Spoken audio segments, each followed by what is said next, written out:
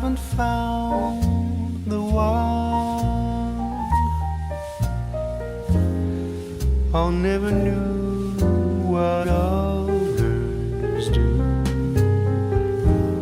I hope and yet again, what do I know then? I believe it's all meant to be. All my dreams are so out of reach. I fool around, but we never know. I fell in love, but a long time ago.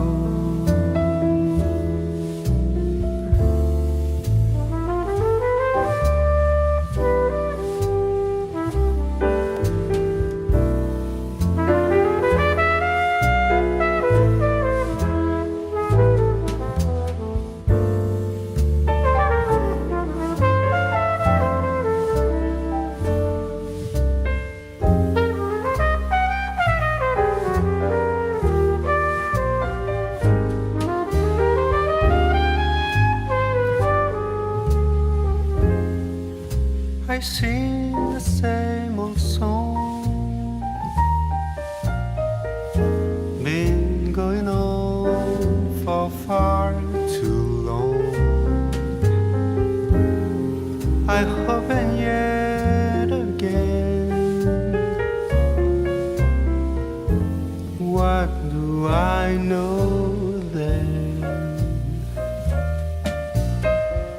I believe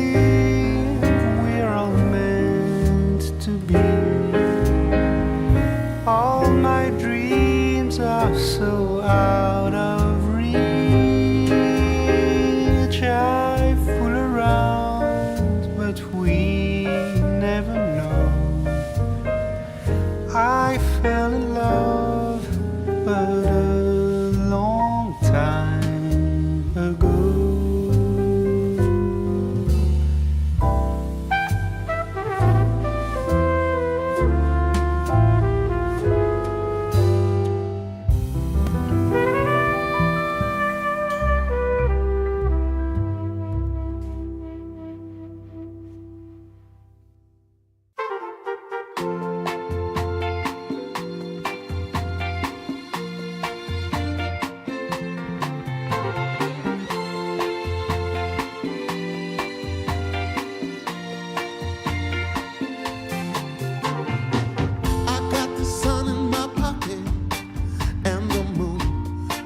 My head, got the whole world at my feet, and there ain't a cloud ahead.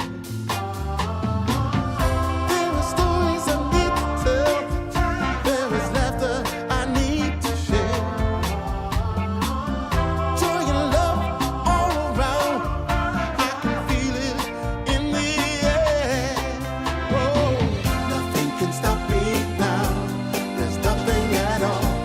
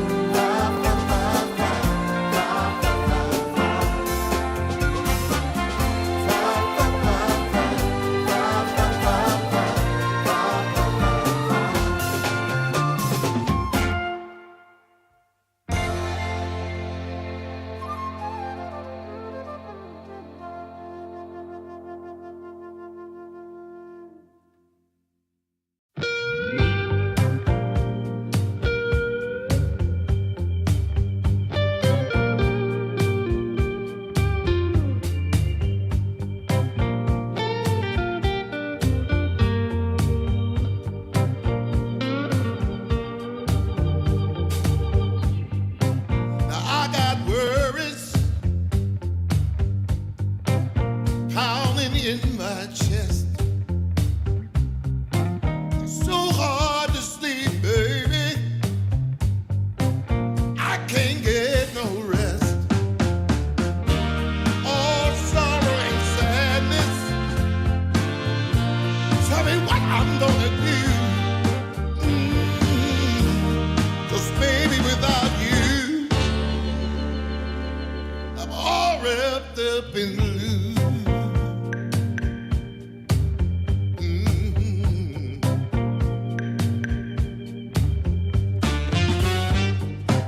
I thought it would be easy to make it on my own. But baby, now I know what it means to be alone. I'm lost in the shadows. Tell me what can I do? 'Cause baby, without you, I'm all wrapped up in blue. Wrapped up in blue. Wrapped up in blue. Wrapped up in blue.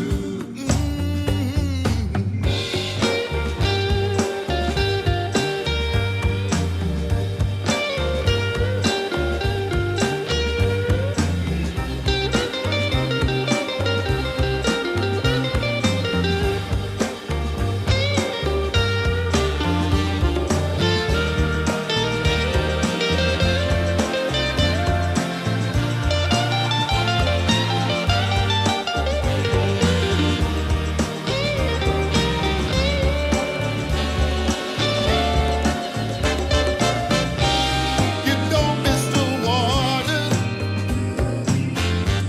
till the well runs dry. And you never see when the truth turns into a lie. Hey. Wrapped up in blue. All wrapped up in blue. Wrapped up in blue. Can't find my way out, dog. Wrapped up in blue. Tell me what can I do? Wrapped up in blue.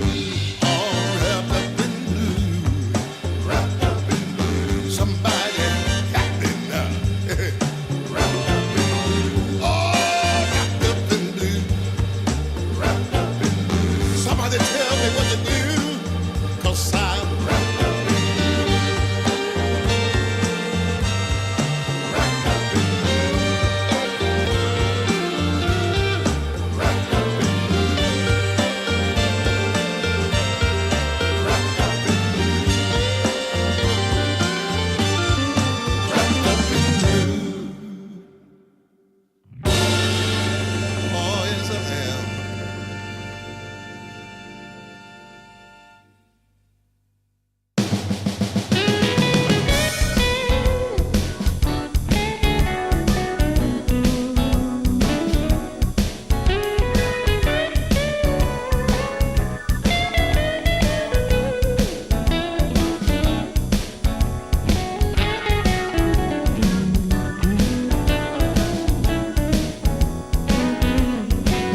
I got the prettiest little girl. She's as pretty as can be. Yeah, yeah. I got the prettiest little girl. She's as pretty as can be. But what I don't understand is what she sees in me. Ooh, I've been drinking too much, staying out all night. I can't remember my left from my right. I'm kinda blurry from my head to my toes. It might seem like nothing, but there's one thing I know. I got the prettiest little girl. She's as pretty as can be.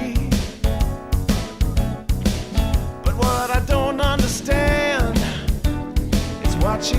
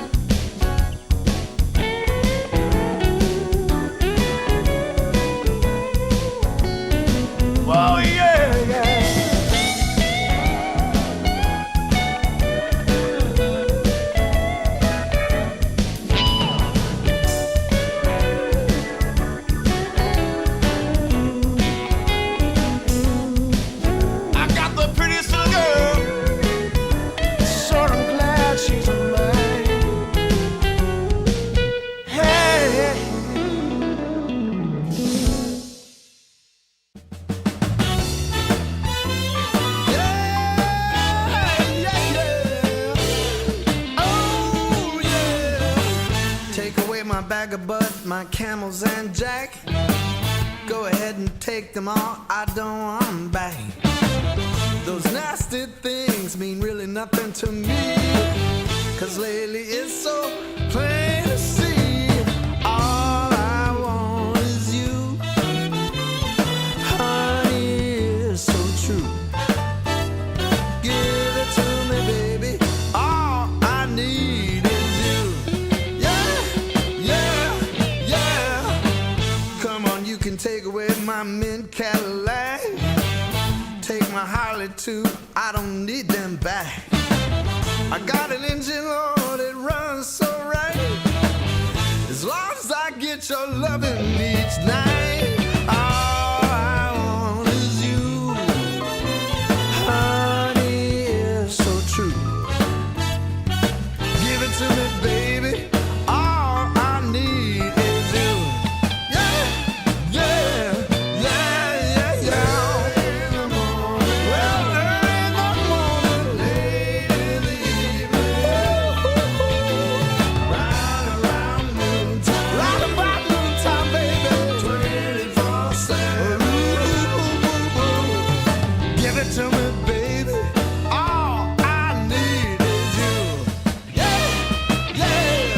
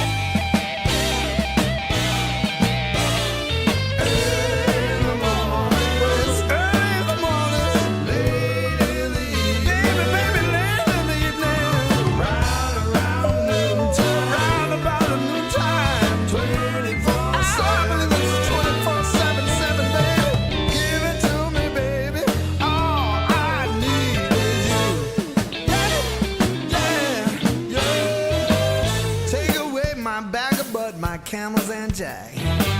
Go ahead and take them all, I don't want them back. The only thing I could ever really miss is what I feel when I get your kiss. All I want is you, honey, it's so true. Give it to me, baby, all I need is you. Yeah, yeah.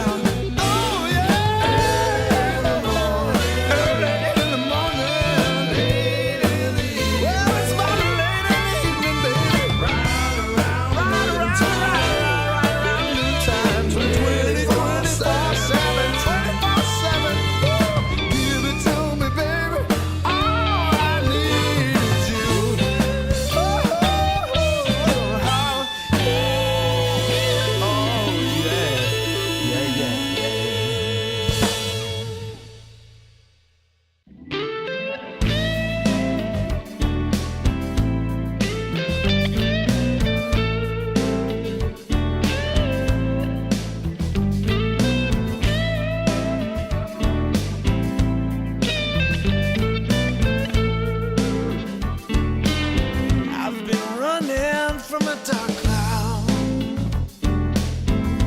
that's hanging over me. I've been running from a dark cloud that's hanging over me. I gotta find me an angel to come and set me free. I need to find me a little sunshine to wash away the rain. I need to find me a little sunshine to wash away the rain. It's the only thing I know that will take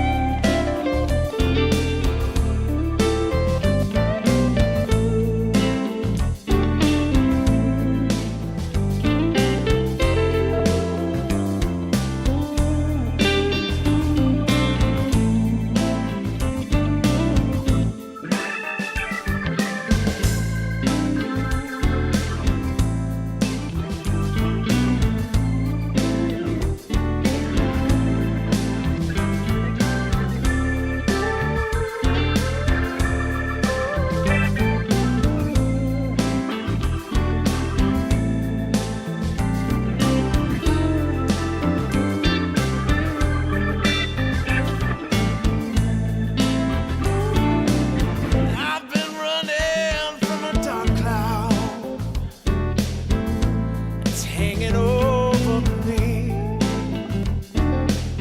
I've been running from a dark cloud.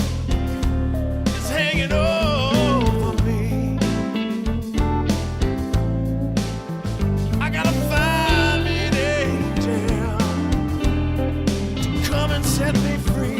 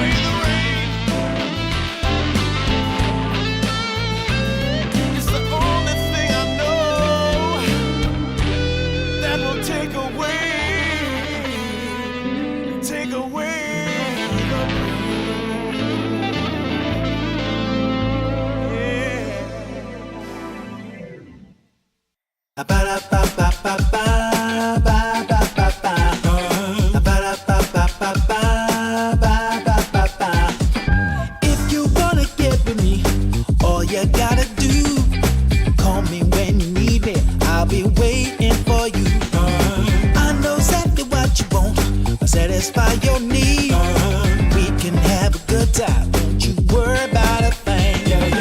If you want it here, or if you want it there, you got it. Have yourself a good time, act like you don't care. You got it. Get that motivation, you got it. I got just what you need. You got it. I got just what you need. You got it. I got just what you need.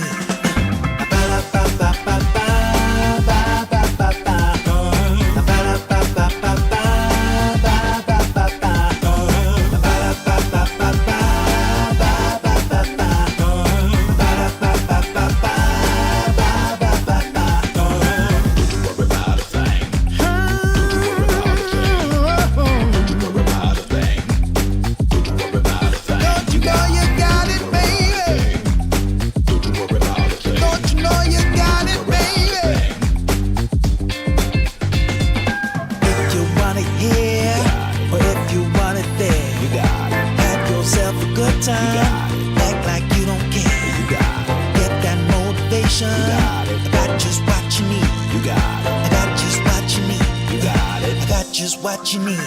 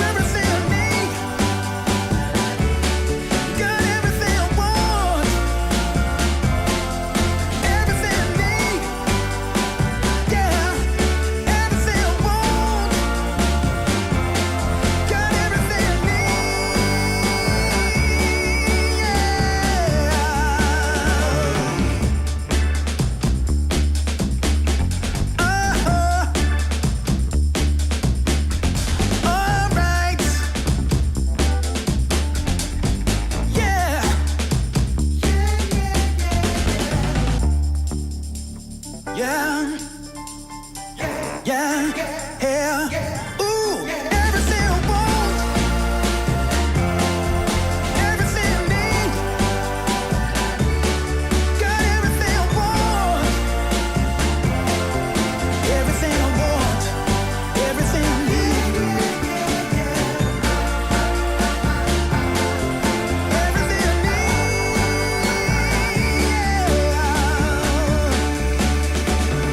yeah.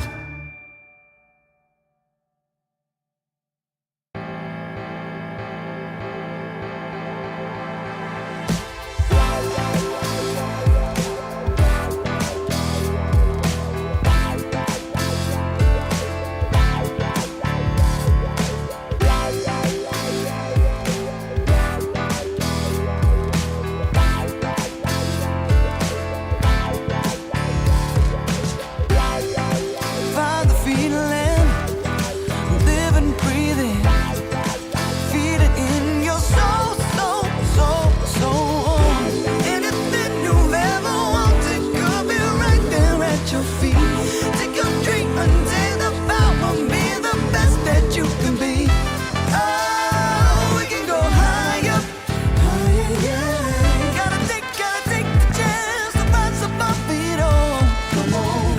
Oh, we can go higher, higher, yeah. Gotta take the chance to rise above it all.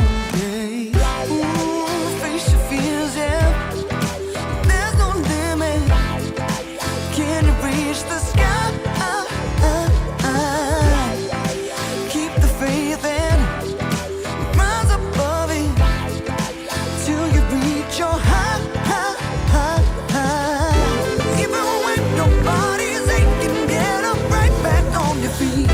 Feel the message of forgiveness as your heart begins to beat. When you feel the fire's burning, nothing left to be. Oh, baby, get your signal on up. Oh, you can go higher with it if you try. You can do it, baby. You can go higher. You can do it, baby. We can go higher with it if you try. Oh, you can do it if you try now.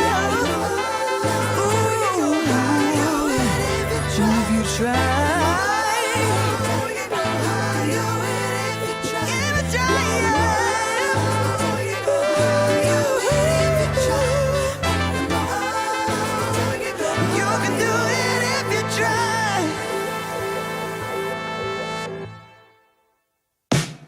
Sure gonna be a cold winter, baby, without you loving around.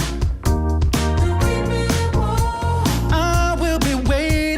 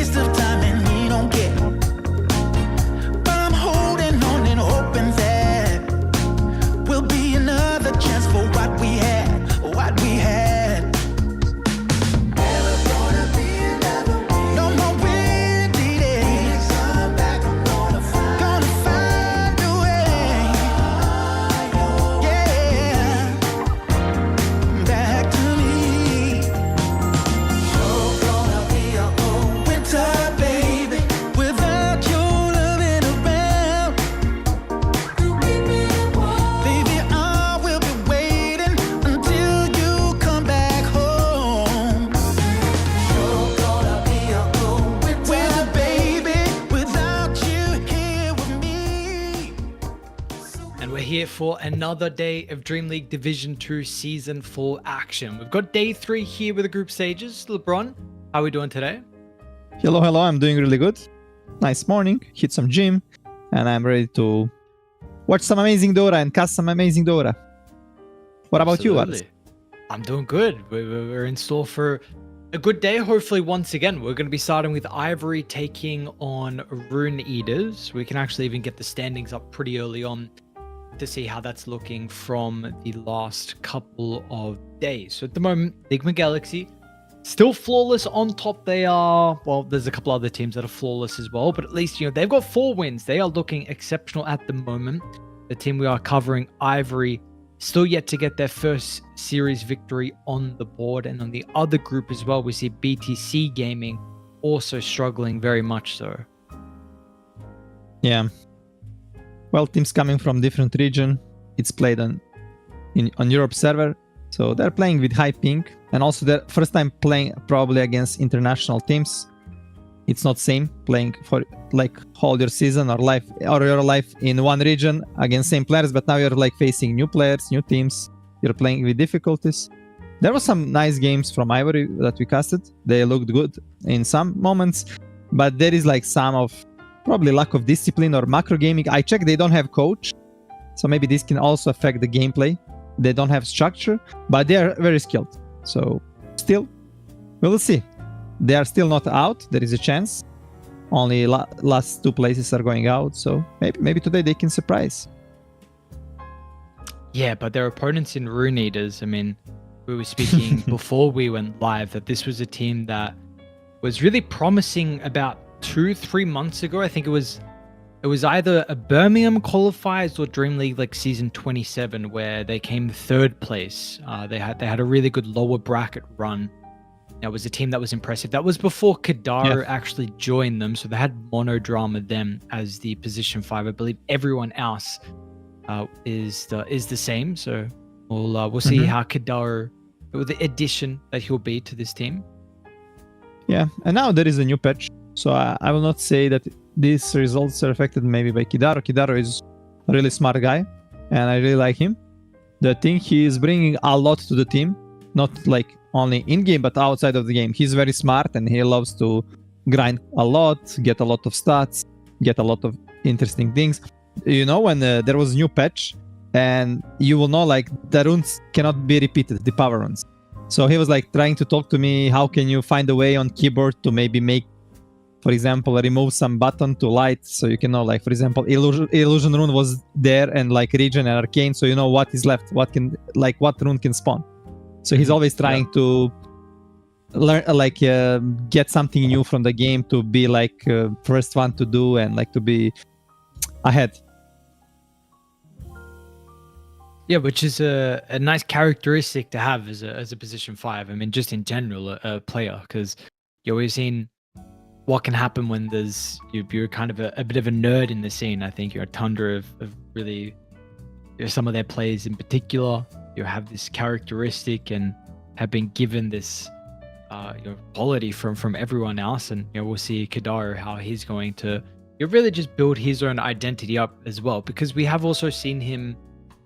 We've seen him on some decent teams. I mean, he was on Alliance. There was that Dandelion stack into Alliance, and we saw him play with OG for a little bit. I know that roster didn't stick around for too long. I think it was a couple of months. It was a couple of months he was on there. Then he's gone back and forth. He's been on some decent teams. Pipsqueak as well. They were pretty competitive in a lot of the third-party tournaments that we were seeing. A lot of the qualifiers, they were getting close. So he's definitely has the chops. It's just we'll see. He needs to get the full 5-man roster for him. That's the big thing. Yeah, I feel like he need to find a team that fits him in the way like that they wanna like learn from him, listen to him, like that he's the main guy, because he's bringing a lot of things to the table. He's really wanna put this extra work. He's not lazy. He always wanna do extra. And Dota 2 players, they can sometimes be lazy. They're maybe thinking, no, bro, don't talk to me about this small stuff. I just wanna play Dota. I just wanna press buttons. So yeah, I feel like you need to find balance with the teammates, and sometimes you just need luck to click with your teammates. Yeah, you just need that little bit of that magic. So we'll see if that will be the case for them. We will get our draft underway very shortly. Both sides are just doing the priority check at the moment. The coin toss, I think Ivory chose Dial, so Rune Eaters will be able to work out if they want first pick or second pick. Yeah, if you're playing against some underdogs, I feel like you should always go for the second pick, so you don't get surprised by some last pick. Some, I don't know, like any, like Meepo, Husker, whatever, like Broodmother, any hero that can kind of win you solo. You don't want to like get these surprises. And the thing is, like, this is best of 3, so still Rune Eater's gonna be huge favorites in this one. And they only played 2 series and Ivory 4, so a lot of games on Ivory. And they have like a lot of intel from Rune Eaters what to draft against Ivory. And like you mentioned yesterday, Ivory recently they were at their peak. They lost in the finals for DreamLeague 29.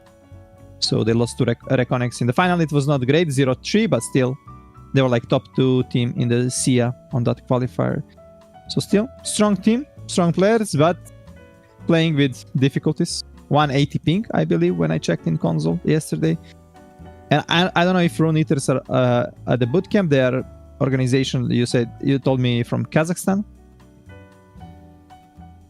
Yeah, I don't know if they're boot camping as well, but we'll at least regardless, you have this advantage where you're not really going to be playing with a whole lot of ping. We saw Ivory also.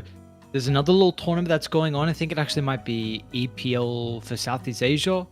That they were playing in earlier today, so they got a 2-0 victory there. There wasn't Winter was actually playing in that team, and there was 4 other Filipinos that was on Winter's lineup. So it wasn't a ridiculously strong opponent. Nonetheless, it was a 2-0 victory. So that they're starting today or going into today with at least some confidence overall. But we'll have to find out how they're able to perform in particular. We are just about to get ourselves underway. We saw yesterday, for them, it was a lot of Pango. A lot of Pango that we were getting in the first phase. So I imagine that'll probably be pretty similar. We're getting a lot of Phoenix as well. Trying to see what else. They did have a Sanking. They had a Darkseer game as well. I know you've been calling for the Darkseer a couple times. They played that. Didn't happen in our game, but yeah, they play after we finished. They play against Roar Gaming. They lost 2-0, and both games, I think, they played Sanking on the mid lane. So yeah, still, like you mentioned, they play on their server. They won. It's a good moral boost. And the thing is, like, they were probably like mad. It's like Goku when he's removing the weights and he starts like destroying everyone. Probably that was the case. So anyway, this tournament, DreamLeague Division 2, gonna give them a nice experience and nice practice. So they can only improve from this. Even if they don't go through the playoff, still they had some nice team fights, some laning, and there is a lot of things to improve. Ares, when you are like winning a lot, you don't learn too much because you think, yeah, we're doing good, nice guys, well played, see you tomorrow, blah blah blah. But if you lose the game, you're gonna analyze, you're gonna waste you're gonna spend 1, 2, 3 hours analyzing, watching replay, what went wrong, and then you're gonna understand why you lost. So many teams that are winning, you can get into this trap that you are winning, but you don't know exactly why you're winning, and you're gonna at some point lose, and it's gonna be late. So still, like, losing is good.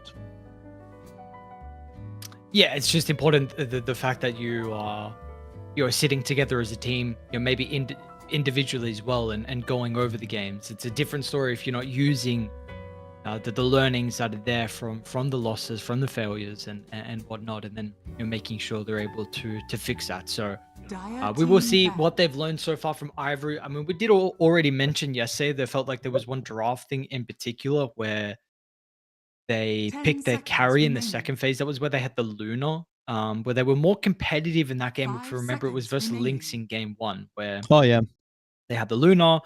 Whereas so on day 1 we saw them go for the mid laner, which revealed the Pango flex, if I remember correctly.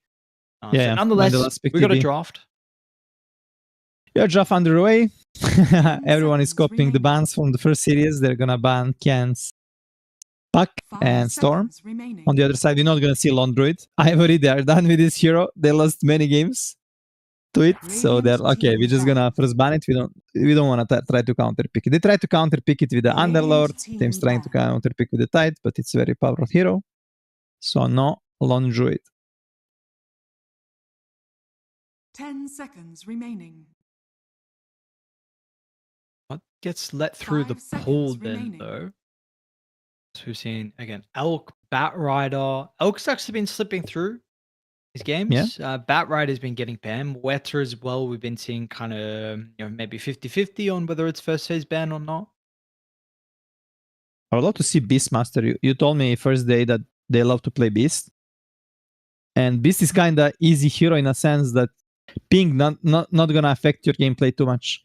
So you should try to pick simple heroes, like to, not because you're not skilled, but because of the ping issue, you wanna have like higher advantage, like a higher chance of winning. So you like picking Luna, for example, like you said, Luna, even if you like lose the lane, you can come back. It's not gonna be like ping, not gonna rely too much, like you're not gonna rely too much on ping, like if you're playing, for example, I don't know, Monkey King or some skill shot heroes. Dire team pick.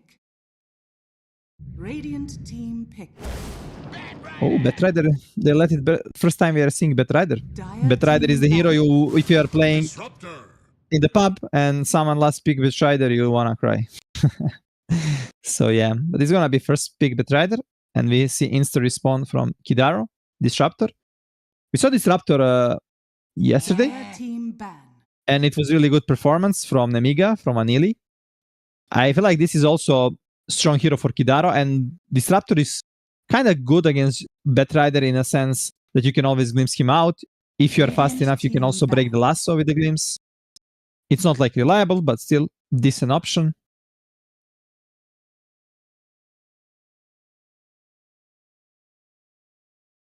The issue for the Ivory, because it's first pick bet, they need to show it. Is it mid? 10 Is it off? seconds It's remaining. mostly it's gonna be offlane. You can maybe put it on support. It's not gonna be 5 that strong seconds like on a remaining. core. So how to deal with it? If you can like pick some support, maybe with the dispel, but there is not many, only like something like Oracle. But you need to pick carry that doesn't care about this Batrider.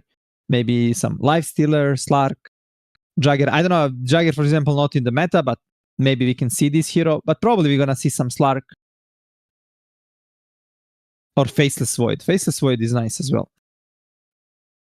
What do you make of the Slardar ban, though? I feel like it's...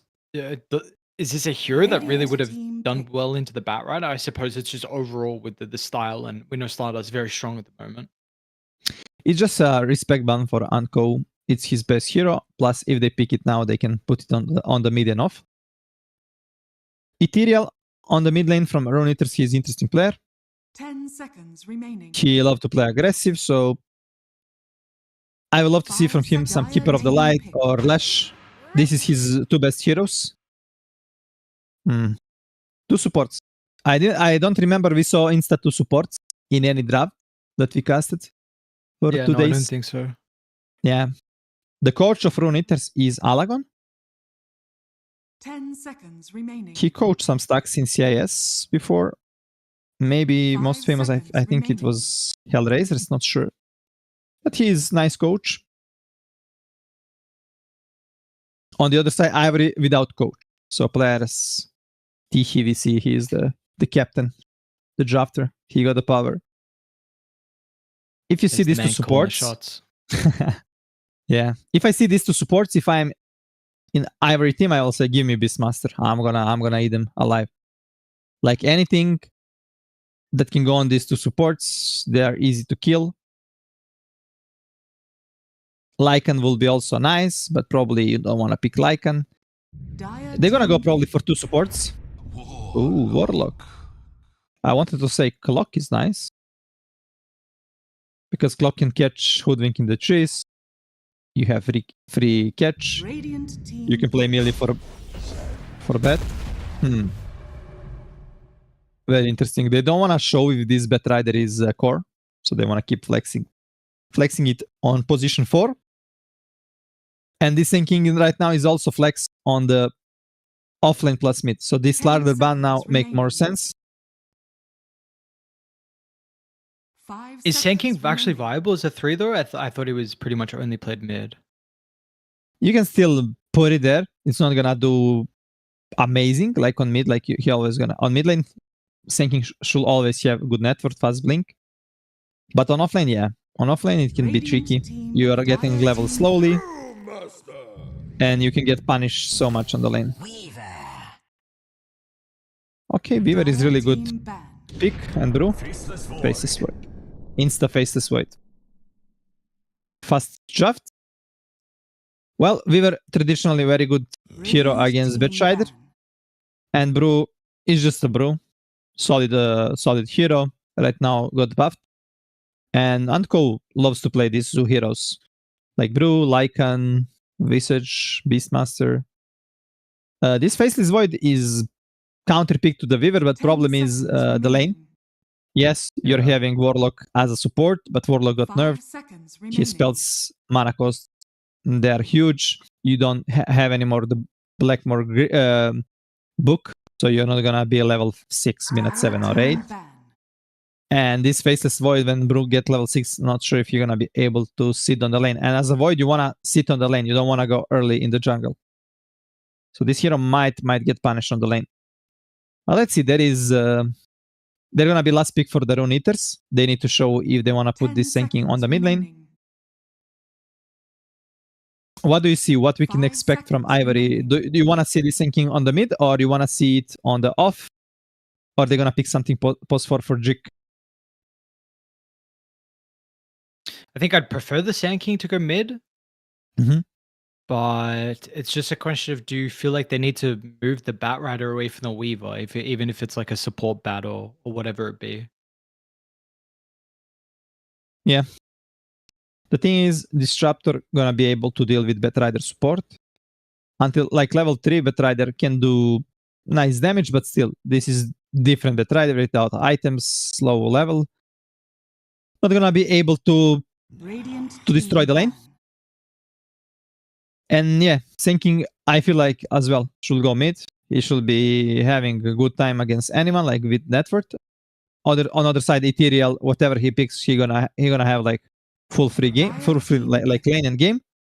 Yeah, I wanted to say Ruby can be nice for the Jik against the Weaver. And I think they need to pick Drake hero. I really would love to see Clock. It's a first contact hero. It's good to initiate on the Brew. Brew cannot use split unless they somehow push him 10 out from seconds Clock. remaining. You can always catch these supports, even against Weaver is nice. 5 This seconds literally remaining. hook, and if you put him in the cogs or push him, you need to be forced to press ultimate. And this Weaver is not free game against Faceless Void. If Faceless Void have normal game. How's Tusk look as well, the jerk? Tusk is nice. You can save from the glimpse. And you're gonna have like a lot of damage. You also need to think about what Ethereal are gonna pick.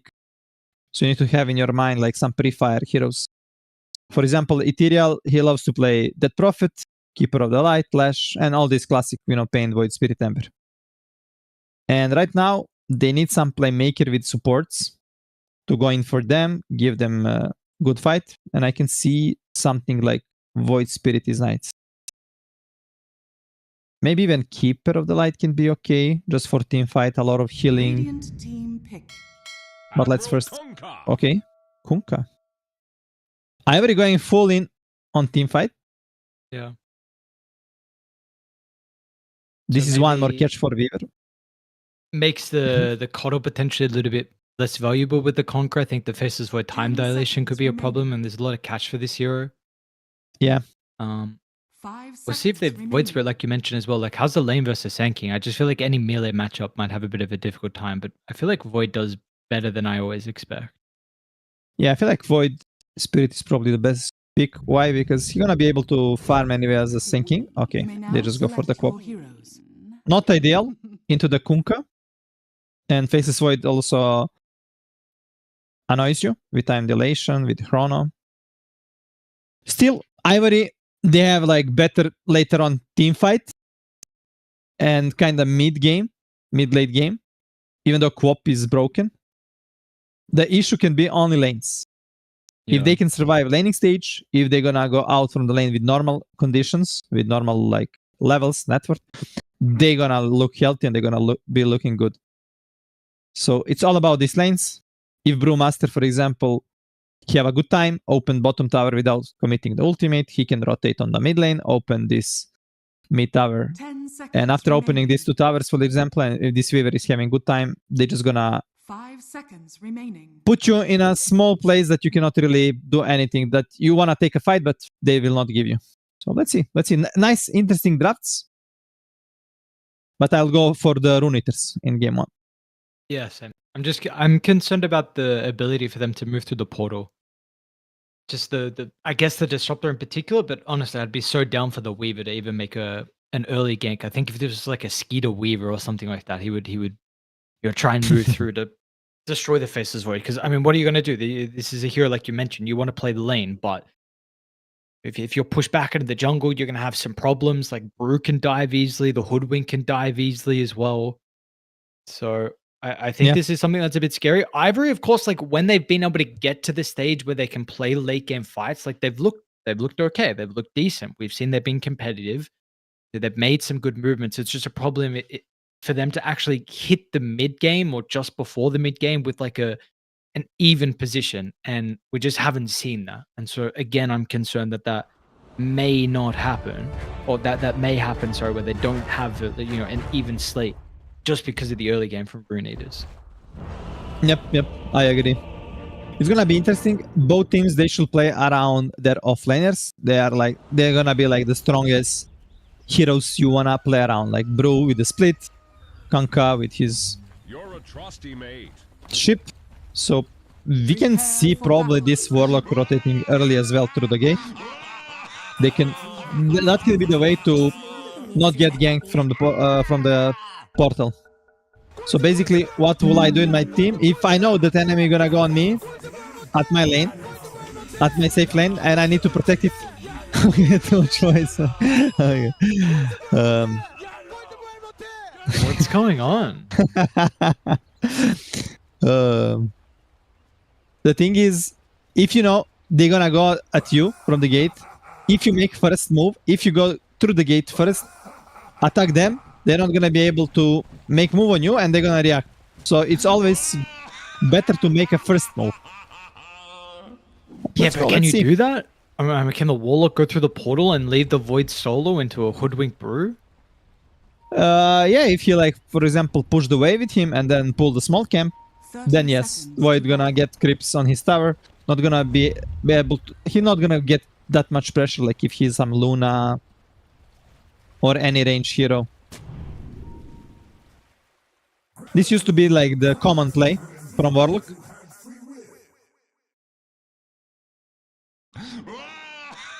What, shove the lane, pull it, then gang through the portal?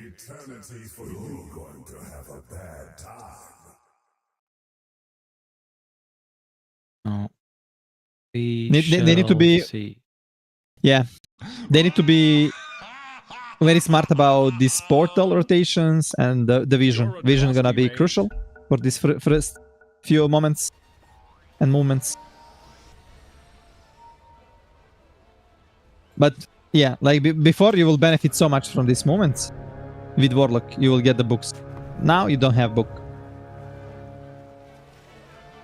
The battle begins. Yeah, the book change is Prettiest. unfortunately a little bit rough for the Warlock. Yeah, So here it's completely changed because of this. It's not playable, to be honest. So for me, it's no, weird you're to see. not a fan? Yeah, I'm not a fan of Warlock anymore. I think this hero is dead, to be honest. It was all about this book.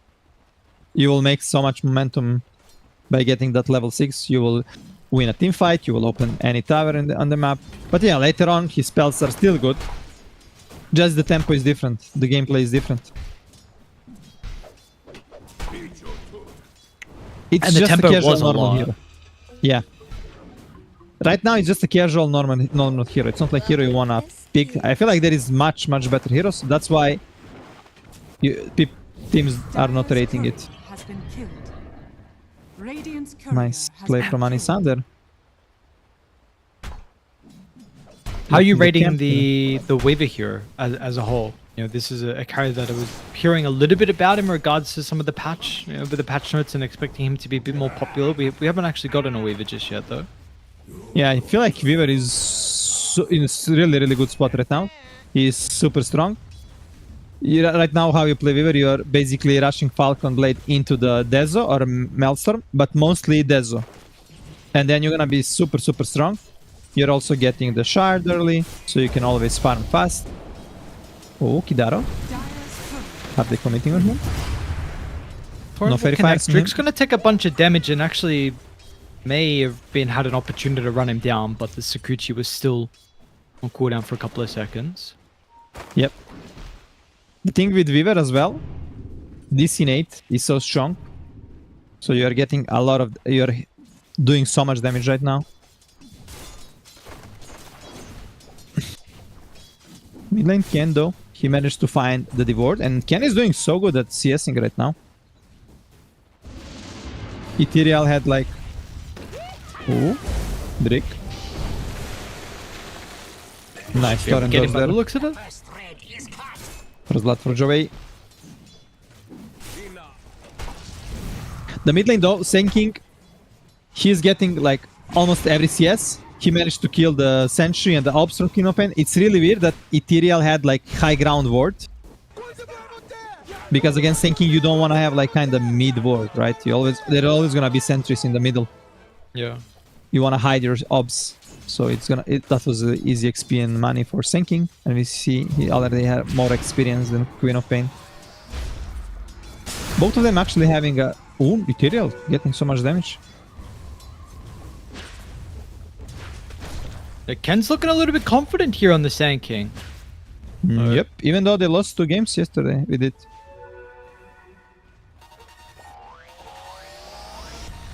They're pinging on the bottom lane, nothing gonna happen. The first rotations from supports we're probably gonna see at the nighttime.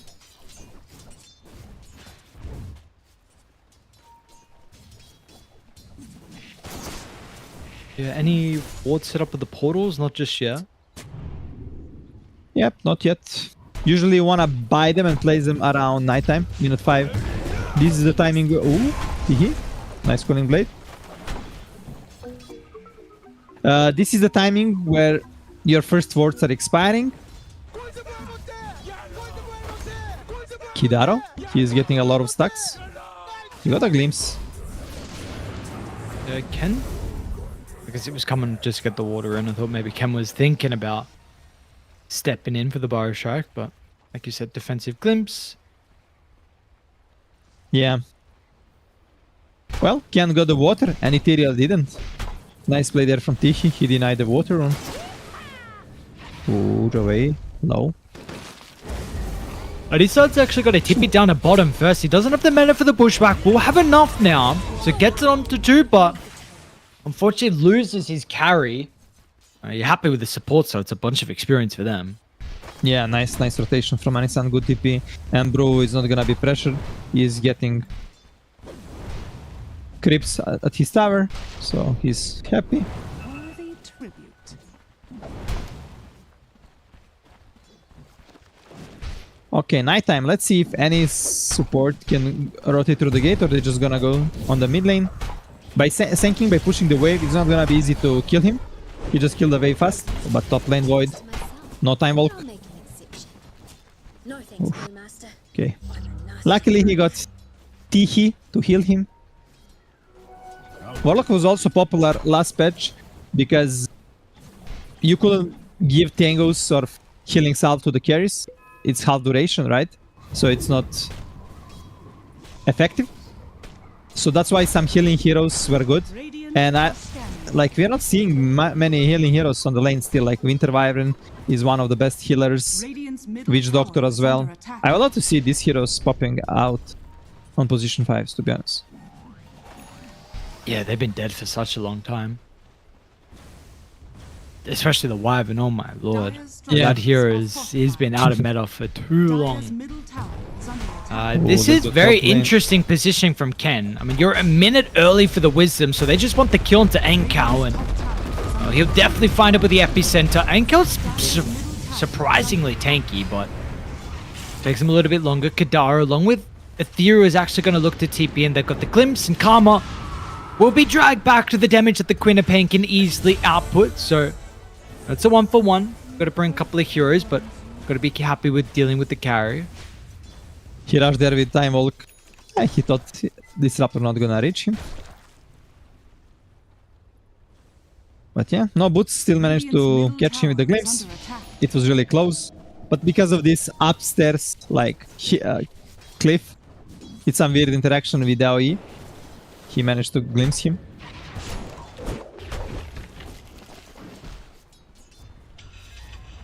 Drik is making a lot of stacks on the triangle. That's really cool. There is a Kunkka, there is a Senking. Probably Senking gonna take them for fast blink. But yeah, he's low level because of this, so he will need to take some lane. They also have a pretty deep ward as well that already sees Ken's defensive jungle. I don't know what that glimpse was for. I guess it didn't really give away the ward. Maybe it did. I don't know.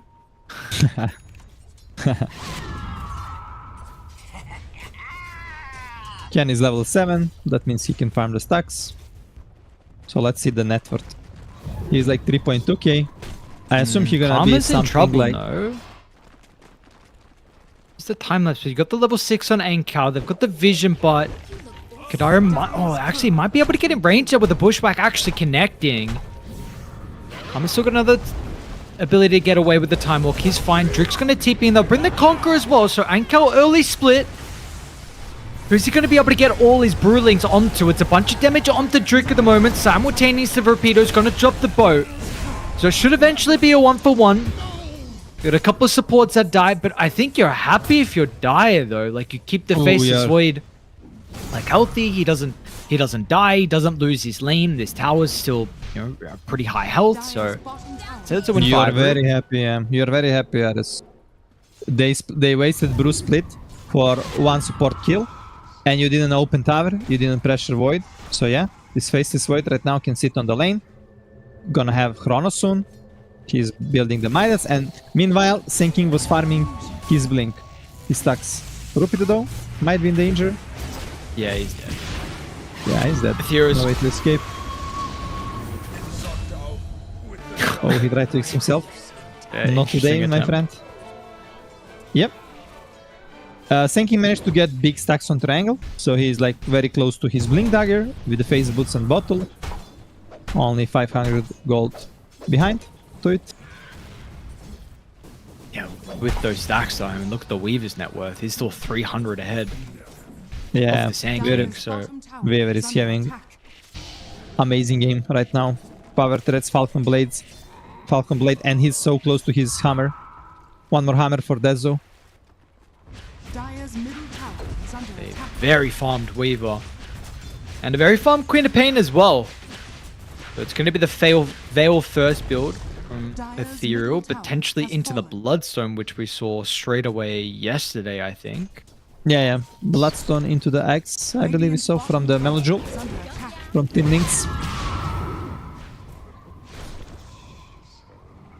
Yeah, this losing mid tower this early is huge, especially without committing any big spell. And Queen of Pain ultimate was on cooldown because she killed the Kunkka on the bottom lane still. They managed to open the tower for free. And next big timing gonna be this Brew Split. Can they connect to him and open the tower? They're already making the smoke move. There is Chrono. There is a Golem as well from Warlock. He's lacking some mana bit. Radiant's bottom tower is under attack. Oh, they are Oh, still but going look to who's read coming. this. Yeah, they got the Sand Sand King King Blink Dagger. Ken's already where he's actually going to charge the epicenter early on, but the Static Storm's going to get laid down in an awkward stop. They'll try and get the rock out, but it's not enough to keep the Void alive. They will get the return kill onto Ethereal, but this is a team fight that will definitely go the way of Radiant. And they're going to be able to get some more kills as well. T, he glimpses back. The Conquer will attempt the TPM, but Rapido's a little bit late. It should assist with getting the kill onto Kadaro. He's got the boat right. It's gonna come out eventually. They'll secure it, but it might just be a 5-man wipe. Like, does Rapido get away? He's fine. The Void will TP back in after the respawn. Holy moly. I don't know if Kidaro is genius or he was just lucky, but the moment he pressed Static Storm, Are scanning. it was the moment they were sinking Blinking. So bro didn't get Top tower bursted. is under He managed to press ultimate and they burst the Void there insta into the silence. So that was unreal read. But both teams were kind of coming together. Only Kunkka was missing. Kunkka will be huge for the team fight. Not sure why he didn't connect. Was he TP cooldown or he just didn't want to come? Not sure. But yeah, it was an unfair fight for Ivory, fighting 5 versus 4. Still, they didn't lose Taverares. It's only 1k lead. Yeah. Midas is ready on Karma. We still didn't see a Chrono yet. Interesting build on Ko on Brewmaster actually. He's rushing the Orchid.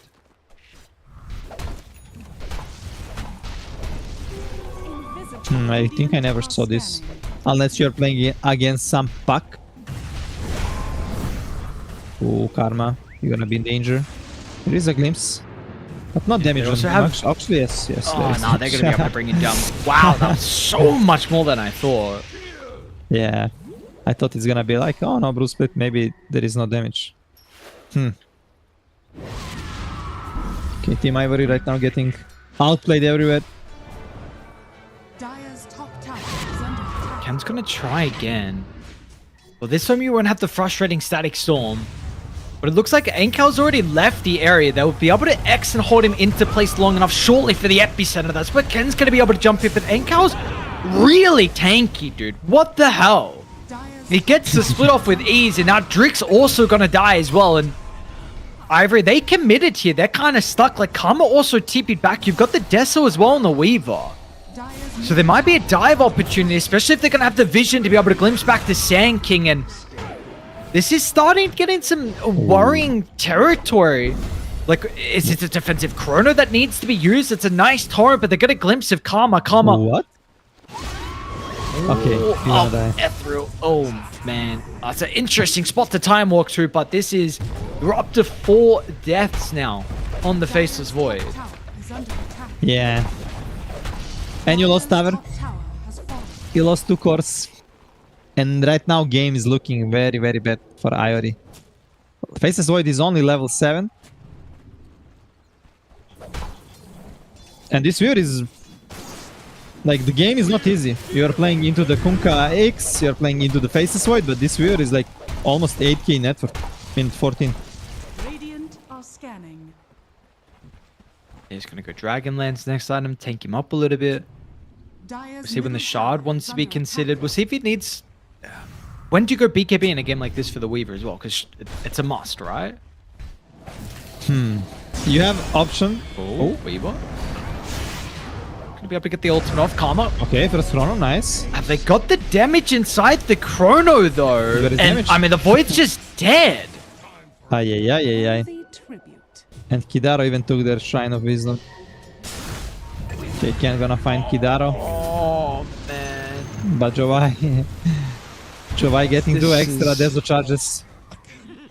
This is not good, my friend. I mean, Sand King wanted to... he went for the Wisdom instead of trying to chase down the Weaver. Weaver got a kill. Like you said, extra Deso charges. They get the Wisdom. Really just everything going Yeah. well for Radiant. Yeah, nothing going good for Team Ivory right now. On the Weaver, if you're having a really, really good game, you can skip the BKB because you can get the Aegis and it's gonna be your end go time. So you can buy something big, like for example Scary or whatever you feel like Satanic, that's gonna give you this tankiness so you don't need to have a BKB. Radiant's bottom But yeah, tower BKB is overall under into the attack. Kunkka, sinking bad good. Against Void, it's okay. Against time dilation, but it's not like something super important.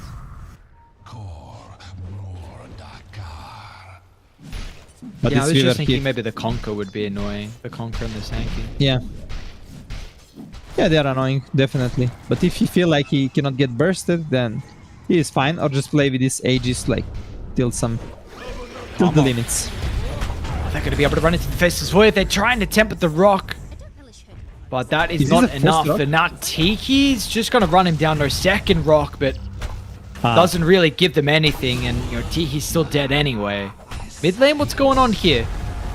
So got the Queen of Pain a little bit vulnerable. 2k health, they're going to go through.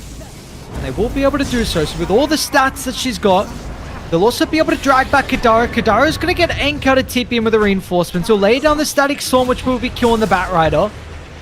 Ken should be able to yoink the Disruptor, but he might not get away, though. Ankel's still got the Primal split up, and yeah, this is absolutely another kill. Ken's game, well, he's still second in net worth, but 3 deaths for him as well. Nice kills there from Ivory in return, but in the end, like they got the Queen of Pain, but still, like you mentioned, they killed the Ken, they killed the Bat, and this Orchid is paying off on the Brew a lot. Also, Kunkka have Orchid, so both of laners going for the Orchid in this game. Still, you go all in this team fight on Ivory lineup, and right now you cannot take a fight. So this is not a good sign.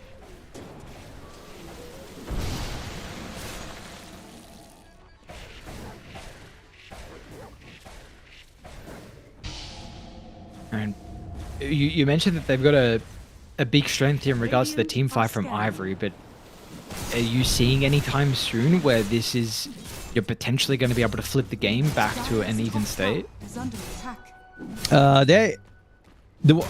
Till you have like damage, you can always come back to the game, and they have a lot of damage on Ivory side. If they can make a first start, like on some good vision, if they manage to like go with the Senking with some follow-up damage, they're gonna be able to kill 1 or 2 heroes, and this can give them good shot of like getting them up, getting something objective-wise. But let's see, Queen of Pain with the Bloodstone. Yeah, an opportunity to try and bring him down.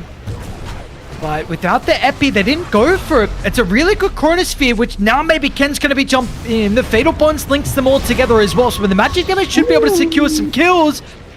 F-Thrower does get the blink away, and he's actually okay for the moment, but the time dilation is the bigger problem. That tries to glimpse Ken away, and it's actually good enough. So Ken's going to be ran down in the end. They keep the Quap alive, and it's another successful fight for Rune Eaters. Yeah, they're so close, Ivory, they're so close to turn it around, but in the end, they just lose more heroes. And this Weaver is insanely strong right now. He got the shard, he got the hammer for the BKB, so he's actually gonna go for... They can even think now about going for the rush, because there is no Chrono, there is no Epicenter, so there is like 1 minute gap that you can go for the rush, and this is the perfect moment. In the previous patch, when rush was in the top pit, tier 1 teams, what they will do, they will try to aim to get the rush minute 19, then after this they will go for the Torm, because everything is in one area and you're getting like 2 big objectives. So a nice read there from Rune Eaters that Dire cannot take fight, but they're looking to take a fight, even though they don't have Epi, they don't have Chrono. And that kinetic field as well is just going to put them in a bit of an awkward position where they've got to drop the rock, but this is just holding the Brew back. Ken?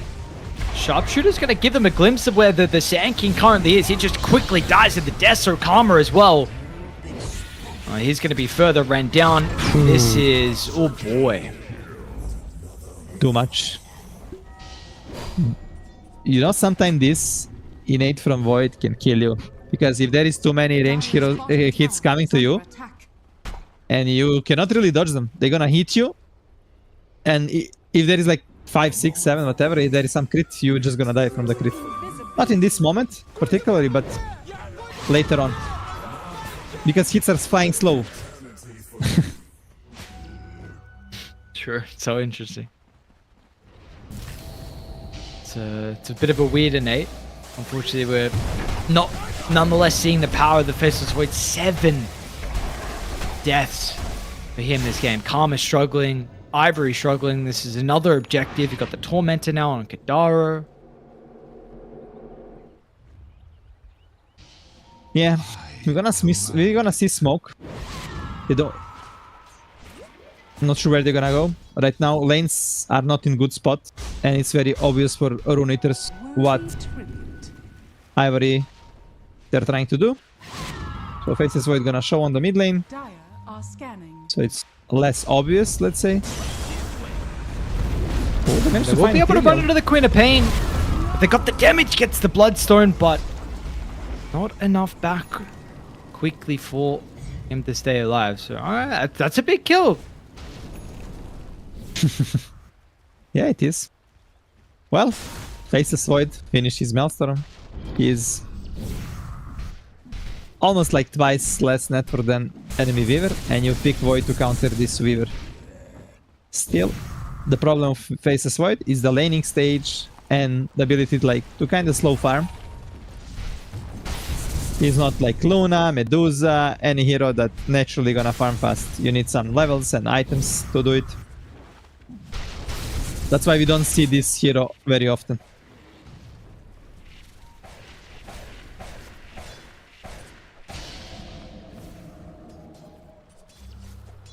Two minutes left on Aegis. You wanna get like as much as possible like from the map, like getting these tier 2s, putting some deep vision, close them in the map, and probably with the next Aegis to finish the game. Unless you're gonna kill them like 4 or 5 before that and just end. Drake might be able to get another opening in the mid lane. He's looking for it. Dire's structures are Actually, fortified. they're going to be able to back away to the high ground. So T2 tower top lane will go down. Weaver's going to take this for free. And they'll actually try and smoke and Dire's top tower make a is play without the Radiant's Weaver. middle tower is under attack. Yeah, we're gonna be fast to connect. Brew just finished his axe, so he's right now very strong. Drick though, he gonna break the smoke. Well, luckily for Ivory, only Drick gonna die. Oh, maybe Rupido. Ah, he's good. He's good. Radiant's bottom tower is under attack. Dire's top tower is under attack. Yeah, but still, you force them in the base. You put some deep vision, and right now when they're in the base, you can just slowly take map control. Sorry, Kadari TP'd back to the T2 and almost got the Sand King. That dust was just a little bit too late. I think actually if he had a sentry, maybe he gets a kill. Still, Ivory having some Dire's decent bottom wards on the map, tower is under attack. but let's see if they can take a fight. Kunkka is close to the BKB. Dire's Ah, they're gonna middle glimpse. tower is under Oh, nice Oh, he's got 6. the X. Yeah, nicely done. And now, Oh, as well. actually, Kadara has to nice step pick too up. far forward. Dire's structures are Yeah, fortified. even though you're having Dire's huge middle advantage, you tower should is respect under them. attack. They still have a lot of damage on their side.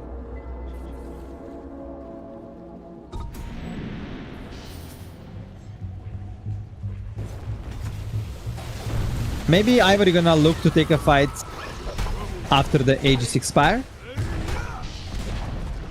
Dire's Kunkka middle tower just is finished his fortified. BKB. Radiant's top tower is under attack.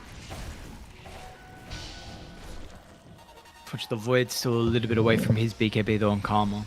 Just needs one more component with the Mithril Hammer now done. Level 13. Ooh.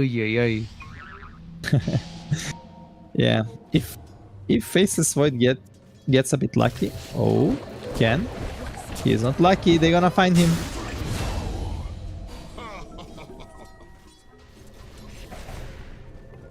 If he gets some kills in the fight, Radiant's he can top recover tower is under attack. with that. Faceless Void in late game is one of the strongest hero, but yeah, you need a network. It's going to be a hell of a comeback to put themselves in a position where maybe we can feel the strength. Oh, they're ping on They Weaver. can face this Oh, Void. did he- Oh, Weaver actually gets the BKB off Drick a little bit too slow. I mean, it was a nice reaction from Weave. He knew something was going on.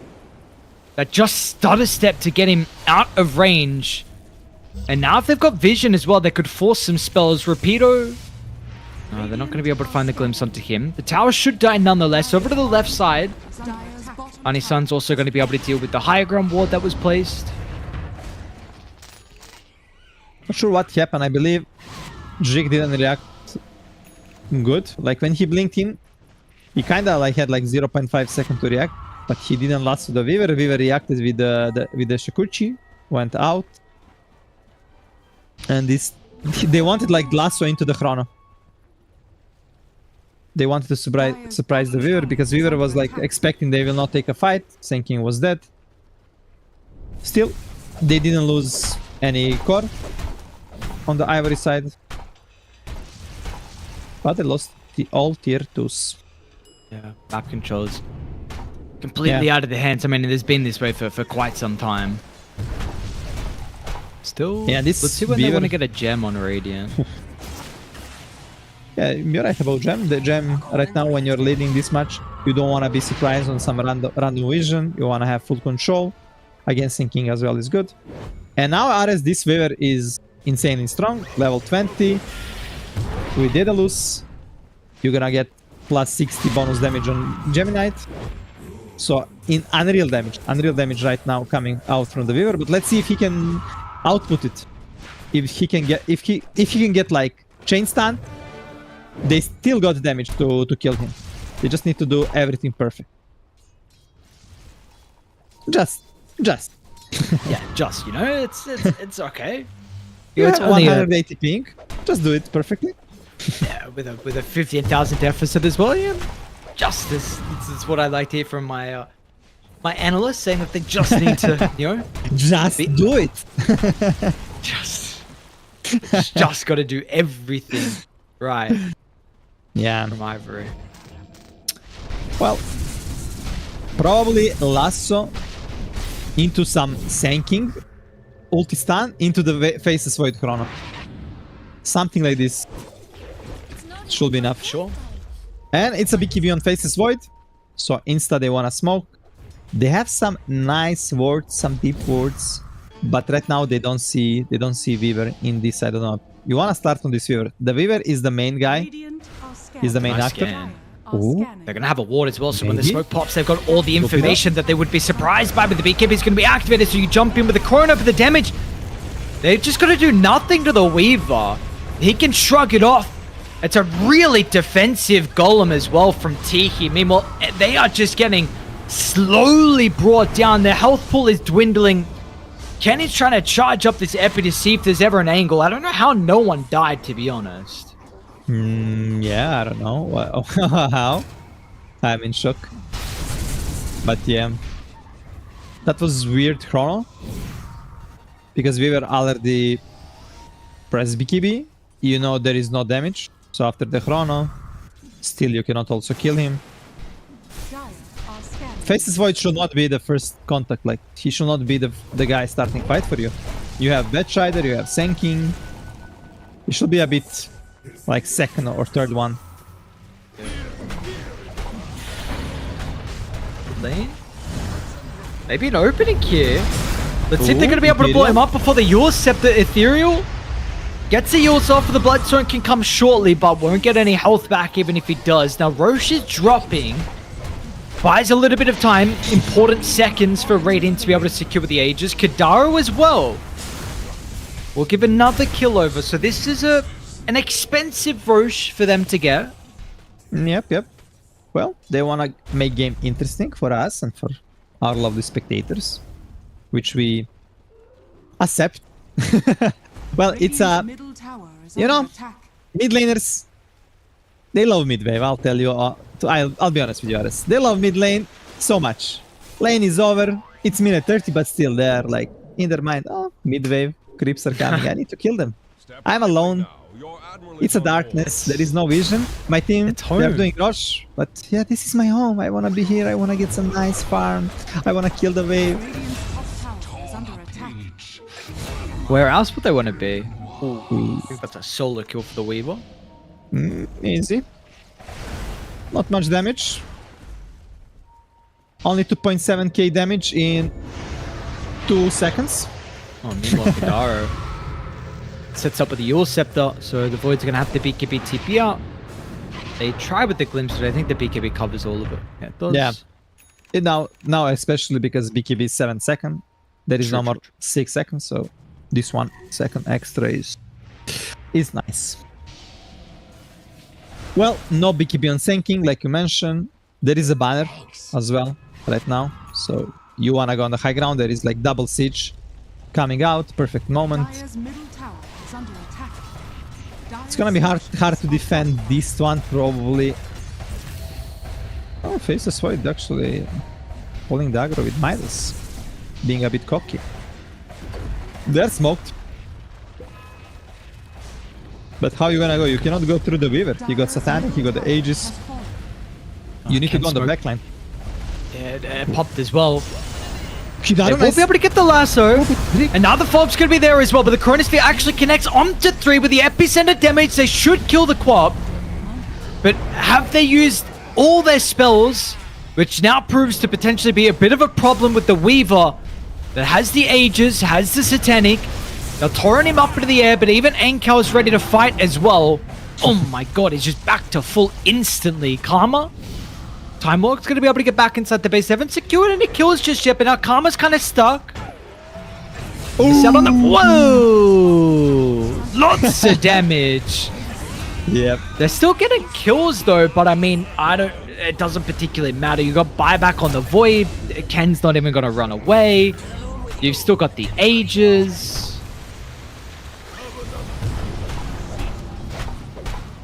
That was amazing start from Drake. He managed to lasso Queen of Pain into Disruptor, into the Chrono and sinking ultimate. This Queen of Pain did 0 damage in that fight with Axe, with Bloodstone, so it was perfect start for them.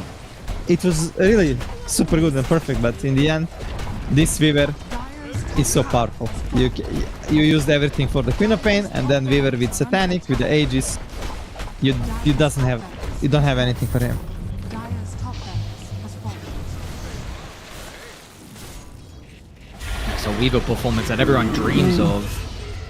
Drake. Like this little Bugman being absolutely unkillable. 14-1, just sniping heroes. Middle tower is under attack. We've started the game with a bunch of voice lines. Looks like they're shortly going to end it with a bunch as well. Well, this Weaver also. They started with the Chiruns and First Blood on Joy. Dire's Yeah. bottom barracks. So really good start there from him. Plus the lane, Weaver Disruptor. Very strong lane. I'm gonna try to go on the Brew. There is no split in 20. Yeah, we'll be able to at least get the epi off, so that's a kill. But, I mean, this physical damage, they might just even die for Rapido as well. They know that's how they... Oh, he got Hydra's breath. Okay, Kidaru finished his axe. That's for the end screen. Dire's middle tower has fallen. One more fight? Dire's The buyback Ronan is available up. on the sinking. fallen.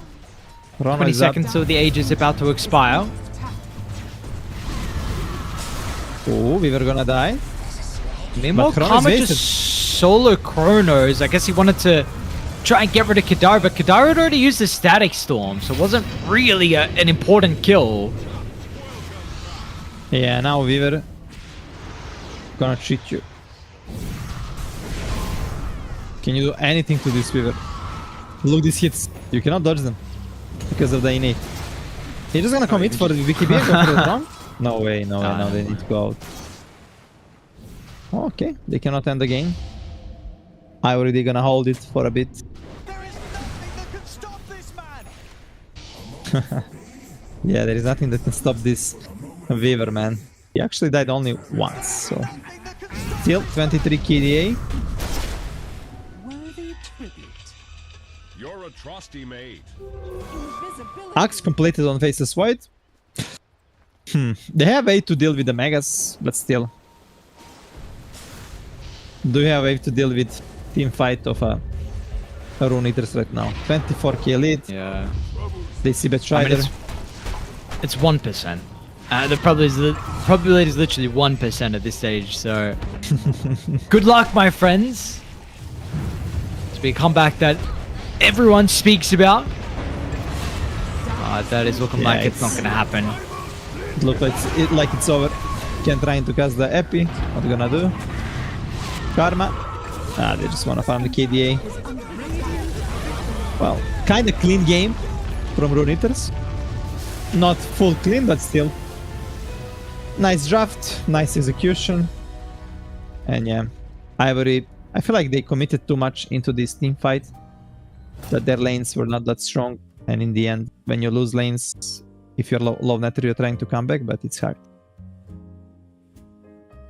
Yeah, so what do you want to see from Ivory heading to this next game? Because we've seen a lot from them, right? But this all-out team fight, it feels like really just at the moment, they're not able to get through the lanes and get through the early game. So do you just go into the next draft and say like, all right, guys, we are going to have the strongest laning phase lineup that you possibly can have, and we'll just go from there? Well, you kind of want to balance it. Like to have like strong team fight, but strong lanes. And like try to pick these kind of simple heroes because of the pink.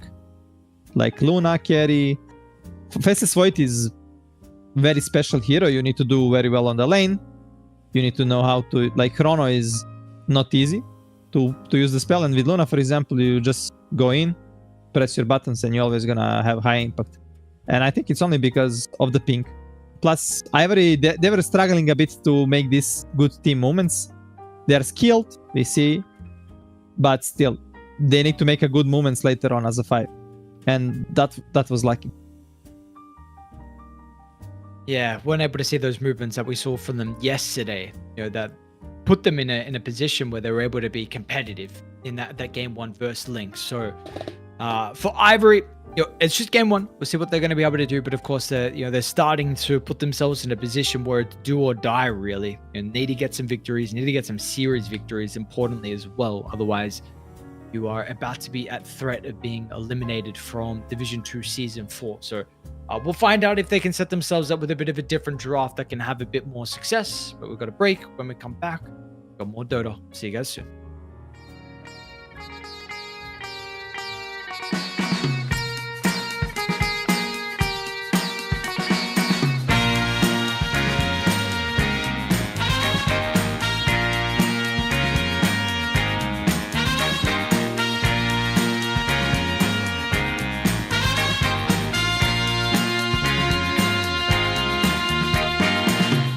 What you need is love and understanding. Find a heart whose love is true. Deep down, there's only one companion who's there for you when you need him to be. Your heart was broken in 1,000 pieces. So much pain that you've been through. Here stands a man who's your salvation. Just ask yourself, am I ready for you? 100% now. I'm ready. 100% now. Yes, I'm ready. Eyes wide open. I'm ready to move. 100% now. Take a chance in a new direction. Any place you wanna go. I don't have all the right answers, but one thing I know, I'm so ready for you. 100% now. I'm ready. 100%. You know I'm ready. Yes, I'm ready. Eyes wide open. I'm ready to move. Well,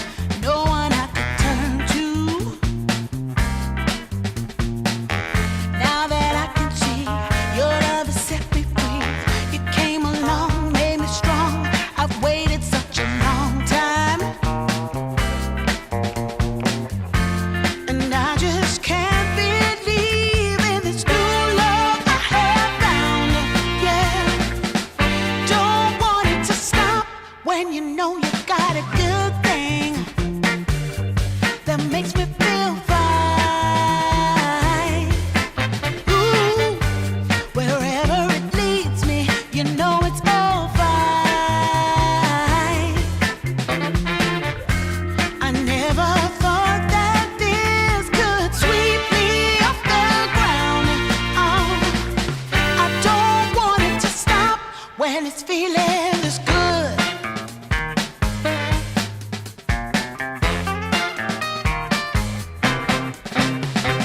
Whenever you're around, my heart begins to pound. Though I know you take it slow, no way to stop this feeling. For every single day, whenever you're away, in this place there's a space where I'll be waiting for you. And I just can't believe in this new love I have found.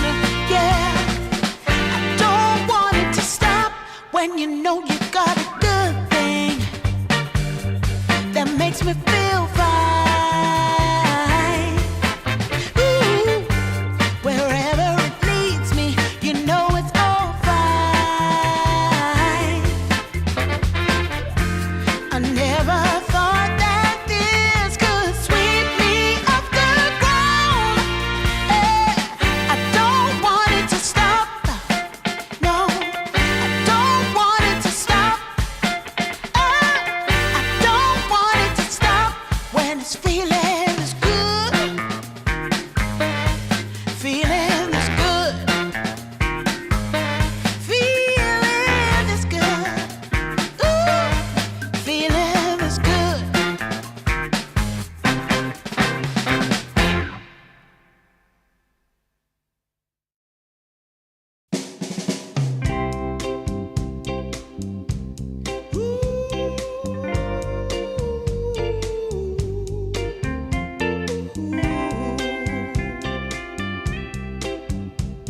Yeah, yeah.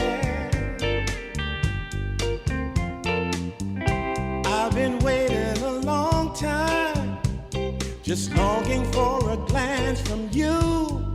Yeah, a chance to look in those big brown eyes. No telling what my heart would do.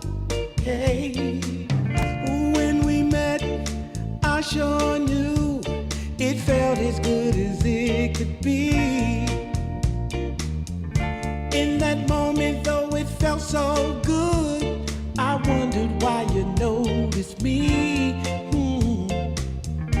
If you gave me just a little time, it would sure ease my troubled mind. Don't tell me that you don't feel the same inside. Don't tell me. These are feelings that I ought to hide. I don't care where you came from, just tell me where you wanna go.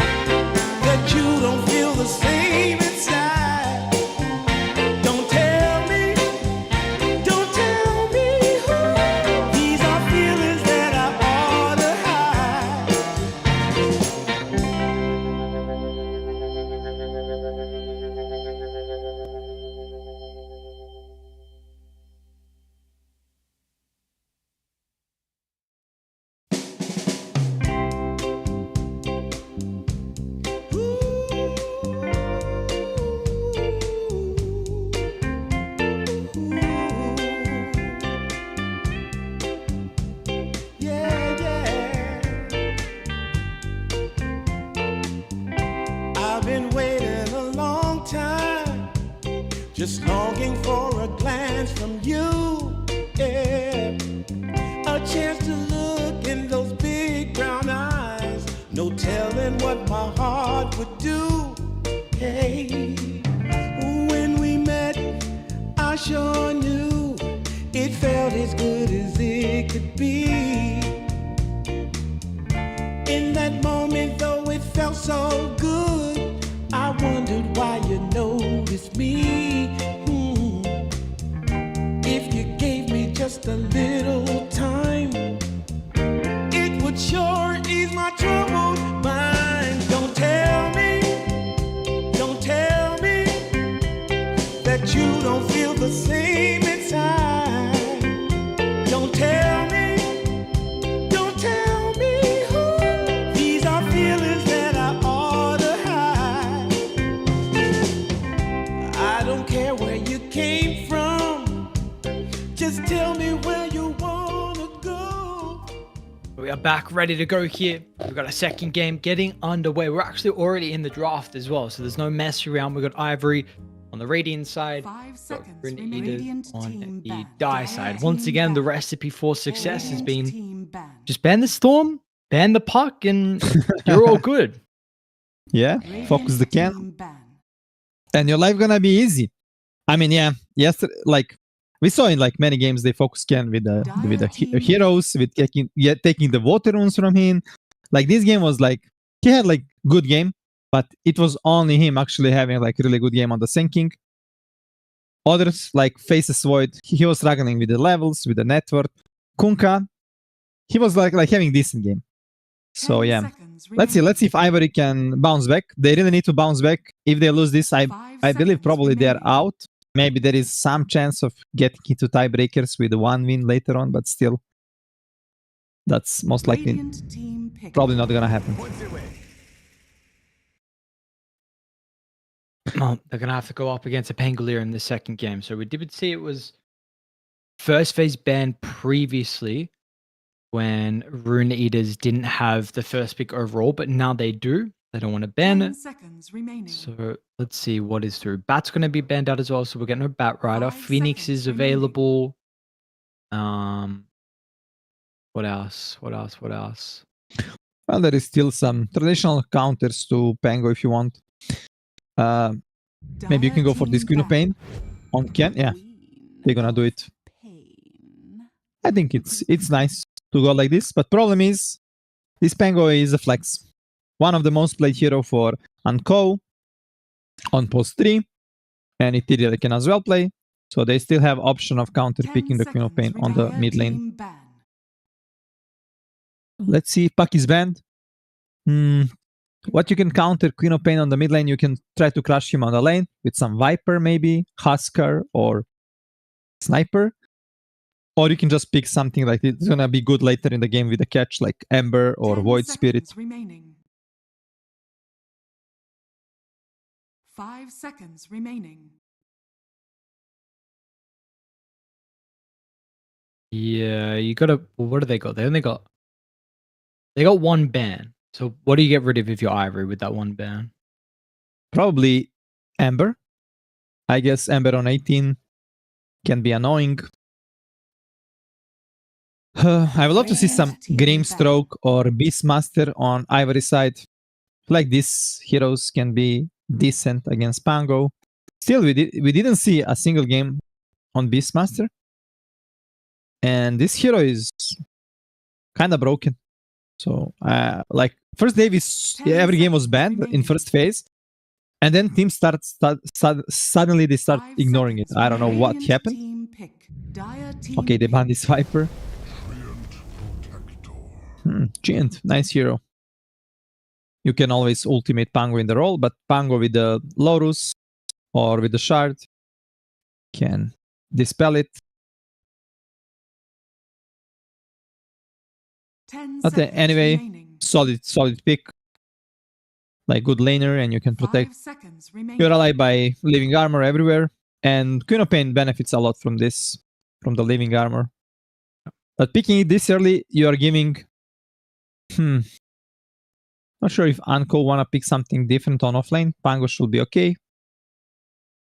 But maybe Anisan on post 4 can get something decent, something like... Cooling is banned. Bet is banned.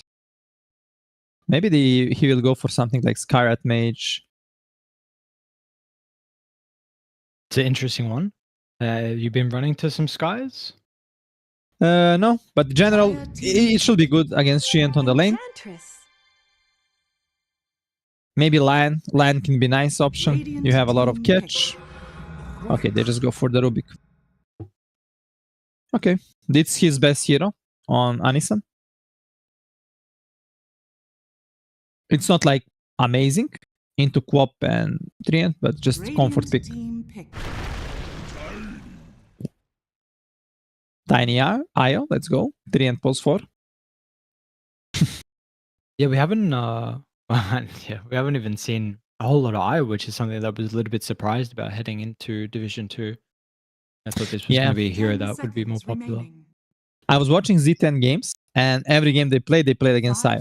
Like 4 or 5 games in a row against different teams. And we didn't see a single one. So yeah. Well, there is some specific teams that they can play Treant for. And I'm not sure about Ivory, but Zayats, for example, on his post 4 Treant, he do a lot of impact. But most likely this is gonna be post 5 Treant with Tiny 1. Oh no, it's actually Jig Treant.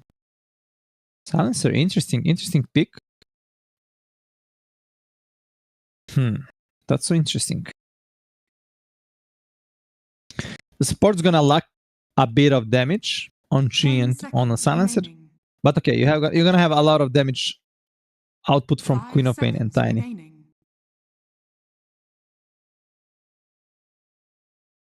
I can see Life Stealer here right now for Joey. It should be free into Tiny, into Treant you have free Dispel. You need to buy Manta probably against Silencer. Or maybe you can just go for the Beastmaster. That hero too has been pretty absent. Don't know where the beast has been. There is also TB. It's best Joai hero. It's decent here. You want a hero that builds Manta against Silencer and Treant. And he can build Manta BKB or just Manta and then casual Scaddy. He cannot get bursted later on with 2 items. Lane should be good. Dire team ban. Yep. They go for TB. Good call. It's nice pick right now. Getting a bit popular. It gives you a lot later in the game, in mid-late game. Gives you rush, tower push, and a lot of physical damage. And if you're playing against lineup without burst damage, you're gonna enjoy your life. And like I mentioned, these 2 supports, they're not providing a lot of damage. Yes, Queen of Pain, Tiny, they can do, but still. This Tiny gonna farm a lot. Queen of Pain as well. Radiant team ban. Do you like the Dawnbreaker ban? Because I was just going to mention, I know Darkseer is like a very common ban when you're playing Terrorblade. What were some of the other offlaners that really come to mind when you want to protect the TB? Yeah, Darkseer is best ban. About the Dawnbreaker, I guess it's just comfort. They don't want to play against their Dawn.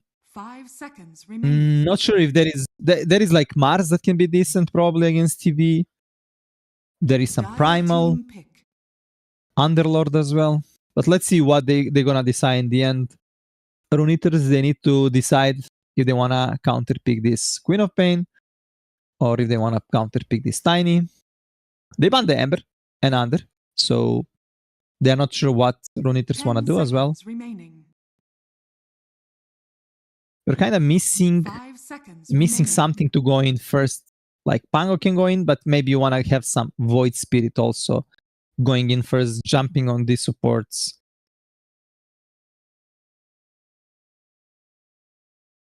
And on the offlane, okay, they go for the Huskar. Yeah, this is the lane punish.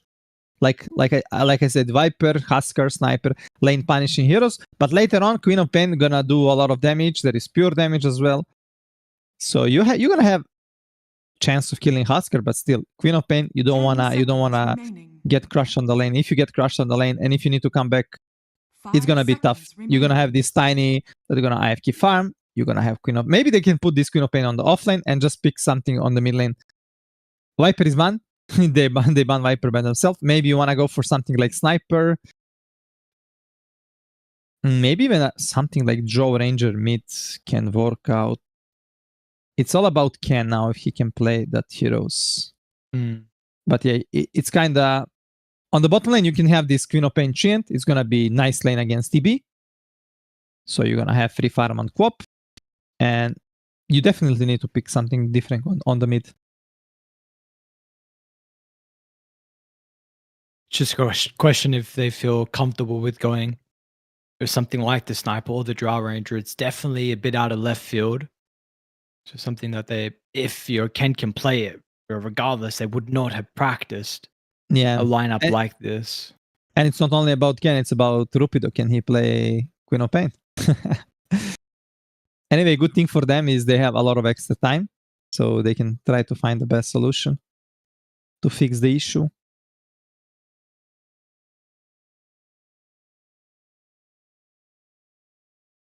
Let's see, time will tell. Are you able to play a bit of a wonky hero here, Mr. Rapido?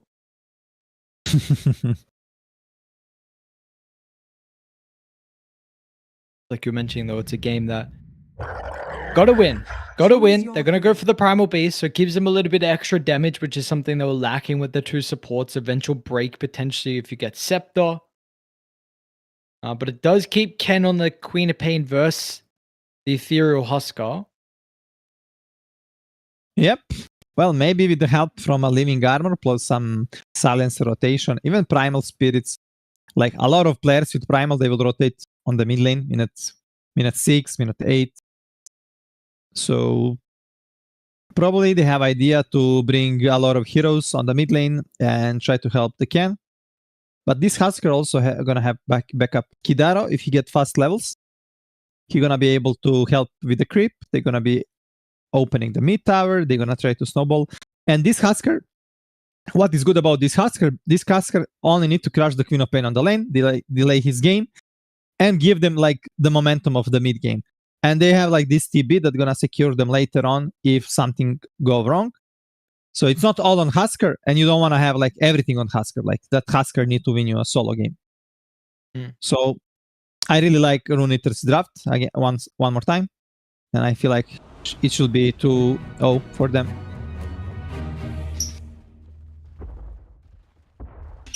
Yeah, for me, I was mentioning that I just wanted to see them have a lineup where they're able to at least not be playing from behind.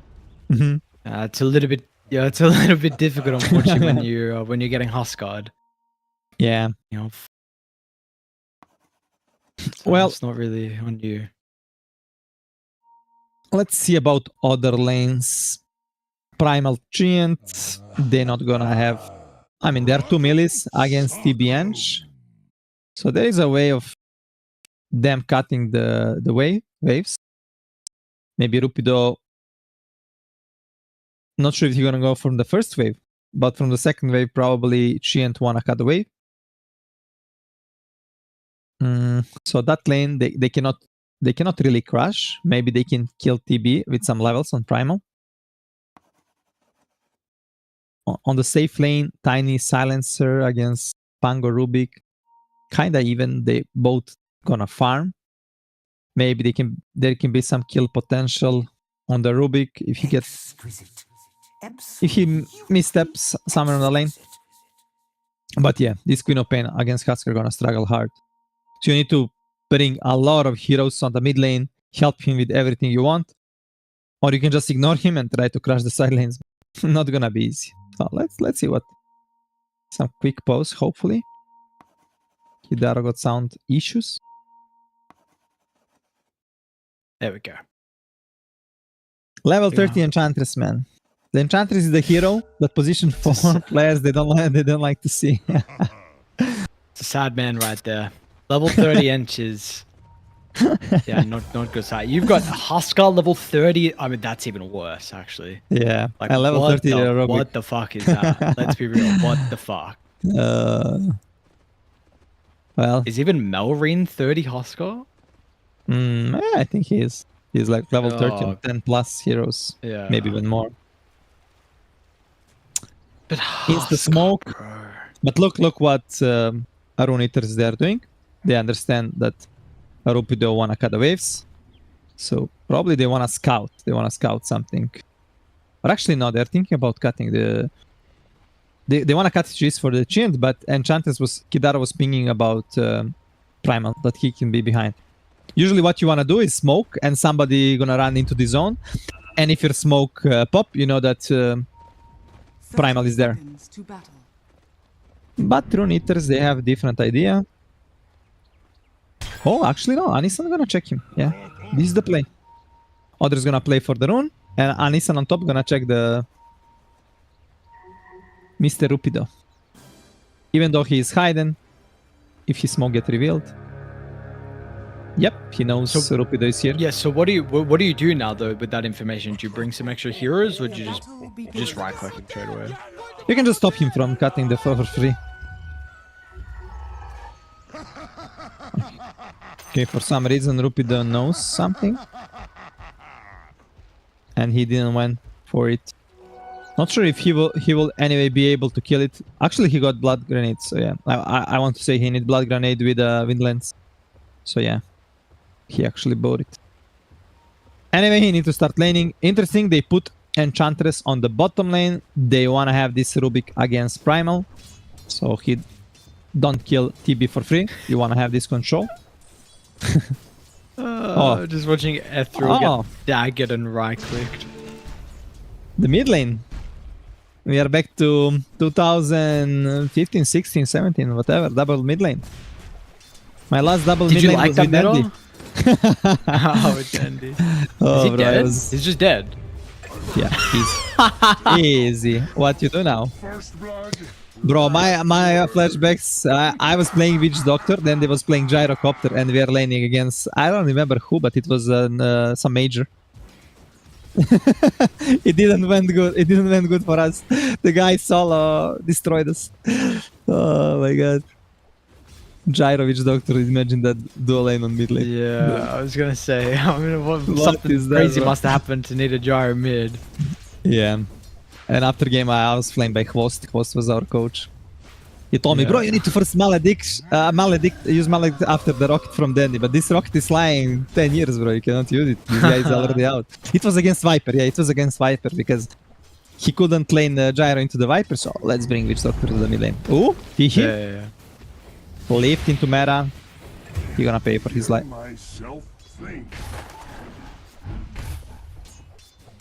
So what's with the lane setup that they have on Rune Eaters though, regards to the supports?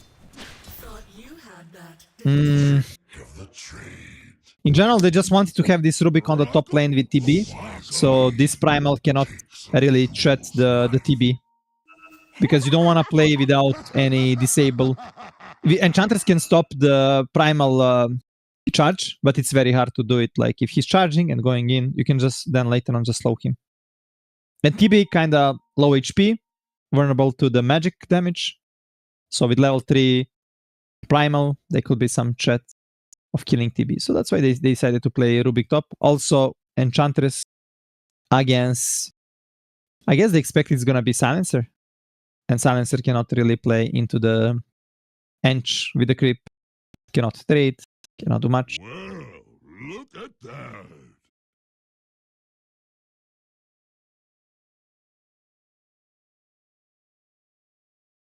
One more pause. Rupido is disconnected, but okay, he is back. He is back. Are you ready to rumble? Queen of Pain had a really good start because of this double lane. Nice CS, but right now he's low HP. Got the bottle. Actually, Queen of Pain started with the Orb of Frost. Very interesting, but it was a really cool invention. I assume this was Kidaro. I mean, no, what I'm talking about. Kidaro is on the other side. Nah, you know, Kidari influences. Somehow he knew. Yeah, like oh, this is Kidaro telling him to bite, but yeah, okay. Yeah. Kidaro is on other side. Okay. Well, anyway, game started. What do we got, Aris? What are you looking the mostly? Well, I'm intrigued. How long would you have continued the double lane to go mid? Yeah, I felt like they could maybe stay more there, but they decided no, it's enough.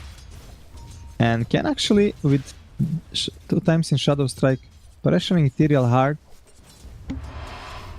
But Ken is actually, maybe he understands the matchup right now because he even blew the flask. Maybe he was the one telling what has to be done. Like, I need you only for this. When I get this, I'm gonna be fine. And he's committing on Ethereal. Is he gonna get a kill?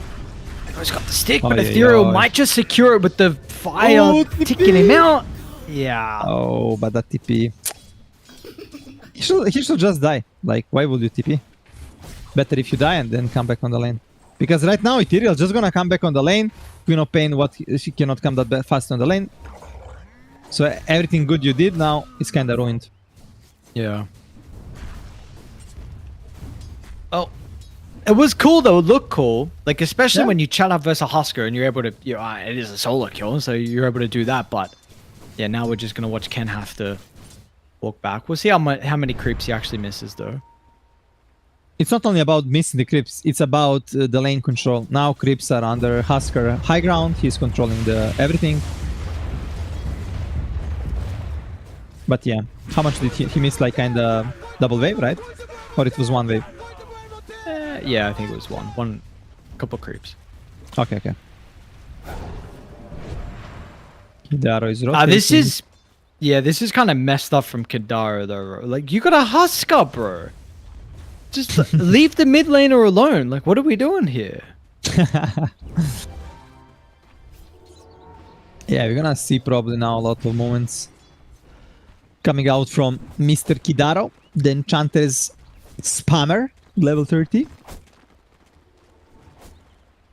He actually trying to match up this play by following, but you're just level silencer. He's like a good photographer. Getting the photos in 4K. How Enchantress is farming and moving. Yeah, this is everything he wished he could do, but he's just playing a silencer. Like, what is this? Yeah. Ooh, mid lane, Ken. Not Can you get again. Ethereal one more time? Oh my. Dire's middle tower. I mean, is Ken, under Listen. it's kind of messed up that he stole the kill. Radiant's top tower. Ken's still gonna die afterwards, and now Tiki is gonna be run down as well. So Radiant's courier. they do lose the slow, but nonetheless, the blood grenade does fly out. Well, you kinda slow Husker, but still you're lower net worth than him on Quop. And this TB right now, 3K, uncontested fully. He's the boss of this game, the Giga Chat. What you gonna do about him? How you gonna pressure him?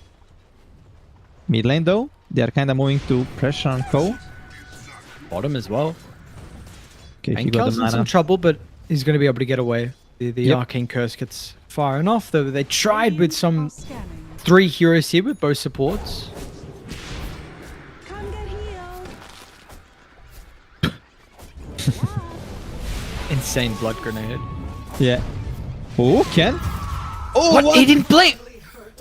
Ay, Ken wanted to get most of it. And the thing is, because these supports get some nice XP there from previous. That from Queen of Pain, and with that high level, they managed to kill him. And the blink is 12 seconds cooldown, so... Oof. Ares, it doesn't look good, even though it looked really good. At some point, it looked like really cool, really good, Are but fortified. some mistakes, some small mistakes that turn into the big mistakes. Yeah, well, Huskar's got 3 deaths. Like, they crapped on this Huskar pick. And then the Quap just, I mean, he's got lower net worth than the Rubik as well. And now this Huskar farms so fast in the jungle. Meanwhile, we do have a fight going on Yeah, for he's coming. the Wisdom. He And wants with some the blood. Thero here, they should absolutely secure it for Dire. And they know there's stuns, that's going to be a bit of a problem. Who do they give the Wisdom to? Thero gets it. Easy money. Well, you know, You probably experienced this in pubs. You kill Husker 3-4 times, you're feeling good, this guy is dead inside, gonna go jungle, he's already GGN, but suddenly after 5 or 10 minutes he come like with 1 or 2 items and game is hard. Yeah. So yeah. I mean, Anisan as well is level 6 already. He did like 7:15 into the game. Yeah, and it was without XP, without a Wisdom Shrine. That's crazy. Yeah. Enchantress What got the the heck, XP actually? from... Yeah. Well, 2 kills on Queen of Pain. And Queen of Pain at that point was the highest level in the game. Let's see, Anisan stealing the blink, getting the shield rune, and now with this urn, with Blood Grenade, he can make rotation. He wanna see. Oh, he gonna get Tiki on the top lane. Oh, he didn't wanna commit actually. Dire are scanning. Yeah, they're anticipating that someone's potentially coming through the portal. Maybe feeling like the Terrorblade's going to be a little bit vulnerable over the next minute or so, but Karma hasn't decided to move. Drick also hasn't gone. Yeah, true. But yeah, they don't know about this. They were farming jungle. They don't have vision, so they kind of played safe. They didn't want to ruin. Potentially.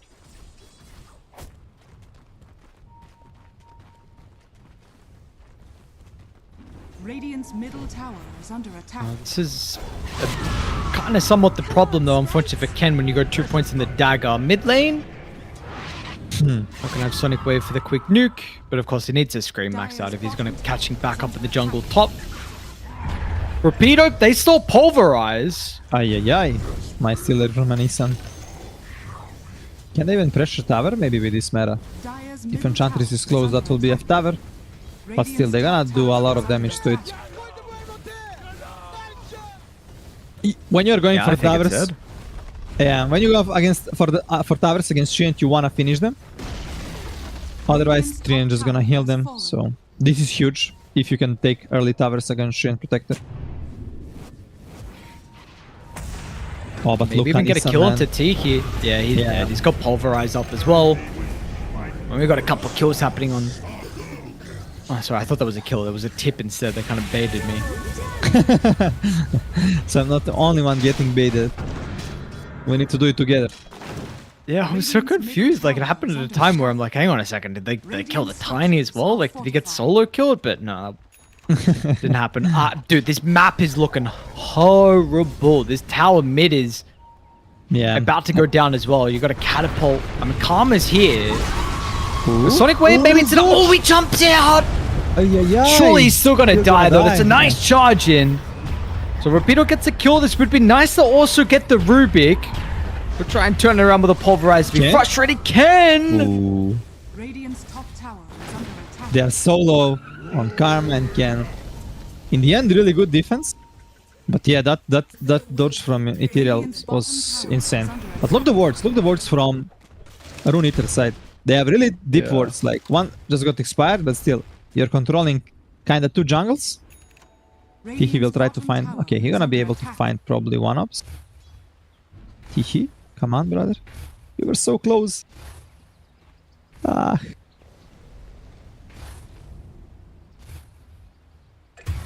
Not gonna find it. Meanwhile, Ken dying on the bottom lane. I baited our observer. Radiant's bottom tower is under attack. Easy. Radiant's middle tower has fallen. We need to be synergized. Everyone. Radiant's middle tower Yeah. is under attack. Lose together, win together. Like Sebul said. Absolutely. One more tower Radiant's middle tower has for fallen. Unitters. Actually, 2 more towers. Enchantress managed to kill it solo with the creep.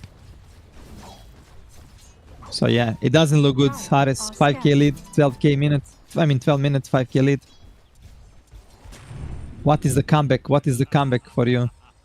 This Tiny need to farm a lot. Queen of Pain doesn't have a good game, lowest net worth in the team. She's gonna be based on Queen of Pain and supports, but these supports, they are heroes that doesn't provide damage.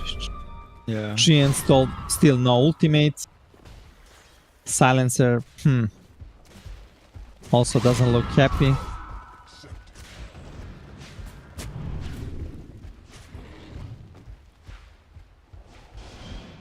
Yeah, it's a bit rough. And like you mentioned, these wards before, Yeah. very aggressive. Jik puts the sentry, didn't find the obs, but there is 2 wards in that area.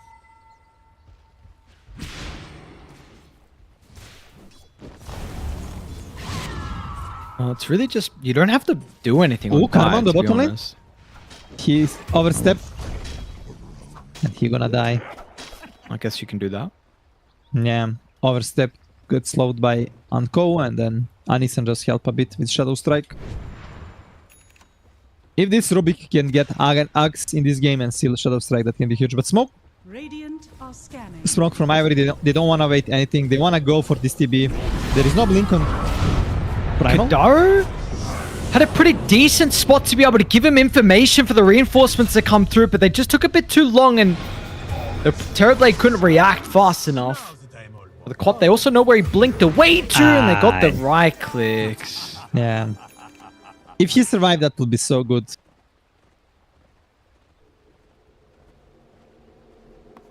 Anyway, nice kill on TB, but this doesn't give you anything, Ares. You kill the carry, the top net worth, you get some gold. Nice, but still, map has not been changed. Yeah. You literally didn't open tower, you didn't get any map control. You forced some TPs, so you can maybe push some waves like mid lane and bottom, but still. In next 1 minute, they're gonna get map control again back on the Rune Eaters.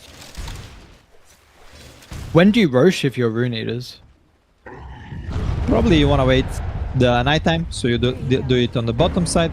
But yeah, the fastest Rosh, the better. Oh, Tihi. You should be fine. Yeah, the faster you kill it, the second Rosh is gonna be faster, and the second Rosh is the timing when usually you wanna end the game with the Husker, with his banner and extra item. So yeah, like minute 16, 17, they can start going on the Rosh. Also, you have Enchantress that can like always tank, even though Husker can do it alone.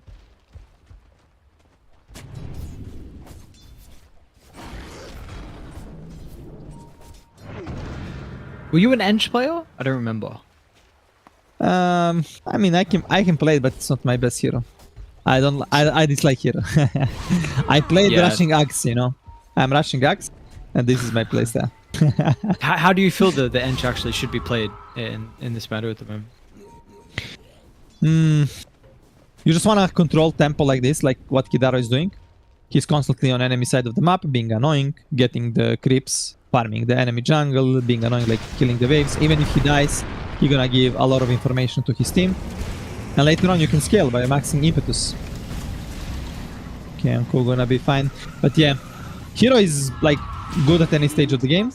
Only problematic can be like first 5 levels till you get first like level 5 with this creep.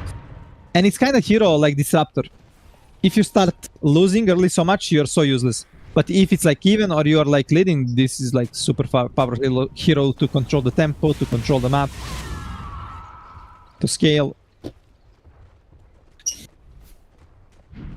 What do you like in the item builder from the Enchantress? Because I know this hero can be pretty versatile. Yeah, many players, they love to go into like one small item, like jumps first item, and then they will go for, if they want to do the damage, go for the Dragon Lance and like max impetus. But there is some players that they like to buy Aghanims, and Aghanims is one of the most powerful like tool on Enchantress. This is undispellable thing. You can also get double creep, and it's really strong. I feel like in a lot of games can be very useful. Middle tower is under attack. Especially, for example, if you're playing against Queen of Pain, she cannot blink. Your shaman has fallen to the dire. And what do you feel like is realistic for them to be able to get off the back of this Aegis? You know, are we already starting to expect them to march down some lanes and get a tier 2 tower?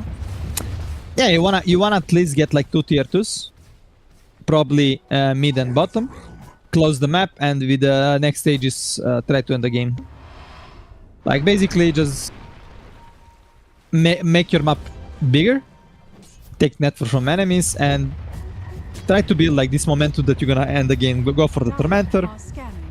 It's most important, like open towers, like you said. Get objectives. Are they gonna kill Kadaro? Yeah, Kidaro in perfect him? spot. Yeah, he's not gonna die now that he got Nature's Attendance off. I don't know if they have any more damage as well for the Pain Girl. It gets pretty close, but Oof, that was close. Cal's fine. Oh, They got Vision, CPT. well, they got the Conqueror instead. They also do see Bo's back. Karma. Oh, And Karma Enkel, yep, as well. absolutely is back. They got close to killing him before, but we'll make sure that he's got the last laugh. Well, they tried to make some play, but Enchantress Kidaro understand his hero, what he needs to do. He's in the perfect moment. He's the first contact. They cannot really burst him. And then he just make good opportunity for fight. An enemy fighted in your vision with disadvantage. There was no Queen of Pain in that fight. And what is interesting, Ken went for the Bloodstone. Radiant's bottom And I feel like Bloodstone you want to build if you're having good game. Dire's top tower is under attack. Are scanning. And your only way of comeback is buying Aghanims. Like, you need to provide damage, and Bloodstone is not gonna give you that. So it's gonna be interesting to see if Ken can do something in these fights. It's looking tough right now. Husker is trying to finish his BKB.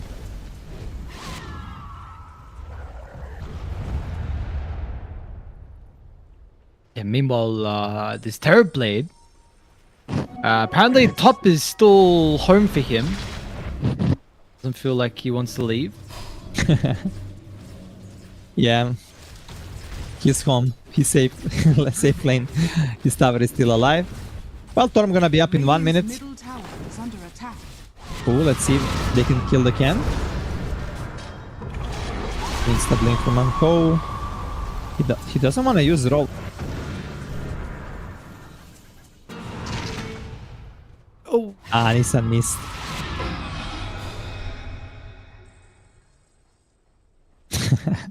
Nice space. Nice space from Dire's Ken. middle tower is under attack. Anyway, Rune Eaters, they will love to be in this area for the Torm. It is coming in 25 seconds. Dire's top tower is under attack. there you go. Ken, they're coming. Really careful because Anisan's got a bunch of damage as well. Top lane, we see Karma go down. Meanwhile, Ken actually, he had to cancel his TP on the Quap. But he might just be able to run away. Anisan blinks in the wrong direction.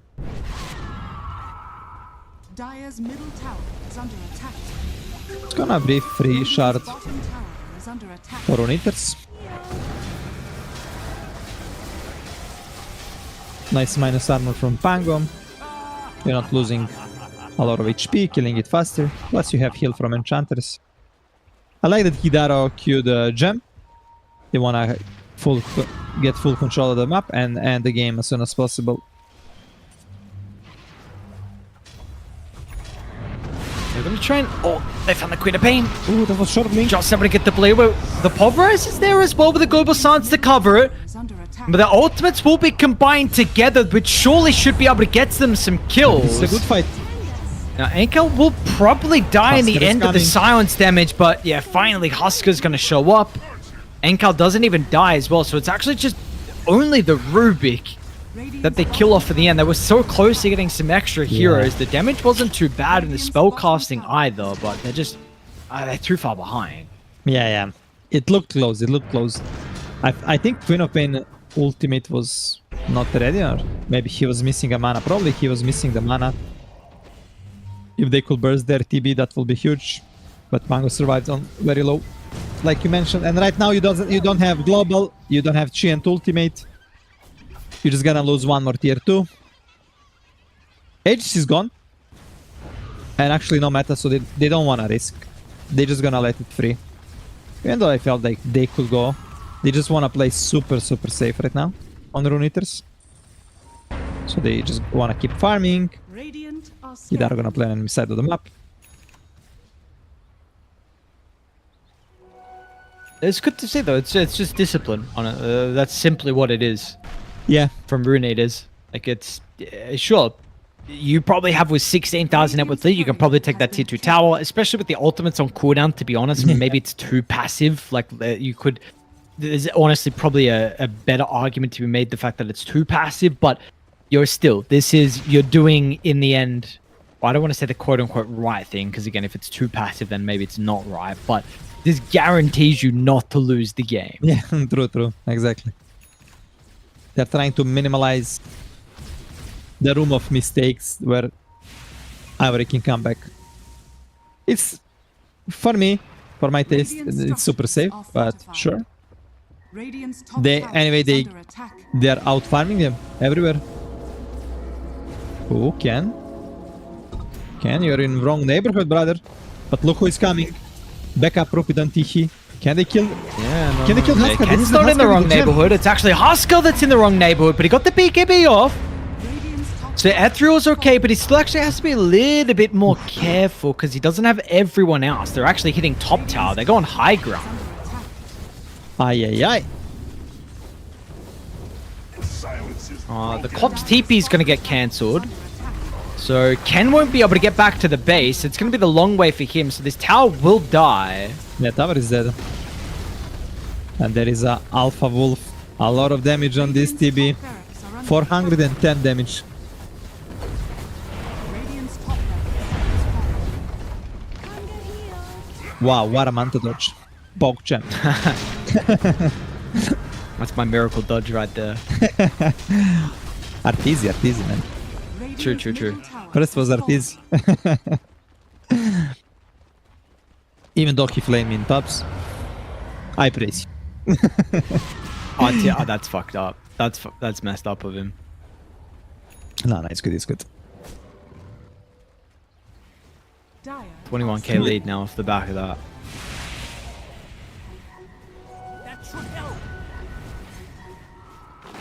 And where do we want to go now? There's a lot of pings on the map for Radiant. This is the let's get last fight and we type GG kind of thing. But yeah, not gonna be. It's gonna be very tough. 23k lead. Can they find someone? Okay, Anisan? Anisan. Oh, it's a Oh, great roll of Anisan. thunder. Oh, he's actually out there on Ankel. Okay. Slipped through. Didn't want to bounce off the wall. Could have had an opportunity to get a couple of heroes extra stun afterwards, but yeah, just sack the Rubik. Well, 1 kill, but yeah, map didn't change. You're still losing a lot. Dire's courier Maybe your has been Tiny managed to get some farm, but yeah. He got the Silver Edge, he got the Harpoon. Not sure if it's enough. He still have nice amount of damage, but if he can get something like one more big item like Daedalus to give him this extra burst, then maybe there is some potential of comeback. But huge gonna be Ken's axe if he can finish the axe. He's low level though. You wanna have also level 20, but still. He's trying his hardest to finish his axe right now. 500 gold missing. Boy surviving. A lot of voice lines. Well, Bruniter's just gonna play this safe. They're gonna wait for the rush. Oh, actually, they wanna smoke. Okay. Because Radiant it's rush are time. scanning. Rush can be up. So first they wanna try to make some pick off, maybe some deep vision and stuff before they go to the rush. Oh, they're gonna find Well, they'll get Drake. Yeah, they'll get their wishes. We do with this now though. Back to Roche. Unfortunately, still not up for another minute. They got some other Yeah. lanes that they want to potentially shove out. Bottom, we're gonna say Ankel TP down. Well, anyway, they managed to get a kill, push the waves, devoured some vision. Radiant are scanning. Okay, Aghanim is ready. Aghanim is ready on Ken. Maybe it's go time. Not Radiant's sure courier you wanna has give the been killed. Aegis for free. So you probably wanna contest, give a fight. If they get the Aegis, the banner, probably gonna lose the game. Or your chance is gonna be small. But they are waiting on high ground. Jig? Oh he man, got the that buyback. was. Yeah, there was zero That's fast. reaction from him. Nothing he can do. Pink plus this sound from Axe on Husker. He was stoned. He can only watch. Rosh is up. Unfortunately, Anisan moved away from Rosh, so they don't know about that. Anisan will run into Rapido. Pretty good BKB now. Find the Dino up with a high gun. They're trying telekinesis, drag it back. Meanwhile, the Queen of Pain jumps into the life break. Ooh, nice Lotus. And the global silence is a bit too late. Anka will still keep vision of Rapido. No, Karma's going to be a little bit careful. He doesn't randomly get clipped or runs into the gem. Yeah, it's gonna be pretty. Not sure if you saw, but when Primal pressed BKB and wanted to stop Pango ultimate, Anko used Lotus on himself. So Your shaman has fallen to the dire. that was a really cool play. Drow are scared. He wasted the BKB, he didn't stop the roll. And it's Aegis plus banner. Oh, they found Karma. And plus a kill. Ay ay ay. He got the buyback, but he's getting tipped by his position 5. Okay, boys are having fun. At least. It doesn't look good for Ivory. Radiant's They still don't have a win in a series. They got one map, I believe, in the first day against Morus, but that's it from them. Yeah, since then it's been all downhill. Radiant's bottom tower has fallen. T, they found you. Oh, you brought back on Whoa. Wow, there's... Oh. At least Overgrowth doesn't get stolen, but... Yeah. Jig.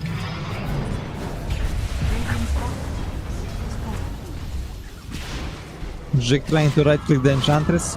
He will need 3 more years to do it as a chant. Ay ay ay. Ares doesn't look good. Only. Did they commit with the banner? No, they still have banner on Kidaro. They're going on the mid lane. Banner is used. Meta is committed. Now or never. Let's go. Let's go, Ivory. Show us what you can do. Ken, you need to kill them all, brother. Just go with Aghanim's. Has fallen. Just do it. Believe in yourself. Dubai. Ay, ay, Oh, ay, the no. Lotus again. Not like this. Alright, GG. Radiant's middle GG's. has fallen. And Ivory, this is a tough one. 0 wins so far. They are So 0-5, I for- believe. GG guys, good luck. This is another good luck. Well, good vibes, good manners, good sportsmanship. That's what I see are. Yeah, especially when you get demolished like that. I mean, to be honest, it's 30 minutes, but really, this was just respectful that it didn't end earlier than what it did. But yeah, for Ivory, I like you're saying, don't know if there's mathematical equations that can happen for them if they win a couple of games. Their latest series, maybe they still potentially can force some tiebreakers or at least make it to the lower bracket. But yeah, this is a pretty tough position to be in. I mean, who else Yeah. you got to verse? You got to verse Enigma, Easy who are game. flawless still, No, and easy you got to game. verse Nemiga as well. Yeah, I mean, Nemiga showed really good performance yesterday, and Nigma top 1, so it's gonna be very tough. Unless some servers got crashed, you never know, or they lose electricity at bootcamp.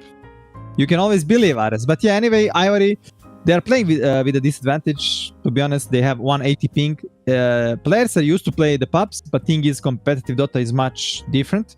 Every second matters so much, and it's not easy. It's not easy to play with a high ping. Plus, you're playing with the international teams that you never played against, so you don't know these players, what they play, and the strats. So anyway, it's a good learning for them. They had some really nice moments, some team fights and lanes, but still, it doesn't look good. But they can always learn from this. That is the most important thing. That just, again, you got to be able to use these learnings and these losses into the upcoming series, the tournaments, whatever, and be able to improve. And we'll see if they're able to do so. For Rune Eaters, they get a very easy 2-0 victory from them. And for us, we get another long break as well. It's just over about an hour for us. When we come back, I believe we have 1W taking on Boda. So that's going to be our second series of the night. We'll get that one ready to go. We'll see you guys after the break.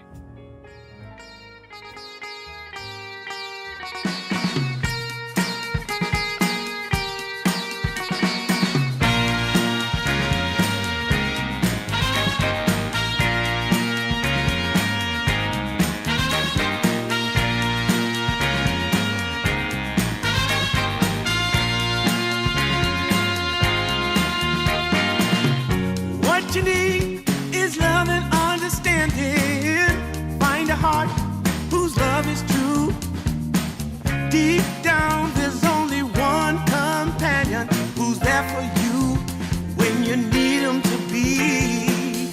Your heart was broken in 1,000 pieces. So much pain that you've been through.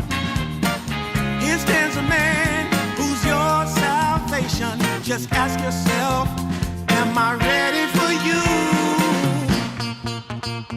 100% now. I'm ready. 100% now. Yes, I'm ready. Eyes wide open. I'm ready to move. 100% now. Take a chance in a new direction. Any place you wanna go. I don't have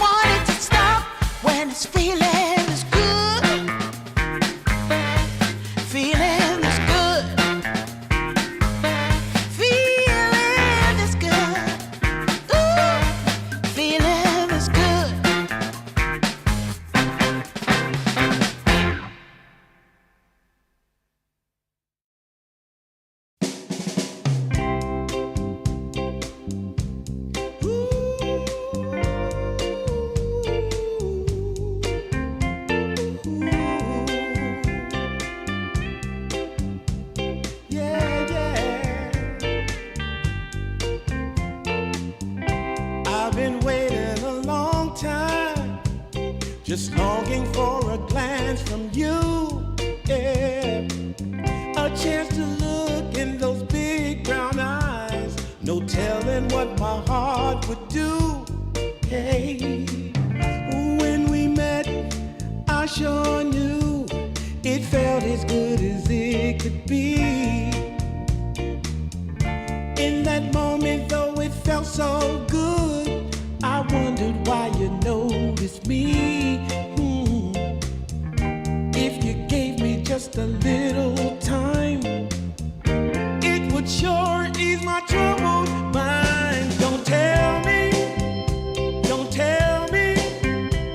that you don't feel the same inside. Don't tell me who. These are feelings that I ought to hide. I don't care where you came from, just tell me where you wanna go. If there's a chance to be together, that's all I really need to know. Is it real or make believe that keeps me thinking of you? If you've got time to walk with me, I'll show you how my heart is true. And here I stand, waiting for you. Tell me, baby, what I gotta do. Don't tell me that you don't feel the same inside. Don't tell me who. These are feelings that I ought to hide. Don't tell me that you don't feel the same inside. Don't tell me who. These are feelings that I ought to hide.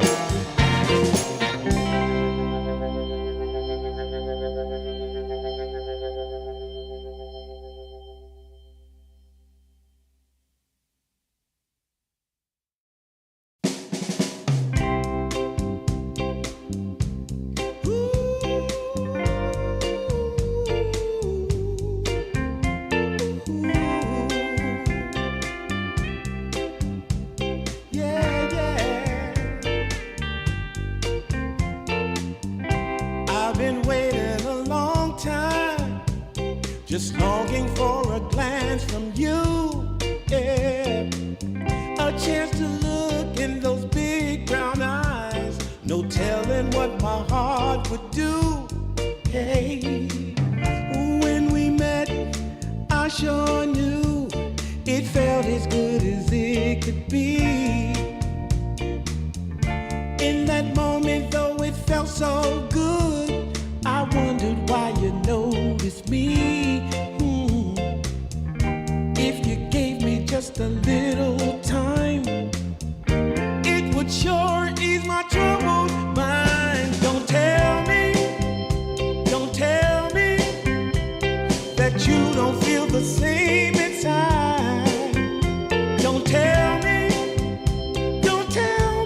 who. These are feelings that I ought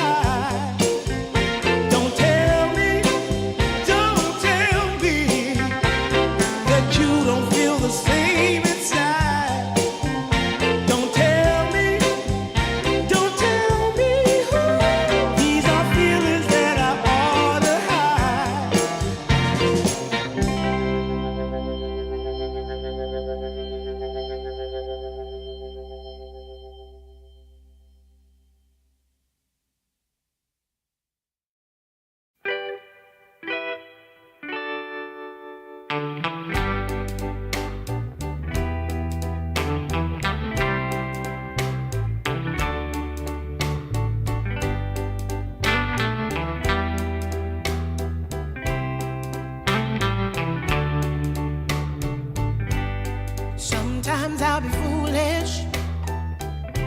Sometimes I know I get mad. Sometimes I say the wrong thing to you that makes you feel sad.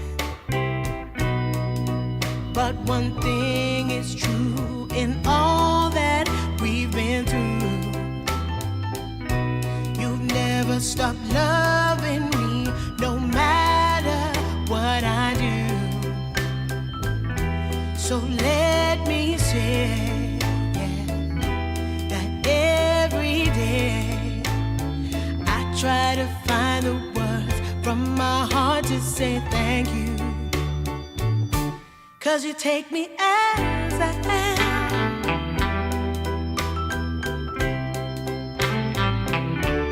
You take me as I am. Oh, baby. If you stop loving me, well, I would understand. But I won't take you for granted, no, no. When you hold my hand, your love makes me feel that I could fly to the moon.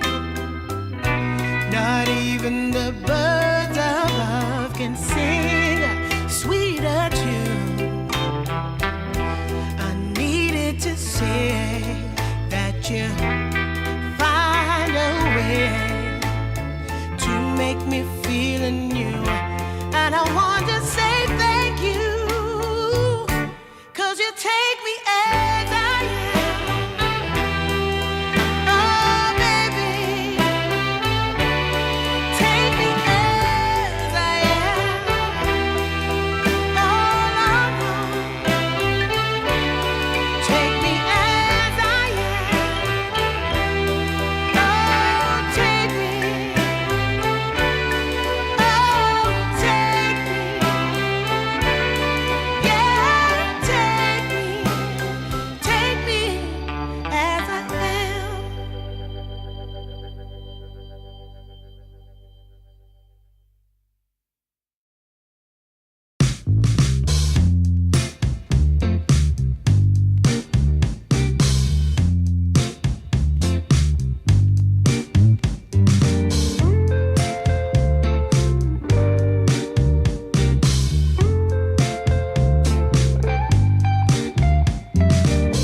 Well, I can tell just by the way that you're smiling that you're still unsure.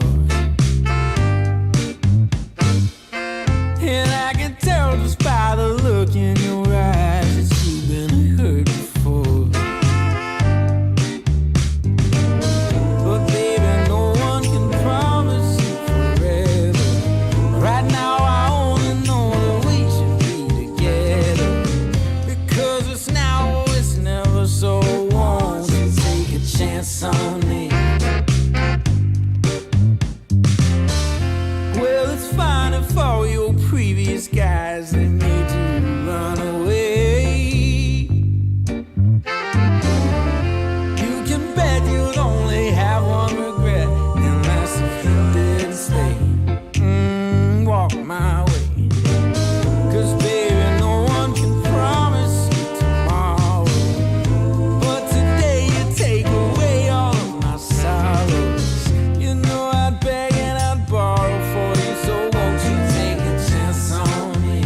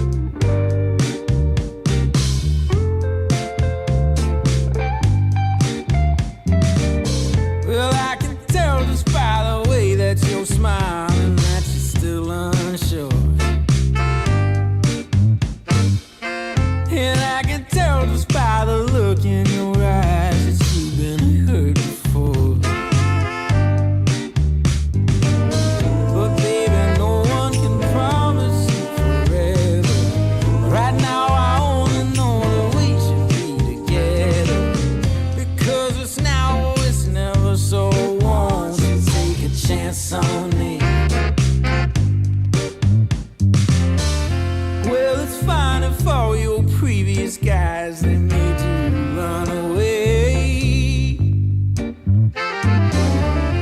You can bet you'd only have one regret, and that's if you didn't stay. Walk my way. 'Cause baby, no one can promise you tomorrow, but today you take away all of my sorrows. You know I'd beg and I'd borrow for you, so won't you take a chance on me? Right from the moment we met, I knew that I couldn't let my fear get the best of me. And every moment since then has proven time and again that we're exactly where we're supposed to be. Yeah. Oh, won't you take a chance on me? Ooh, oh, won't you take a chance on me?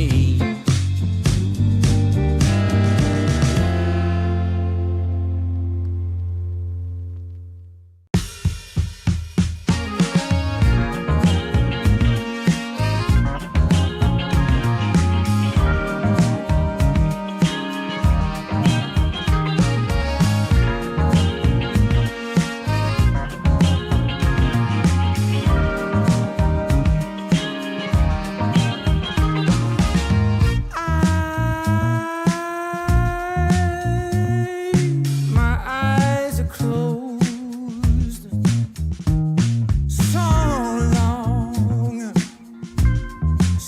long after the sun comes up. We do a dance in the dark, down the hall, pictures fall, even the neighbors call. But then you rip out my heart, every artery, a part of me. Ooh, it's obvious to me that you love to watch me bleed.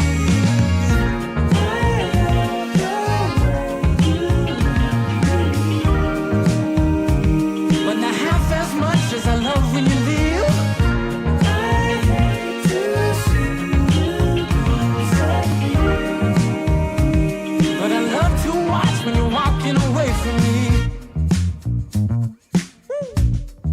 Walking away from me.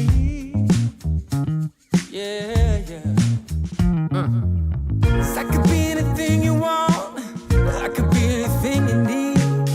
Baby, tell me it's something real, and I'll give you everything. Every now and then wicked smile, you know I can't help myself. They play around with me for a while, keep tearing me up until there's nothing left. Ooh, it's obvious to me. Yeah, you love to watch me bleed.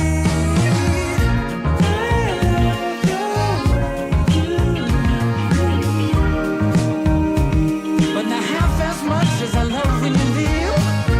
I hate to see you disappear, but I love to watch when you're walking away from me. Yeah, yeah.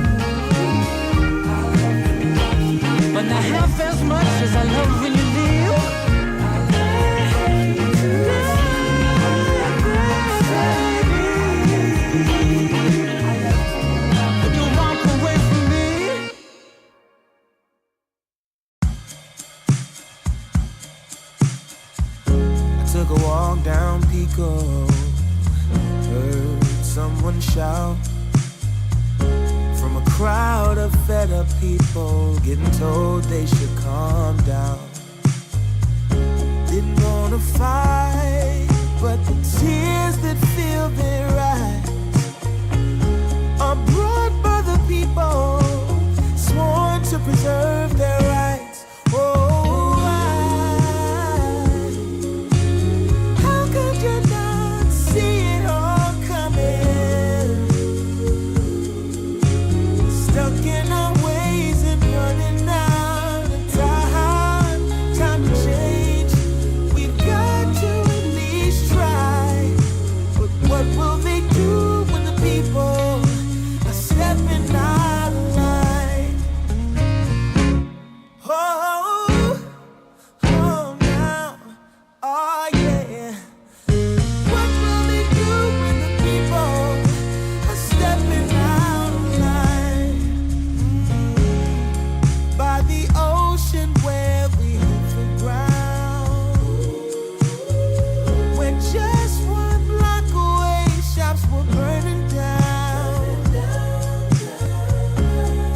No surprise, the peaceful pay.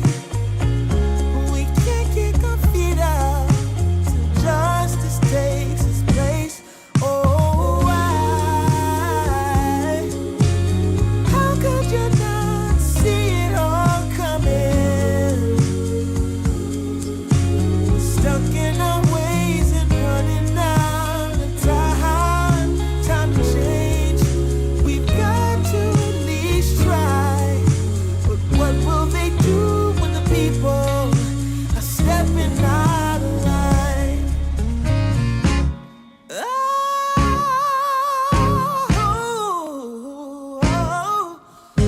what will they do when the people are stepping out of line? Oh, what will they do when the people are stepping out of line? Oh, stepping out of line. I wanna know when they're stepping out of line.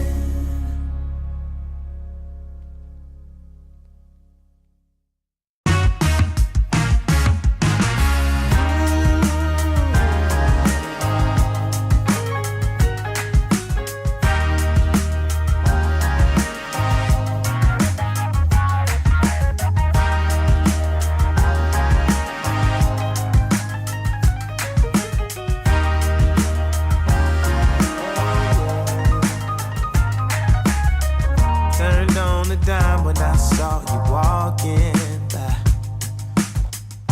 Something about you caught my eye. Yeah.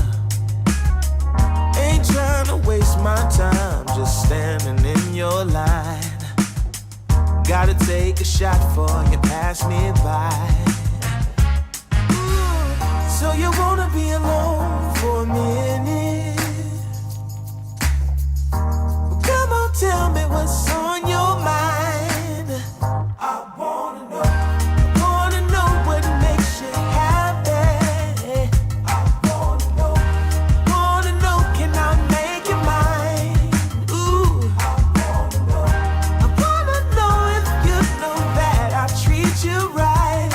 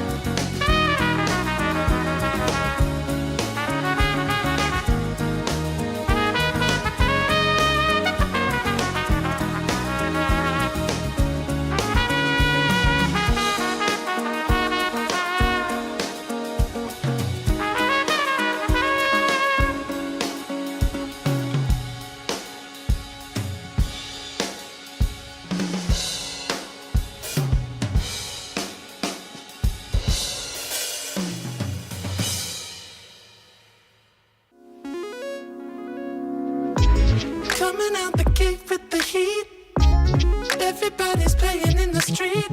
We got the summertime magic in this beat. Sun is in my eye, feeling high. Only good vibes, I'm alive. And if you see me driving by, don't be shy. I'm so excited. You know just what I wanna do.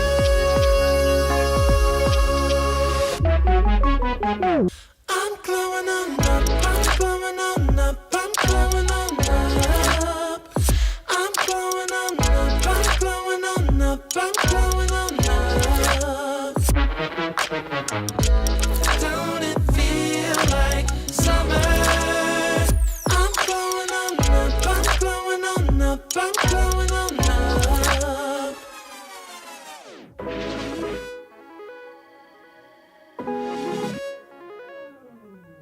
Blow up, show up, soak up aromas, float to Sonoma, roll up to Nola, trope up, blow up, slow up, show up, get real, choke up, you're flowing, you're glowing. Astral samosa, you're landing on Europa, your horns blowing, you're chosen, all the deep cuts you know it. I got the pre-glow and the post-glow, inspiration knows no boundaries where it flows. Your fingertips to the globes tilt to the universe on stilts, hold on and chill. I'm so excited. You know just what I wanna do.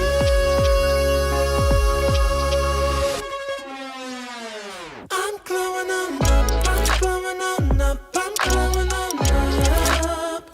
I'm glowing on up, I'm glowing on up, I'm glowing on up. Don't it feel like summer? I'm glowing on up, I'm glowing on up, I'm glowing on up. I'm glowing on up, I'm glowing on up, I'm glowing on up. I'm glowing on up, I'm glowing on up, I'm glowing on up. Don't it feel like summer? I'm glowing on up, I'm glowing on up, I'm glowing on up.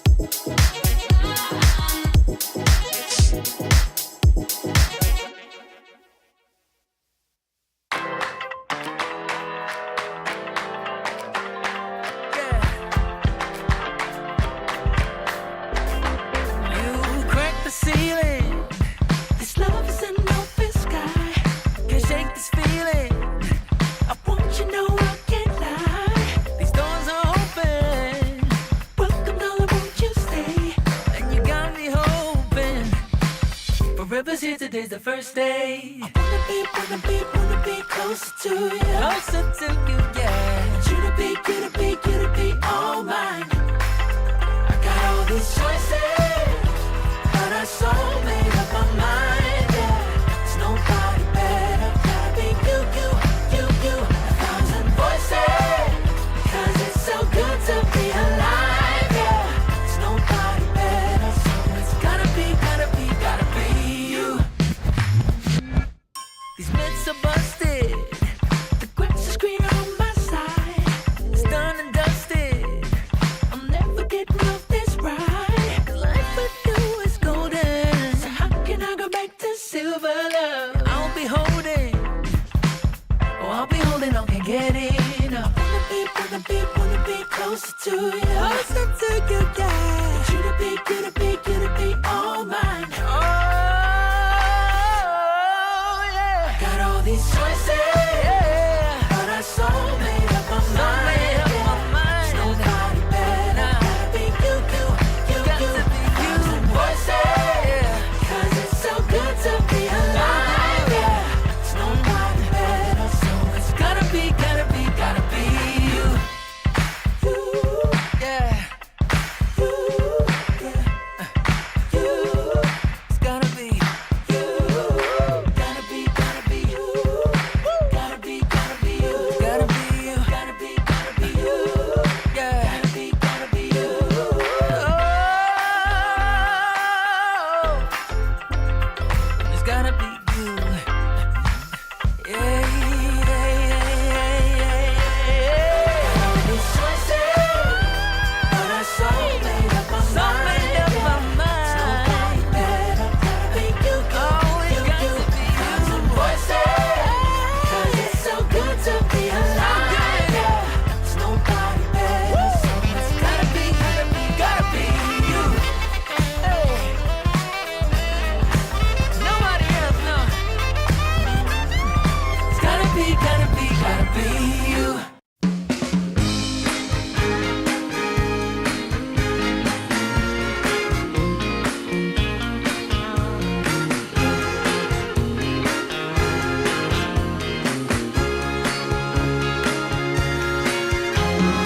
I want music, good music playing and dancing to the groove, and I want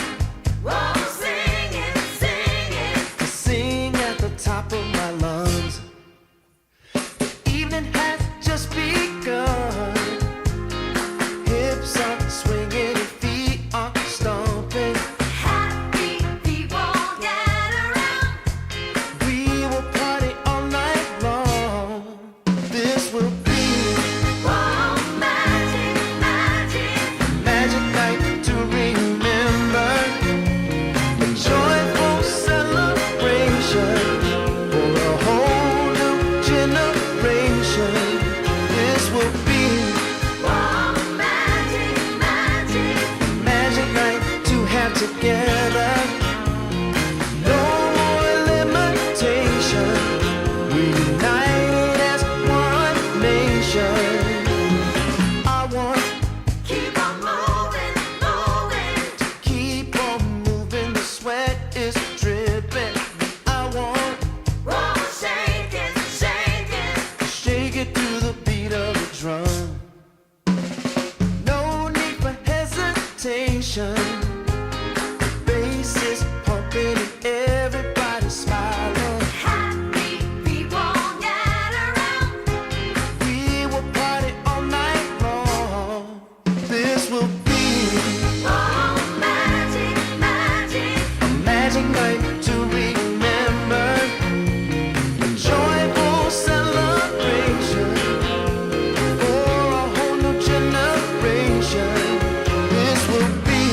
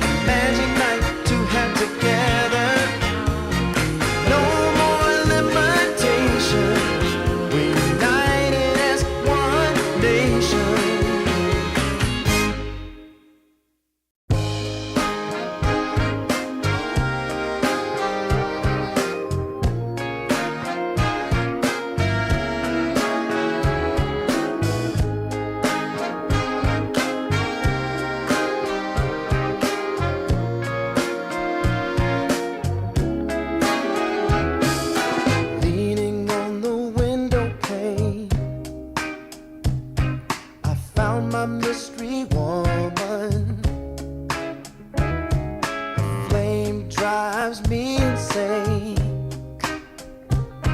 She's heavenly creation, the spirit of the hot summer day, controlled by her emotion. Tomorrow seems too far away. Now I've got my shot. I'm meeting my soulmate. Lady, can you see me? You're my everything. You're my lady. Lady, can you feel me? I feel head over heels. You're my lady, lady. Maybe you can't hear me, my sweet little thing, my sweet lady.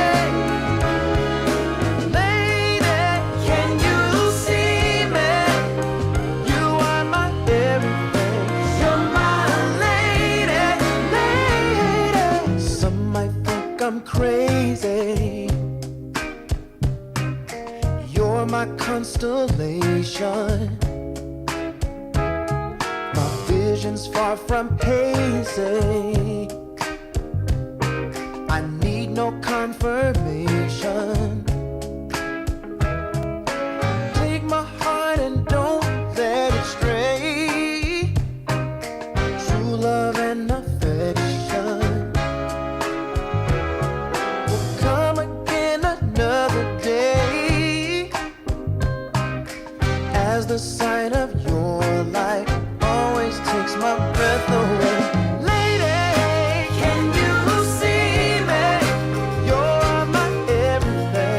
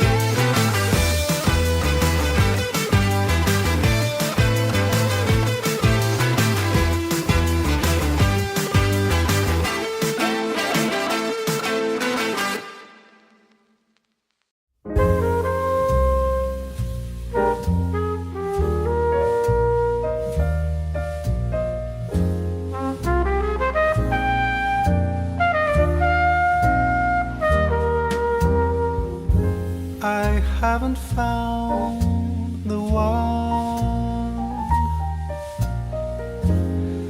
I never knew what others do. I hope and yet again, what do I know then? I believe it's all meant to be. All my dreams are so out of reach. I fool around, but we never know. I fell in love, but a long time ago.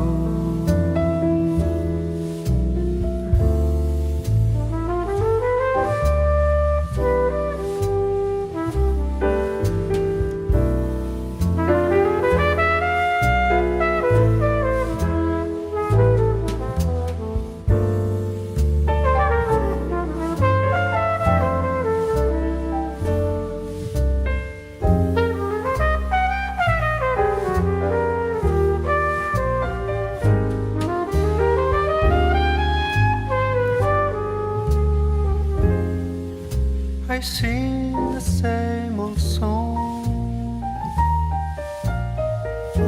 been going on for far too long. I hope and yet again, what do I know then?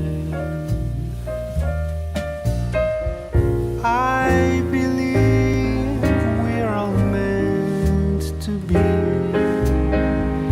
All my dreams are so out of reach.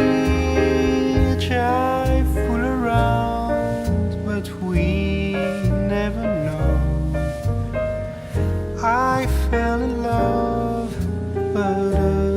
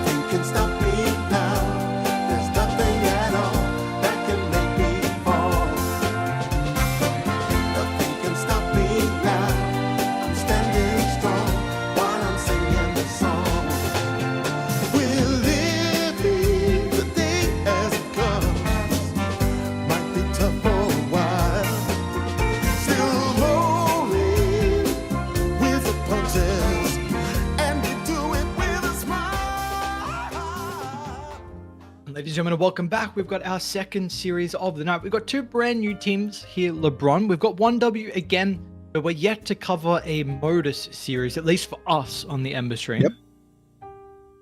One interesting series coming out, especially that 1W, they are like huge favorites, but they lost last two series yesterday, so they didn't look good.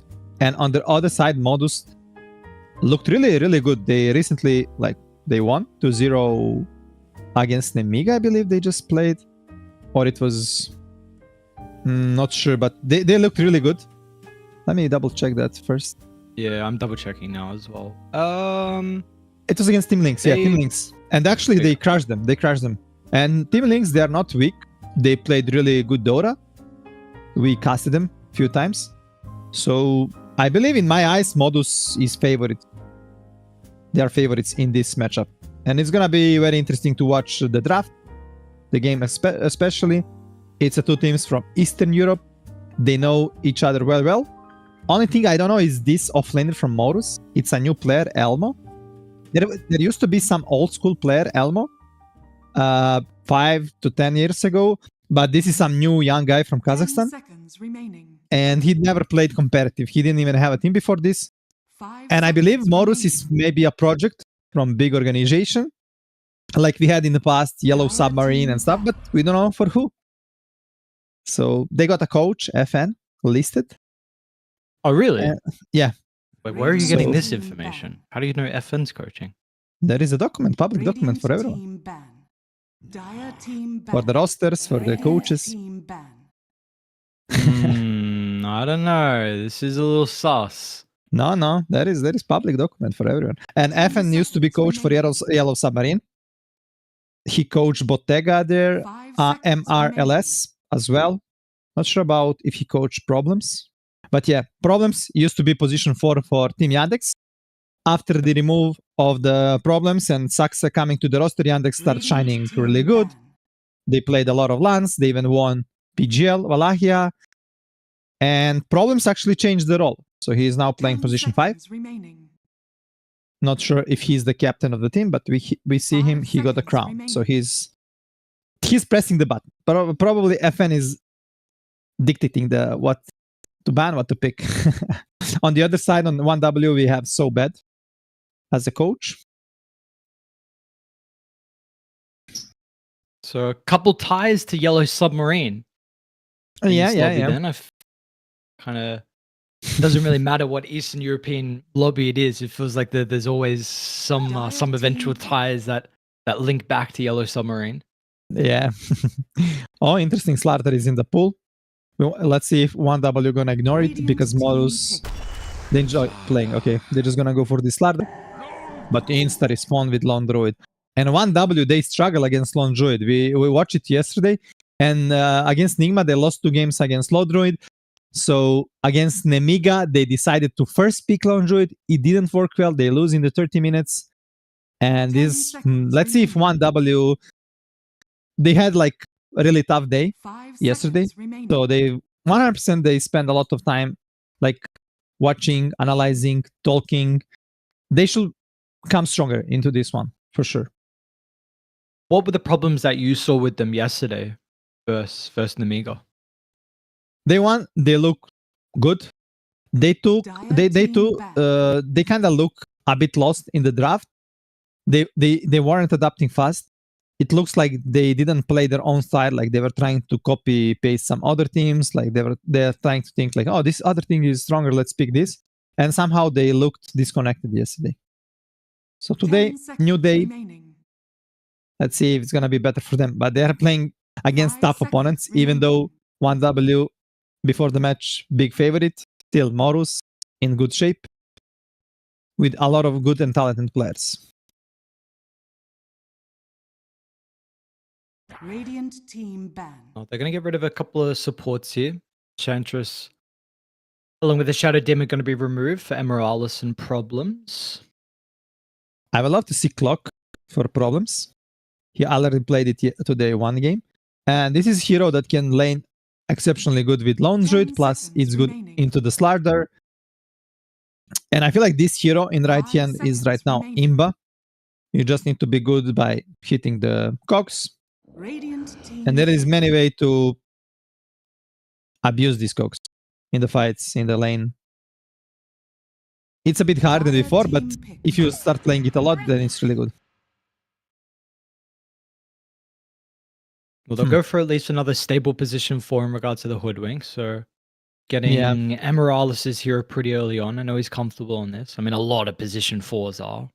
Yeah, this is probably 10 one of the seconds best position remaining. 4s right now. Plus, it's a steal from a Sweden Strong. That's his 5 most played seconds hero. remaining. And Slardar Hoodwink will look amazing. Even though we still don't know if this Slardar is on the offlane. Dire team pick. One more hero popping out almost every game. Thatches. Yeah. It's a nice pick. It's a nice pick. I'm really curious to see if Sweden Strong wanna play IO. That's really what I was just going to bring up. And Mhm. the other one was the Lager, seconds is something that we've remaining. seen a couple times from them now. I think one of the games was actually Mr. Morale playing it, where it 5 wasn't as seconds convincing, remaining. but Radiant we did team see a pick. Lago Lesh and then an IO Lesh. So they have some interesting ideas that we're not really seeing other teams play with, and we're seeing a couple other teams with the techies, but it hasn't really feel like we haven't seen other people really pick up on how strong this hero is at the moment. Yeah. 10 True. seconds remaining. They're gonna ignore the IO and the Largo, so probably position 5 5 Treant with the seconds Thatches on remaining. 4. They don't have last pick on 1W, so they're gonna show if this Slardar is offlane and mid. Squadix also had amazing performance on the Slardar mid, so you wanna avoid picking early mid lane now for Xne. So you probably wanna give him last pick, and now you need to go for some offlane for Elmo. Something good into Treant, into Slardar. Maybe Bristleback, in my mind, can be good front lane. Don't care about Treant too much. And can buy any aura. Rushing Lorus. Lorus is amazing in this game against Treant and Slardar. Radiant team pick. Dire team pick. Okay, they go for the under. It's a kind of better hero for a team fight. And it's kind of probably some pre-fire for violent heroes. 10 seconds remaining. Yeah, they banned Ursa. And the country Lifestealer here. 5 seconds A Lifestealer remaining. tree, though. I mean, you're kind of looking for a ranged. But Yeah. Moeta's banned. Maybe Luna Dire is team decent. ban. Yeah, Cool. they'll go for this Luna. It's a always good hero, especially with the Treant on the lane. And I think we casted the game where there was like Luna hitting the Lone Druid plus Bear, and this Glaives bound so much. It was a lot of damage. Plus you have this Slardar minus 10 armor. seconds remaining. Both teams 5 seconds Nice draft. remaining. But Modus gonna have advantage of a last pick, so they're gonna have better matchup on the mid lane. If you wanna lane this Slardar as a mid lane, you probably wanna ban Storm, unless you wanna pick it. Also, this was maybe Underlord pick, like a pre-fire for Spirit Heroes, because they know Squadix is an expert. I mean, almost every mid laner loves to play Spirit Heroes, but Squadix is really good on Storm, Ember Void Spirit, and this Underlord was kind of pre-fire for these spirits. Yep. It's gonna be interesting if Squadix still wanna play that heroes. There is nice catch, but not like something super catch. Radiant team ban. Ooh, DP ban. We saw Xne playing 1 DP today. And this hero as well, strong laner, good against all spirit heroes. Maybe you wanna ban Storm if you are 10 seconds remaining. Morus right now. What would you like to see 5 from seconds Squadix this game? remaining. You think he should play Slardar or maybe something different? Honestly, I want him to play Dire Slardar. I team think the ban. games where they looked the best when he was on the Slardar. I like the Coddle ban, though. It makes a lot of sense. You know, Spirit Mhm. Vessel Builder that are going to struggle with potentially dealing with him. I mean, there's a decent amount of catch from Modus, but the Coddle just plays too far in the back line. Regardless, though, I thought they looked the best when Squadex was on the 10 Slardar. seconds But remaining. let's see if they ban. Is Cop's already gone, right? No, Cop's still there. 5 So seconds you remaining. mentioned the Storm as well. So one of them's going to slip through. Yeah. The thing is, I really like Squadix Slardar, but it was always like he had better matchup. This time Yeah. around, there is like a lot of heroes that he can worry. It's Queen of Pain, it's Viper, it's Husker. And if he doesn't have a free lane and he's like the playmaker of his team, it's gonna be very, very hard game. They're banning Viper though, so maybe they're even thinking about this ladder on the mid lane. I know X, he can play Husk. I was gonna say you can Queen of Pain as well, right? For 1W, if you potentially, maybe they didn't ban enough heroes. I mean, the 10 seconds DP remaining. Viper for them potentially protects it, but maybe Yeah, there you're were right. some other more important 5 ones, like if you had to seconds remove the remaining. Husker. You're absolutely right. Puck is banned as well from Horus, so there is no big threat to you, and you don't need to be initiation for your team. You already have Slaughter, Tetris, Treant, like 3 heroes that are going in. So this can give Queen of Pain a nice game. Plus, Queen of Pain is a strong hero, but Queen of Pain buffed by Treant Armor, for example, it's another level of hero. She becomes so tanky and doing so much damage. Yeah, I think just the value of a co-op 23rd pick as well when you don't know your lane matchup. Yeah. Not sure what you can pick to counter it. Maybe some sniper, but it's gonna be weird lineup. Yeah, I mean, you said the mid laner can play Dire Huskar as well. Undying ban, huh? Yeah, Ixnay. Interesting. I feel like he can play. I think I saw him. We played pubs where he was Husker. This Morus lineup, it's very young lineup, but Ixnay is 10 seconds a while remaining. in the scene, maybe like for 5-6 years. I'm not sure how old he is, 5 seconds but he's like remaining. long, but he's always like 1-2 months in rosters. He never like stayed stable in a single roster for all these years. Not sure why. He's very talented and always high MMR, but maybe there is some issue. Yeah, I mean, the most notable team for me was when I saw him on Secret for a little bit. Yeah, true. But literally every team, I feel like he stayed for 1 or 2 months maximum. Yeah.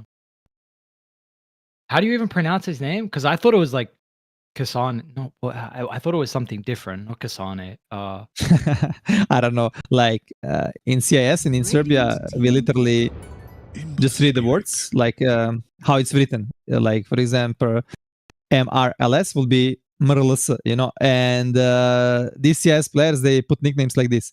So I don't know if some of them like want to be pronounced like CS, like from there. So I don't know. I'm just Ixne. How will you pronounce? Seconds remaining. I have no idea. I couldn't remember as well. I'd heard it before, and it's definitely not Kasane. I don't know why I said that, but it was like, yeah, it's I don't know. It doesn't matter. They're gonna get the co-op, so they pick it in the Ember. Well, they felt they need some vessel buyer for Lone Druid probably with some extra catch, and Ember can do a lot. Its Quadix probably one of the most favorite heroes, but it's kind of risky pick to pick it into the Lone Druid, into the counter pick on the mid, even though this Queen of Pain is not counter. You pick Ember into the Queen of Pain, so a bit strange pick to me for the laning stage, but okay. In the game, Queen of Pain gonna be good. Maybe laning stage with some rotations. Still, I feel like Morus lineup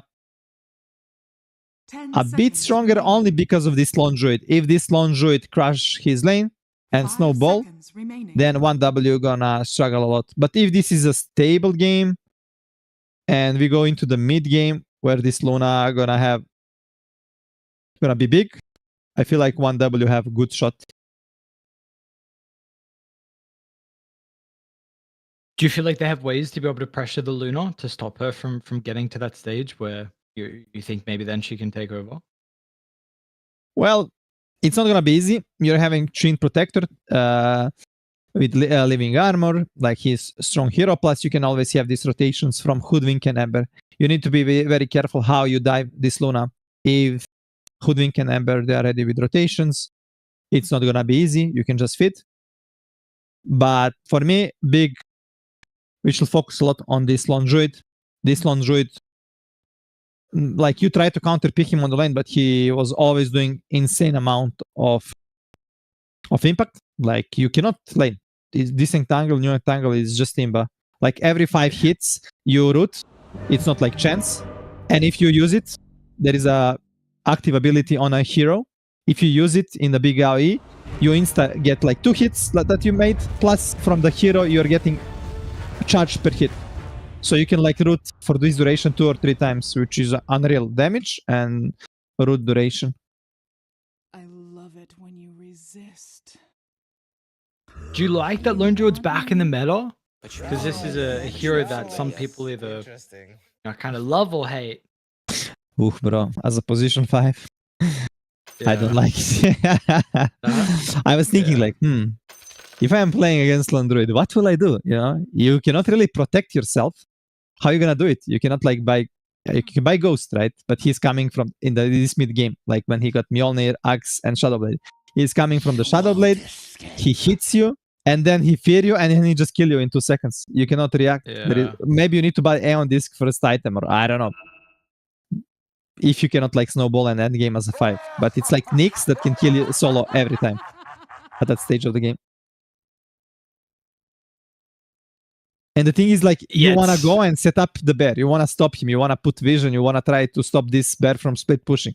So you're always gonna be kind of zoned, like you're not gonna be with your team. Like you can be with your team, but still at some point you want to react and stop Lone Druid from doing this. So that is the tricky thing. You know, a couple times sometimes it's going to work out where you drop a ward, you get the bear, the team helps, and then so there's sometimes where it doesn't work out. You feed a couple kills. True. So is life. You need to put this ops plus sentry like you're playing in Nyx, and like you mentioned, you're gonna catch him a few times, but then he's gonna catch you as well a few times. And right now, cooldown on bear is 20 or 30 seconds less, so it's not like before. So you are or how does it work? Cooldown is... It is less, yeah. Is it by levels or something? Because I saw it was like 90 seconds cooldown, but I see now it's 120. Yeah, I'm also actually trying to look as well. Alright,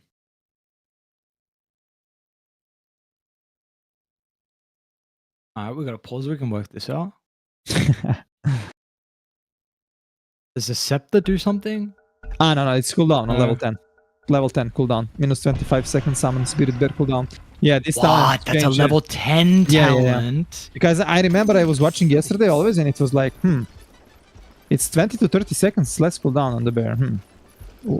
But I didn't saw it like exactly in the patch notes. But that it was like talent, yeah. Yeah, it's huge for level 10. That's insane. That's actually insane. Why is that a level 10 talent? I don't know.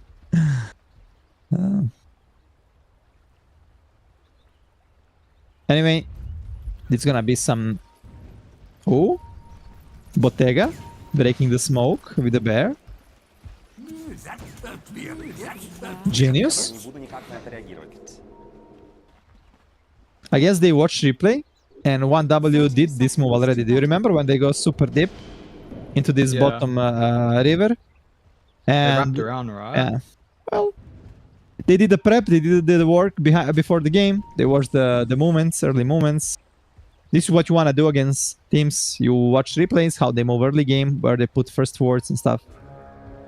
Some extra job, but helps you, like in this situation, for example. The battle begins. That's a beautiful cross. They're gonna have a blast off as well, and that is our first blood. So already, that's a better start. I'll try and put a little bit of damage on the bear as well. They need some insane body blocks, but that brings it low. Yeah, nice first blood for Mr. Morale.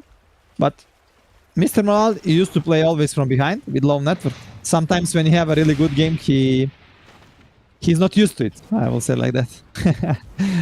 So it's good, but maybe for Mr. Morale, it's not good. Let's see. It's always good getting extra items. It's gonna be Insta Bracer for him.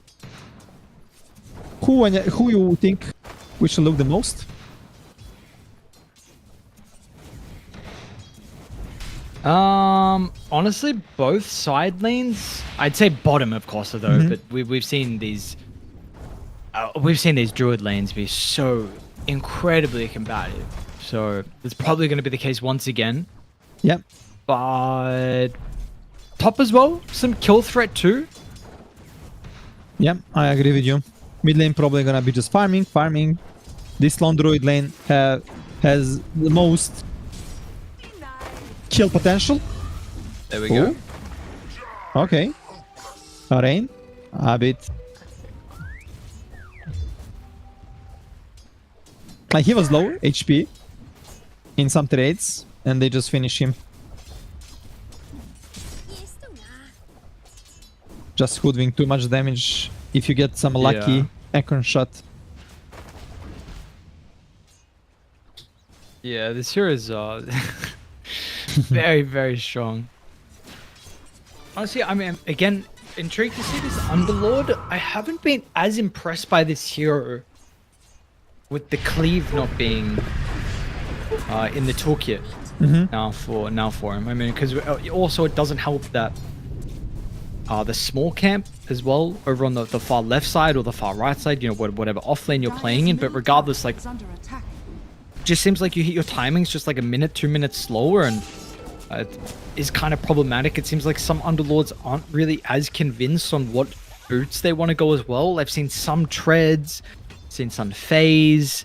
It's not really, I think, set in stone on how you're still supposed to play the hero now since the patch. Yeah, I agree with you. And every Underlord we watch, I think every Underlord lost. So I'm also not convinced by the hero. Still, let's see if L1GA can make it work. To be honest, I never watched this guy play. I know him from pubs, but I never paid attention to him. I thought it was maybe some old school player that changed nickname or something, but 0 games in competitive before this team. Probably some very young, new prospect player. But it's cool to see new players coming out to play at high level. Yeah, but we've got a lot of young offlaners at the moment, especially in Eastern Europe as well. I mean, again, a perfect example is 1W in particular, top lane.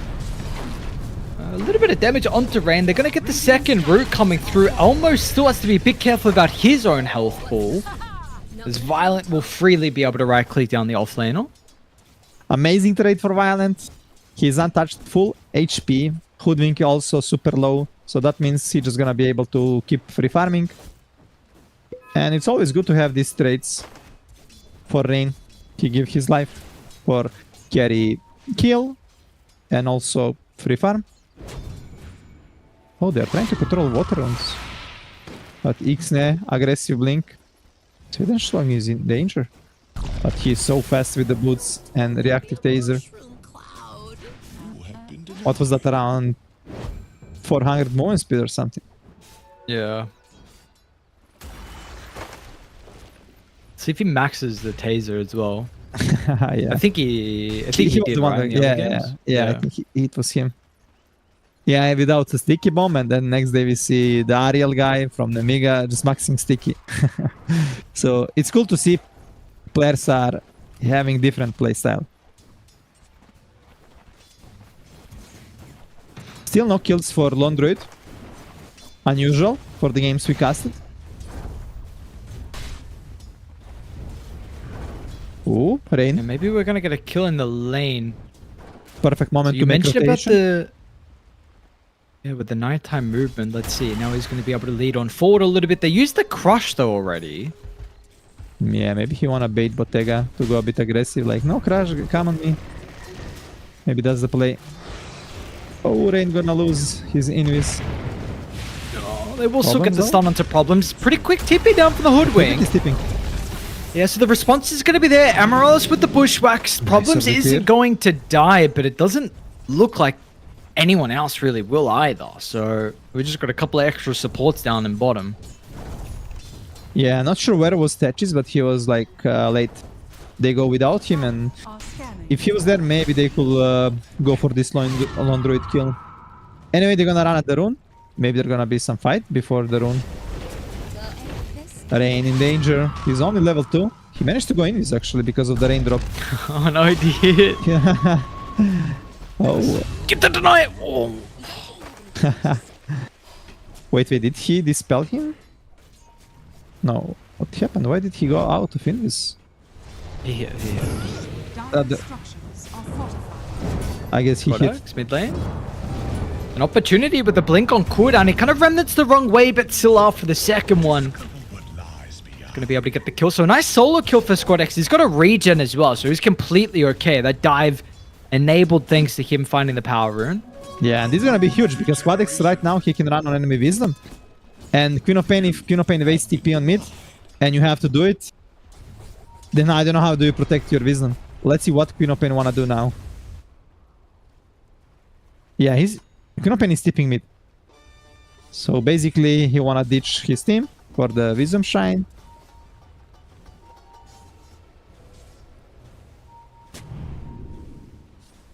Radiant are So scanning. exactly what happens Long as a druid? result of this.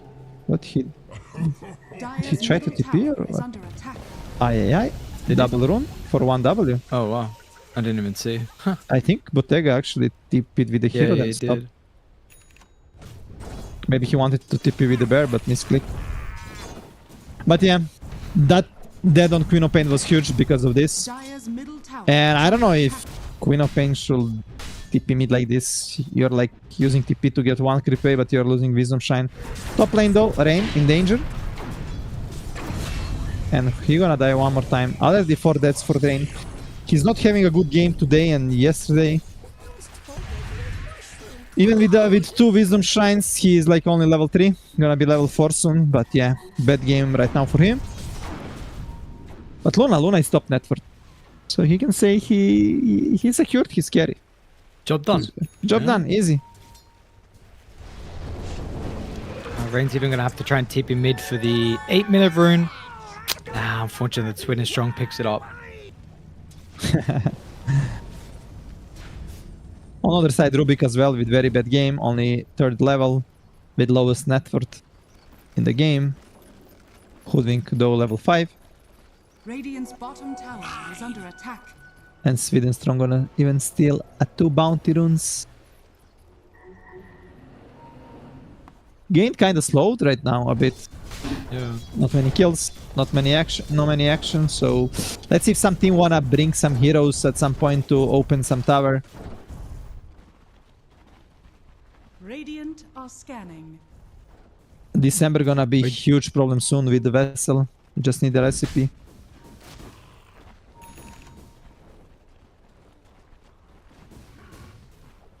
Do you like Vessel this game? I know with the Lone Druid and the Underlord, but we've just seen how strong Mage Slayer is.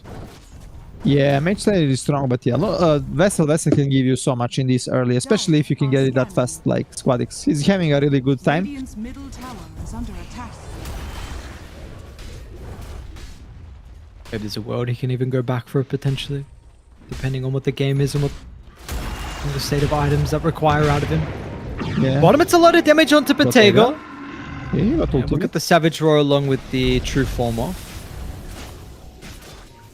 Even though Bottega is not getting any kill, he is like top net worth with Luna, kind of same net worth.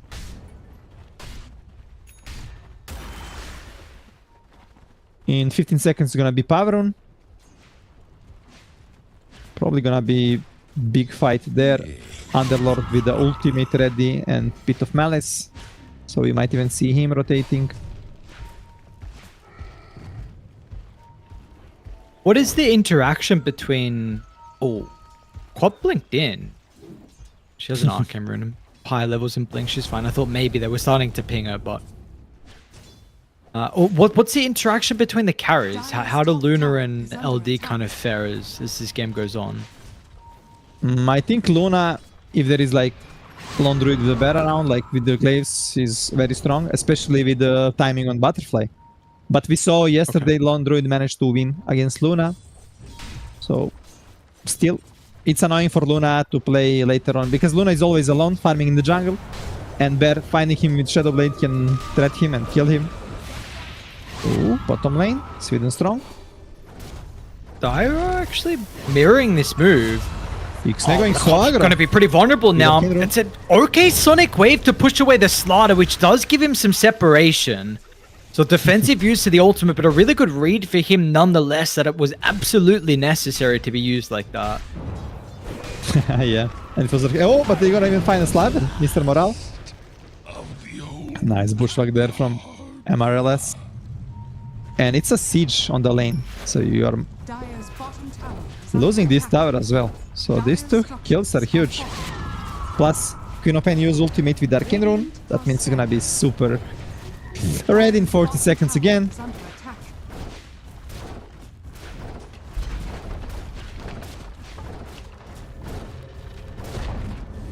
Dire's bottom tower has fallen. Ember got his vessel, but no vessel charges. You really need to get some kill.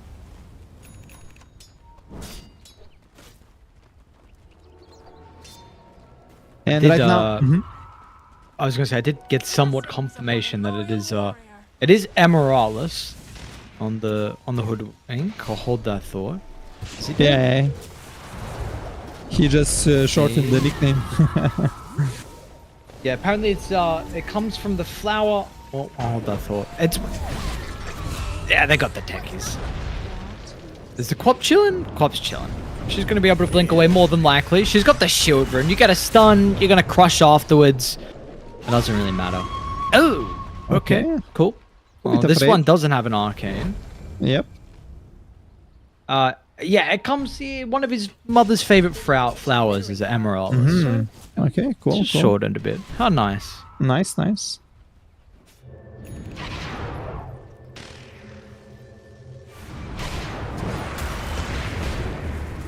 Unfortunately, Big there's stack. no Wikipedia page for the Quap, so I can't find out if there's any help on the nickname.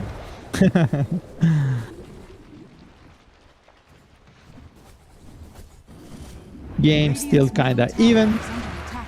in the network. But this Luna kinda getting out of control by farm. And you cannot really pressure him right now. Rain though trying to get level 6 on the top is gonna be caught by Underlord and Hoodwink. Is under attack. Maybe they're gonna be able to open the tower now. It's early Aetus on Underlord, which is gonna help for Hoodwink to always hit his spells. You can catch Ember, and really nice smoke there from there. They wanna contest the Ember on the real rune. Let's see if they can catch him. If they catch him and kill him, that's gonna be free power rune plus mid tower. And it's daytime, so they're gonna see him. It's gonna be kind of free catch. They're not gonna have Queen I of see Pain slide ulti. dodges. No, that ain't really gonna happen this time. Sorry, buddy. I tried to give you some hope on what could be possible. Even violence here. Oh, Mr. Morale and Sweden Strong. Yxne aggressive linked for the rune, but Illusion Rune kinda saved him there. He was so lucky. And first blink revealed on Slather. Doesn't give you anything. On the top lane, Rain again, stealing the Wisdom Rune. And he gonna hit level 6.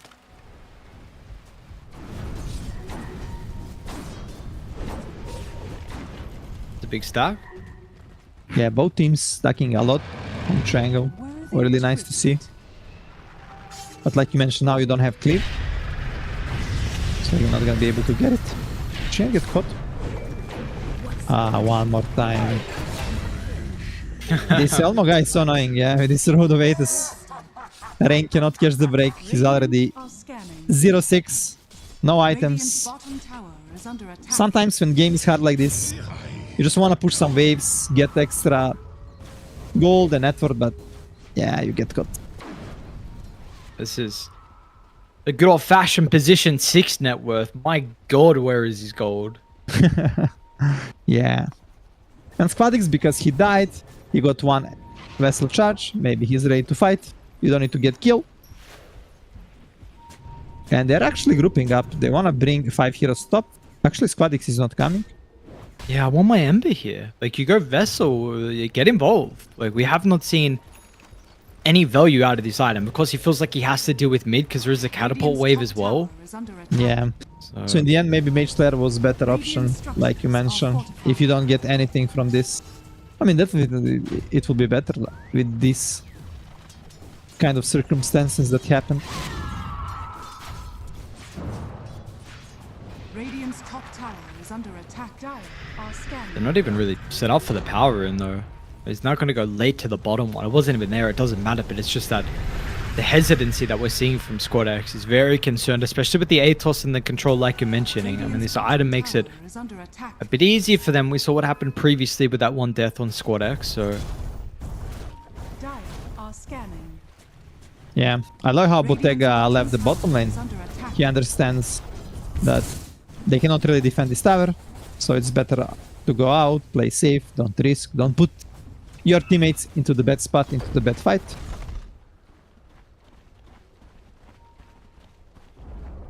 Radiant's bottom tower has fallen. Dire's Mr. top Morale tower still is didn't under find attack. anything with his blink. He was just moving around, not farming much. And right now he's like lowest net worth from all cores. Still, we can steal him moving with supports, trying to find something. But Modus somehow dodging everything. Dire's top tower is under attack. Doing a very good job with the raids from them so far. Yep. The Mr. Morale is the guy who doesn't farm too much. He was always kind of like third support. He loves to buy team items, sacrifice for team, Dire's fight a lot. structures are fortified. So this can work Dire's top if you tower have is greedy under cores. attack. And Squad X and Violent, they're greedy cores, so... Invisibility. Yeah, but I do love a Slaughter that's able to keep up. Especially yeah. levels. I mean, he's getting close to level 12. Dire's top Oh. We'll be able to get the jump of the Morales. Emeralis. Very close to the T1 tower. So Rainy will respond. Elmo's going to come in as well with a great pit on the high ground, which cuts them all off from re-entering. It will not matter, though. There was no secondary fight that occurred underneath the T1 tower. Yeah. And Squad X thought that Morales is dead, so he didn't want to use Vessel. Ooh, okay. You're not fine. There is a haste on the bottom. And Violent, he is Radiant's pressuring middle all tower towers. is under attack. He's not AFK farming, he opened bottom tower. He's going on the mid lane. He understands he's the strongest hero right now in the game. Radiant's middle So tower really has nice fallen. movement from Violent. He's unkillable kinda with Manta, with living armor. And he's rushing the BKB. He's very close to it.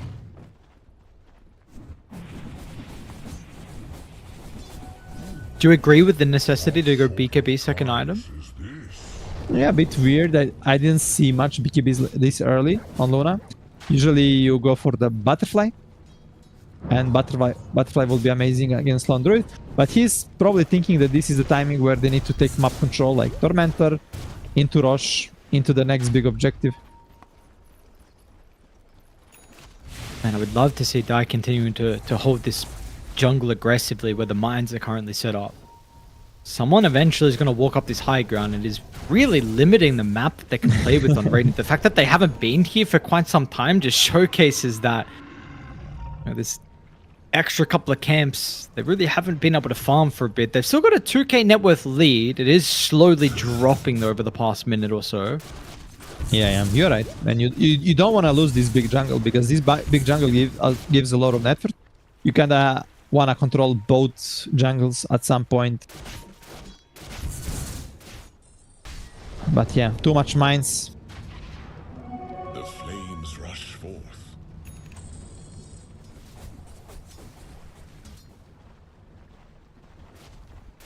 Well, Tormentor time. It's close.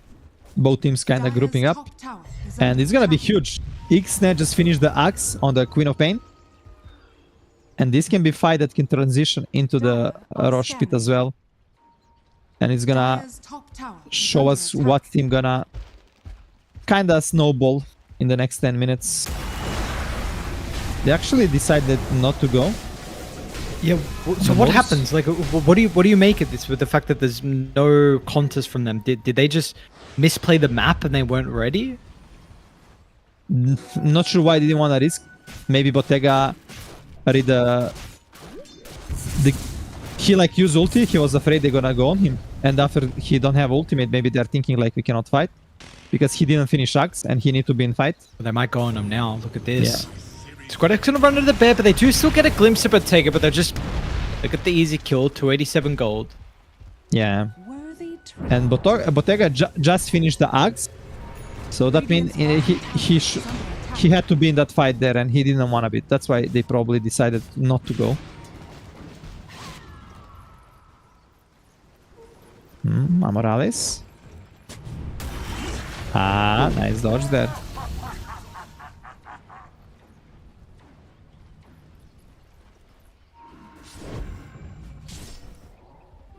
Well, it's a shard for Rain. Nice shard. They're gonna get extra vision. And it's gonna be very hard for Modus to play into the mines, into the tree and shards. Yeah. Like these trees. You're gonna have vision advantage everywhere. And you don't have really catch on Modus. It's gonna be...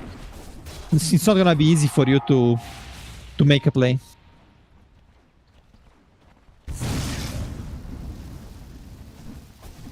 Both supports on 1W, they're very low level. They're only level 8. Radiant are scanning. Because they're not getting much from the map, 0 kills and not much farm for them. I feel like they're constantly running somewhere with the Slaughter, but they are not getting anything. Yeah, Luna is getting a lot of farm, but still. Your other cores and support should as well scale.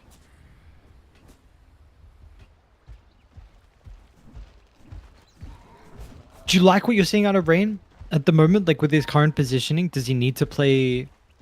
Is he always looking to play next to the Luna? Not always, but yeah, I think he can farm more. He got only 10 creeps for 23 minutes. He can always go into some dead lane, push alone. Radiant's bottom Even if tower he is dies, under he gonna attack. always get like 2-3 waves, get a lot of space, plus... Oh, top lane. Bottega bear. Ah, he went out.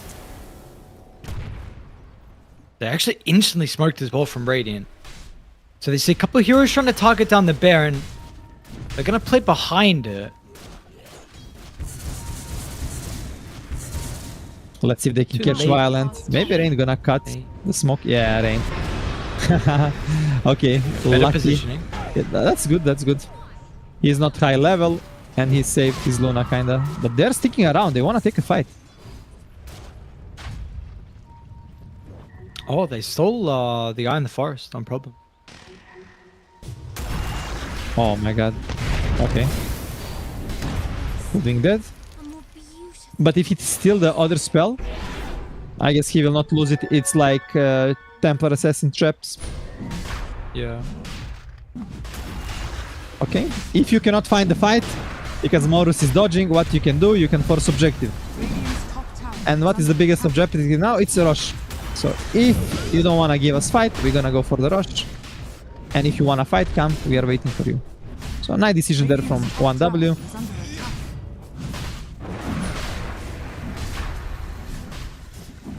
Luna gonna get Aegis. Okay. And Violent finish the Hurricane Pike. Oh, that's a really early gem on the Rain. You need to be very careful with this gem, because he's already 0-7. Dire's bottom tower. This is under can give them attack. huge advantage, but if he lose that gem, Yeah. it's gonna be huge. Why? Because then you're not gonna have it later on for Shadowblade on the Lone Druid, and you're gonna get all your Ice in the Forest rewarded. So what is the thought process going on for Rain? Why did he opt for the gem? They think they are now having this tempo where they want to control the game, like going kind of as 5, like controlling 2 waves and some big jungle. So the vision is crucial, and that's why I think he go for the gem. Radiant's top tower is under attack. Bottega, they're gonna be odd, but nice dispel there. So fast. Yeah, so fast plus dispel. He dispelled the oh. chain, he dispelled the Slaughter ulti, and he is fine. Radiant's top tower has fallen. So broken.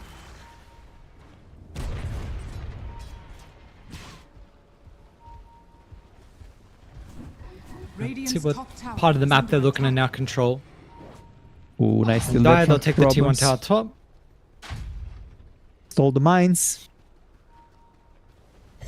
He stole the mines, he stole the ice in the forest.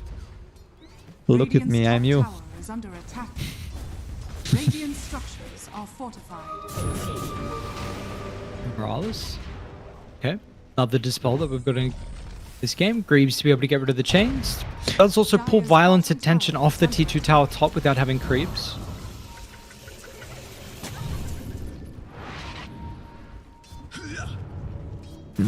Really weird for me that Modus is dodging every single fight, because they got this Queen of Pain early axe, but they never took a real fight.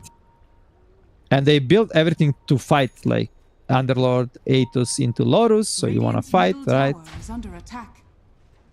You have Greaves on Hoodwink, so a lot of early small fighting items.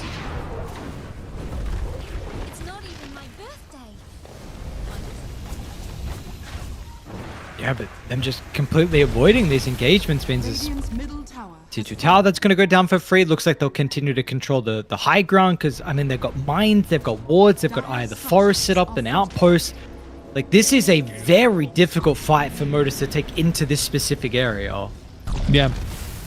Right now, they're probably just gonna wait for these Aegis to run down, unless they made some mistakes and like split in the wrong way that they can punish. But yeah, the Amber 8-minute vessel or 9-minute vessel, he got literally 0 charges. Only one when he died. If I'm him, I will drop it on the ground and just destroy it. It's a curse.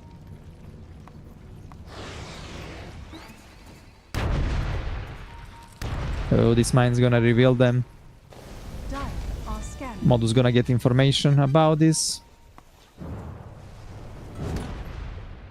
Queen of Pain almost got his axe. I mean, sorry, BKB. Only 80 gold needed. So maybe this is gonna be the timing when they're gonna look for a fight. But look this. Take his mines on the triangle. So much mines everywhere. Yeah. In some random trees everywhere. It's so... And you can use the bear maybe to kill them, but I'm not sure if you want to do that. Radiant are scanning. You don't have any illusion. Never refuse good. Oh, let's see if they try and force the issue. We've got BKB up. Dire's top tower is under attack. Ready to go. Bit of a different game. We haven't seen Diffusal on the bear, right? Bottom. They're actually going to see Patego's bear down. Violent. Run straight forward. Might lose the first life early on. Mr. Morale's going to have to use a defensive BKB. It's a decent pit as well on the respawn, but the overgrowth isn't that great from Rain, but they're still going to go all in for the team fight with Eclipse solo onto Elmo. Elmo will die. They're still looking to fight. Oh, nice chains. And a little backing. Oh, buyback in the feet. Alright, my Squad X has got BKB. And now they can maybe set up on the other side here. They'll lose the bear by the looks of it. Have they got a resummon available? Nope. 100 seconds. Violent? No resummon. Sharpshooter, nice block. I don't actually know if that was going to be enough. Violent healed up a decent amount there, but they're trying to run him down. Bottega Bear is pretty close. Yeah, you were dodging all these fights, and when you took the fight, they thought they're stronger, but nope. They lost the fight, they even raised the buyback. Just killed the bear. Oh, he actually got the bear. I thought there's no bear. And like you mentioned, yeah, this is not first time diffusion. This is like second time diffusion, but after diffusion, that guy went for the Shadow Blade. So it's weird to see that Bottega is not going for the Shadow Blade. He's not gonna play this kind of a lone druid game. Okay. Unlucky.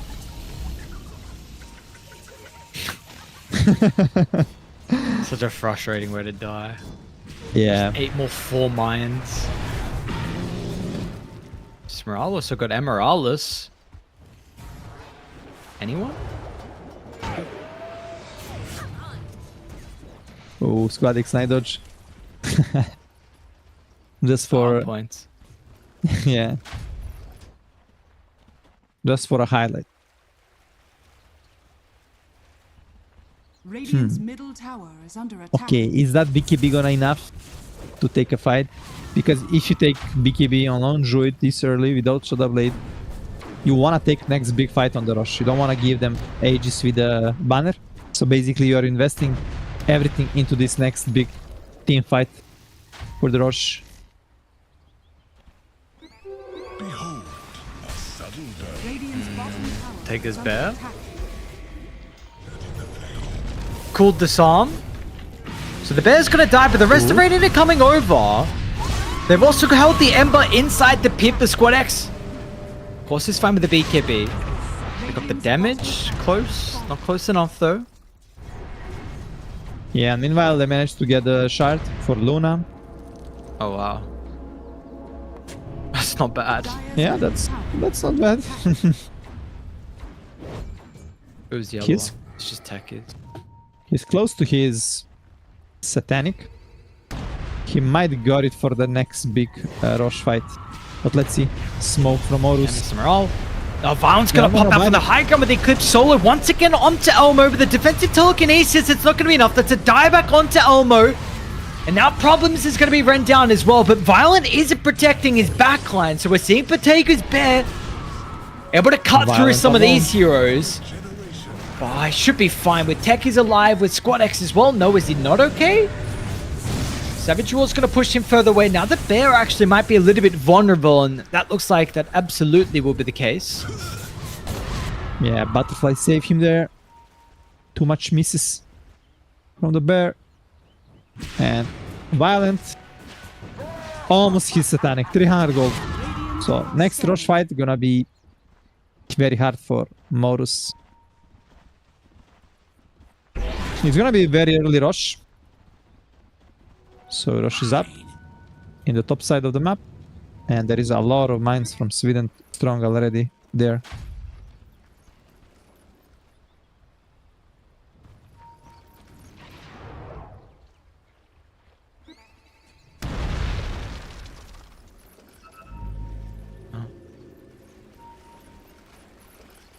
See if they're going to be able to put themselves in a position. Satanic now on Luna. They love the triangle control if they can find it. This bear's a pretty big kill as well, considering it just resummoned, but they won't go for it. They're just going to push them further away. Importantly, it just gives them map control and breathing room to take this Roche. Yeah, they don't want to give them this rush for free, but it's so fast that you cannot even contest your Underlord just to respawn. And because of Underlord, bowed back, and then next fight he died. He is like so slowed right now. He doesn't have any item. Like literally 15 minutes ago he had these items, Aethos and Lotus. So for 15 minutes he's kind of the same.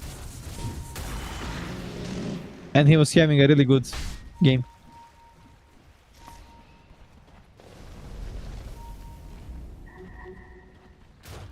Yeah, we're impressed. Radiant are scanning. Honestly, with what we were seeing out of Elmo, it felt like the the Aethos was providing a whole lot, but Tega. Oh my god.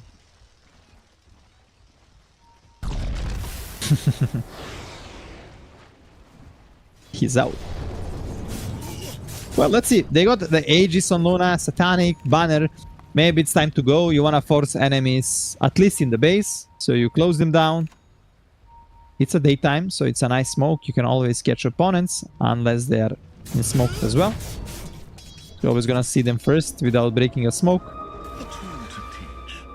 Modus, they understand they are smoked, so they are back to the base, but that's what you wanted as a 1W. And Luna, one of the best heroes to go high ground. We know what happens when you get tier 3 tower. Glaives start bouncing on barracks.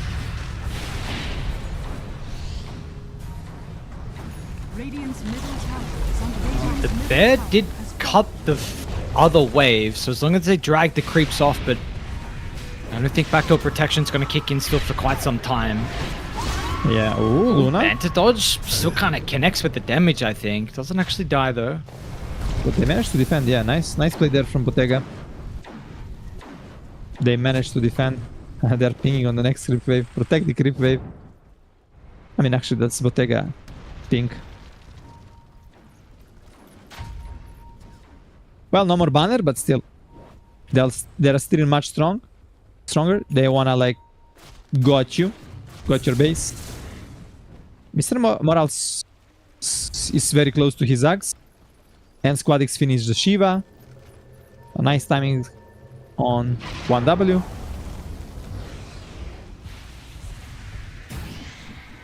Deployer on the top lane, trying to cut the wave. Can they catch him? Trickster's rune of illusion. Mr. Morale is fast, but not fast enough.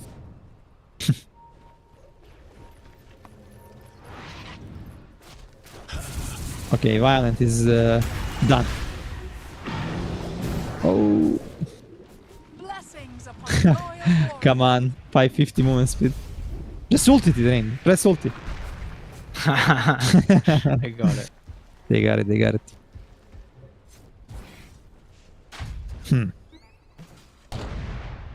Yeah, this Rubik, it's so crazy with the little Yeah. of it. So weird. When I see something weird like that, I'm like afraid of server getting crushed. I'm gonna be honest with you. Yeah, I mean that's fair enough. Dire are scanning. Radiant are scanning. Well, 1W, they managed to fix kind of 3 waves, and they are knocking at your door. 1 and 30 for the ages to expire. Radiant's courier. They are thinking about getting 2 sites. And they did what they want. They put this bear in the base. They're gonna even kill it. Oh, nice save from Rubik. Ah, but it all could Oh, and it's a BKB though. BKB. Oh, Yeah, what that's happened huge. there? He was afraid because 40 seconds left on the resummon. He didn't want to lose it. Another phase begins. Okay, Okay. no more ages. Radiant's middle tower. Can Violent finish the... No, he cannot. It's actually going so aggressive. Careful about stepping back into the pit, guys. It's not an People easy from fight, in. but when you get an overgrowth like that, it's not bad. It does get stolen, though. So Problem's going to try and enter the team fight. It will slowly walk in. And with all the AoE control they've got, surely Patake, his Bear's going to be able to do it, but the Luna Enough. Satanic, he's enough. Luna's going to be able to stay healthy. They don't have buybacks on Radiant, and shortly they're not going to have a base, but they do have a Queen of Pain. And we know this hero is goddamn strong. And it is enough to push them away. I thought it's over, but no. Ixnay actually managed to kill them too. Both Core, Slardar and Ember. Violent was almost dying as well. That was really close. But yeah, that was really nice ulti from Rain. But like you mentioned, Problem stealing the ultimate. Almost won them a fight, but this Luna right now just super, super powerful. Anyway, it's not over. It's not over. There is still hope for Modus. This Queen of Pain is now very strong. We saw it in the last fight. How much damage she provide.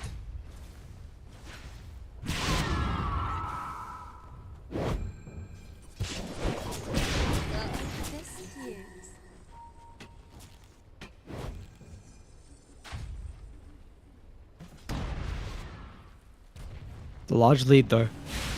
9,000, full set of barracks. You have so much map control with these techies. Yeah. Like, it's just, look at all the mines that are just, on a particular location on the map. There's a couple of large red dots. You don't have actually too many eyes in the forest anymore with the recent change, but still this is also a little bit of vision. Yeah, it's annoying for sure. It's like, oh, mines are not enough. Let's have eyes as well. Plus Luna night vision. It's gonna be daytime in 10 seconds. Maybe Morus will try to do something.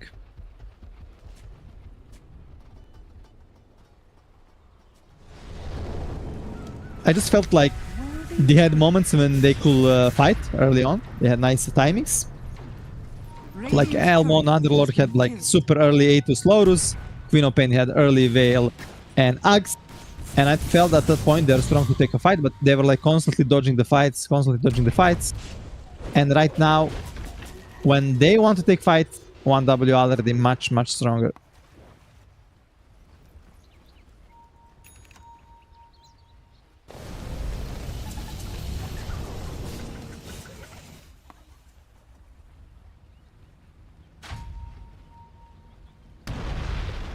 can they do to find a way back in here from Modus?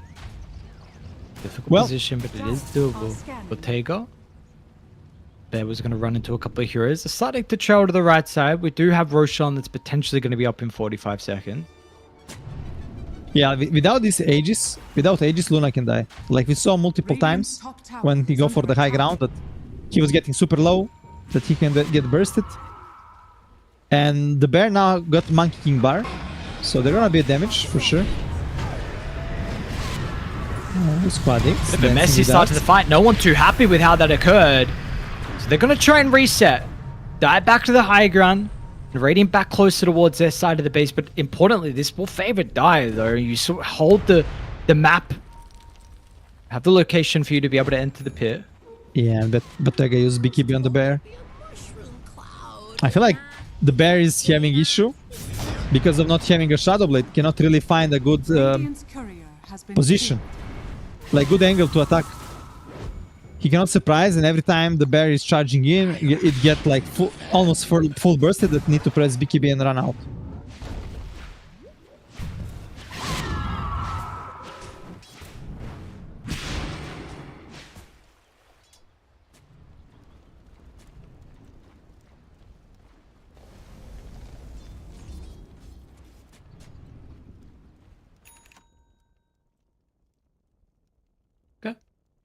Little Technical pause, pause. nothing crazy. Yeah, we should get ourselves back on the way. Keyboard problems? Yeah. Not Mic, tactical. headphones. No. No. Nobody asking for a reason. Rosh is up. Let's see. Buyback status.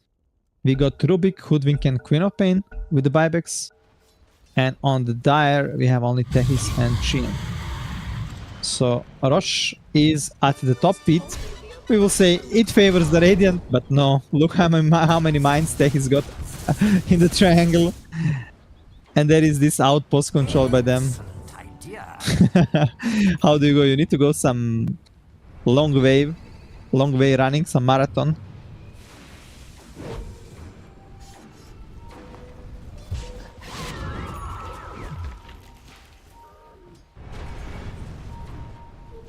Round and round they go.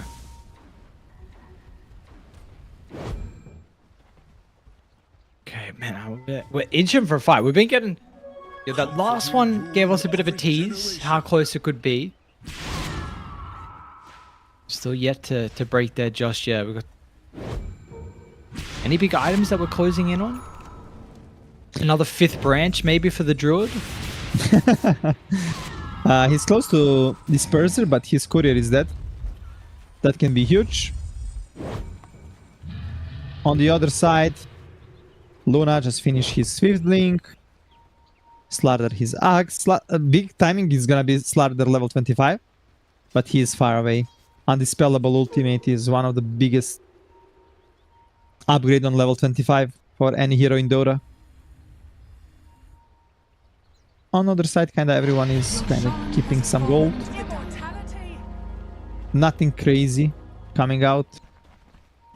Queen of Pain close to his Shivas. I think he can buy it, but saving money for buyback. Buyback gonna be crucial now for this high ground defense. With buybacks, if they commit too much from 1W, you can get kills, you can turn this game. Yeah. But let's see. There is a refresher and cheese as well. The pit's been a big thing for me though, honestly, for the Underlord. Because it made that last high ground push a little bit messy, especially with the overgrowth stolen from problems too, so... Yeah. Use the sharpshooter pretty early on. Luna losing a lot of HP, yeah. Need to use Satanic. But there is no creeps. And this banner might die. Amoralis coming into some spot near Ops. Maybe he's looking to set up. They gave Squad X the refresher shard. Oh, he got the 2 cords. It's a nice bushwhack. Are they able to do Nice anything hit. with this though? Holy shit, that's so many pits! Well, the entire fight's just covered! Everyone's rooted. How are we going to be able to run through the middle? The Hoodwink on the left side, look at the space he's making. They can't find him. Amoral is doing so much right now. Nobody dying, guys. No one died. Ay, ay, ay.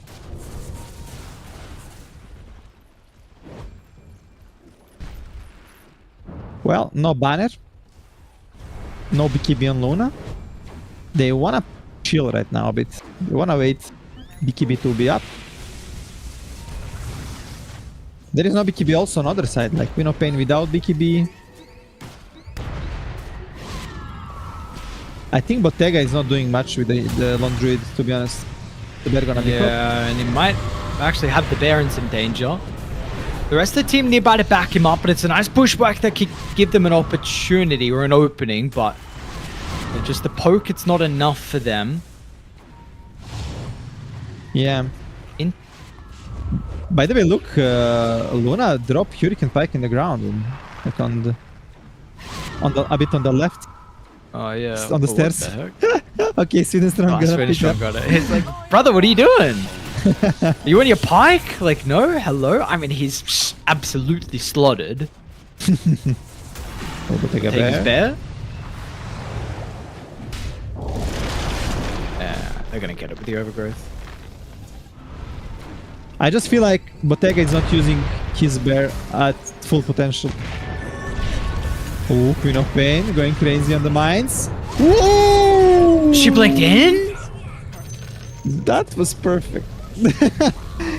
Yeah, maybe 2 or 3 years ago BKB will protect you, but not anymore. You're getting damage through BKB.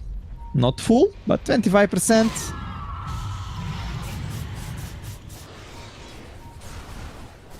Well, she got a buyback.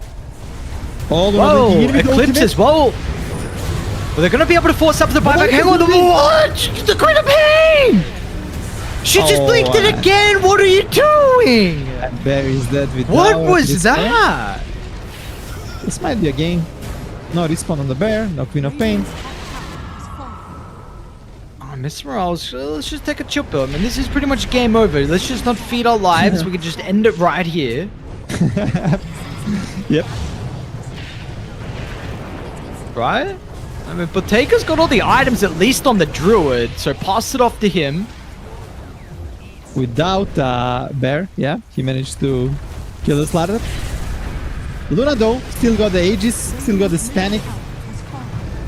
Slather used the buyback.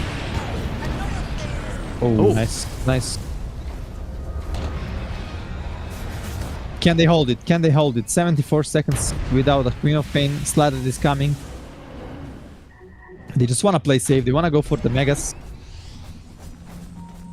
Rubik stole the mines. Not sure if this can help. Oh, they're going to jump in because they see the Rubik. With the bears back alive. And a couple of pits going to hold them on the right side as well, which makes it difficult for someone to offer a helping hand for Mr. Morale, but he's just going to be able to swing on past with the heart. It's pretty survivable. This bear's about to die again as well. It's a beautiful blast off. The one to put the nail in the coffin, because they've also found a couple of heroes by the tree line. The Underlord back to safety. Denies telekinesis from problems. There's a buyback out of Emeralis. But the throne is now exposed, and you don't have a glyph as well from Modus. Oh. Bottega. The Druid, is he going to be able to get away? No, he doesn't. He's got a buyback. Doesn't look like it's going to matter that much in the end, though. Squad X just creating the space.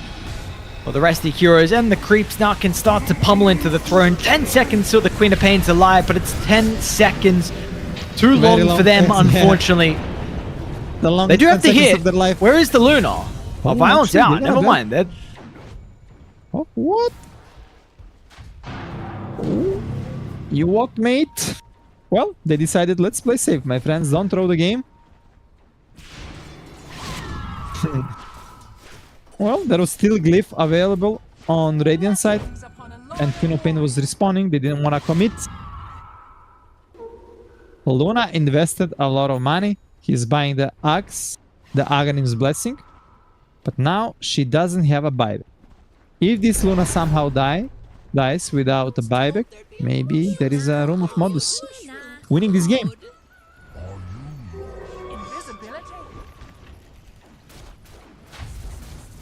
Ember is without. Okay, Ember gonna have buyback now. Slather no buyback. just Ember and techies. Radiant are scanning. But when Ember respawns, his buyback gonna cost 300, 400 gold more, so he will not have a buyback. Slaughter. He did Slaughter's just got buy a back buyback. previously. We've got to keep in mind. This is a big opportunity if they're going to be able to get the kill, and they will. Wait, There ain't what's no buyback going as on well. this game? Huh? And you're playing against Lone Druid. This is the hero that can push your base the fastest from any hero. Where is Luna? I want to see Luna. Luna needs 800 gold for buyback. He needs to TP base and I don't know, sell item or what. Let's see. Middle tower is under attack. The bear is already hitting tier 2. Dire's structures are fortified. Glyph used. Okay, it's first tier 2 glyph. They're gonna have one more after this. It's weird to see They're gonna have tier no 2 creeps as well. alive against Lone Druid in this stage of the game. Yeah, that's true. That's true. Dire's middle tower has fallen. Swing Strong's going to cut mid again. And Okay. they absolutely know they can't run up this high ground. Wait, hold up. Yeah. Hold my beer. Dire's middle tower is under attack. Careful how many mines you start jumping into. Oh my god. I'm hearing another BKB as well. Who's caught? It's Felix. Ember. What? He got out? Oh, Dodge a dagger? Slide? Remnant? You got one more? Use it. Okay, he's fine. Is he? Yeah, he's. Wait, does this... Oh, nice Codex. Dodge the scream. Far out. What a legend. That was close. Oh, he got buyback. Violent as well. He got the buyback now. You just want to make game interesting. Well, Yeah, they're doing that. They're absolutely doing that. Caught you in your stitches. soon rush in 2 minutes with refresher and cheese. The fourth one gonna be? Maybe they should change and give the fourth rush to give you something extra.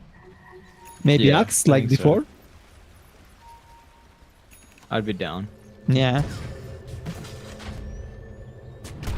By the way, why did the tree and protector got the axe? What does it even do? It's good for a core, but I guess for cooldown is nice.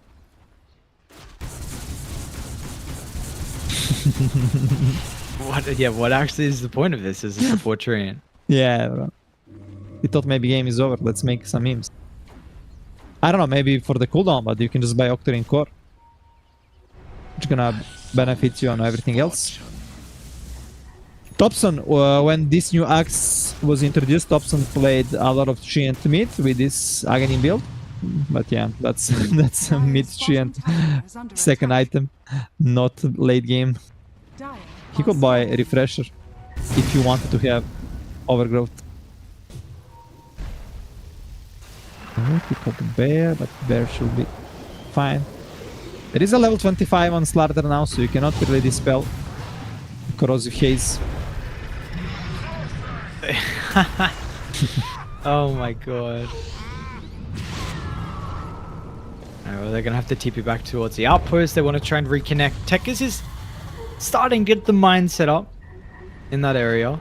But Toga's also brought the bear back as well. He's just gonna run it up the high ground, but Toga might lose the bear.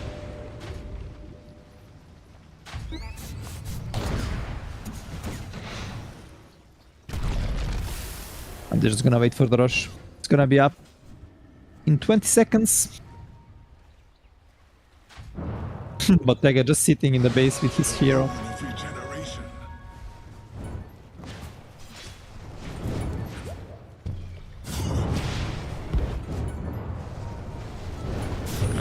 Well, the Queen of Pain's not sitting in the base. Pick up Blink. Blink someone 5 seconds. Cooldown like for space. rain. Easy, mid lane though.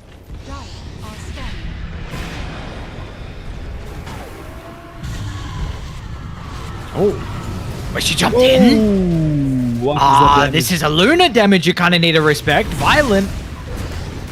Being able to hit back. It's a nice telekinesis, so Patega's going to be able to keep his bear alive. Man, that was a lot of damage. Yeah, I mean, hero, I mean bear plus hero in the same spot. Glaives are bouncing. Some crits and boom. Well, they're gonna go for the rush. Okay, Slardar gonna be thrown away.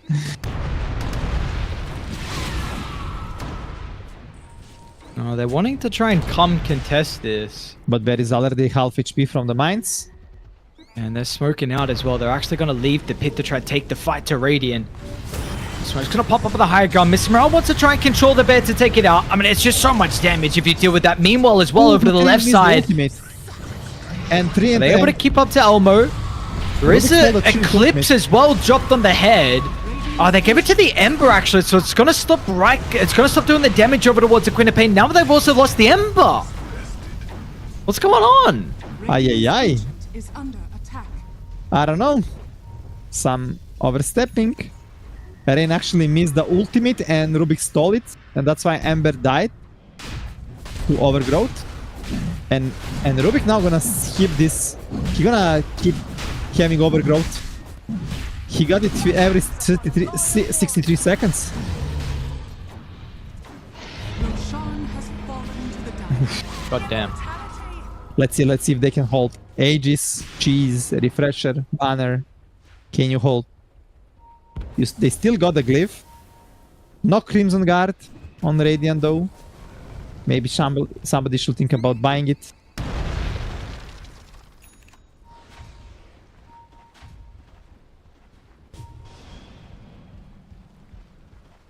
Not the bear again. Keep it alive.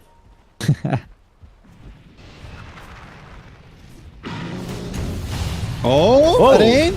Oh. Dire are scanning. To get away? They want revenge.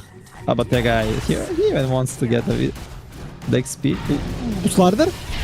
Okay. No, there is a backup.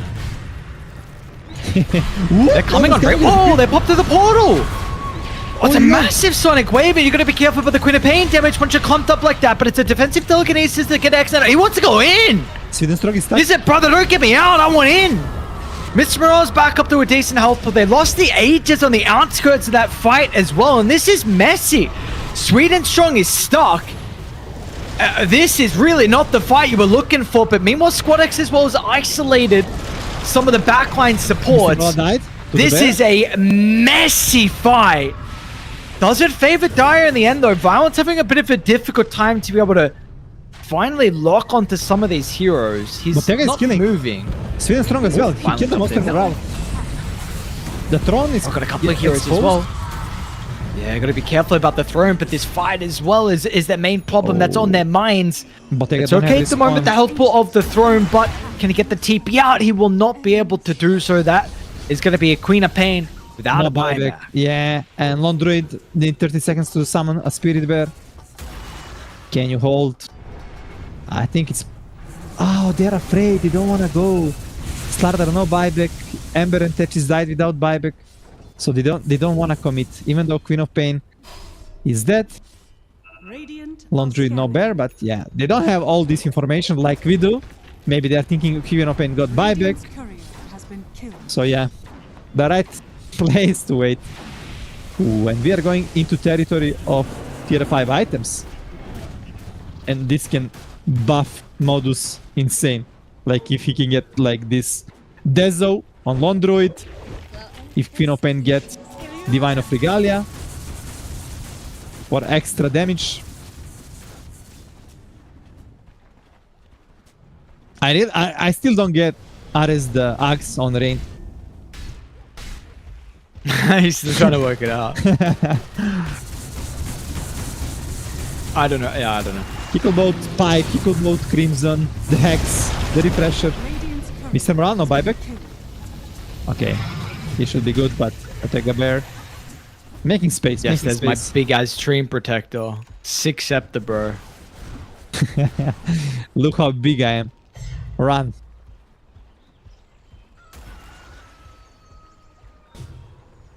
Well, Treant used to have Imba level 25 talent.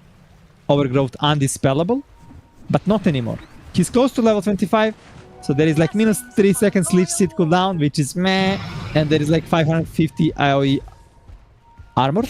So, which is okay, but nothing like spectacular. Yeah, they're pretty crap, to be honest, for 25. Yeah, it's so trash. But let's see, tier 5 items. Dire Whew, what they gonna get? What they gonna get?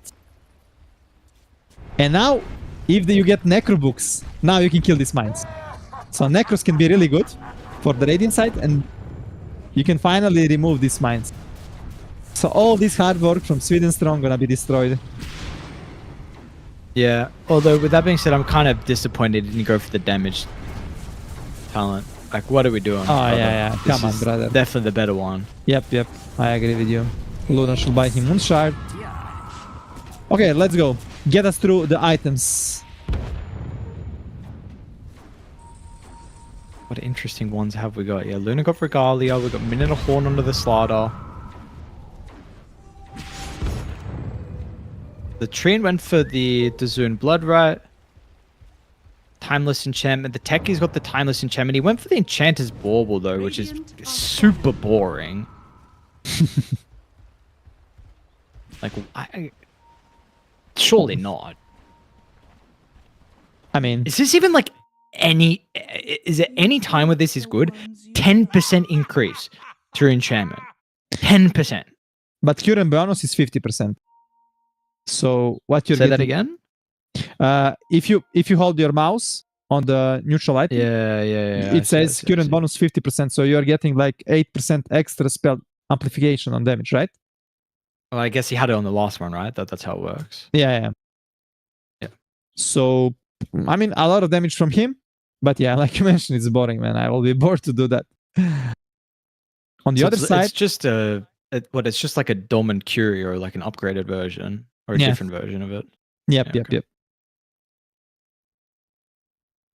Still no neutrals on the Radiant side. They are missing some Medstones. I came a long way. They're afraid. They don't have much room to try to go for it. Maybe Hoodwink with the buyback can go, be a bit sneaky. The bear's out now, at least. Yeah, true.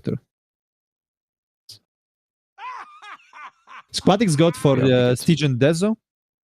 So a lot of damage from him. Oh man, I thought this game was over like 2 or 3 times. Yeah. But nope.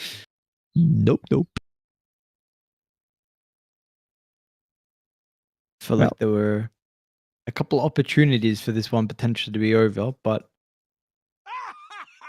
not just yet, they say. Well, the Modus, they have really good heroes to defend the high ground, to defend the Mega Crypts, plus having Lone Druid, the bear. You can always push and end the game. So they have I will give them 15% chance of winning this game.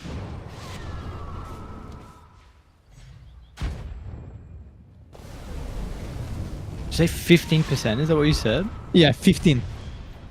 No way, 15. Yeah, That's pretty will you- high. what will you give them? Like a 6? Really? No, man. I will even give them 20%. I really believe 20? I really believe in this lineup that they can hold and they can end the game.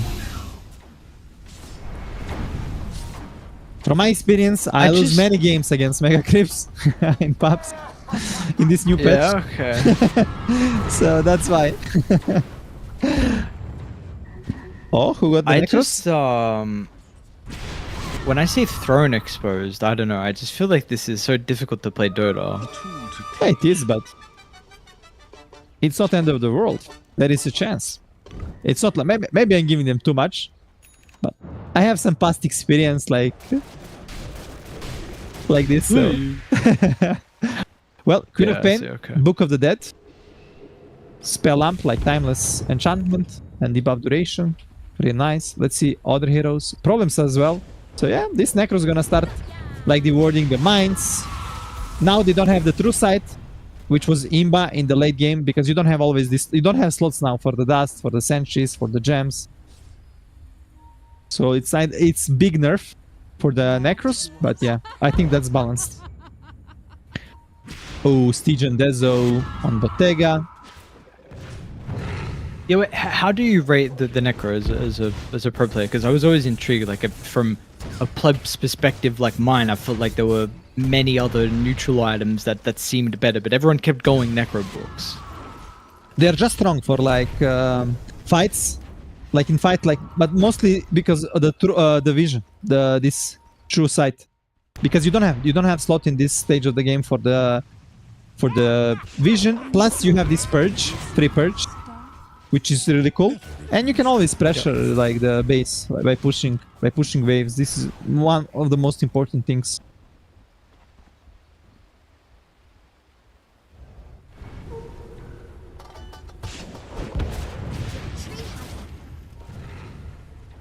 Oh, what are we what are we getting? I mean, Rain got an Octarine, so Overgrowth has now got 48-second cooldown. He did go for the Living Armor as well. I think Refresher Violent I saw he's working on. They're gonna start sending some of the Necro books over towards the mines, so yeah, they are. Sweden Strong's like, alright, I'm gonna leave that side or just go to the other cliff area instead. Yeah, they wanna mine for the next rush. Next rush gonna be in 1.5 minutes. It's gonna be on the bottom side. Whew. Any level 30 on the Radiant side? Only Queen of Pain kinda close to it. Hoodwink actually close to level 25. Not huge that it used to be. Back in the days you will get like big AoE on Bushwhack, but now is plus 400 sharp shot max damage, or 2 aqua shot charges that you're building this if you're some core Hoodwink with damage item. Smoke actually, smoke from 1W. Ooh! If everyone got buyback, guys, let's try it. Maybe we can fight. What inside the base, Emeraldus, I get the jump and he's gone super quickly. The Eclipse isn't going to do... Oh, maybe now it's doing a lot of damage. Pops a beacon, be looking to try and jump in. The Fiend's Gate's going to hold... Give them some control towards the backline, but Bottega's Bear is having a difficult time of entering the team fight. Overgrowth does it get stolen? What, the Crop? Oh my god. Crop died. Oh, pause. Oh, guys, what do we do? What do we do, guys? Do we go for rush? Do we push? What do we do? There is a lot of panic, I can tell you. And the thing is, you need to be calm, and you need to like have a strong voice of what you're gonna do. You cannot have like spam from everyone speaking right now. So probably Luna should give a call. What they want to do? Are they pushing? Are they going back? You kind of want to force buyback on the Queen of Pain, but what if you die? If you die, then you need to use buyback. And Luna gonna... Oh, actually, who was... It was Ember using Refresher, right? No, actually, it was Luna. They give it to the Luna. The Refresher shard. Ulti ready on him. Let's see. Luna pressing some ultimate, some space. Oh, they forced the buyback on Queen of Pain a bit. He rushed there a bit. Ixne rushing there with the buyback. And 1W there, so happy. It's all about buybacks right now. So forcing an enemy buyback, plus now they can go for the rush.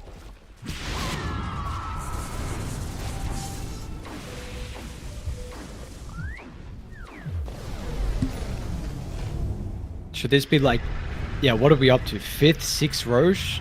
Like we're still just dropping boring refresher shard? This should... I think it's 6. What is this Fiend's Gate? This is insane. What? What? What? Rain? Wait, what? What? Wait, what? Hang on. It's level 25. 160 DPS. In 700 radius around Fiend's Gate. Plus this Conjure Catalyst. Neutral item.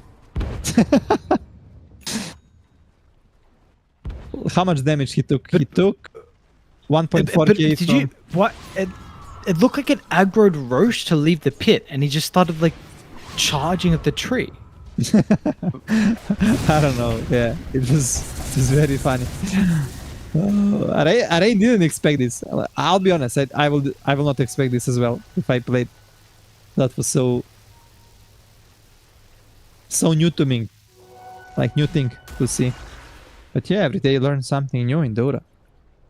Yeah, Roshan slammed it 618. It 2.1k. Who's health? Yeah, get him, Protego. Who? He might be in trouble. Okay, he's got cheese. Cheese.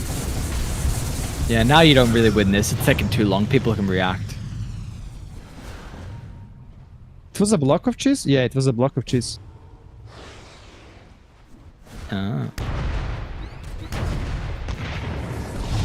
Dackies. What? Your whole team. Did he lost something big? Bro, this game's insane. This game will never end. Okay, Landruid got refresher on the hero.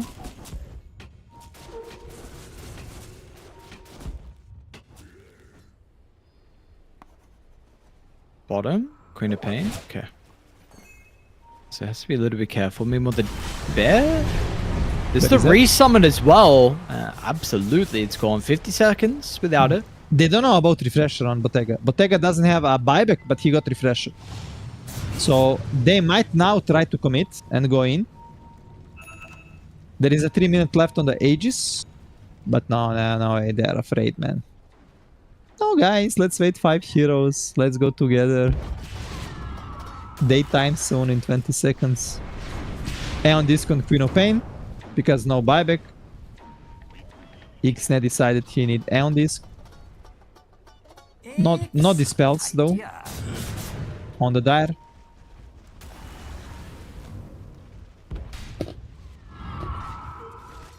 We can get another round of neutral items if we want to. Yep, minute 70. If you wanna change, you can change.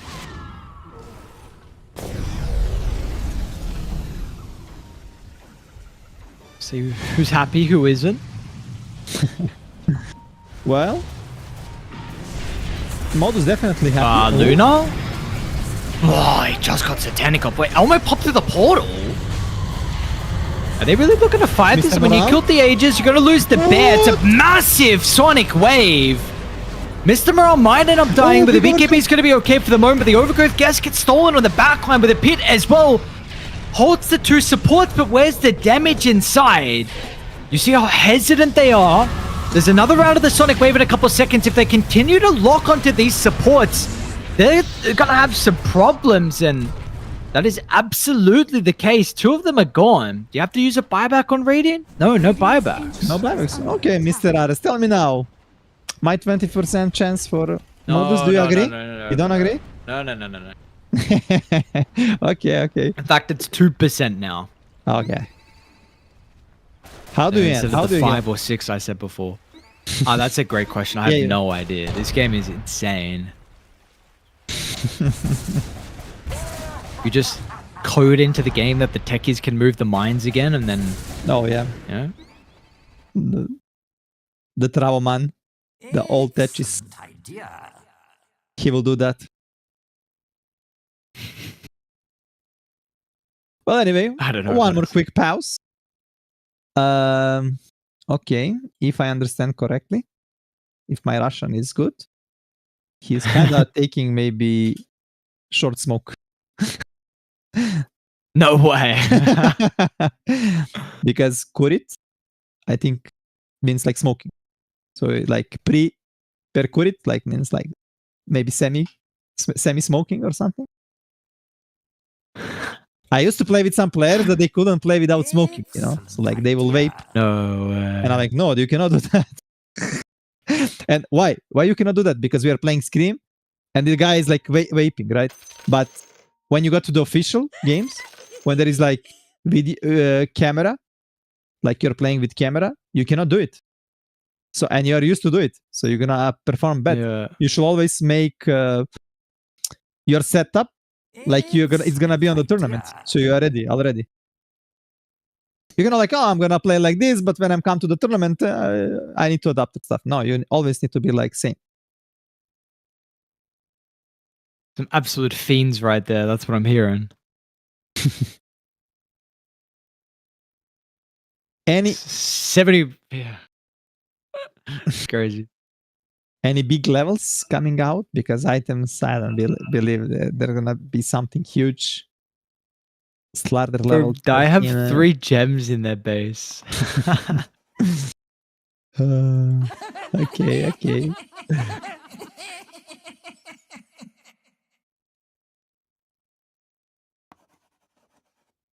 Oh man, this is just game 1. Remember what day on day 1 we had the 5-hour series? Yeah, this is And game still in one. that 5-hour series, the first game went 30 minutes, the second game went like 20 something, and then the third game went 70 plus. Of course, we did have 2A, 2B, but it's funny. How many XP? Oh, 2.9k XP for the Rubik.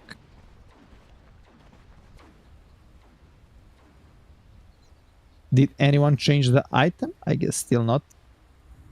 Well, off the back of the pause, we get triple boots of travel 2. So obviously they're cooking up something. Oh yeah. Because they also don't have buyback gold as well. Like Luna doesn't. All the heroes that just bought these boots of travel 2 don't have buyback gold. So unless it's maybe to try and deal with the bear, but that's a very interesting decision. Yeah. And this was all after the pause, huh? Who did pause actually? Oh, it was actually a Radiant pause. It's okay, we cannot say like dire pause, make some tactical decision.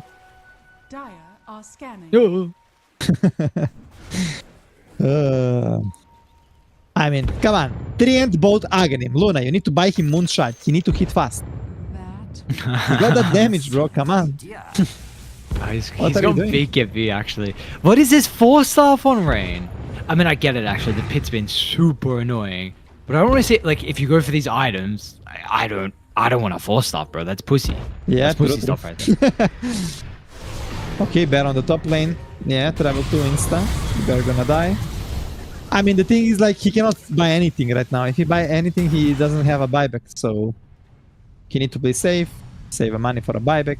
You need like 270 gold. Okay, what is status in the buyback on the Radiant? There is a Rubik and Underlord, Queen of Pain and Hoodwink. Almost Londrid also having 30 gold. Is this really, again, this boots of travel decision? Is this not interesting? Because, I mean, you had a window where radiant buybacks went up, the Quap and the Hoodwink. Yeah. You don't know about the Druid, of course, with the money, but maybe you could have tried to force a fight. You weren't really able to do it. Again, maybe the potential with the boots of travel 2 is... Oh, Amaralis out of the base. Smoke. You got the buyback. It's going to help him a little bit. Yep. Oh, Luna committing But with the BKB. is he going to be able to edit the high ground? He won't be able to do so now. But the Luna as well tries to get the force over the right side. It's a bunch of damage with the Sonic Wave, but Violent's fine. Pops a refresher. Turns with another round of the Eclipse. They've killed off the Rubik. Now, Luna did die, though. They lost Violent. That's a... What is that gold that they just got? A Dream Protector? Oh, they're even going to be able to find her as well. This Quap late game is doing some damage, but hang on a second. Press enter and look at this. 1,500 gold given to the Queen of Pain. 2,300 given to 4 other heroes. What is that? Yeah. But mostly also XP. Huge. For some of the heroes. But yeah, a lot of gold. Not sure what was that, like they commit too much for this Hoodwink, like with everything, and what you're gonna get if you kill him. It's not like some hero, some crucial hero like Queen of Pain that doesn't have a buyback, so oh, let's kill this hero, doesn't have buyback, even if he die we can buy back and end the game. No, it's a Hoodwink with an Ion Disc with a buyback. By the way, Luna changed the item. We didn't have time to speak about it. You got this praise, new neutral item that gives you illusion. Yeah, so he changed the Divine Regalia for it. Oh, Bottega. They want to force buyback. They want to force buyback from the Luna if possible. But you don't have creeps near tower, yeah. It's hard, it's hard. How about this instead? Let's not do a prediction of who Dire's wins. bottom tower is under Even though I attack. do let the probability guess, it's still 5% for rating. How long does this game go? Because I think we're going 90 minutes plus. Well, because everyone kind of have buybacks, yeah. I can see even 100 plus.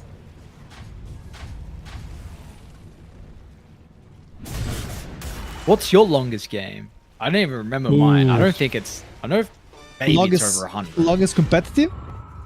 Or Sure. longest pub? Competitive? Competitive. Oh, when I played in Navi, we played like 5-6 LANs in 2 months, and we were always playing against Fnatic, and it was the Fnatic with Eternal Envy, and every game was 60 plus minutes. Like I believe one game was maybe 90 plus, but yeah, against Eternal Envy, every game was like so long, and every game was like Sirius was 2-1, 2-1, 2-1. Yeah, it was crazy. Man, late game Dota is just insane. Yep. I mean, back, like, now? I don't know. It's such a mess. Right. Alright, well. Okay. Okay. Violent. He sees the bear and bear doesn't see him. Oh, Luna! What the what is going on? Okay. Okay. Run! Oh, wait. Hang on. Slaughter jumped in. Hang on, no. Okay. Well, Launch Ruin, both are Octarine core, so 71 second. Bear cooldown. I gotta say, this is stupid gameplay. This is so dumb. Why is the druid literally just perma AFK in the fountain? Like, this can't be right. I just... something doesn't feel right about looking at this. Radiant are scanning. Yeah.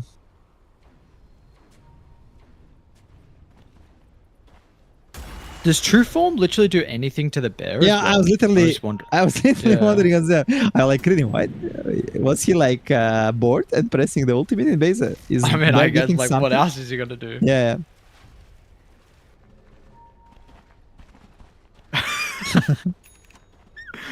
Oh, brother, this is insane. Oh, but Taker's just hunting. They have to hug together.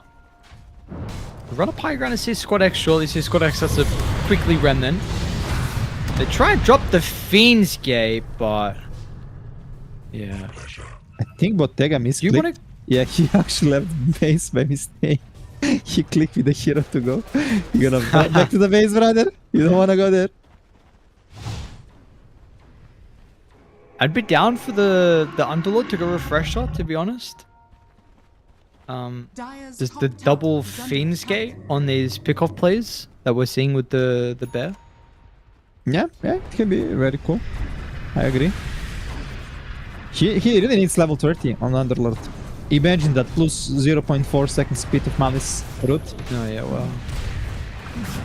Not sure where Wisdom gonna spawn. I guess they took Oh, it. Botega's trying to rat. Is under attack.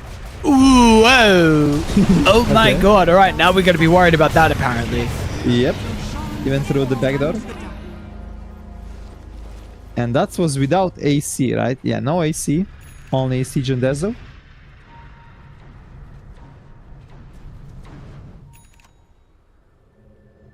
Alright.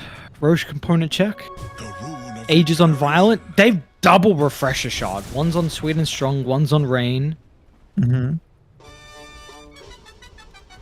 Man, these inventories, if you click the scoreboard, they are stacked. Everyone is slaughtered, and then you just see Bottega.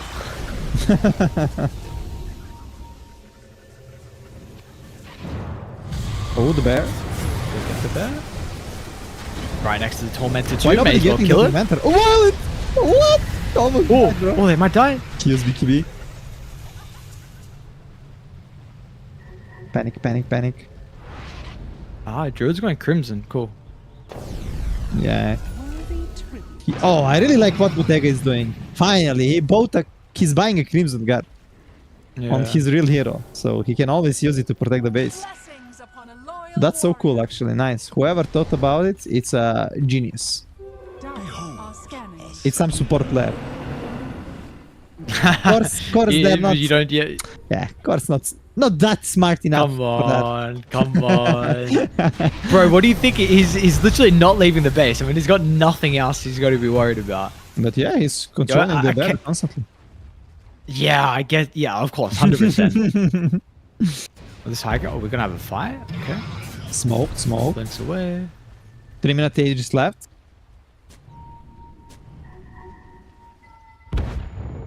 I don't know, they need to commit on the Tron. So Morus used the glyph. And after this, you probably die. But after this, you have moment to go again. You need to commit. Oh, did you jump over the back line? Oh my god, the techies is gone. They killed the Banner as well. Now with the Slaughter as well, it's going to be in a lot of danger. Just the nuke potential with the Sonic Wave and the Bear. And they're going to be like, yeah, guys, we're never going high ground. Like, what are we doing? Why do we keep trying this? Bro, this game will never end, I can tell you right now.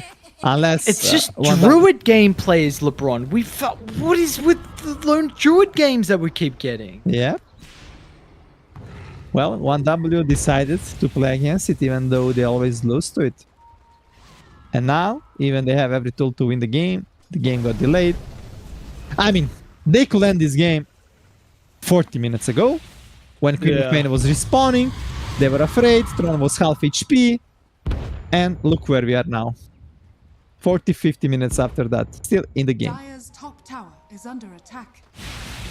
Well, there's a T2 still. Yep, but not anymore. Yeah. There is Oh, a they don't DD want on the top. Bear, really? Come on, scout the DD. Look at the DD, Bottega. Yes, take it. Nice. Go for the Tron. Yeah, just go hit the throne. Oh, he's gonna show. Boring. Yeah. I think he can buy the silver. He used the silver. So this is cool.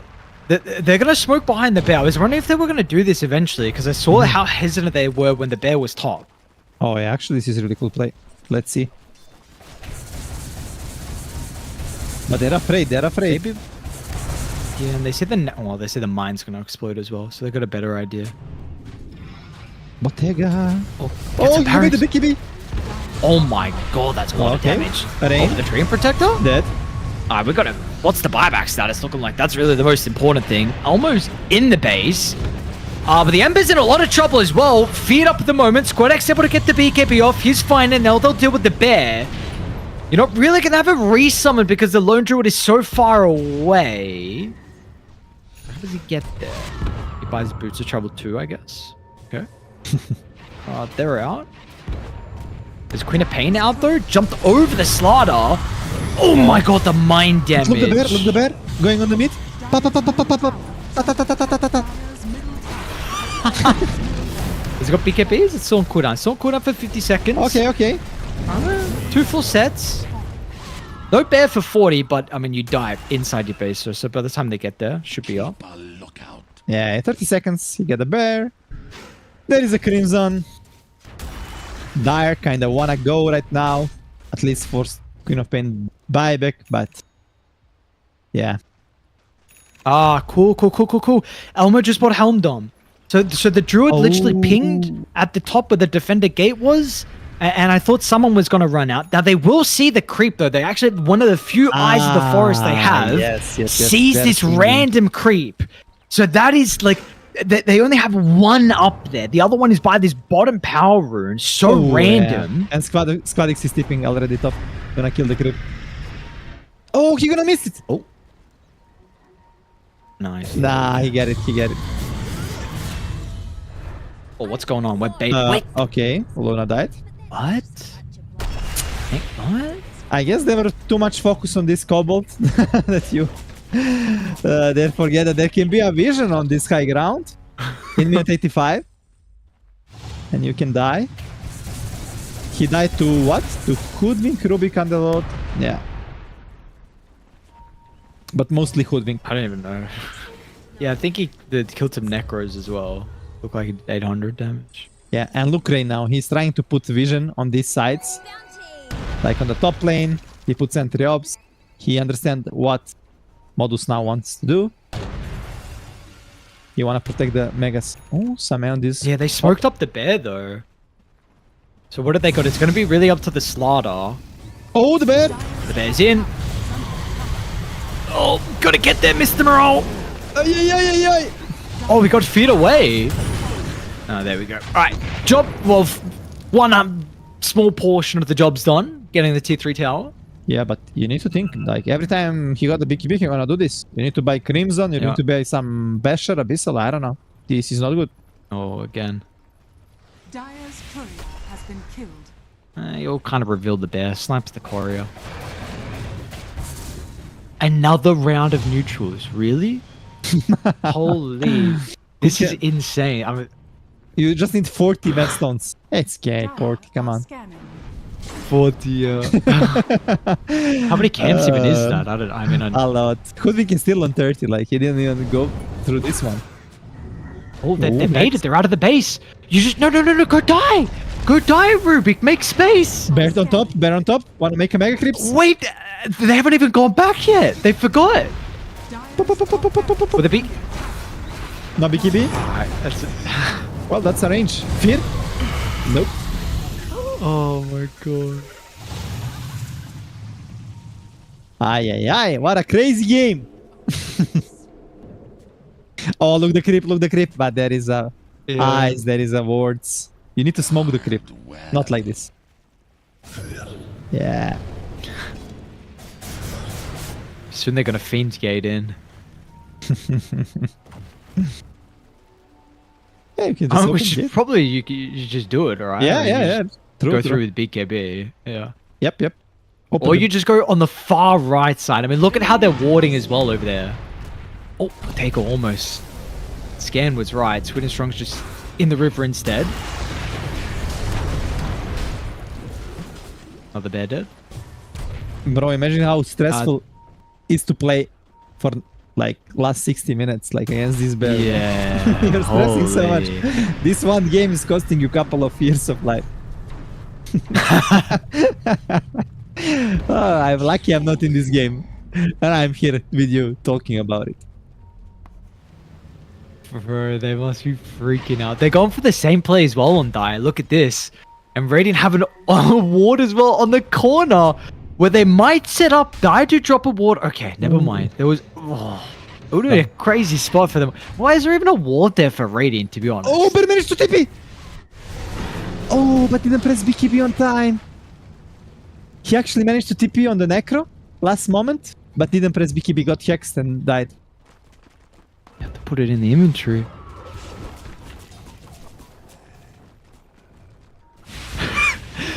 Every hero has buyback. Ay, What ay, the... ay. What? Oh my god, this is insane actually. 9 kill lead only. I don't even know what the hell to talk about. Squad X has got 13k gold. Let's just go through gold. Fuck it. Squad X has got 30. Oh, they're gonna smoke. Okay, never mind. Bro, they want out of this game. They're so Yeah. done with this game. Yeah, They're yeah. gonna sit with the nighttime. Elmo. Oh, we jumped past Elmo. A little bit awkward now. Is he really gonna be able to get away from the pit? He's got BKB. Oh, it's a military horn first. But yeah, Whoa, ooh, look at he the will die. damage. Okay. That's 1.1k pure damage. Oh, look the bottom. They kill the Necros. Insta 4 tip, hero tipping. But this is wrong now. You cannot commit like this anymore. You cannot end game like this. It's not gonna work out. You could do that 40 minutes ago, 50 minutes ago, my friend. But you didn't wanna risk. You wanna play safe. And now, after 50 minutes, you think, okay, guys, we need to go and end. No. Now you cannot. You're stuck here with us. And you're gonna be stuck for 1 more hour. And look how paranoid they are pinging. They're like pinging these top tree line areas as well. Yeah, it's like you're in the desert without a watcher, and like you're like pinging everywhere, water, but like there is no water. Well, they're smoking out. If the Necros can't get close to the base, but they're just going to try and get the heroes there instead. Sweet and Strong. What up the high ground? They get the jump in. Instant Hex.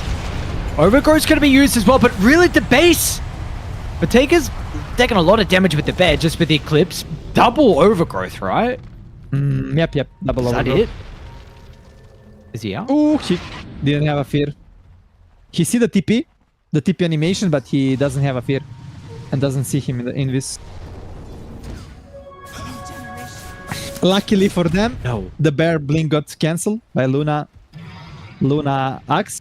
But look on the top, this Elmo creep. They see it. They see it. Yeah, but it's a ruse. It's a bait. They think that they're going for the base, but this is their first Roche. I think they've got it. I think every Roche has been like for free for Dire. Yep. Not sure it's gonna change. Who gets everything? Foodwink AG. Rubik will get. Okay, he's even dropping this essence distiller. I don't need that shit, man. Yeah, bro. It's just 1700 gold. Who cares? He might send the courier in. But you don't have vision. You cannot really check it unless true, you true. drop the gem. I feel like, and then you will get the vision. Only this way you can do it. A soldier's fortune. Oh my god, the net worth lead is 1,000. What did we peak at? It was like 30. It was like 35. 38 actually, I think. Oh my god, this is insane. And this was all the bears they've fed. Like 399 gold they just got. You know what is the biggest thing? This game eventually gonna end. Maybe in 10, maybe in 50 minutes, you don't know. But after this game, you're gonna start the normal game from the laning stage with level 1 with no items. And this is so much hard for the brain to play a game from the level 1 with no items, with nothing. Yeah. It's so hard. Honestly though, do you just like whoever has first pick, like in the lobby, they just say it doesn't matter whoever has first pick, you have to ban Druid. Yeah. Like for sure. otherwise, that's it. There's no we're not playing game 2. Like Modus aren't gonna play game 2. Dire aren't gonna play game 2. Like, there has to be a gentleman's agreement that this Druid is out of. I don't care. Get rid of it. I don't want to see it again. We saw yesterday with the insane, like or maybe it was day 1 where Tech is just dead. Like Okay. what is that? Easy. And that's level 30. Not sure if he's gonna give anything. I don't really have many questions at this stage with how the current game is, but one minor one while we have a moment. Bottega has the ability to go for another neutral item. What would you be thinking of if he is even looking at changing? No, not gonna change. This Stygian Desert is so good for split push for the buildings. okay.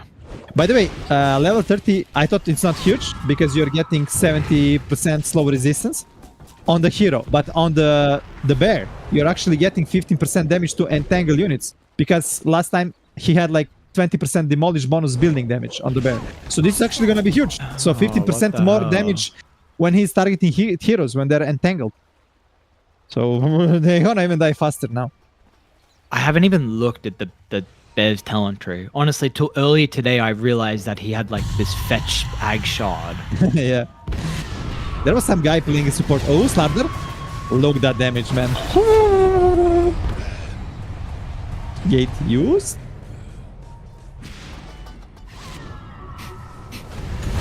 Oh, and this popped. Should be fine. Okay. Violent decided it's over. He bought Divine. He killed 4 more Divines. And he think this is the how you should end the game, but no, I don't think this is... Your base? Dire's top barracks are under Oh, they got Megas. Oh, BKB still on cooldown for 3. It's not gonna this matter. bad. Alright, Megas versus Megas. Who would have thought we'd be in this position? That is insane. I That is believe, absolutely insane. I Yeah, believe, I but- know you did. but not like 50-50. I said 20%. And now it's like 90% win chance. What? Modus for me. Wait, 90% for Modus? Yeah, I will say, yeah. You cannot Oh end. my god. You cannot end as 1W. I don't know how they end. And on the Modus, I can see how they end. They slowly getting something small. And now game gonna be even because of the creeps. So look what Violent is drawing. I don't know like how the item build situation works on Klopp, and I don't really know what items she needs this game, but Wind Waker is definitely something that is, I think, a little bit interesting. I'm kind of surprised even for the bottle that you don't have it. I mean, I don't even know if you want Helm Dom anymore. You have so many Necros, you can just let other people use Helm Dom. Like, just put a Wind Waker there. I'm kind of surprised he doesn't have Refresher as well. Yeah. Oh. Meanwhile, we're just, yep, the bear. All right, cool. There's one tier 4 down. Do you see why 90%, my friend? They're gonna take so, all this. okay, what? So, can they do the same thing through backdoor with everyone, with Rapier on Violent? Mr. Morale? Out of the base with the telekinesis. What do they got to be able to keep him live? You gotta hope he's gonna buy back. Rin's gonna be in with the overgrowth, and Mr. Morale's okay. So they protect the starter. They're gonna try and find the Rubik over towards the left side. With the damage out of the Ember Spirit, they'll be successful. There's a buyback with the Queen of Pain's gone as well. It's a good fight from Dire. They've just been waiting for a 5v5 fight, a head-on-head engagement. And meanwhile, the Druid wasn't anywhere to be seen. We didn't see the bear inside the base. There was no chaos that he was making. Actually, maybe it's a good time. Divine on Luna. Maybe he wanna buy one more Divine. Let's see. What is he thinking about? He got 16k gold, 9 slaughtered. A lot of time. What is he doing? Guys, they buy 5 Divines. What do we do? What do we do? Okay, nothing. He just doesn't know. He leaves. Oh, but run! Oh. Oh, there is a backup.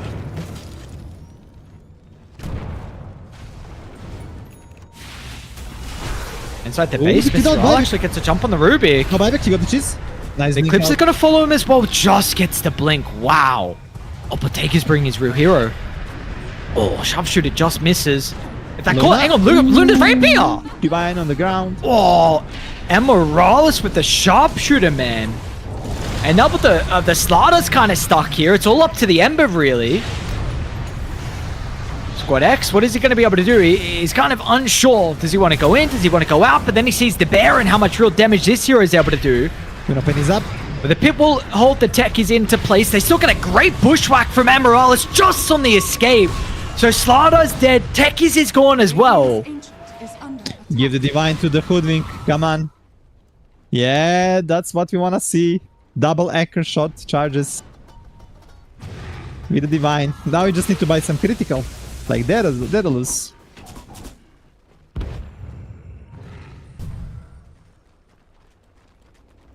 Okay.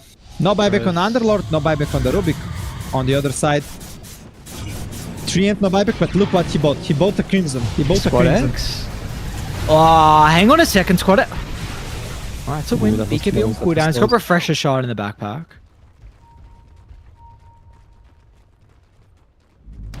Okay. Let's see what Rain can do with the Crimson. Can he hold the base? The bear is coming. The bear is going in. No BKB. Brother, they What need is a that? buyback and they need to do it goddamn now. These buildings are falling. You got to glyph the Lees and the Crimson, like you're mentioning, if they can kill the bear. Crimson used. But that's a massive victory. Throne exposed, 3 buybacks. Who cares? Who cares, yeah. The next time he comes with the bear, you need to commit the glyph, and probably the next attack is like kinda over. Right now. Again, like literally, what do you do on die? This is what I was saying before. Like, do you actually just have to go throwing yourselves as well? This game ends. This game ends from raiding one way or the other. And either you lose this game because Die go for this Hail Mary play that's fucking insane, or the bear just potentially rats. And you got to be careful. You need Eye of the Forest inside the base as well. Look at Botega's bear positioning. Yeah. They smoked, but they don't know what to do. Luna even bought a Dezo. No, sorry. He changed the item to Stygian Dezo. So yeah, they need to commit, but it's so hard. How do you do it against Underlord and your base just gonna die in 1 second? You have a glyph. It's gonna help you for 7 seconds. Oh, look, the scan. The Bottega going with the bear. There is a BKB. He's going for the Queen throne. Pain has Aeon Disc and they were ready. Inside raiding space here. I mean, we've got to go back and forth. Who do we want to watch? Do we watch the bear potentially going for the base against the Crimson and the threat of the backdoor? They dealt with the bear, so that's okay. We can go back to the fight. But they did lose the Queen of Luna, Pain. killing them all. The Luna's going to be able to blink actually Luna inside the base, but the Luna bear... buyback on Luna. That's a dieback on 2 heroes. On 3 Tech heroes. is dieback as well, and that is all she wrote, my friends. This game will be over 100+ minutes. Bottega will get all the tips. Bow down to the lone druid. The bear will actually do it. I have no idea what that means. Yeah, it's a random thing. Nothing. Maybe some nickname. For a queen. But yeah, no buybacks. This game is over. This game is over, my friends. They don't want to type the GG. What are we doing? We just wait for the throne to blow up? Like, 20k gold on Ember, but nothing you can do, my friend, about that. yeah, I mean, instant hex as well on the tree. Jump in. And this one is over. My God, are they going to say some letters? All right, there we go. It's a couple of G's coming out. What the hell was this, LeBron? The 101 minutes? Oh, this is the longest game I cast, but it was really fun, to be honest. I didn't get too much tired, but I assume players got so tired and stressful. They're gonna have some time to rest, but as I told you, coming out from 100-minute game into playing next game from minute zero, like you don't have items, you don't have levels. It's gonna be so fucked up for your brain. It's crazy. Honestly, it doesn't feel like we were here for 100 minutes though. They're so insane. It's actually so insane. Again, like I was saying though, I don't want to see Druid. I don't care what happens. Please, I don't want another Druid game. I just don't want to. The first day, the 70-minute affair, this one was even worse. 100+ minutes, absolutely ridiculous. That's insane. Don't put us through this torture again. I know the hero's strong. Gentleman's agreement, make it nice for us, the admins, everyone, the other teams later on that have to play, delayed because of this now. Just think of everyone. But regardless, Modus, a big victory, and we got to keep in mind, 1 W, 2 wins on day 1, 2 losses on day 2. They're struggling. They are absolutely struggling. There were some considerations that needed to be made in that game. Some, with how they didn't end. Some thoughts. The judgment call from them to not go for the throne, but obviously a big mistake in the end. Maybe they lose earlier, maybe they win, who knows. Regardless, voters take game 1. We need a break, the players need a break. When we come back, we got game 2. We got more crazy action here for DreamLeague Division 2. See you guys in a bit.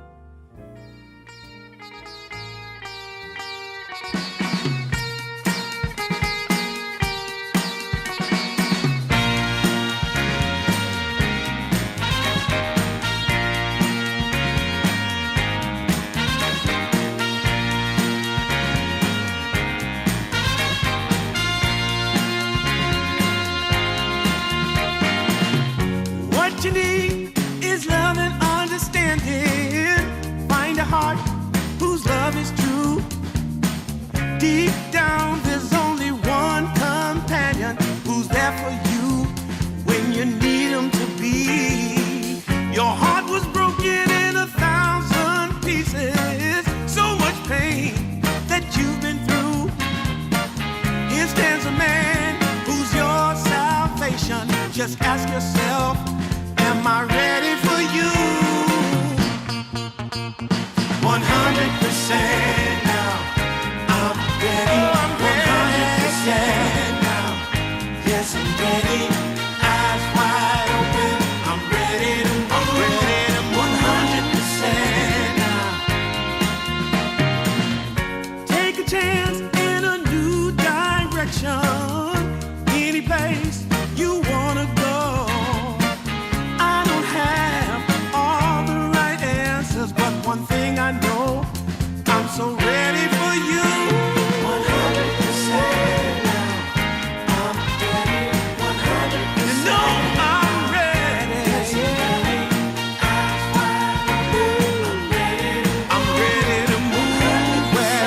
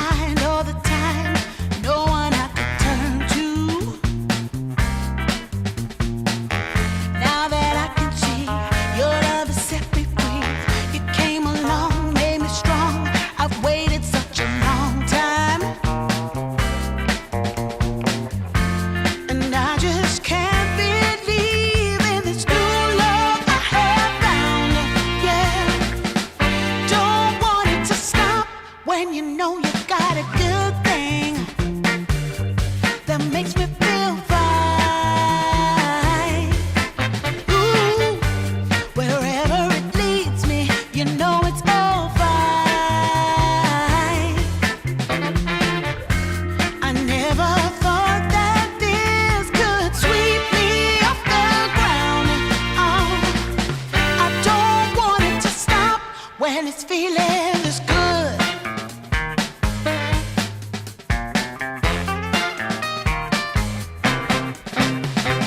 Whenever you're around, my heart begins to pound. Though I know you'll take it slow, no way to stop this feeling. For every single day, whenever you're away, in this place there's a space where I'll be waiting for you. And I just can't believe in this new love I have found. Yeah, I don't want it to stop when you know you got a good thing that makes me feel fine. Ooh, wherever it leads me, you know it's all fine.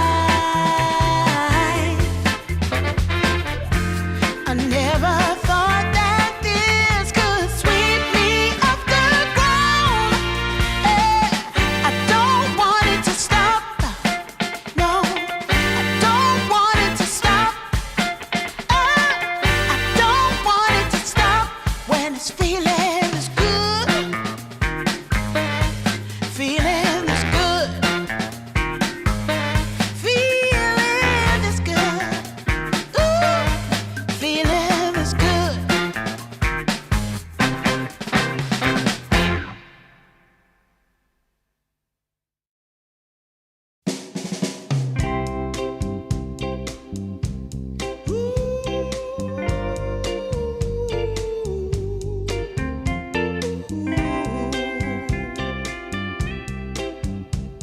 Yeah, yeah. I've been waiting a long time, just longing for a glance from you. Yeah, a chance to look in those big brown eyes. No telling what my heart would do.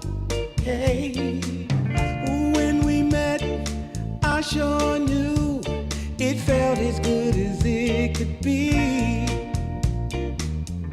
In that moment, though it felt so good, I wondered why you noticed me. If you gave me just a little time, it would sure ease my troubled mind. Don't tell me that you don't feel the same inside. Don't tell me. These are feelings that I ought to hide. I don't care where you came from, just tell me where you wanna go. If there's a chance to be together, that's all I really need to know. Is it real or make believe that keeps me thinking of you? If you've got time to walk with me, I'll show you how my heart is true. And here I stand waiting for you. Tell me, baby, what I gotta do. Don't tell me that you don't feel the same inside. Don't tell me. These are feelings that I ought to hide. Don't tell me that you don't feel the same inside.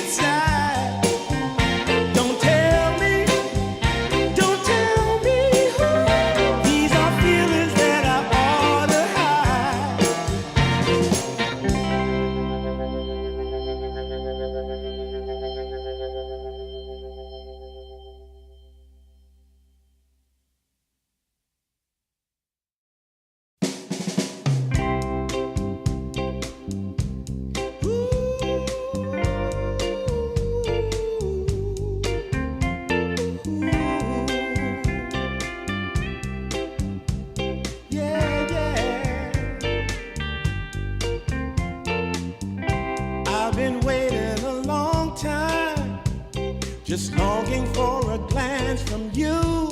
Yeah. A chance to look in those big brown eyes. No telling what my heart would do. Hey, when we met, I sure knew it felt as good as it could be.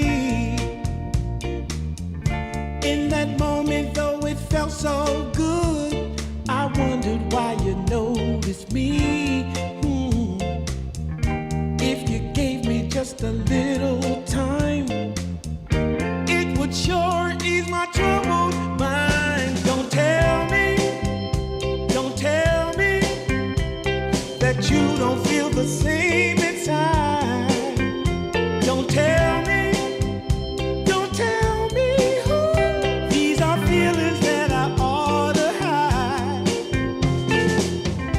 I don't care where you came from. Just tell me where you wanna go. If there's a chance to be together, that's all I really need to know. Is it real or make believe that keeps me thinking of you? If you've got time to walk with me, I'll show you how my heart is true. And here I stand waiting for you. Tell me, baby, what I gotta do. Don't tell me that you don't feel the same. All right, well, after a absolutely insane game one, we had a break. Players had a break. We're good to go. We got our lobby up and going. 1W, they're going to be on the Radiant side. Modus on Dice. We're going to flip sides.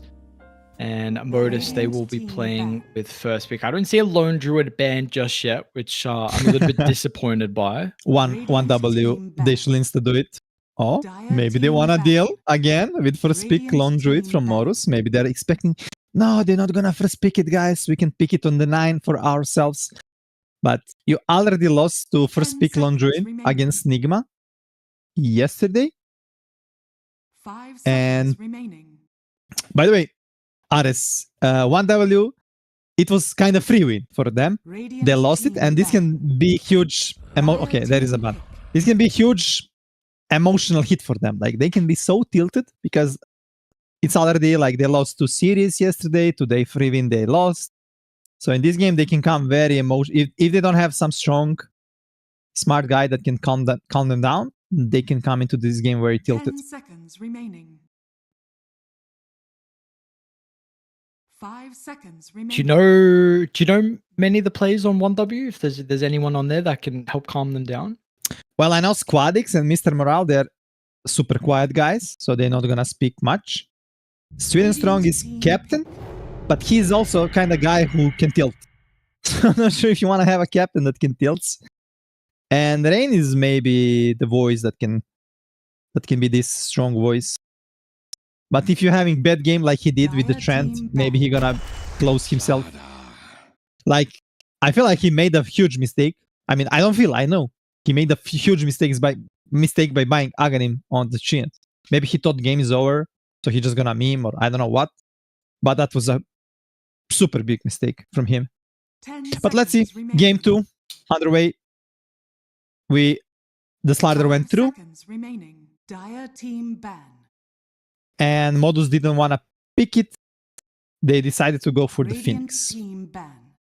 And this might be dangerous for Modus because we saw when 1W have slider on 9 pick, they will perform really well, especially if it go to the Squadix. Hence, 10 seconds Radiant team Dire team pick. Yes, we're gonna have to see it till later in the draft if that will be in his hands or not. They'll get the Rubik though from 1W, so well, the thing is, Queen of Pain went through, and I feel like they can go on 18 just to be secured against this ladder on the mid lane. Storm is also nice against ladder. There is also Viper, but I guess you don't want to pick it into the Rubik. He can steal your ultimate, break you. It can be annoying. I would love to see hero that protects egg now. Maybe something like Lock on position 5 against Larder, and against Rubik is okay. You can be annoying with mana burn, hooking him, then pushing him out. Against Larder, I think it's very strong. Plus, but then you need to put this Phoenix on 4, unless more Amoralis can play the clock. They're wasting a lot of time. They're probably thinking what core they can pick right now in this stage of the game, when nothing is kind of revealed. Dire team pick.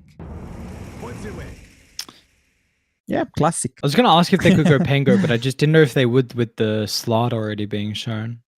Yeah, it's most pick hero. I mean, most played hero for mid laner and off laner, Ixne and Elmo. So yeah, the first game it was banned in first phase, I believe, and this time it went through. But yeah, against Larder, not that good. So you probably want to aim to not put lane against him, and that can only happen if it goes on the off lane, because the 1W they already played this matchup Larder into the Pango. It was Squadix against Melojule, I believe, where Squadix destroyed. 5 seconds. Okay, they decide to go for the Willow. It's a decent hero, not like Imba, but in the combination with the Pango can be nice. It's not nice for the Slardar to play into a lot of Brambles. And I really expect to see on 18 something good on Xnet to secure the mid lane against if this ladder is the mid lane. So you want to pick some range hero like Queen of Pain or Viper. And Queen of Pain already is looking really good into these 3 heroes. Yep. But let's see what they're going to pick. They need to pick Carry for Violent to keep this as a flex. And the best hero will probably Luna, I believe, but you already lost game 1 with Luna, even though you should win. So maybe he will be bored. Not bored, but maybe he lost hope for the hero, even though hero. Not sure if I'm a little bit surprised we haven't been getting as many Venomances. This hero was seeing it in the qualifiers for DreamLeague, and it was kind of somewhat contested at the start of Europe and Southeast Asia, at least what I was watching. How you been feeling about this hero? It's always same. Like new patch came out. The one hero gets spammed a lot. Everyone think it's OP, and at some point, people understand how to play against it. So you stop picking it for a week or 10 days, and then again you start picking it. So this is what is happening right now. So hero is still super strong. Just people stop picking it. And yeah, but let's see. Pack, it's a pre-fire for Queen of Pain and all these heroes. But now you reveal that you're playing into the pack. Ember is in the pool, and this should be easy Ember pick right now. Ember loves to play against Rubik, Venom, Pack, and you are getting really good playmaker for Dark Willow and Phoenix.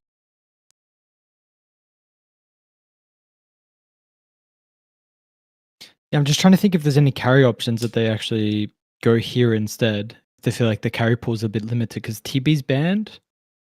I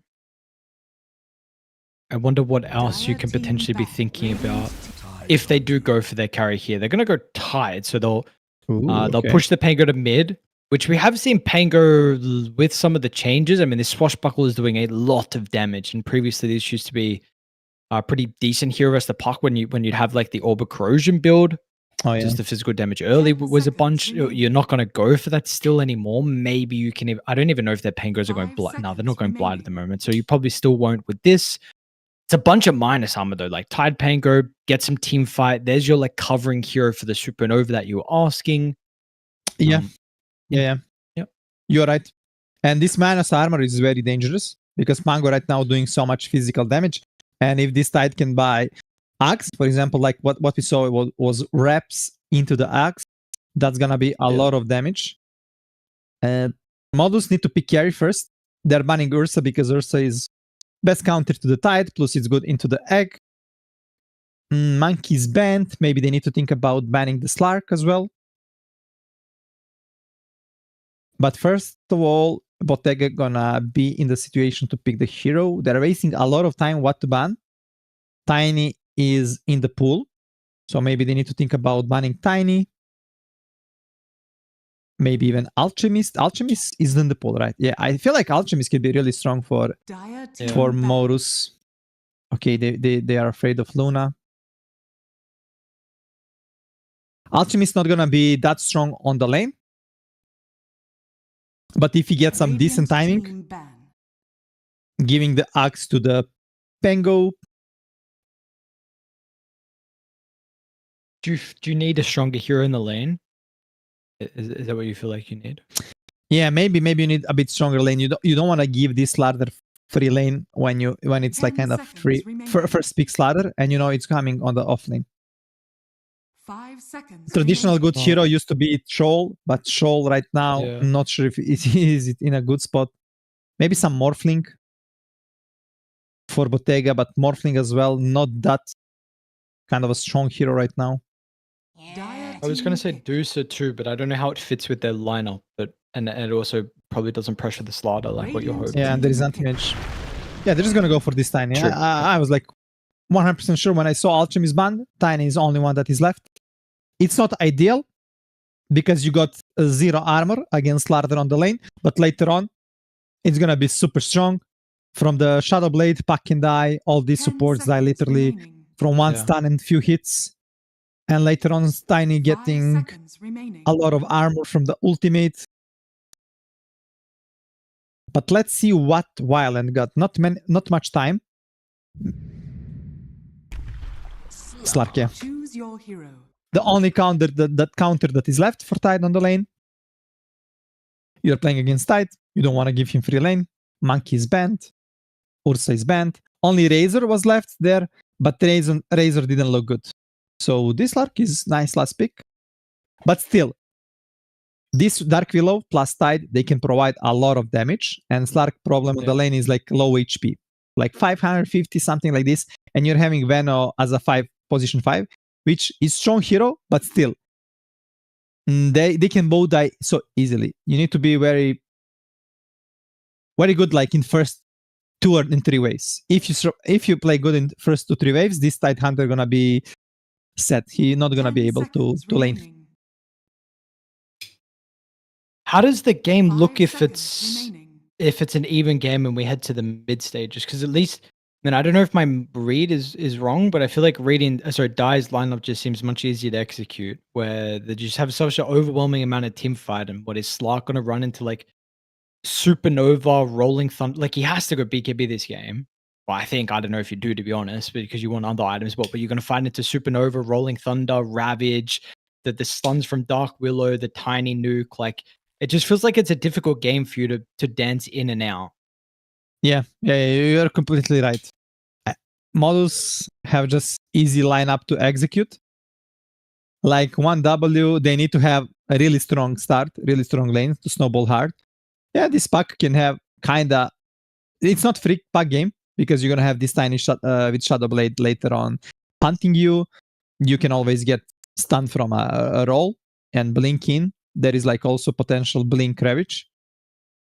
And you don't have much team fight on the 1W. Not sure if Sweden Strong on his Ruby can steal something big from the Tide or Phoenix. But yeah, anyway, it's gonna depend a lot on this laning stage. 1W, they really need to crush the lanes. This is what they pick. They pick the Slark. And the Slardar also gonna have kinda free game against Tiny. But there is Phoenix that can be annoyed, but still. I came a long Prepare way. for battle. But let's see. Definitely feeling like this is not going to be a 100-minute game affair. Yeah, definitely not gonna be that. Nothing touches the heart like my venom. Nothing touches the heart like my venom.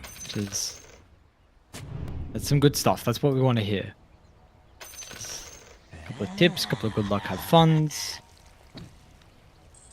Already, Slark's going to drop a ward, a defensive one by his camp, but he's actually going to run down bottom as well and already prep a sentry to block the hard. Yes, he will. Yeah, that's a nice spot. You got the tree and put sentry. It's gonna be hard for enemy to deward it. Both teams doing late smoke. But look, problems. 30 seconds to battle. He's in a good spot. He can break the smoke. He can scale the Icarus dive, but you don't want to do that. That can ruin your lane.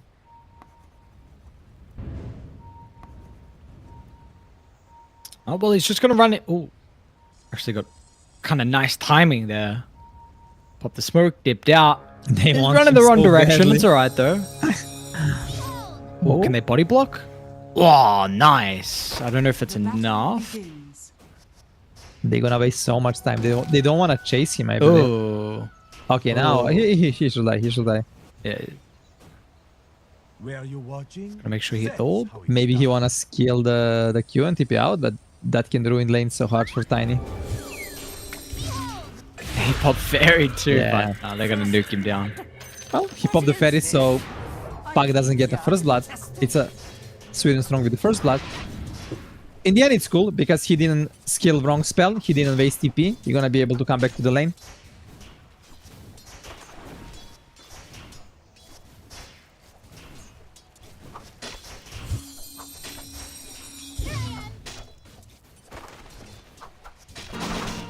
Mostly, I think we should watch the probably bottom lane. Yeah, it's gonna be attack on the Elmo. Oh, but violent. Elmo! Or Who is in Amoralis, actually, yeah. he's Amoralis is trying to move, so they need to go through the mazes, but yeah. Kill for the Rain. It was double Gale from Rain. So they had option to like go on Tide or Willow. Willow kind of saved the Tide, but then he couldn't save himself. How do you skill build for Rain?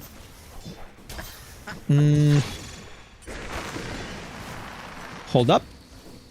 Well, basically, if they're gonna be hero that's gonna hit a lot on the lane, if you wanna trade with the position 4, you wanna take Snake Bite one more time.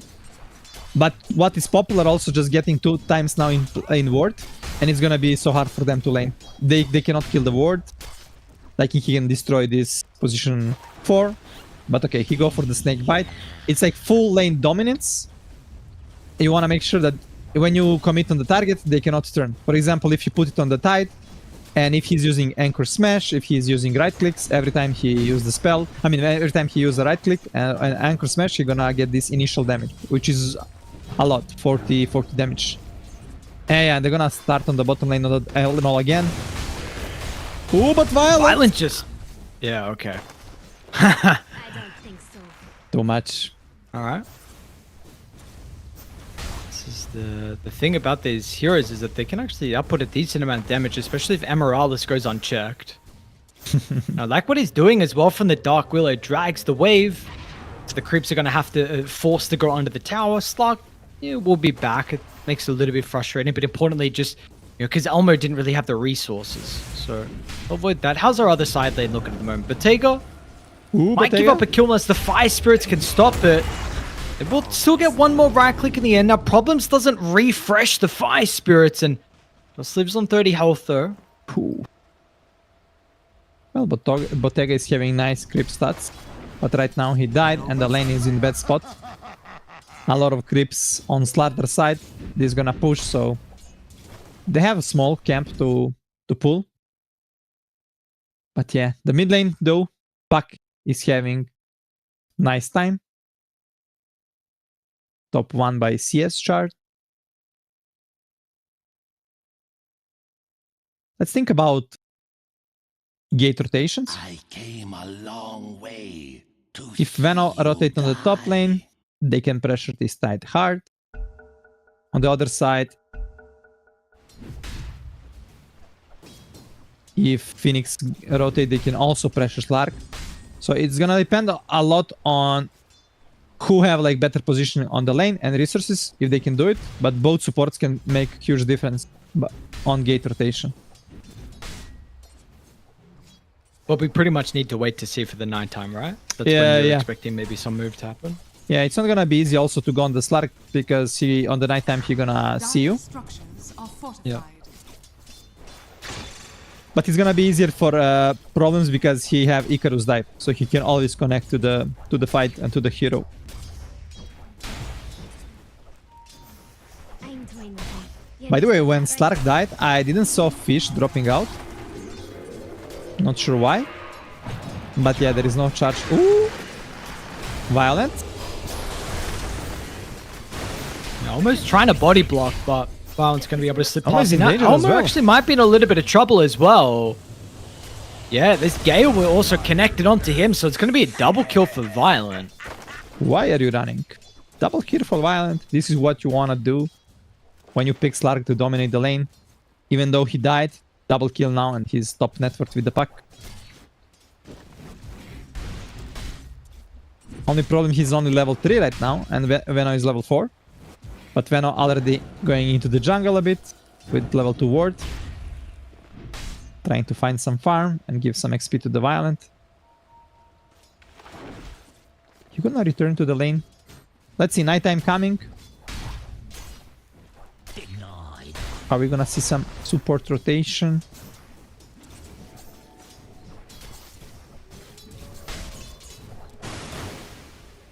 They're playing so safe on the bottom lane. Yeah. And they're trying to... Yeah, both supports put the gate ward. Phoenix and Veno. And sometimes, because this is like... This should be like most common word, right? Like this is seeing whole gate. Like you're thinking, enemy not gonna put this up. It's too obvious, right? So you might not check it. And it's the funny thing with Dota, just the mind games that it is. Yeah. Because you're thinking Sometimes, like, yeah, sometimes you get away with it. Yeah. No chance, bro. What is this? A full high ground ward like that? Nah. Yeah, no way. Yeah. It's so obvious. Only noobs do that. Dire are pretty slow to move their supports to mid. You've already got... Oh, Swin is strong, that's here. Rain is also... There is a made coil on his way over, Squadix. so They wanna go on Ixna. Oh.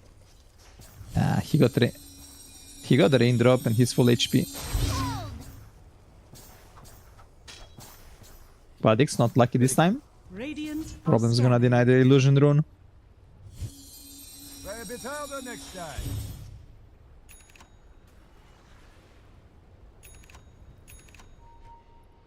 Okay, they've gone back to make some stacks as well. So we haven't seen any stacks in the jungle, unfortunately. So yeah, Elmer had that death. Emeraldus with 2 deaths as well. It's been a little bit difficult for them to be able to play the lane. And Elmo's going to be rent down. They'll miss the pounce.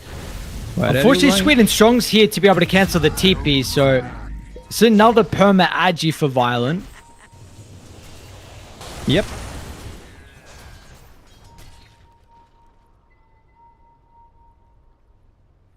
Dire are scanning.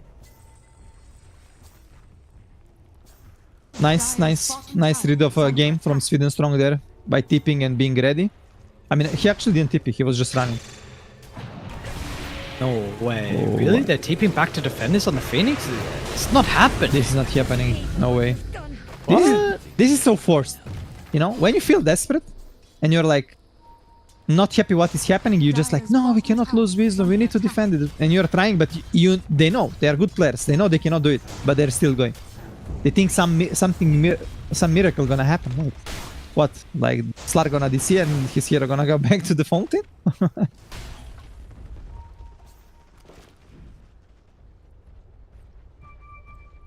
Even Pango was thinking about moving over as well, but he was quite late, to be honest. So he's gone for a no Rolling Thunder build again that we're seeing out of the mid Pango. And he's really far behind the puck. 600 gold. How is that even possible? Well, they could counter pick the puck, but they decided they're gonna put the Pango on the mid against it. Nothing touches So that's kind of their fault. But yeah. Gonna have Mage Slayer soon. After the script wave. All 3 cores top 3 network. And this is what 1W had to do. Like they need to snowball from the lanes. Otherwise, the team fight on Modus is just superior.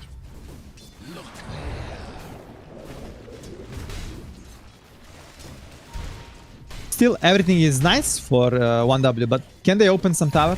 It's gonna be huge. If they can open some tier 1s Bottega, a bit in danger. Squadix is coming with the coil. Is that actually toss enough to be able to get him away? Emerald is going to TP in. It's a pretty good bramble, but which is Squad X has got plenty of resources and the spells from him, one of his better heroes. Yeah.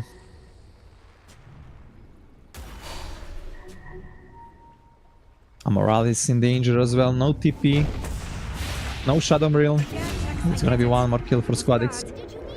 It's very important with Slark lineup to open the tower. Why? Because Slark, he's not the hero that opens tower.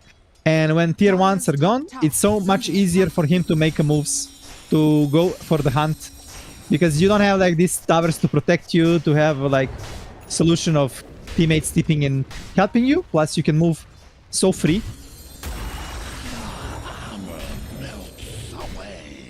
Dire's top tower is under attack. Well, it's going to be a bit of a slower Slark game though. He's gone Midas on Violent. Very interesting. Yeah, this might be a Radiant are scanning. big mistake. Or maybe he's thinking we cannot pressure that much early, so we're just gonna focus on farming to become big. But I feel like later on in the game, if you're aiming for some minute 20, 30, you might be in danger to play when they hit their levels and timings on Tiny and Pango. So let's see if it's gonna pay off, but yeah. Definitely if he had like Diffusal on Mage Slayer will help a lot in these early fights. Smoke.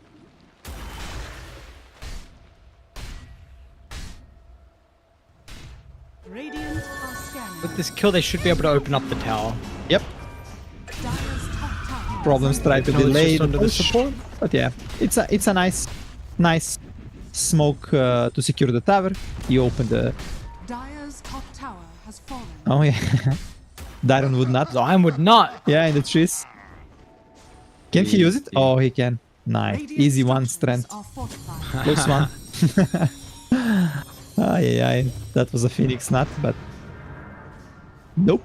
Not Dire's today. middle tower is under attack. And this tower is huge to take. Because of this, they're getting further into the jungle, so they can put some deep vision, control the big jungle, denying a lot of farm to Morus. Dire's middle tower is under attack. Man, this lead's massive though. Holy. It's just the levels as well. You can't do anything on Dire. Still, both the supports are only level 5. Yeah. Rain 7. You don't have tools to take a fight, so you need to accept Dire's middle tower. that you cannot defend tier 1s. You're losing slowly map control. And even though you're thinking, oh guys, they have Slark with Midas, they have Puck that is farming a lot, we need to try to do something, you cannot. So you don't want to force anything right now.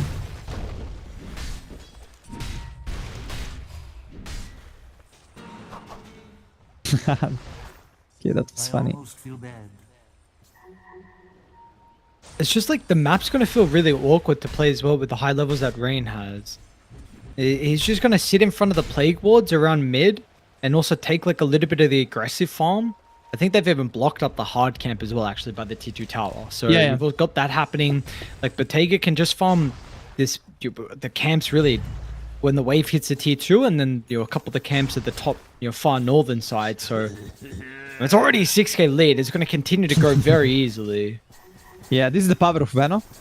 You can always play so deep and take so much fun from them, from the enemies. And if they want to get you out from the zone, they need to smoke. Because without the smoke, you're just going to run into some wards, like wards, and he can go back.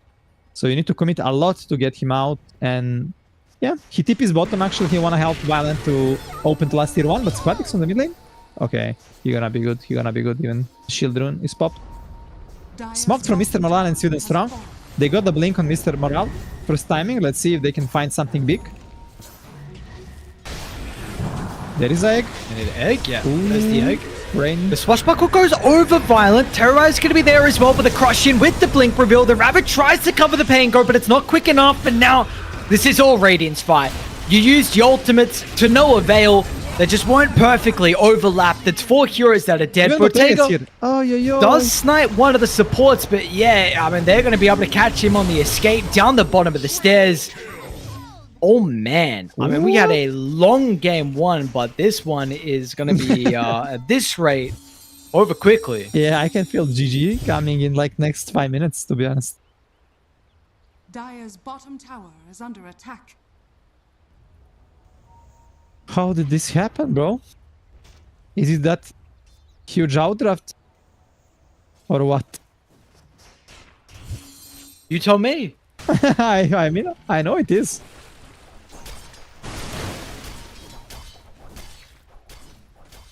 I feel like big mistake was putting Pango mid when you know that Puck is mid. You didn't pick anything to kind of punish him. Yeah. Plus you're giving enemies free counter pick as well on the safe lane. Like they last picked the Slark into the tide. Dire's top tower is under attack. Oh, nice silence from Squadix there. I've got to say, what is going on bottom? Slark? Violence and Tier 2 tower diving for Elmo, really? Okay. Maybe there is some hope. Maybe this is what... I've got to say, I know Pango is quite strong at the moment. I don't want to see this hero mid. I feel like it is an mega bait right now. I don't know if it's just the games we're watching, but this hero looks not very good mid. It doesn't, it's not doing it. Yeah. You're actually right. I think every game we watched Pango mid, it lost. And on offlane, it actually looked good. Attack on the mid lane, he gonna die. Yeah. The coil and the Willow as well. Yeah. Slaughter blink in 2 seconds. Is that boom? Yep. And map is just smaller and smaller. It's at night time. You're playing against Lark. You're playing against Veno. You cannot leave like lanes. You cannot really deal with the wards. There is so many vision advantage on 1W right now. It's so hard for you to come back. You don't have tools to start the fight first, because you need to initiate on the Slark or on the Puck or on the Slaughter, and it's not easy. You don't have like insta. For example, this Tiny not gonna buy Blink. Actually, he Q Blink. You need to get it. So, but still, he need 100 gold, and you are putting all into this Blink. If the play doesn't work, you need to probably go next. Yeah. Still needs a little bit more gold though, unfortunately for him. And you do not have a lot of camps. Problems out of the map. Got an Ironwood Nut. He's got a Tomacan Ring Cap. He's got a Vital Toadstool as well in the inventory. The ward they placed, insta getting the ward, and Elmo getting an attack. Oi, oi, oi. Where are you running? The Tide Hunter got... Okay, he spent the money. I said he got 2.5k gold. Maybe he gonna think about buying the Blink. But he got for the point booster Squadix and Mr. Morale. Okay, Xne gonna use ulti to run out. Dire's middle tower is under attack. Radiant are scanning. And it's actually Rolling Thunder stole. Stolen by Rubik. Oh wow. Like they didn't have enough problem. Okay, give the Rubik Rolling Thunder.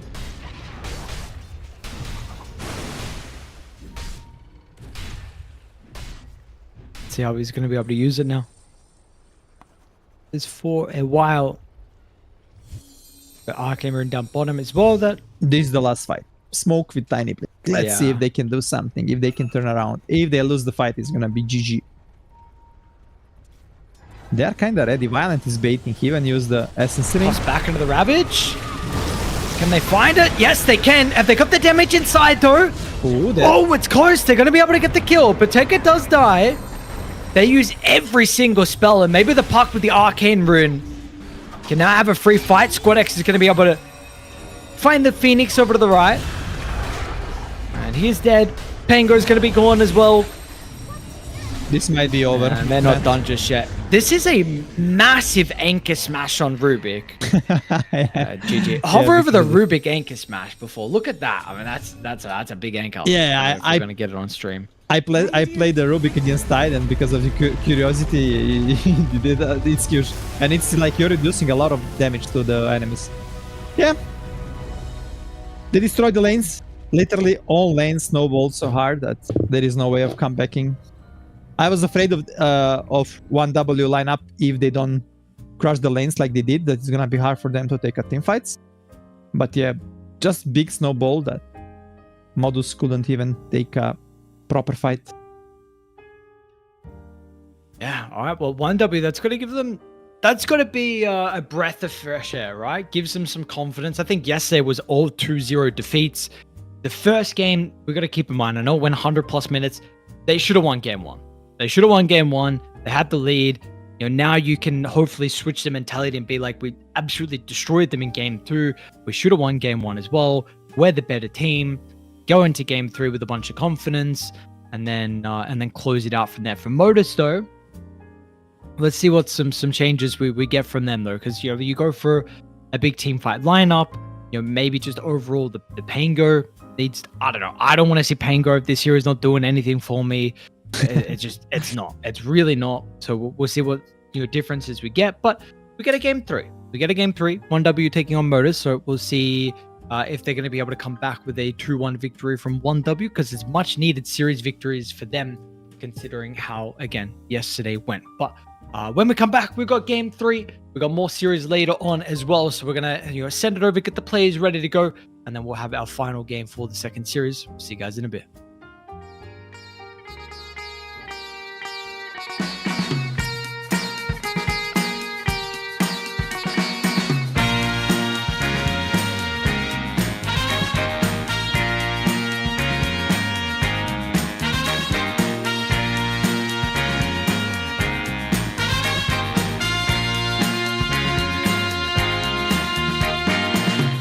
What you need is love and understanding. Find a heart whose love is true. Deep down, there's only one companion who's there for you when you need him to be. Your heart was broken in 1,000 pieces. So much pain that you've been through. Here stands a man who's your salvation. Just ask yourself, am I ready for you? 100% now. I'm ready. 100% now. Yes, I'm ready. Eyes wide open. I'm ready to move. 100% now. Take a chance in a new direction. Any place you wanna go.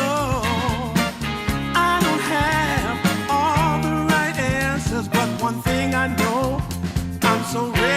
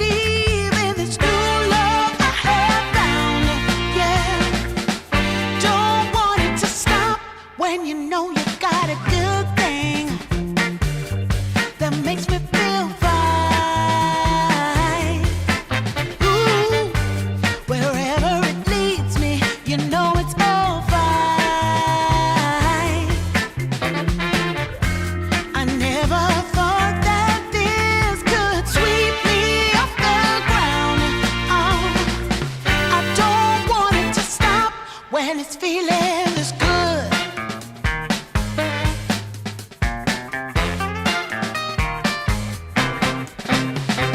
Whenever you're around, my heart begins to pound. Though I know you take it slow, no way to stop this feeling. For every single day, whenever you're away, in this place there's a space where I'll be waiting for you. And I just can't believe in this new love I have found.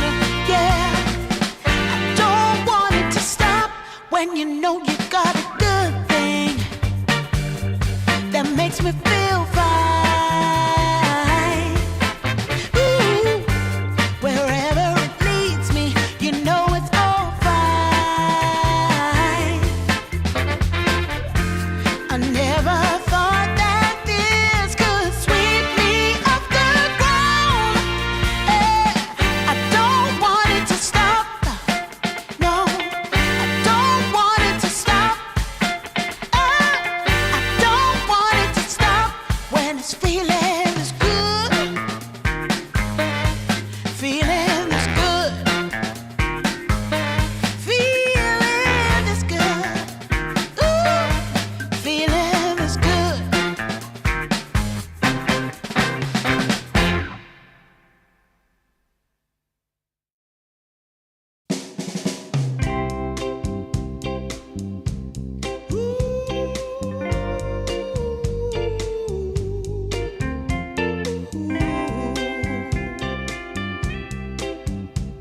Yeah, yeah. I've been waiting a long time, just longing for a glance from you.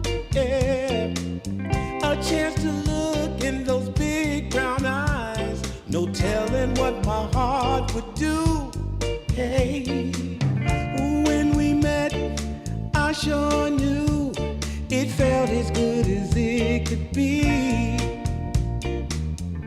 In that moment, though it felt so good, I wondered why you noticed me. If you gave me just a little time, it would sure ease my troubled mind. Don't tell me that you don't feel the same inside. Don't tell me. These are feelings that I ought to hide. I don't care where you came from, just tell me where you wanna go. If there's a chance to be together, that's all I really need to know. Is it real or make believe that keeps me thinking of you? If you've got time to walk with me, I'll show you how my heart is true. And here I stand waiting for you. Tell me, baby, what I gotta do. Don't tell me that you don't feel the same inside.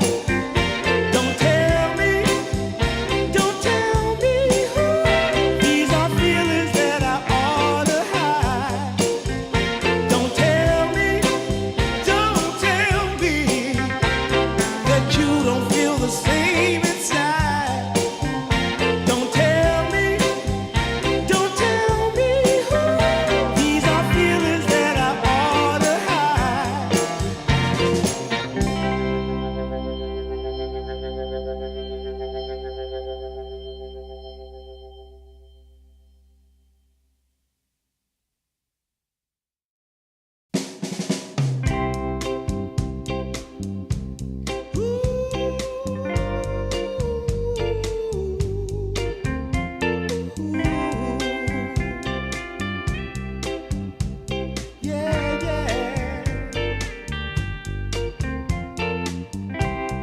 been waiting a long time, just longing for a glance from you. Yeah, a chance to look in those big brown eyes. No telling what my heart would do.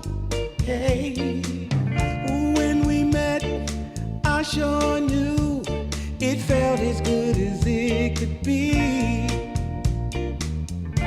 In that moment, though it felt so good, I wondered why you noticed me.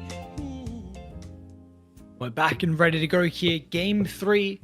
Our early series was a 2-0 victory from Ruin Eaters, but now we get a Game 3 decider. Our draft is ready to go already, so we're not going to be messing around. We got our first phase that's done as well. We got some adaptations.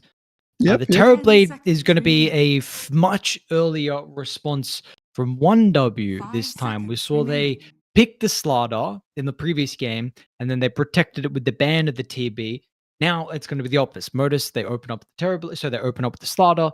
There is the TB Snatch at the 9. Yeah, nice adaptation from Modus. Second game, they went for the Phoenix, even though, in my opinion, Slardar is their best pick.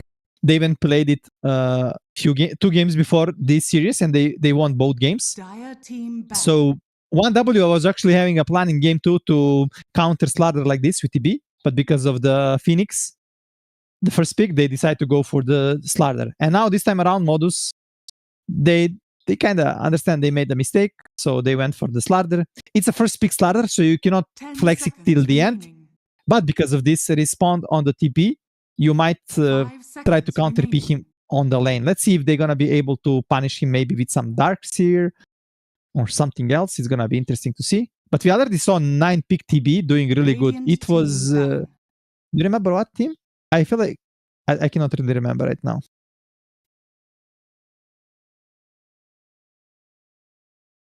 Anyway, it's not important. But yeah, a really early TB pick. Against TB, you want to get some magic damage on the lane.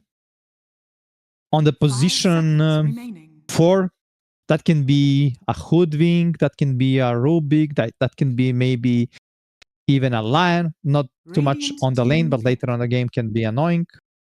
Tetris also can be cool. Hoodwink gonna be stolen from 1W for the Sweden Strong. But let's see what Modus gonna pick for Amoralis on post 4.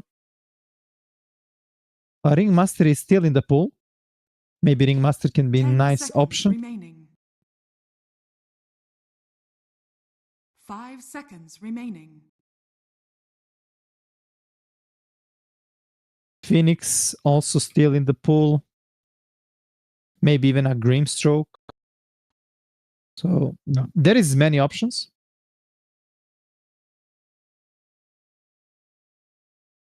Yeah, I'm just really intrigued towards the later stages of the draft where we see what they're going to do in regards to the Slardar. They're trying to flex it to the mid lane if they go for a different hero. I think probably it's going to be Elmo because this is his best hero. And you kind of want to have better matchup on the mid lane. You don't want to get counter-picked by Squadix. You're going to give him last pick.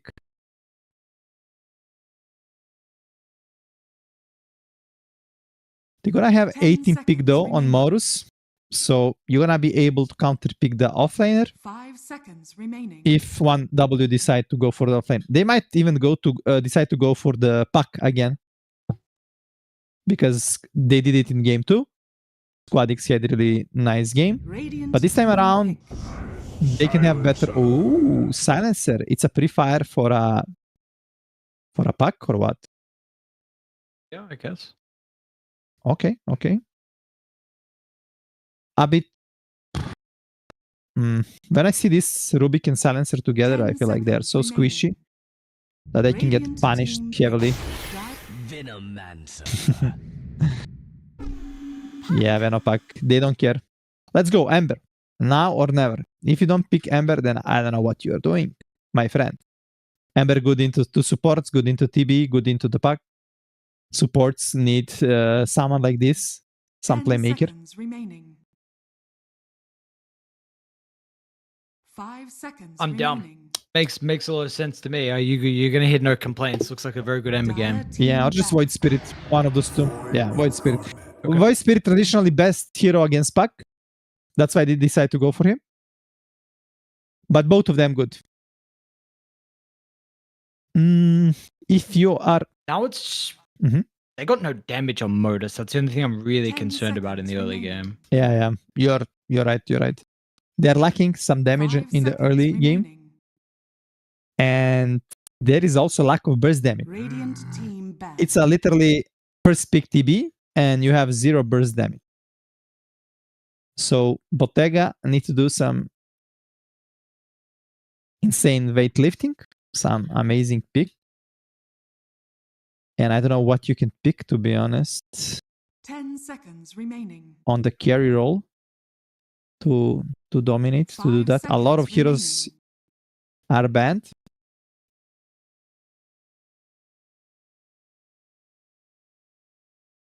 And the thing is, he's not gonna have a last pick. So he's gonna be counter picked by an offlaner. Team ban. What is the hero with the magic damage and physical damage? It's Luna, Gyro, but both of them not good into TB overall. Yeah. Razor as well, not good. Muerte is banned. 10 seconds remaining. It's very tricky, maybe. And like, for example, if 5 you want to go seconds for Faceless Void, it's not going to be good because you're going to get super counter picked on the lane. Yeah, it's a very tough. Yeah, it's very, very tough. Maybe you want to go for some Naga or PL, to be honest.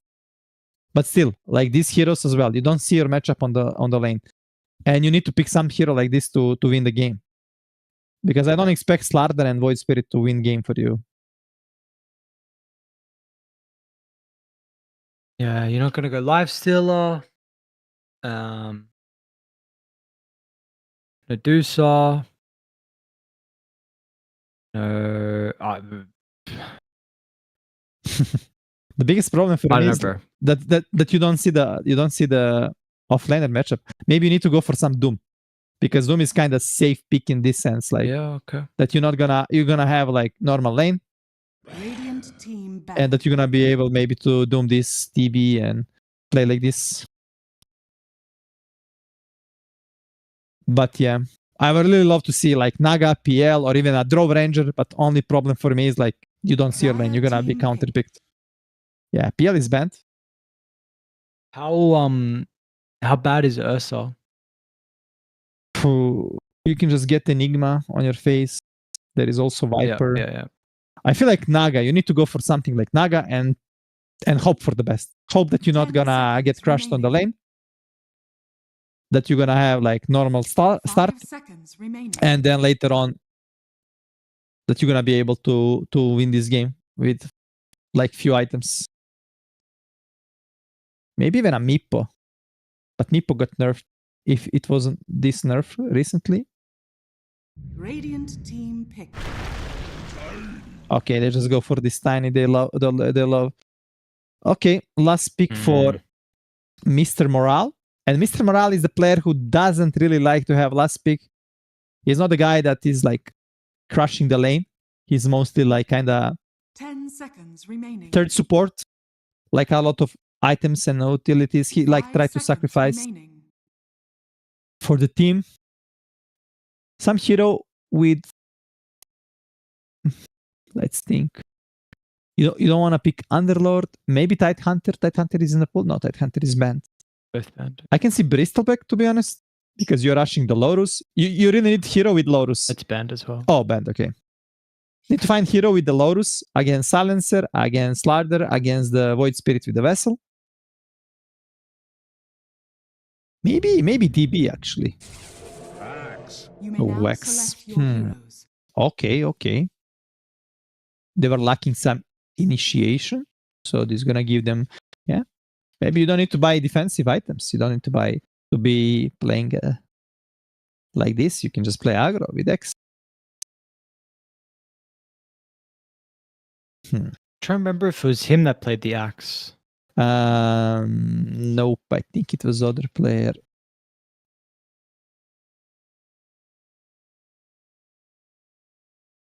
Do we remember if it won?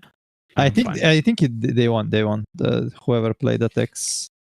I'm trying to think about. Oh, it was Kovis 9, right? On X. On Amiga against 1W. So a little bit of inspiration. Yeah. Well, this silencer, I can tell you, will suffer so much. He's gonna be so sad to play against Battle Hunger and Hoodwink hitting him. So it's not gonna be fun for him. Mid lane, Void Spirit should be doing a bit better than Puck later on. He's good, like good matchup, but problem is support rotations. Who gonna be first on the runes? Who gonna have resources? Like, so what side lane's gonna be won? And back on these runes, back on this mid support, like these mid laners can dictate the tempo for their teammates. Because this X, you're gonna farm a lot, TB as well. So you have this Puck that he also wants to farm, but he can maybe move to the side lanes. On the other side as well, this ladder not gonna move from his lane until the blink. Tiny just gonna AFK farm. So it's a lot on this Void Spirit and Puck. So every small detail that you can help them, like denying a water rune, helping them on like mid for like some wave, or can be crucial. Ares. Let's go. Game 3. Very important game for both teams. Both of them wanna be in the upper bracket. Top 4 teams in this Division 2 Season 4 going in upper bracket. 5th and 6th place going in lower bracket, and last 2 they're getting eliminated. Late smoke. We don't want that. Yeah, you don't want that. 30 seconds to Probably both teams secure the playoff, but still you want to be in upper division. You want to have that one extra life.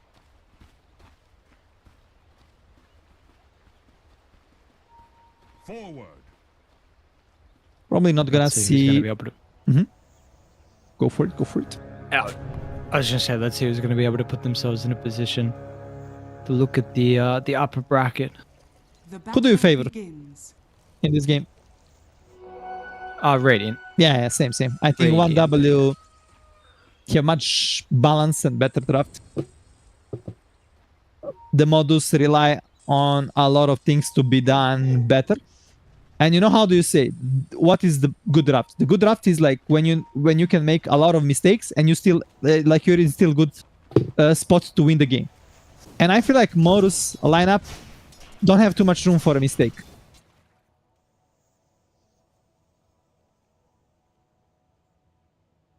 What are some of the big weaknesses that you are concerned about with this lineup? The lack of damage in the early game. Yeah. Later on, they're gonna have million damage, like with this Tiny and hitting the target that is like on Corrosive Haze. Void Spirit with the build of Vessel into Kaya can do a lot of as well. But right now for 1W it's gonna be much easier to play early. But let's see. It's all on the paper. You still need to play, and yeah, problems already in danger. This is the problem. Playing against X, getting Battle Hunger, who'd been hitting you. This is exactly what I was worried. Every time I play X, I'm feeling, so I know how it feels to play this silencer. You can try and cut as many trees as you want, but you don't even need to go bushwhack level 1. You just play off Acorn Shot and yeah, have fun. There's another Battle Hunger. Well, Problem's still doing a lot of damage with Glaives of Wisdom. But yeah, I need to be careful with the positioning. We might see some kill on the bottom lane now. When they hit level 2, they need just one creep. If they can get Galed into the meta. Okay, they're gonna be actually fine. The lane is in good spot for them. Top lane though, double avalanche. But Pekka is not happy right now, kinda, even though... Oh, Problems again in danger. The blood grenade. Oh, nice. Akron shot. He body blocked. Yeah, he blocked him there. That's really cool play from Sweden Strong. That's what you do when you're a master. this guy's he's not too bad. I mean, you got Terrorblade Grandmaster, Hoodwink Master, Venom Master, Puck Grandmaster. Ooh, violent. Okay. That's right. Okay, this is the moment when you report your carry. And you are wondering why. Well, Mr. Venomancer position 5, sorry, he went to do a pulling. But the carry roll hit the carry, he thinks, I'm fine, I'm gonna deny this creep, I'm gonna get a last hit, but you are alone. He committed for the meta, and now meta is cooldown for 2 minutes plus you fit. And this can change lane completely, because now you're also giving the Lorus. You're not in danger of dying because meta is cooldown. And I'm sure there was a communication. Rain is telling, I'm gonna pull. Be safe, brother. Be careful. But no. Violent decide to be violent. Yeah, well, now Rain's gonna eat a bunch of damage as well. But try and pass the snake bite over to Elmo, so that's a little bit frustrating for him. Yeah, he needs to be careful with the right clicks. Anyway, this TB is doing really great by CS chart, top 1. Mid lane though, Void Spirit also having amazing game. Yeah, he's doing good. 19-7 compared to the 15-3. Or expected. Yeah. Out of the Void Spirit. No rotation from supports on the water room. So both mid laners should have a one water.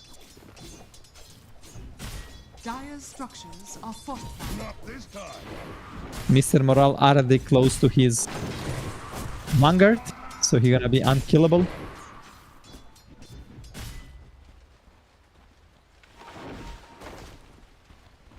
If you're Sweet and Strong, how are you looking to actually play this lane? Do you feel like he has done it correctly? Like, are you prioritizing stacks on the axe? We didn't see the contestation of the water rune. Would you prefer this as well? Like, how do you look to continue to play now? Yeah, actually, that's a good question, because I feel like he could do that. X was kind of uncontested, and anyway, even this Hoodwink was all time this in the lane, Bottega is getting a lot of farm. So I agree with you. He could do more like by doing stacks and maybe getting the water rune. And right now, when X got the Vanguard, the Hoodwink can leave him, and it's gonna be like first night insta rotation from Hoodwink, tipping on bottom. And they got the meta as well to use. Oh, okay. So the Gale connects onto Emeraldus. They're actually going to go for the Rubik instead. They feel like this is the only viable option they have. Slaughter's a bit too difficult with the Guardian Sprint, and we've seen this multiple times as well, that you get the kill as soon as the nighttime, then both the supports just leave the carry.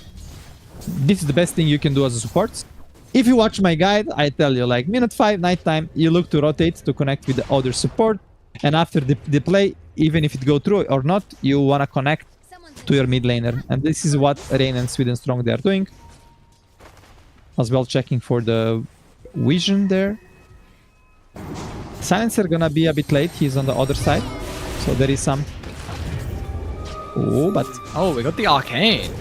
Okay. I don't know how we found that, but Puck's also just dead as well, but the looks of it. The orbs actually back up from Squad X. They try and drop the ward over the tree line for vision. It's a random astral step with the TPR, but they got him. Ooh, alright. That's what you need, though, with the Void Spirit. There are opportunities in the early game that this Puck... there are ways for you to be able to control him. You'd hope that the Void maybe had a bit more of a convincing lane matchup, but regardless, until this Puck gets some items, some defensive ones of that, there can be stages where he can die. Yeah. And this is happening only because Void Spirit had 11 denies and Puck only 5. So he had like this level 6 advantage. Void Spirit was level 6, Puck was level 5. So really good, and he was like lucky enough to overclick the Puck, getting the Arcane Rune. If Puck get Arcane Rune, probably he wouldn't die. So a bit of luck, but a little bit also outplay on this denies.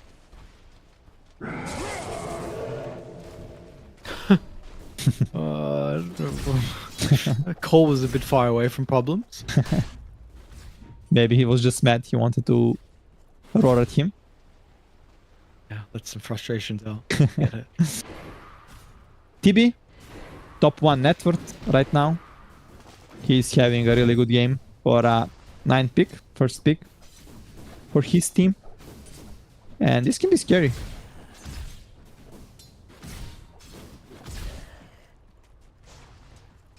Oh, problems. In problems. Sweden strong. Gonna hit Bushwhack. Yeah, And that should be first Quelling Blade. Nope. Yeah, a lot of people. Sweden strong is greedy. Don't wanna give his X ultimate. Dire Wanna are give him scanning. armor. it wouldn't be too bad, especially against the minus armor from the Slayer. Yeah. It's alright though. It's okay, it's okay. You can report him. Report the hoodwink. Yeah, yeah. No problem, no problem. So just Overwatch case right there. It's fine. Minus 10% from the salary. Oh, nice snake there. Gonna scout the silencer. In my team, I will have some penalties for my players. If you're late, Yeah. 1 minute, €1. For the practice, for the officials and stuff. So yeah, you can always punish players. But Just it's- €1. Yeah, €1, but if you're late for 100 minutes, it's stuck. €100, bro. I had player that was late for like in total for 2 or 3 months for 180 minutes. So it was 108 really? euros. Yeah, yeah. Yeah, sometimes he forgets that there is a scream, so he's late for 60 minutes. €60, brother. No way. That's crazy. 60 minutes late for scrimmage. Yeah. Ooh. Morales? He's out, but Rain's not gonna be. Squad X a little bit too late to hold him into place, but at least he will be able to find the silencer in the tree line. It's just up to him to get the damage. Middle tower is He'll do so with the last orb as well as getting kind of out of range. He doesn't actually jaunt away, but so both, I think both mid laners got the kill. Yeah, Our but it's, Problem's got the other. but it's not only trade 1 for 1. Silencer actually gain it, and Vena lost it, and Vena is actually low on the mana pool as a hero. So you need to be careful how you're losing the int. You don't want to lose too much. Mid lane though, attack on the pack. Okay, gonna be good. There is a rune in 15 seconds. Support still kind of level 5. Both supports on each side. Behold!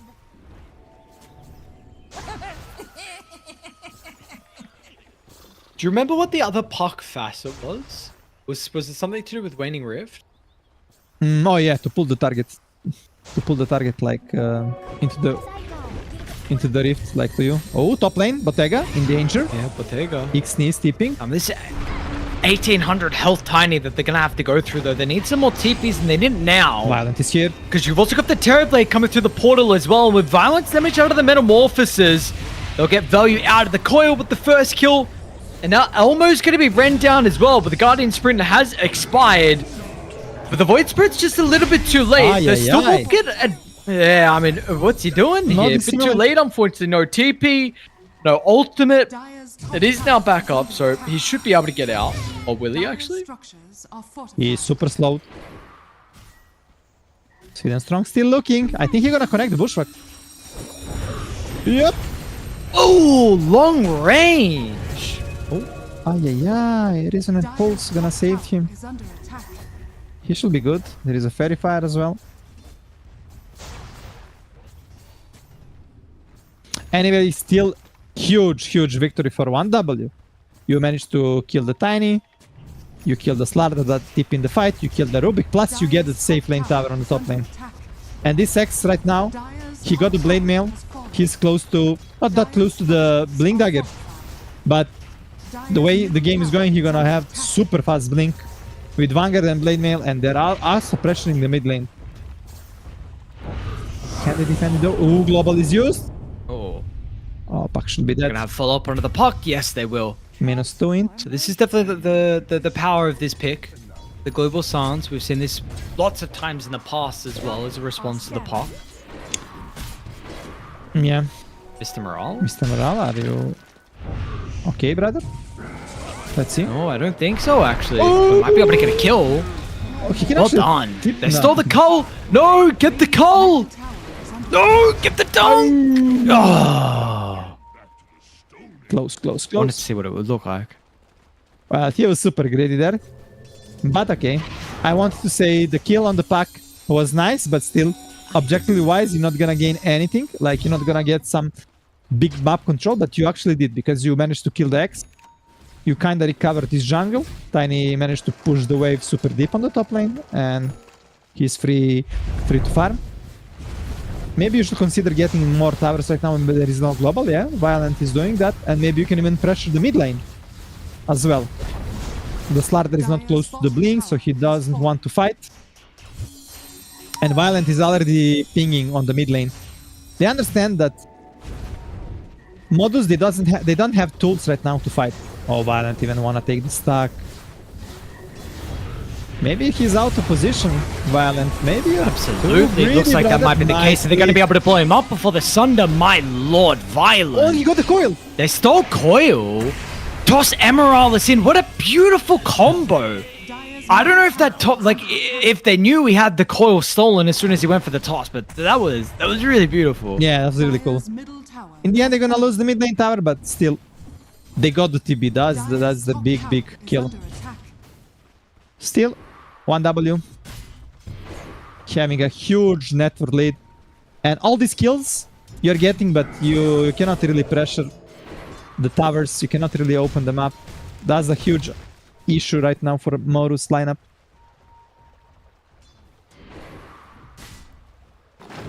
Radiant are scanning. Region for Squadix. Elmo is close to his Blink Dagger now. You're gonna have it soon, but Smoke, they wanna kill this X again. X is playing so aggressive actually. Yeah, he does have a couple of heroes playing behind him. Global is up. But they're just gonna have to sacrifice. He is a goner. Yeah, what's going on? This is very aggressive. Yeah. The thing is, like, you can play like with X like this if it's like first 10 minutes, but later on, behind tier 2, brother, you need to respect them. They have damage. And now, because of this X dying, Hoodwink gonna die as well. And you are losing huge map control here. You're losing this big jungle. And the blink on X is delayed. He was like so close, I feel like he needed like 100 gold. So you're delaying him for 1 minute. And it's gonna be one... Oh, they saw the smoke. Misclick there from Amorales. He smoked the Void Spirit as well. Radiant are scanning. In the creep wave. And this is gonna be the scan. Yeah, they understand what is happening. So big mistake there. That could be huge rotation with that smoke. Anyway, they're gonna use this smoke to put some aggressive wards. And this might be a smoke time for 1W right now.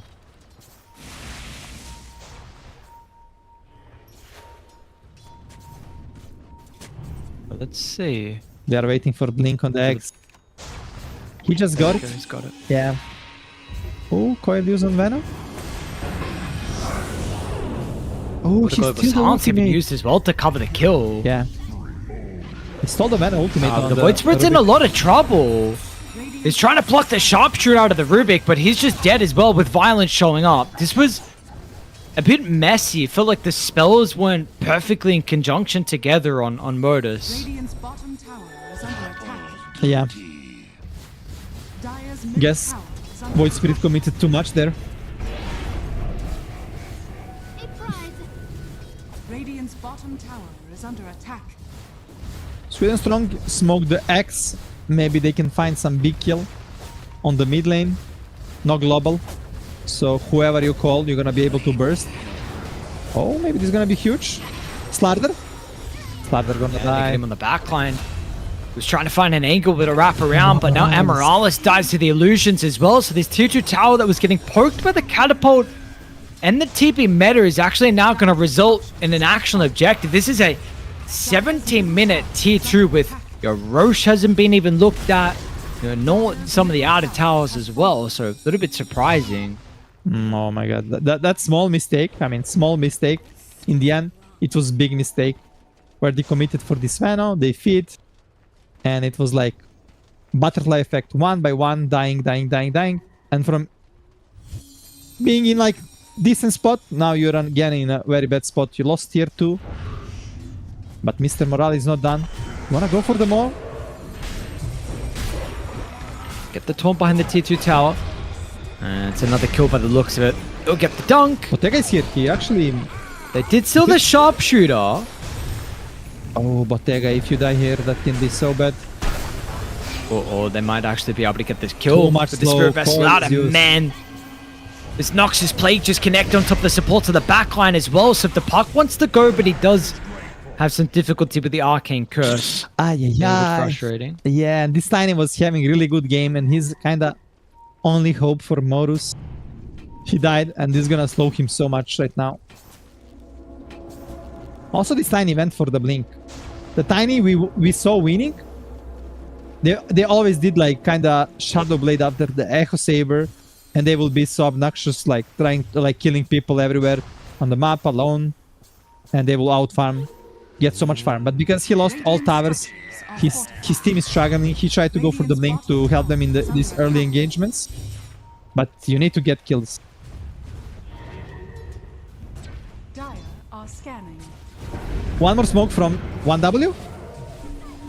Okay, they're gonna get Rubik. Could potentially. They know there is a vision, but yeah. You might not lose more heroes, but you're losing tier 2. Map, it doesn't look good. You don't have much space to farm. Dire's top tower has fallen. Dire are scanning.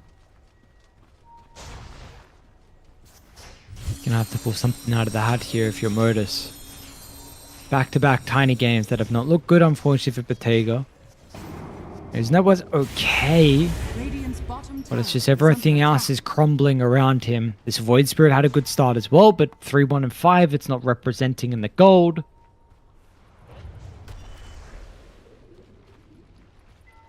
Tormentor in 35 seconds. Morus, they're trying to come into the zone, maybe open tower, put some deep vision, and try to fight with the global with all 5 heroes. This might be their last hope, last fight to turn game around. Bottega in super deep position. He sees Sweden strong, but nobody's near to help him. Oh, Bottega, you might be in the wrong neighborhood, brother. Nighttime, so this Watcher not gonna see him. At nighttime, Watcher has like small vision, so. But smoke from 1W, and it's daytime. On daytime, you're gonna see opponents before they see you, unless they are in the smoke. So you have high chance of getting them off guard. Okay, smoke got revealed. And insta-blink out from the slaughter. I guess he blinked out because they were calling him for a fast smoke. He was a bit lucky there. And look at this angle. This has to work, this fight.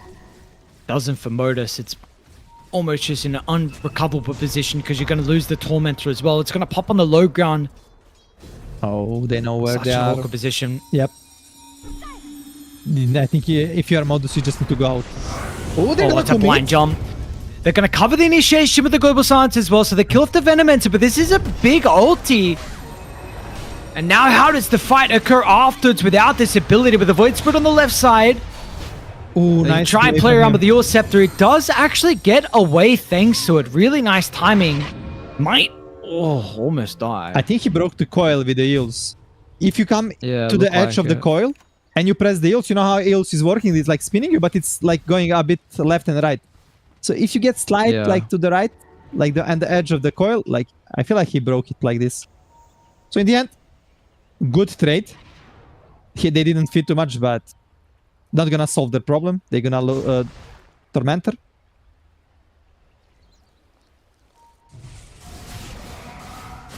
And this TB starts to look very dangerous. Like he's so close to the Skadi, he needs only 1k gold. And Skadi in 23-4 minutes is gonna be like so powerful.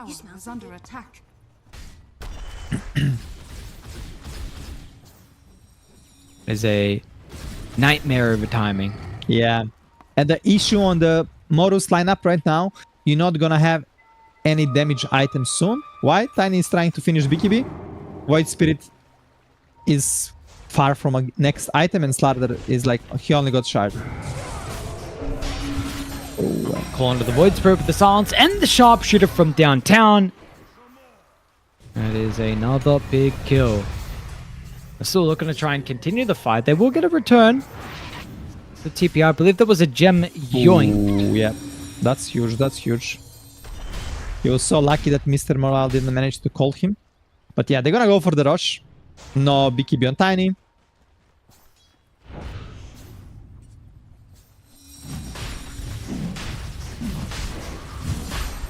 Do you give it the TB and he hits the buildings? I guess that's the play.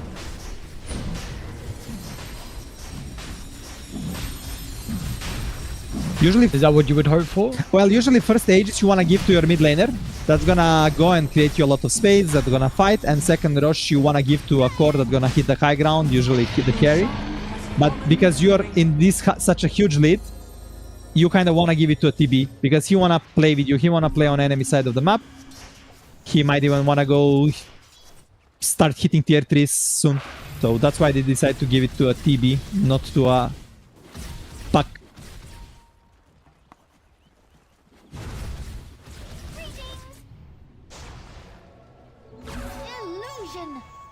How do you look to try and set up a high ground push here for Radiant? What are the things they need to check off the list to be able to enable this?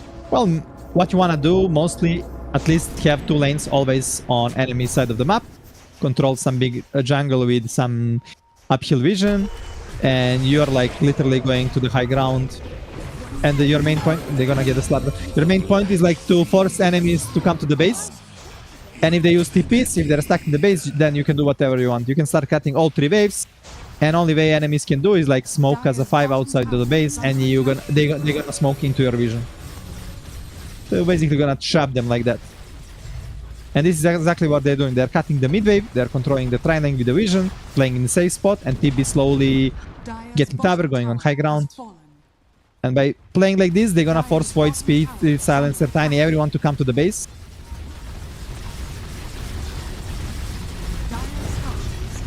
So right now they can just back up, unless they feel like they are unkillable, which Violent probably think he is. Too much HP, Aegis. Oh, but Bottega going on They're gonna try it. They'll get the toss back, but it was just 0 damage. Violent's fine, everyone's healthy. Violent, it can continue just to beat into the objectives. There's nothing they need to feed. Gets the Sunder, closes the distance onto Amaryllis. Amaryllis will still die. Shift and shot. Ooh, nice play. Yeah, nicely done. But Bottega, can he survive? Bottega? Oh, no, he doesn't have the ability like the Rubik does, unfortunately, so this might be he's over. ran down. Slato is, yeah, it looked like it might be. After the first long game, second one is quick, and third one looking like one more quick game. 1W, they got mad that they lost first game, but they took the notes and they decide, okay, this lone druid made us like 4 or 5 games problem. What if we ban it, guys? When did anyone talk about it? Oh, and it actually worked. Aris, it actually worked. Yeah, who would have thought?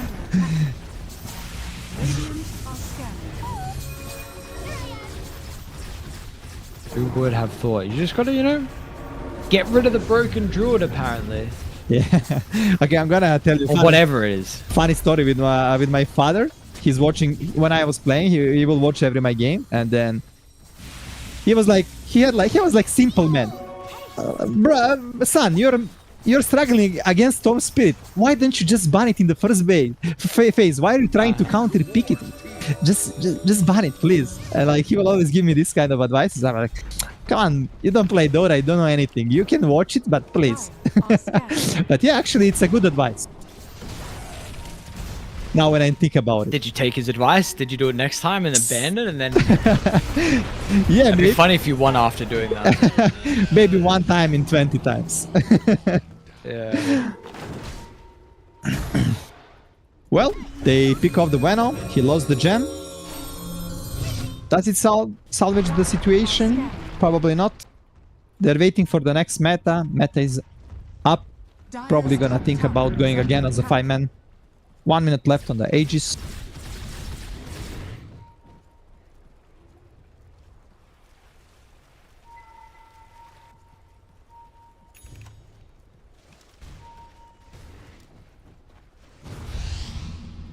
Problems?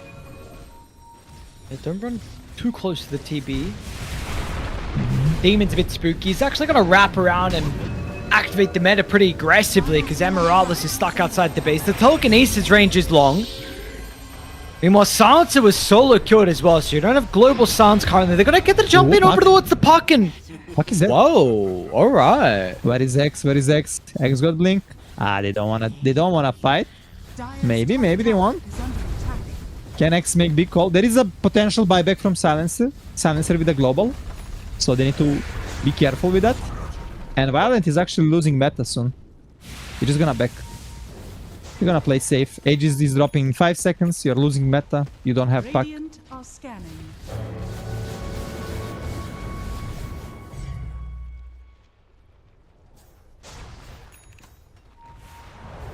There is Crystallis coming out on Tiny.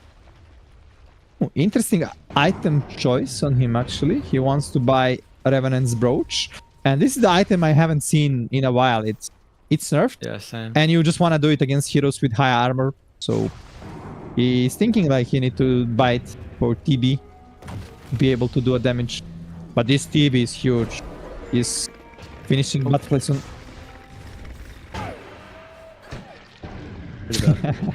A whiff there from Sweden Strong.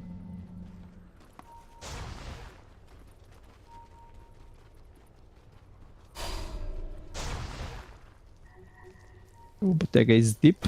Dire's middle barracks are under attack.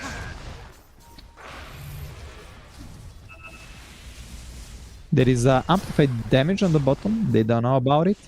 Maybe Violent gonna seize it with the butterfly. They might decide to go again for the push. Level 20 on him. He decided to go for the 8 seconds conjure image duration instead of 10 attributes.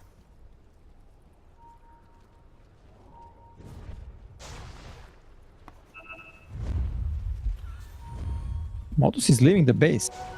They want to take fight outside. This can be last fight for them actually if they lose it. But they are also smoked on the... Make sure you don't have supports that... Oh, they got the jump onto one of them.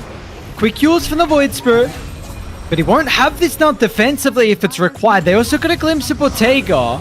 Oh, he doesn't have a BKB TP out. TP 20 seconds cooldown. Yeah. Mr. Put Morale the is blinks up looking. shortly for Max. He's going to be able to jump over the top. And yep, this is going to be the Tiny dead. No buyback. It'll be a full set of barracks top and potentially mid as well, to be honest. This could be megas and they're going to call it here. They're going to go the GG. A really clean performance in game 2 and 3. First one should be easy game for 1W. They got megas minute 35 to 40, but we watched the 100-minute game. So they fixed their drafting game 2 and 3 and they showed that they're favorites of this series. So nice win for them. It was very important after they lost 2 series yesterday. So right now they're, I believe, 3 wins and 2 losses. So probably they kind of secure the upper bracket with 4 teams going into. But yeah. Anyway, Modus, also interesting team to watch out. We're probably gonna see them in the playoff. So it's gonna be cool to see what they got us later. Yeah, that's their first loss as well for Modus. They beat Lynx, they beat Raw and Ivory as well. So first defeat. We'll see. We'll see how their run's going to continue here. But yeah, you know, they're looking pretty good so far. They'll take the rest of the day off. I'm just double checking. I think they've got the rest of the day off. So yeah, they're going to be done. For us though, we're going to break because we are behind. It's going to be a quick break. When we come back, we've got another series ready to go. Third one of the night. We'll see you guys after a short break.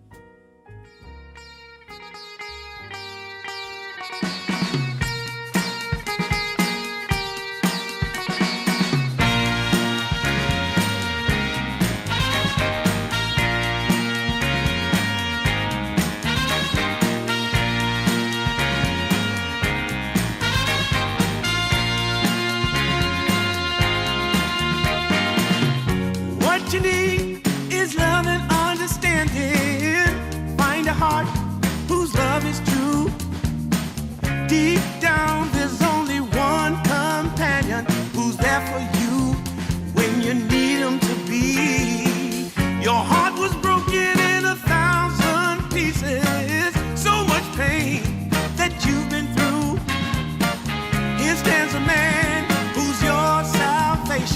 Just ask yourself, am I ready for you?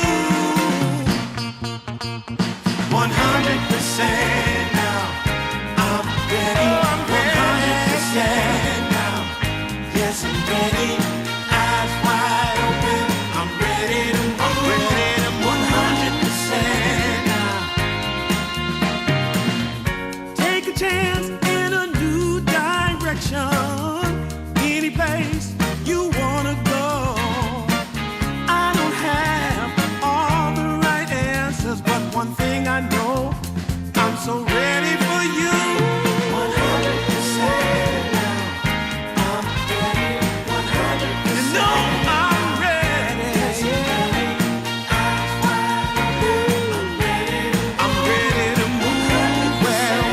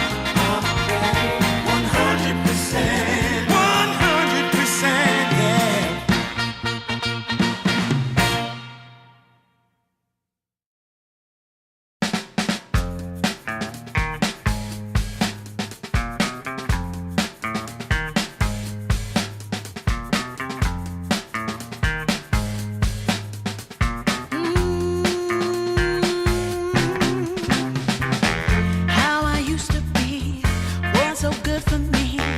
In my mind all the time, no one I could turn to. Now that I can see your love has set me free. You came along, made me strong. I've waited such a long time, and I just can't believe in this new love I have found. Yeah, don't want it to stop when you know you got a good thing that makes me feel fine. Ooh, wherever it leads me, you know it's all fine. I never thought that this could sweep me off the ground. Oh, I don't want it to stop when it's feeling this good.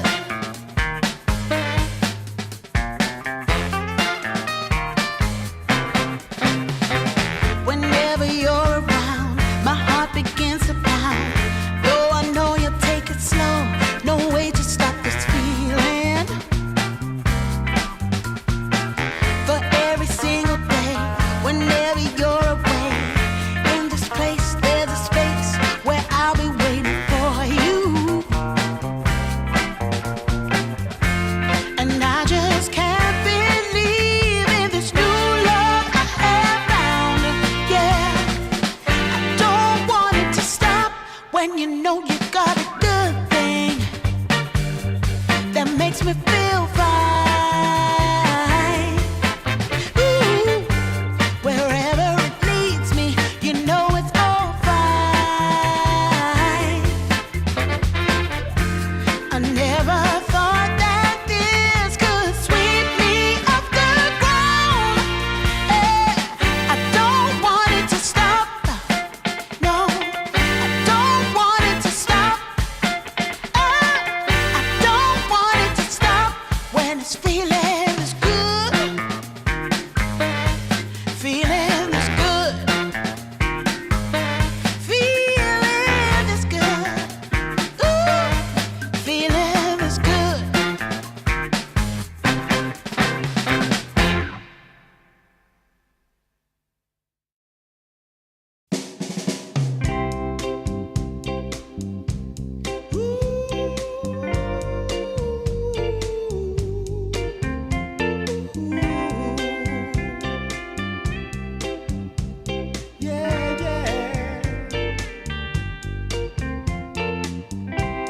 I've been waiting a long time, just longing for a glance from you. Yeah. A chance to look in those big brown eyes. No telling what my heart would do. Hey, when we met, I sure knew it felt as good as it could be. In that moment, though it felt so good, I wondered why you noticed me. If you gave me just a little time, it would sure ease my troubled mind. Don't tell me that you don't feel the same inside. Don't tell me who. These are feelings that I ought to hide. I don't care where you came from, just tell me where you wanna go. If there's a chance to be together, that's all I really need to know. Is it real or make believe that keeps me thinking of you? If you've got time to walk with me, I'll show you how my heart is true. And here I stand waiting for you. Tell me, baby, what I gotta do. Don't tell me that you don't feel the same inside. Don't tell me who. These are feelings that I ought to hide. Don't tell me that you don't feel the same inside. Don't tell me who. These are feelings that I ought to hide.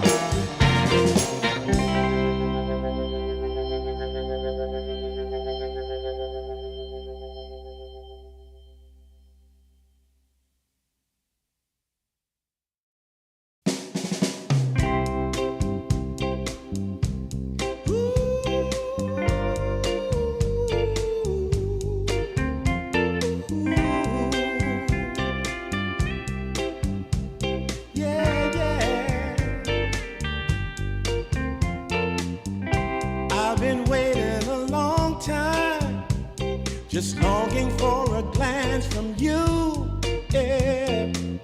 A chance to look in those big brown eyes. No telling what my heart would do. Hey, when we met, I sure knew it felt as good as it could be. In that moment, though it felt so good, I wondered why you noticed me.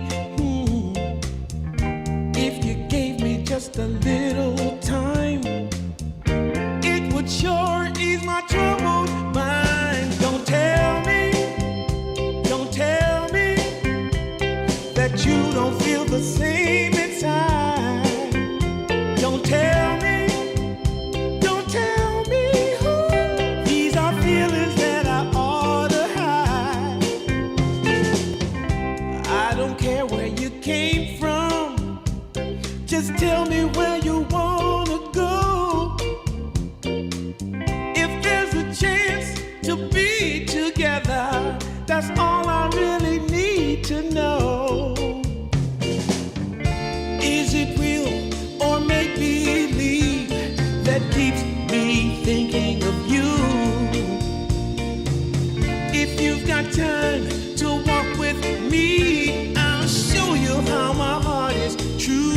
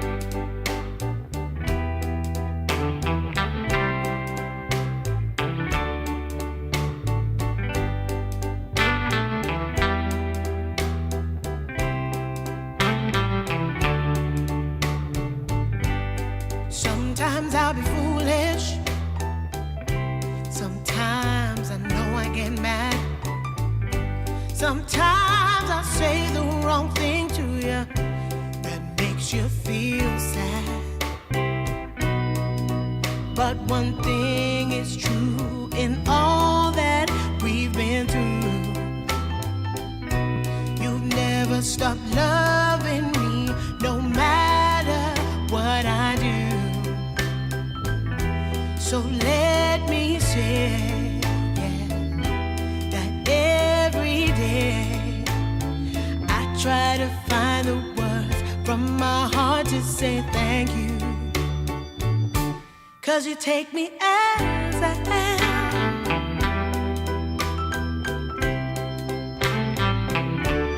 You take me as I am. Oh, baby. If you stop loving me, well, I would understand. But I won't take you for granted, no, no. When you hold my hand, your love makes me feel that I could fly to the moon. Not even the birds above can sing a sweeter tune. I needed to say that you find a way to make me feel anew. And I want to say thank you, 'cause you take me as I am. Oh, baby, take me as I am. Oh, no, no. Take me as I am. Oh, take me.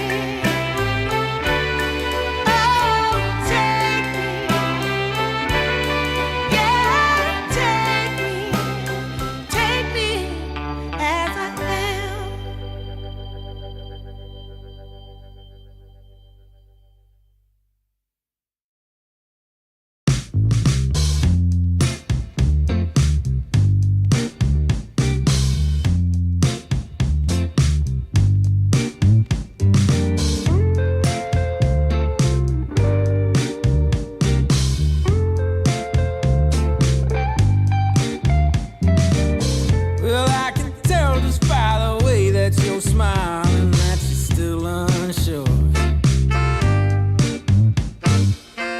And I can tell just by the look in your eyes that you've been hurt before. But baby, no one can promise you forever. Right now I only know that we should be together, because it's now or it's never, so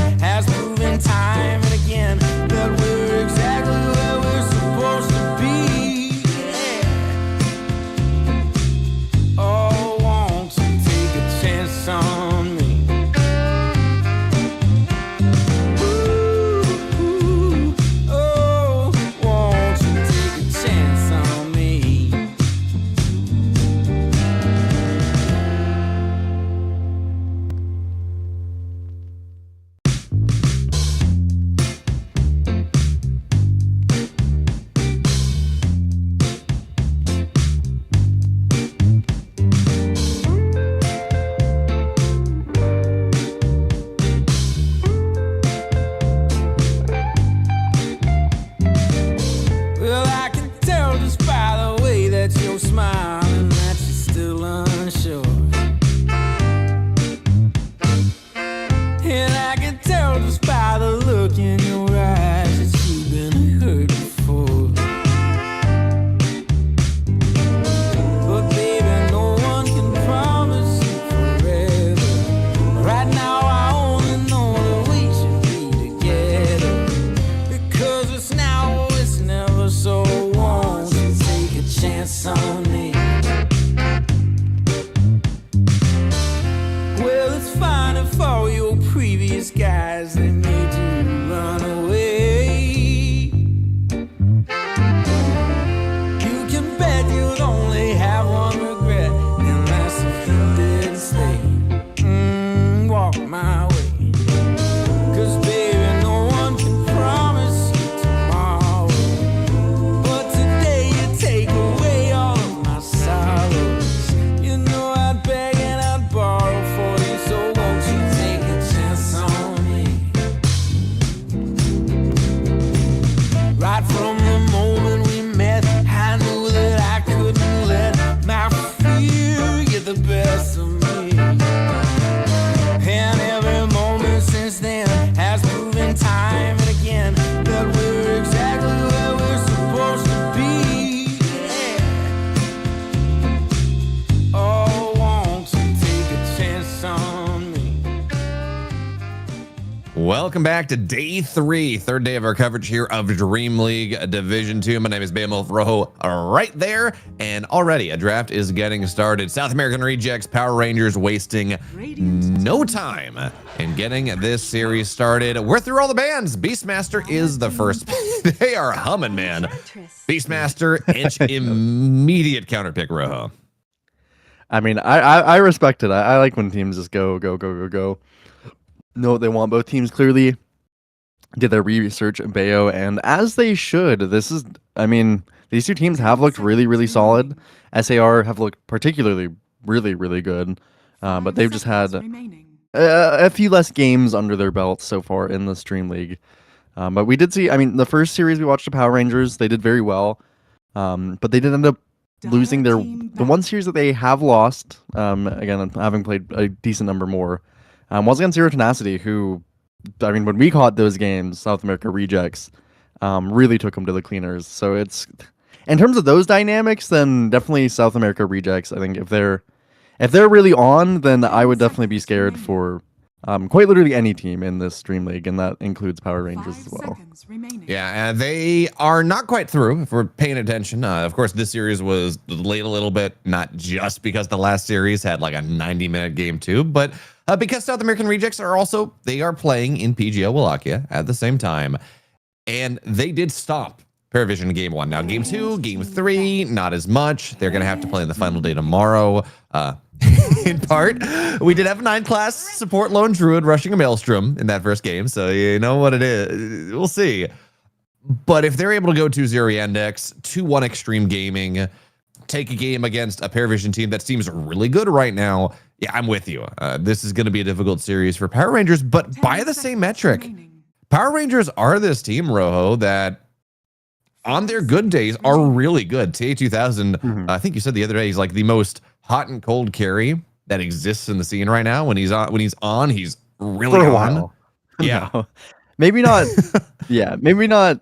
Yeah, I mean, it is what it is. He's a very good player, but he's struggled to find consistency on kind of every team that he's been on, and it does depend on the day. And it's just one of those things that he's just one of those players. I think his Beastmaster is really solid if he is going to play this as carry. I think South America Rejects definitely did themselves a favor by banning his Muerta. I think, again, that's one of his heroes that he's really good on. And definitely the patch, I think, also affects TA2000 pretty significantly. I mean, certain heroes he just really clicks with, and other heroes he can definitely struggle with a bit. But the Beastmaster, the Muerta, these types of heroes, if he goes for the Beastmaster himself, of course, so they're going to continue flexing it. He's very good at those kind of heroes. And usually, I mean, I don't even know if it always comes down to a specific type of hero. It's just, and certain very specific heroes really click with him. Muerta, I think, is something he would have looked at against these two heroes already. They pick up a Tusk for themselves on Power Ranger. We haven't actually seen, in our games, we haven't actually seen that much Tusk, which is a little... The hero's weak. It's just kind of, we've seen other things prioritized a little bit. Also, South America Rejects, they didn't ban Rubik, which I also found a little interesting. As Rubik is really hot just in this patch already. Has looked really, really solid. We've seen a ton of great games from it. But Power Rangers have played it, I think, all but like one of their games. They have played Rubik very, very consistently, which I'm sure South America Rejects must have known of. Yeah, it's one of these things that it doesn't... I'm not going to say it doesn't have bad matchups, because it is still not the best laning hero, but the fact now that Fade Bolt reduces reduces all damage, not just physical damage, has made it, plus Curiosity has made it a more stable laner. Certainly you're not going to get run over quite as much. And just with the heroes that are in the meta right now, there are so many good spells. That being said, Enchantress, Hoodwink, Monkey King, and Pango, none of these are S tier. You can still Boundless, awesome. I know we've theory crafted. You get like 30 Curiosity stacks, and that feels really nice. If you can get Rolling Thunder, awesome. But Pangolier is not going to let you get that. He's just going to shield crash immediately. Very difficult spell to steal. Yeah, the Hoodwink spells are good, but yeah, relatively still pretty hard from a good Hoodwink player to get the one that you would typically want. So definitely, yeah. Already thinking that the Rubik could have some struggles. I like the Monkey King Pango from South America Rejects. That really sets them up pretty nicely to kind of flex some of these heroes. Of course, the Pango can go in multiple roles. The Monkey can go in multiple roles. These heroes are... I mean, usually Beastmaster is quite good against Pango because of the Roar, but I think Monkey King adds a different kind of dynamic to that. And the Huskar is another interesting little gambit here. It's definitely a good Huskar game, granted. There is a break on the field, so that's one thing to be concerned about. And quite a bit of physical damage. So those are things that can really threaten the Huskar. But of course, if you're looking at just matchup to matchup, Monkey King, Pango are obviously two heroes. They can't contest Huskar really at all in lane, barring some kind of extreme circumstances. So this is a Huskar pick with a lot of ways that can go dicey. But we did see yesterday, Bayo, it was that Panda God Huskar, and he played that game very, very nicely. And he kind of just didn't really engage with the game that much. Not much of a typical kind of Huskar, and maybe is kind of pointing to the fact that this hero is kind of just a farming scaler now, as compared to that typical lane dominator tempo hero that we think of. Yeah, it was scaling, certainly. And against the Monkey King, he did a really nice job getting a Hurricane Pike early. And it's funny, right? Because I think of Monkey King as potentially this hero that as the game goes later, you have Wukongs, you have Boundless, it's a ton of physical damage. A lot of these monkeys are buying Dezo now. Like that is your classic, I want to kill a Huskar. I'm just going to have overwhelming physical damage. But as we saw, especially, as this Burning Spear has changed a little bit and the percentage damage you're getting, and because you're power scaling and you're getting to level 25 that much quicker, Monkey was not able to one-on-one fight the Huskar any stage of the game. And even if Huskar did die, Monkey was going to expire 2 seconds later. So it guaranteed a trade, which is of course very powerful. And of course now as we see this, Sniper's going to get banned out. Death Prophet as a ban, actually. Yeah. A little bit surprising to me. Yeah, it's pretty hard for Huskar as a matchup. So okay. They're very much anticipating that they are going to pick the Dark Mego hero, and I think if Sniper was left in the pool, they absolutely would have. So I'm not necessarily sure that Dark Mego would have gone towards Death Prophet, but there's still likely some heroes that I think they're thinking of for Dark Mego, because it's pretty unlikely he wants to play the Pango or the Monkey King in this matchup. The biggest concern for me for Power Rangers is Hoodwink Enchantress are very good at coming mid, so that's the one caveat maybe for a Huskar, maybe allows you to pick something different. Or keep Dark Mego on a Pango, something like that for Power Rangers. They're going to reveal whether it's an off lane or a safe lane, and they go for that Legion Commander. So really taking kind of a page off of that draft that we saw yesterday. It wasn't Huskar and Legion in the same game, I think, but I do think they played it separately. No, it was that was the game where you had Iowa Tiny with the Legion. Mm-hmm, yeah. But they did play both. So I mean, across 2 games now, Power Rangers are playing them in the same draft. It's a interesting Legion game. There's not particularly many things to purge is my biggest concern. innately, and don't actually go for Dawn. So very interesting. I mean, in theory, very, very good against the Legion. Not always in practice, since you can get caught out by it. But yeah, this is a strange little draft that they've gone for.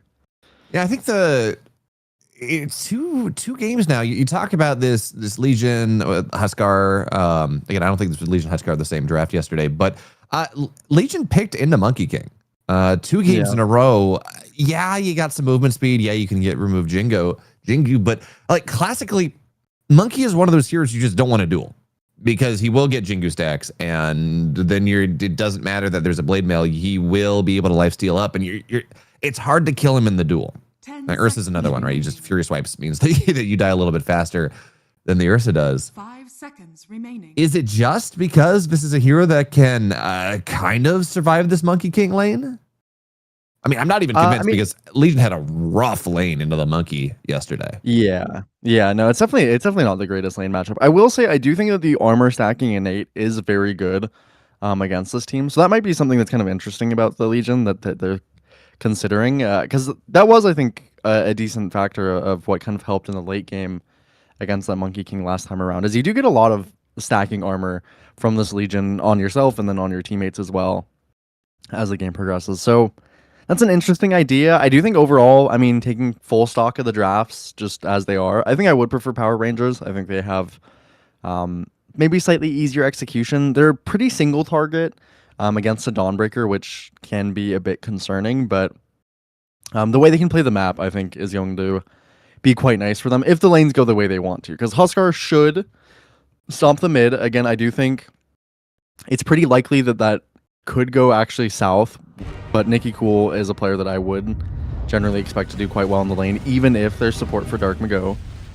And I mean, overall, they kind of just have everything that I think Power Rangers would want. Again, I think TA2000 on Beast looks really good. Till the End has been playing an ungodly amount of Rubik.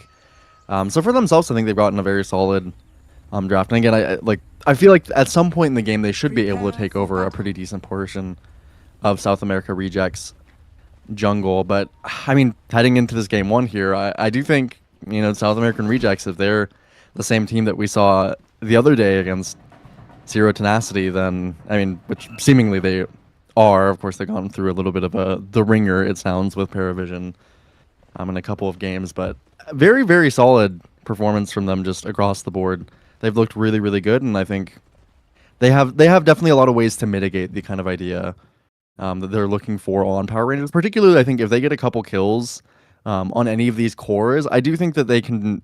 All these cores are pretty susceptible to missing their timings pretty quickly.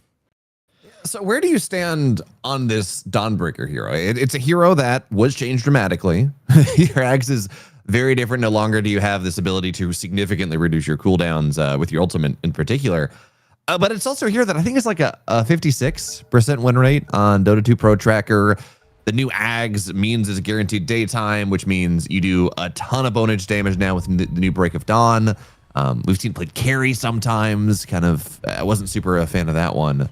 Yeah, where do you stand on 741 Dawn?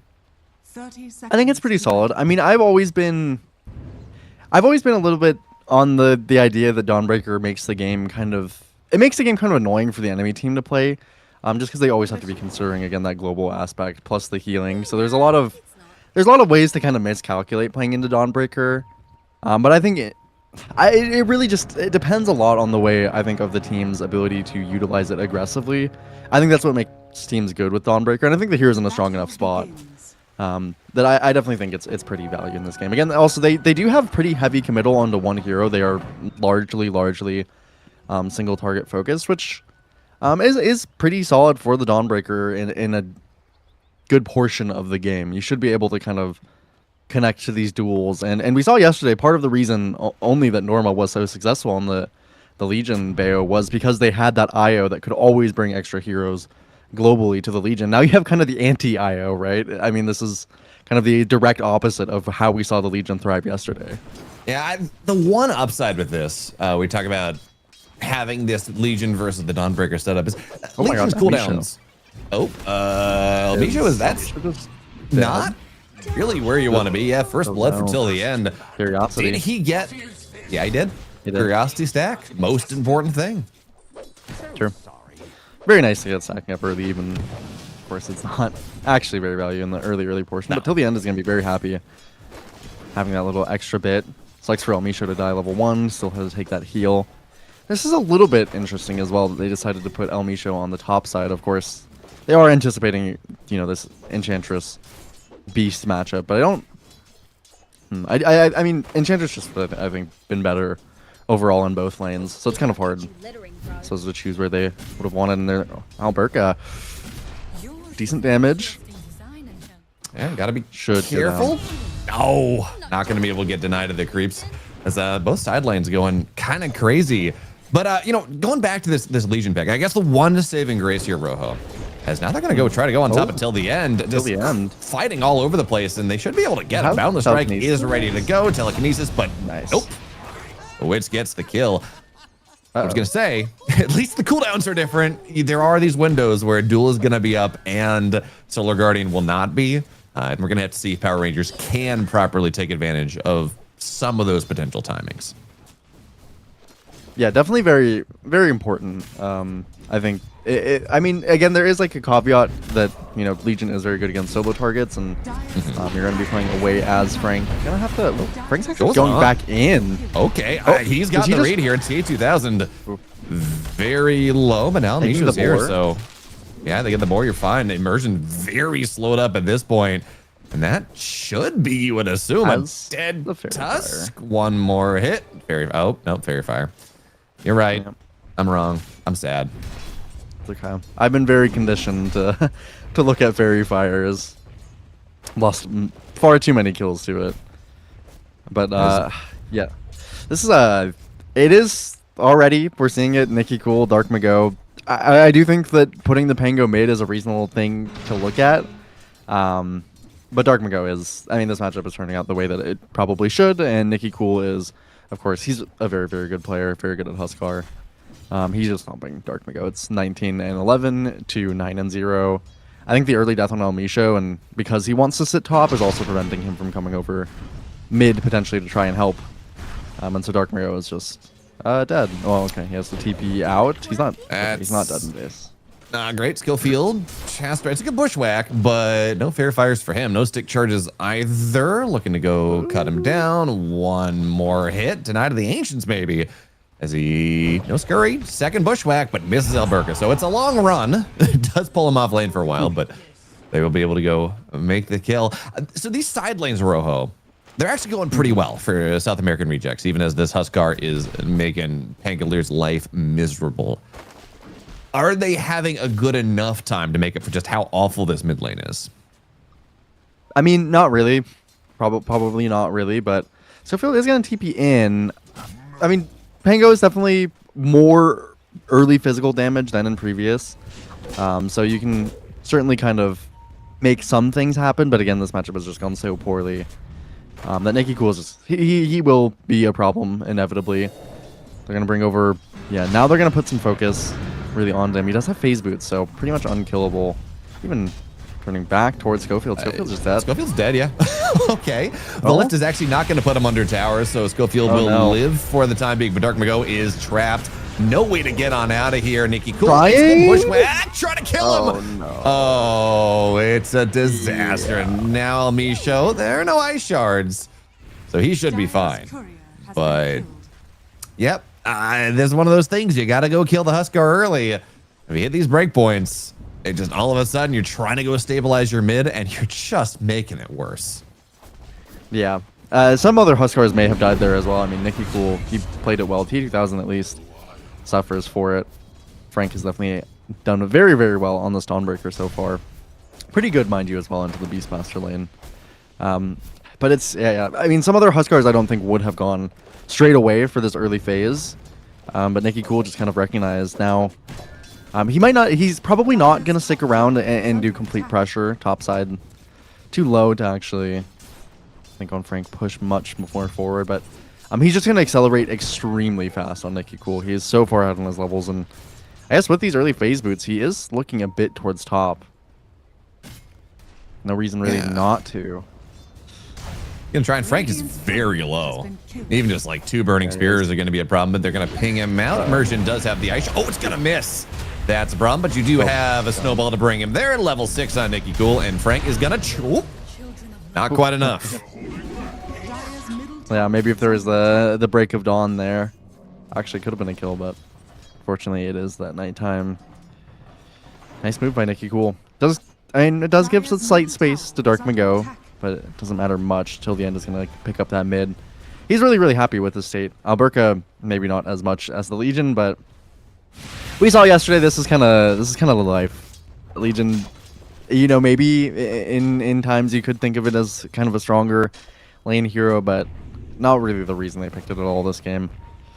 So they're just gonna be content suffering realistically, while the rest of the team thrives pretty decently.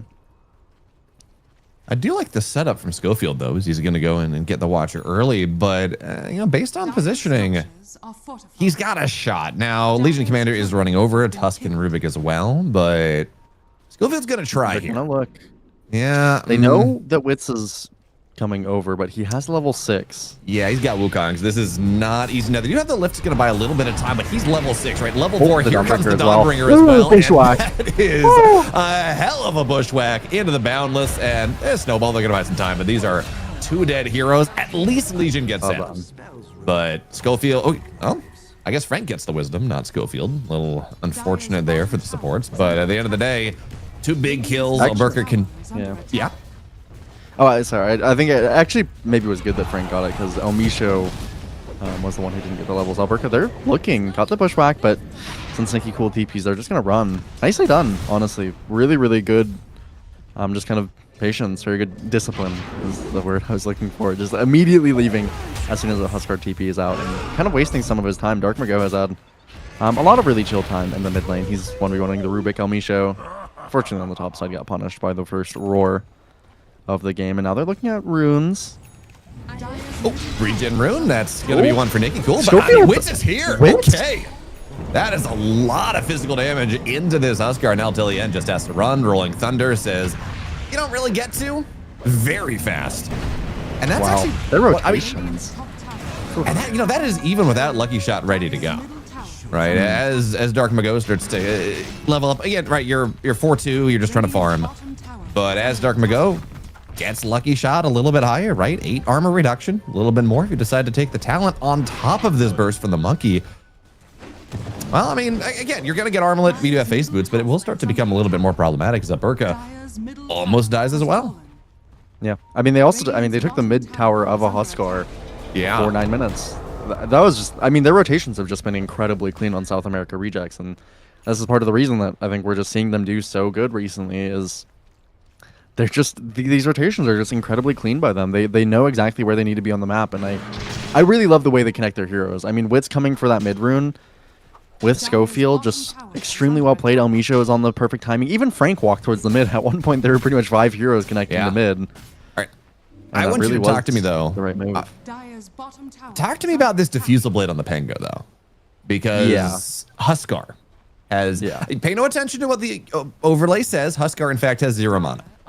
Diffusal blade does nothing. Does absolutely nothing to him.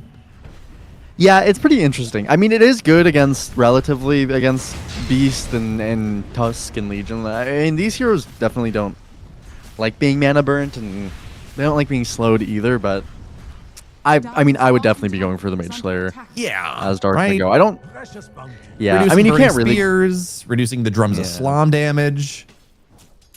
Yeah, I mean, he'll buy it probably after the Diffusal anyway, but... It's not that bad. I mean, he might not honestly interact with Nicky Cool for a decent point of the game until he gets his Mage Slayer anyway, but... Yeah, I mean, it's probably a slightly... unoptimal. Right? He gets jumped on here. Oh, Frank is here. Coming in. Rolling Thunder as well, so this Tusk really should die. They're going to look to try to see if they can take down Nicky Cool, though. He's toggling, but... Wow. Yeah, they have more than enough stuns now. Legion on the right side. Try to do a pain. Schofield, that's not going to work out. Good bushwhacking. Man. Okay, the one hero that was really dominating on Power Rangers. This Huskar has now died twice. Bandolier is Nikki Cool. top 3 net worth out of this laning stage. Higher net worth than Nikki Cool. I mean, they're doing a great job of just baiting. I mean, even again, like it's so easy to underestimate that kind of Dawnbreaker effect. Alberca has struggled enough that he's not even able to kill Schofield in the duel, and they're just making these clean rotation. Witz is always in the place he needs to be on this Monkey King. He's 4-0-3. He's been a part of 7 of 10 kills for the side of SAR, and just really, really well done. Unfortunately, I mean, TA2000 is a Beastmaster, and his ability to join these fights is just a little more limited, and he's mostly electing not to in comparison to Witz. It's just very, very, very well done by SAR. They now have that defusal. Again, as you mentioned, it's not particularly useful into Nikki Cool, but Nikki Cool's kind of... he's overplayed his hand just enough to allow SAR really kind of push him down. And again, this is a Huskar game that's a little bit precarious. If Witz is a pretty significant amount ahead of the Huskar, he is going to get this Deso. Already has that Echo Saber. They're going to have these Lucky Shot procs you talked about. Dawnbreaker to come in does, of course, pretty significant physical damage as well. Ooh, this is a big one if they can get it. Enchanting onto TA2000, slowing him down. Bushwhack, Boundless. He has Aurora to try to buy some space. Huskar's actually here, but the Dawnbreaker with the save. Even still, Snowball means that he's going to miss the stun, and he stole the Guardian. Oh, well done till the end. What a turnaround there. That was a really big timing. Even as I say that Dark Mago will fall down, I was going to say really big timing right before the Ags. But unfortunately, you get him at the very end. Trying to go up the high ground. There's going to be a... oh, the Croaker. Still going to get the dual win. But the Enchantress, hey, you creeps. Nice job. Nice try on me, Shell. But yeah, that Solar Guardian from till the end really made the difference there. Yeah, that was really, really nice. I mean, the Snowball was insanely well done from Immersion. Oh, yeah. Being able to just drag that out. They would have lost that fight, I'm quite positive. If that Snowball did not come out, that extra... little bit just dodging the stun was really, really well played, and prevented Frank as well from canceling the Solar Guardian, I'm pretty sure, or from casting a spell after the Solar Guardian. That gave till the end the opportunity to grab it. So Immersion just carrying that fight through and through. They're still not, I mean, they're still not scared though, and they're actually smoked up. Schofield. Got it. Okay. I mean, that is the power of this Hoodwink as well into the Huskar. He's getting the break. The healing is not really there. And, you know, we questioned this Diffusal Blade. It's a lot of just right-click physical damage. Slows down the Rubik. Makes life very difficult. As Immersion does have a Snowball, but there's going to be everything else. Hold on. And Bushback is there. You talk about that Snowball back in the previous fight. The other nice really thing about that is one of the really powerful parts of Dawnbreaker, you get daylight for 6 seconds. When you go and you pop your ult, which means you're doing max Break of Dawn damage for 6 seconds. And then, you know, it is what it is. So anything you can do to slow that down, even ignoring the stun, is significant, kind of delaying the damage that Dawnbreaker, or reducing the damage that Dawnbreaker can do in these fights. Yeah, I mean, definitely nicely done by Immersion, but this time around, still just getting caught by SAR, and they do not stop this train here. Miss the Sharpshooter and the Bushwhack. They're gonna catch Schofield, and they gave away Sharpshooter too. That's not great. Here comes Frank moving in, but it's just gonna totally whiff. So they should get Immersion. Decent chunk damage, but not just everywhere. Quite as much there. Yeah, we talked about this. Well, then TA2000 is gonna be there. Here comes Witz, and even with the roar, they're gonna spin to Wukong's. Absolutely worth doing. Yeah, TA2000 not really getting what they want. Is a thought I heard a second Solar Guardian coming down, but apparently not, because, you know, Rubik hit Sharpshooter. This Beastmaster. Yeah, TA2000 not at the point that he wants to be nearly at all.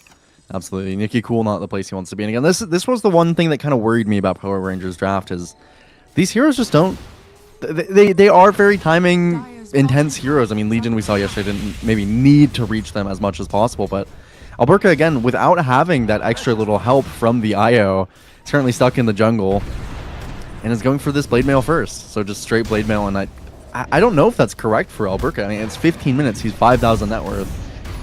I don't know if the Blade Mail is going to make very much of a difference. I'd honestly rather him just be a blink and kind of enable his team, because they're not really close to any level of engagement. TA2000 is far away from getting a potential blink. Probably has to go BKB before blink. I'm gonna need that shard at some point as well. Nicky Cool, obviously playing with a Dragon Lance actually, which is a little bit new for me on the Huskar. They are smoked. They do have this Blade Mail, but again, this is almost a Crimson Dawnbreaker. Do they get this kill? He's got a Vanguard. Snowball goes in. There's going to be the duel. Nicky Cole just a As the little Bushwhack? bit far away, though. And the Bushwhack's a problem. Oh, Now he's going to jump in. Dawnbreaker Oh, no. still alive. Oh. Silence 3 dead. Frank, not even convinced he dies here. Burning Spear is not strong enough. Yep, he's got the healing. Just barely, but does have the healing. So they were set up for that one. I get it. Like, that's what you're supposed to do, right? Go on the global hero. Hope the team doesn't respond, because otherwise, you know, Frank can go on top of you. Unfortunately, you're right outside of a tier 1, and TPs were available. And that is just... They just read it. Yeah, I mean, very nice read. SAR are just playing the map significantly better. I mean, Wits in particular, he's literally just everywhere. I mean, Schofield was obviously the star there. He anticipated that move very, very quickly, and that's another thing that's kind of hard about Dawnbreaker is, I mean, these teams, they know that you're playing Legion into Dawnbreaker. It's kind of your only choice. Bot side, they're playing with T2000, but they're just so frequently hovering, losing a lot of potential resources. They have the telekinesis. And then now the roar goes down as well, but yeah, the Wukong's to cover. Now here comes Frank, and it's just not a kill. Dark Mago They have a on Crimson available now. That they do. Just moves forward, removes all the mana from till the end. He's going to try to get him out. It's not going to happen. And that was the pre-Dezo move. Monkey King apparently didn't get like any gold from that fight. He had to go kill the creep wave. He was at 1,300 out of 16 on the second Mithril Hammer before the fight. Oh, they have a ward on the afterwards. But anyways, too. yeah, that would be. He loses his creep still, and his map is just, yeah, this is just hard. I mean, again, the ideal circumstance for Power Rangers is that they're in the enemy jungle, they're taking all these space because they won their lane significantly with Huskar. I guess the A2000 is comfortable playing in those positions. They have good wards. Maybe Immersion is getting close to a blink at this point, and the game is just not drummed up in that way at all. Dark Mago is top net worth, so Diffusal, Mage Slayer, anything has not really mattered for him. He's just played very, very well around his team. The Diffusal has looked, and it's perfectly fine. He hasn't really interacted that much with Nicky Cool, so that has not been any kind of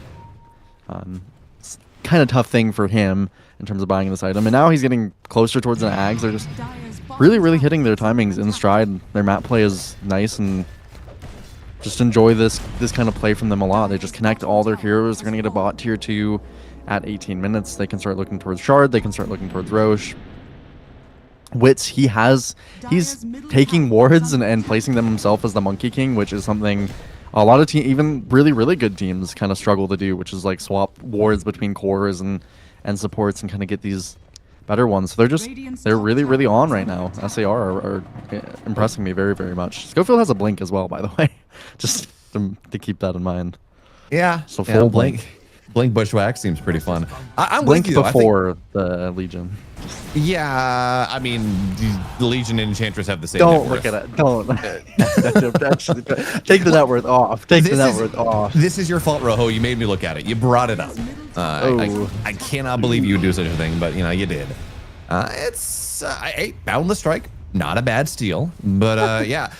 Going back to what you're talking about, which though I think that he is by far my favorite carry to come on the scene in the certainly last year. And it's kind of funny to think about how, you know, this was Parker's team, right?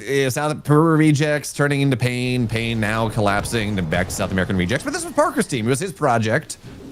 He blows another team up. They're like, oh crap, we got to go get another carry. Oh yeah, I hear this Wits guy playing on Amaru Gaming.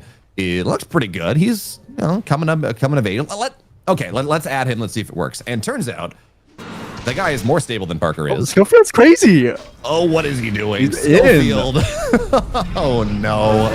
That's gonna be a roar. Just trying to buy some space. But you know, hey, look. So the Celestial Hammer is a really nice slow. So not the easiest thing to go chase this Beastmaster down. He's out. Till the end is getting BM'd. No, he wants to heal off the creeps, that's why. I mean, yeah, it definitely felt like BM, but Wits, he wanted to heal off the creeps rather than wasting his last Jingu stack. That way he can stay on the map, and that way, I mean, they might just go through the gate and just take Tormentor now. Power Rangers are playing kind of disconnected. They don't have any timings to play with, and SAR are just I mean, they're just everywhere. They're reading these moves perfectly. Schofield is, again, like this is what I really want from Dawnbreaker teams, and why I've seen this hero struggle. Hey, Rojo, you want a sign of the times? Nikki Cool has a Ghost Scepter queued up next.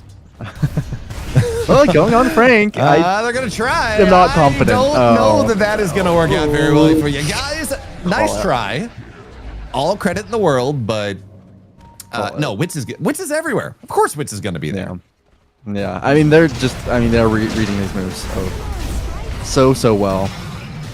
Power and I mean, partially again, it is kind of these drafts of just the sense of South American rejects do have a little more consistent kind of things to do if their games go normally and if they go well. Wits has been absolutely utilizing this mobility difference against TA2000, because TA2000 is still pretty farmed, but it's just he's hitting this timing much later than he would have liked to, or at least he's hitting it at a point that is even with the rest of the game. Haburka is still 500 gold away from a blink. Immersion is about the same amount of gold from a blink, which is also definitely a sign of the times. So they're just very, very outpaced on the map. It's a little bit on the drafts, but it's a lot on the way that South American rejects have been playing this in Schofield. Hello, Schofield. Tries to miss with Wayfarer, but here comes Frank. Here comes the Rolling Thunder. And yeah, again, we tell this story. It's just not going to work. Immersion gets taken down till the end. Will fall left side. And now they're just going to try to get Tia2000 and Nikki Cool on out of here. He might get the monkey. Actually, he will get the monkey. Not enough healing. Yeah. Nikki Cool started to turn this, but not going to be enough. They trade 1 for 4. Taunting him. Please. Dodges. Okay, no more stuns available. So... we'll be able to get out. But look at this stage of the game. 1 for 4. Probably worth it for Power Rangers. Okay. I mean, it's surprisingly close to being, as they did go positive net worth or positive gold for themselves, which is pretty funny. I mean, yeah, it's just constant kind of same story. And again, there's not much ways for Power Rangers to break out of it. This is part of the reason that Legion is... I mean, Legion is a very interesting idea, but again, it does have a lot of flaws, and we saw yesterday when it did succeed, and that was by kind of small margins, even mind you, Bayo. I think we both agree that Norma played that Legion. He played that Legion very well, but he also didn't play a normal Legion because he had 2 extra heroes at all times with him. And I mean, instead of just the Dawnbreaker as well this game, it doesn't feel like there's just the Dawnbreaker coming in when you duel somebody. It feels like the entirety of South American rejects is just constantly Dawnbreaker ulting on you. That's just how their positioning is played out. Yeah, it's really impressive. South American rejects. Okay, you know what? Look, they're from Peru for the most part. Now I'm going on top of Alberca. Slowed down. Only purging. He bought out his skills blink, and so okay.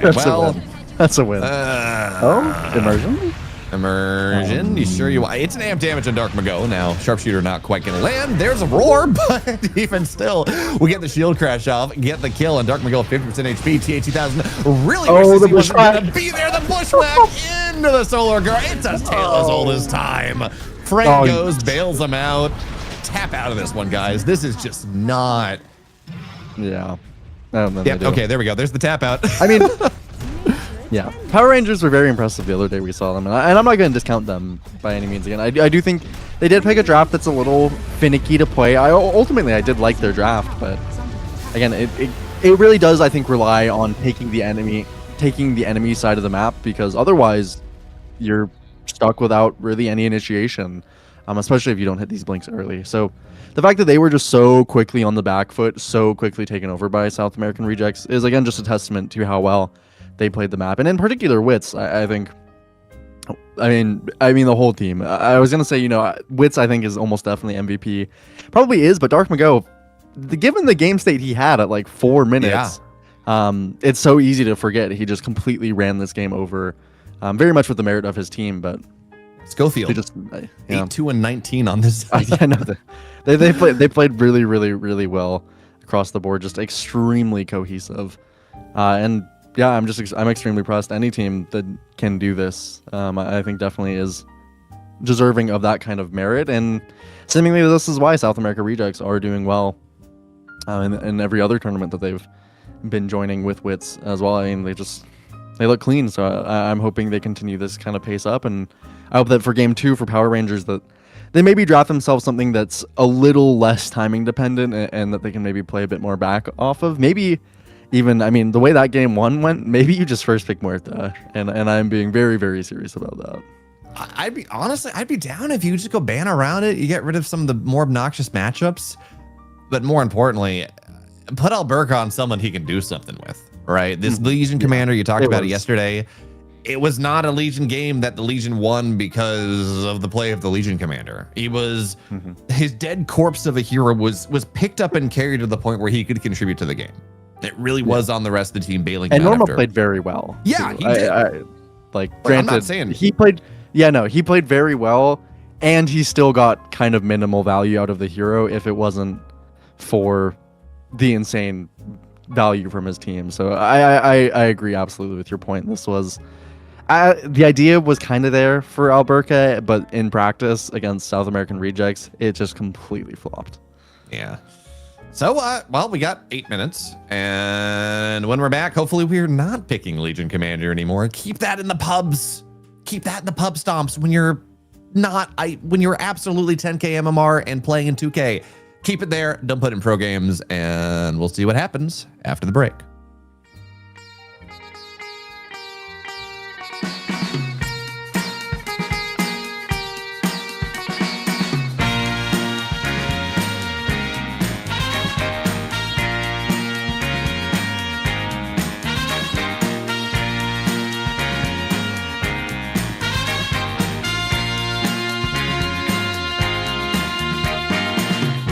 What you need is love and understanding.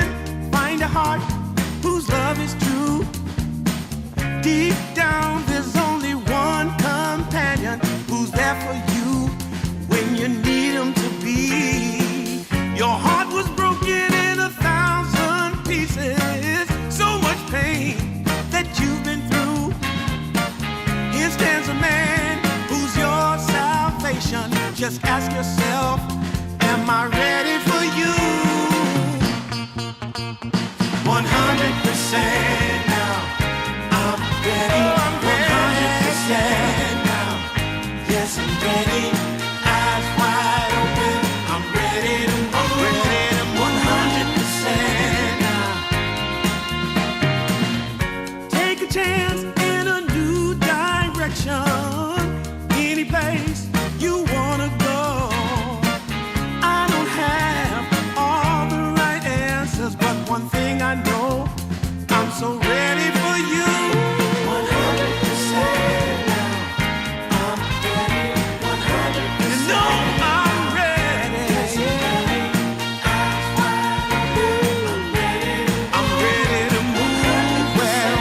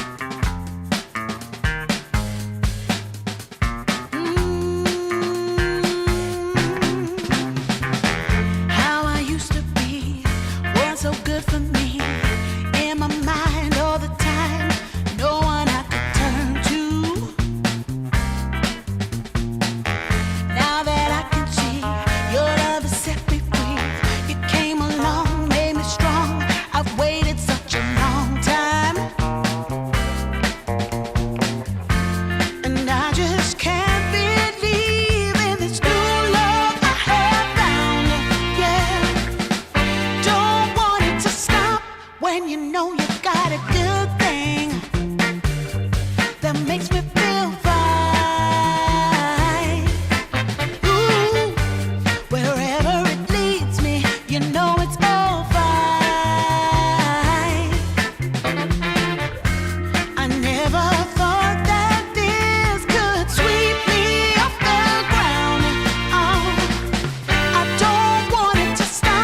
when it's feeling this good.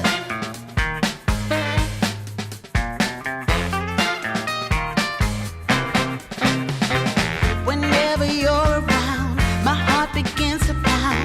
Though I know you'll take it slow, no way to stop this feeling. For every single day, whenever you're away, in this place there's a space where I'll be waiting for you. And I just can't believe in this new love I have found. Yeah, I don't want it to stop when you know you got a good thing that makes me feel fine. Ooh, wherever it leads me, you know it's all fine. I never thought that this could sweep me off the ground. I don't want it to stop. No, I don't want it to stop. I don't want it to stop when it's feeling this good. Feeling this good. Feeling this good. Ooh, feeling this good.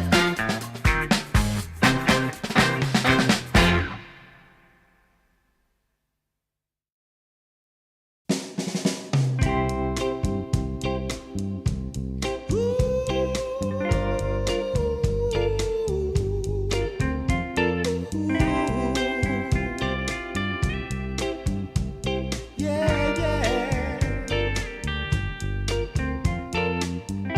I've been waiting a long time, just longing for a glance from you. Yeah, a chance to look in those big brown eyes. No telling what my heart would do. Hey, when we met, I sure knew it felt as good as it could be. In that moment, though it felt so good, I wondered why you noticed me. If you gave me just a little time, it would sure ease my troubled mind. Don't tell me that you don't feel the same inside.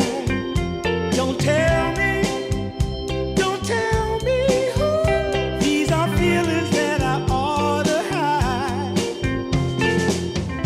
I don't care where you came from, just tell me where you wanna go.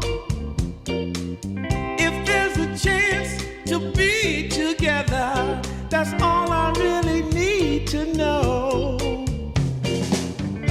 Is it real or make believe that keeps me thinking of you? If you've got time to walk with me, I'll show you how my heart is true. And here I stand waiting for you. Tell me, baby, what I gotta do. Don't tell me. Welcome back to Dream League Division 2 on our third day in a row. I woke up today and I looked at this series that we were going to get to cover. We get South American Rejects versus Power Rangers, South American Rejects versus Liga team a little bit later today. And that's still going to happen. But I looked at this, I said, man, we're going to get some good games today. South American Rejects look great. Power Rangers, maybe one of the few teams in the group that can hold a candle to them in the same way that hopefully Liga can. And then we get a game that gets annihilated in 20 minutes. And I got to ask you, is the hope dead? All right, is SAR just that far above everyone else in this group where it's just going to be stomp, stomp, stomp? We'll see you in the playoffs? And that's kind of what it's looking like. And I mean, I've been very honest. I really like all these players. I always have a very slight South American bias, but I genuinely mean it. I very genuinely mean it. I am completely disregarding any of that. That this is one of the cleanest I've ever seen a team play the map. And I think particularly South America Rejects in Game 1 gave us a really, really strong showing of what a proactive team versus a reactive team or kind of play style is. Because ultimately in that game, Power Rangers set up for what? 2 or 3 plays, and South America Rejects were ready for it every time. They were very often there was just they were going on them on South America Rejects, and then Power Rangers would kind of connect afterwards, after the fact, and then they'd lose more heroes, or they would see a move happen, and then they would end up going towards it. They would see a hero move, and then they'd move towards that hero, and they just played completely into South America Rejects' hands. I think again the draft was not the most favorable for them to play a proactive draft. Again, Alberca's Legion, not even close to having impact. No. Less impactful than the Ench by margins of large degree, by exponents. Truly, it was just a very, very tough game for Power Rangers. But I do think, again, as we head into this game 2 draft, that South America Rejects look really, really good. And that map play from them was just... I know that it was incredibly, incredibly good. Again, I've watched a ton of Dota. I've played a ton of Dota. But in particular, just if I was Power Rangers, I would just feel helpless. Like, genuinely, I would feel helpless because every move they did was just responded to perfectly. And we were kind of talking about it, and you were jokingly saying, like, I know that they're not map hacking, but it kind of feels like they are. Like, that's just how clean the degree of their positioning was. And it was. I would be fuming if I was Nikki Cool that game on that Huskar. You stomp your lane that hard, and Dark Mago just comes back and beats you into a pulp. Yeah, I'm kind of at a loss. You're right. In fairness, you talk about this Legion Commander game. First of all, it's not a good lane into Monkey King. No. We've seen it twice now. You get smacked both times. Legion is a hero that does not farm the jungle very well. You don't have this. You're not an Underlord. You're not a Tide. You don't really have a really good flash farming skill, at least one that you can sustain. You're a very mana hungry hero. So you're kind of stuck in this. I got a lane. I don't really have good recovery. I got to recover through kills. That's not going to work well. And if you're in that game state love the Phoenix pick here. It's been banned out a lot. But if you're in that game state, it's very obvious what Power Rangers want to do. So South American Rejects, they can just stick someone on a lane, bait them out, duel goes in. Oh, look, Wits is here. Oh, look, Schofield's here. It's just not really that much. It starts to feel pretty impossible.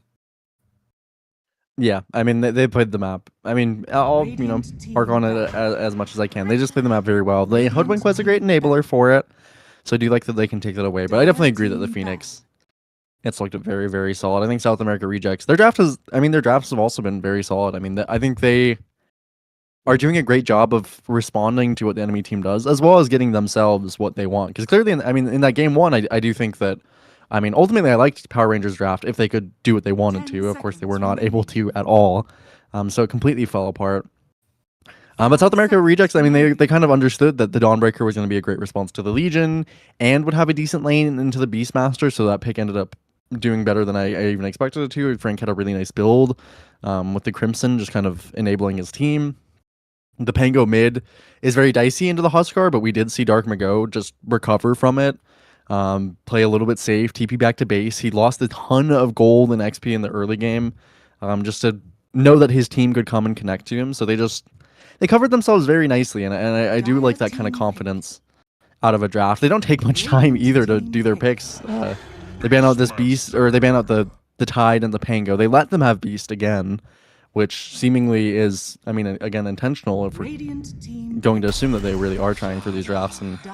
And now they're just so fast and confident on their heroes, and they're good responses. I'm just very impressed by this team. Wits is the one drafting. Maybe Wits is just, he's really, really just coming into himself. Slardar, Ringmaster, definitely 2 heroes that are great against Beastmaster. The Ringmaster pretty solid against Hoodwink as well for just being a safe hero. So what do you pick as Power Rangers to respond to this? I think probably by far the best is Shadow Demon, is what I would probably hope they go for. But even then, does that mess up your map play at all? Do you need to pick up a mid hero for Nikki Cool, like a Storm, and kind of try to play off that? It's hard to know. Yeah, it's just really nice. Oh, well, now you can't Shen the Beastmaster, and Enchantress is banned out. So, yeah, this is going to be a much better game for Nikki Cool, certainly. But, yeah, going back to what you're talking about how little time is being used, it's really fun watching this team because they just clearly have their algorithm on how they want to play the game. They have it very figured out.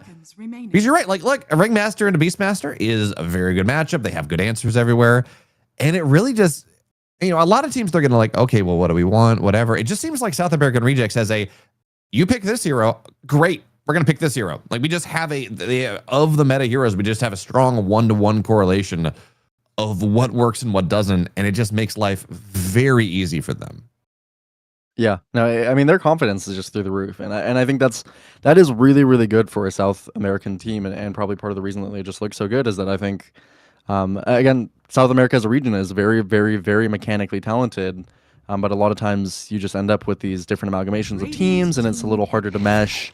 It feels like if you ever lose confidence, relatively, you can kind of fall a little bit behind the barrel where you wanted to be, but South America Rejects, they're just at their absolute peak so far right now, which I hope it isn't, but for now it does feel like they are. Again, that very, very quick response. It's a Necrophos, and it's really good, and Wits has been playing this hero. Maybe it doesn't pair with Slardar, maybe there's some chance for, consecrated wraps and pipes and things to kind of intercept the idea of this hero, but I mean, he's been playing the Necrophos, Bayo. We talked about this, I think, the first day that we watched South America Rejects, and he's been very, very successful on it, and it's a really good game for it.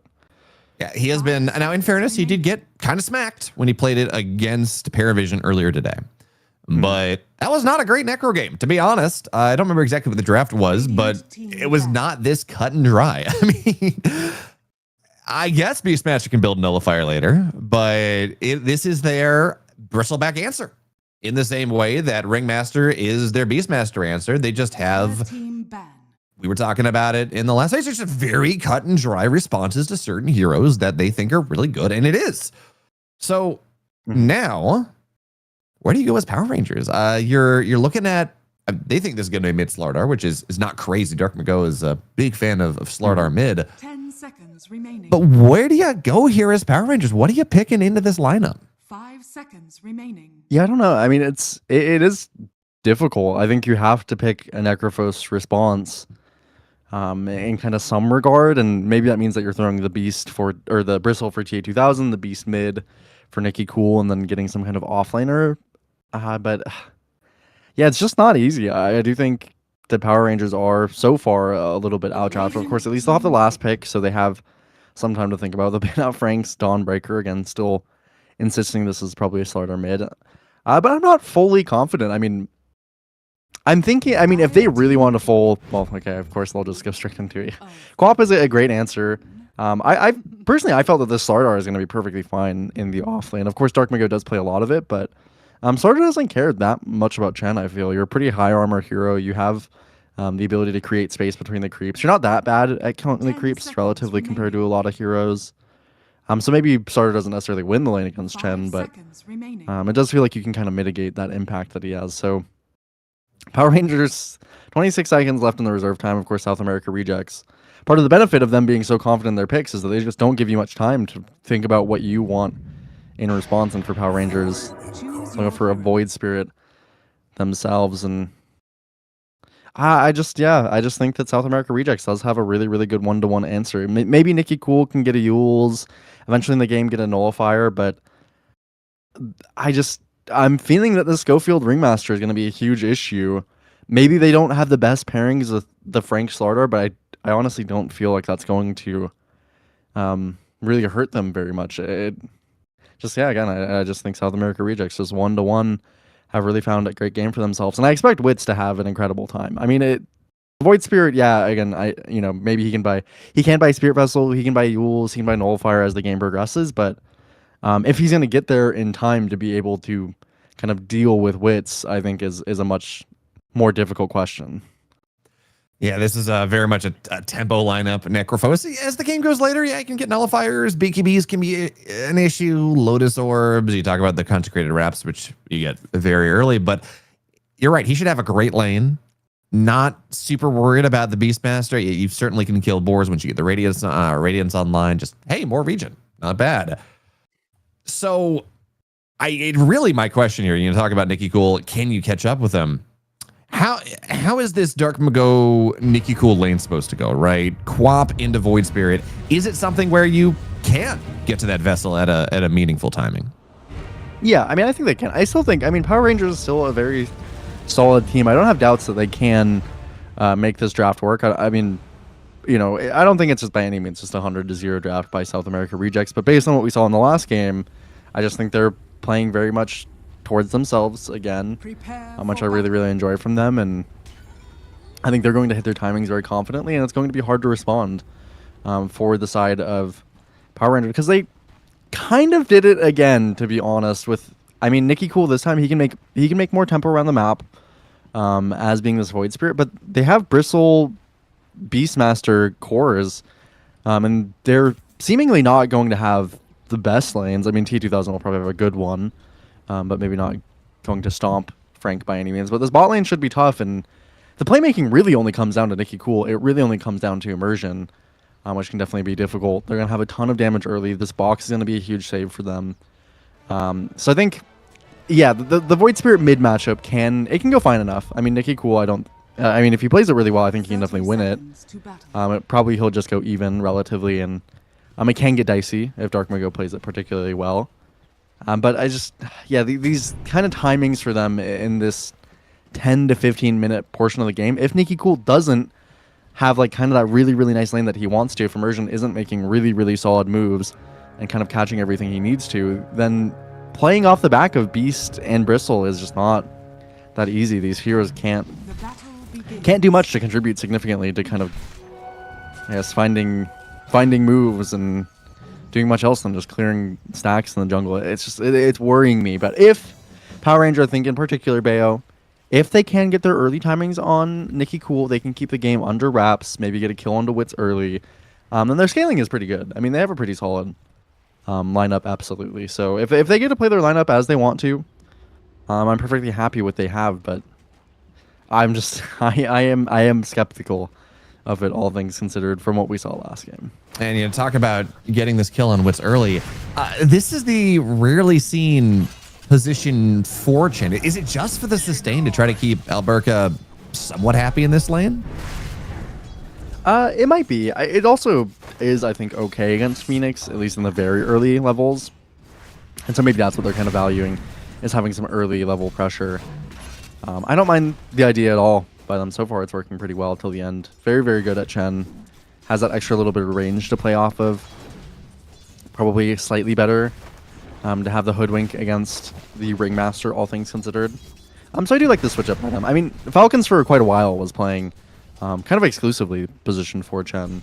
That switched a little bit as the patch kind of progressed, but definitely, I mean, I like the switch up for the early time being. I'm just worried that as soon as you hit like level 3 Fire Spirits, as soon as Wits hits level 3, like that timing in the lane is going to be really brutal, and I think it's going to be harder to nullify with the Chen as opposed to the Hoodwink. Maybe there's also some thoughts of pulling the wave with the creep. That could also potentially be an idea for them.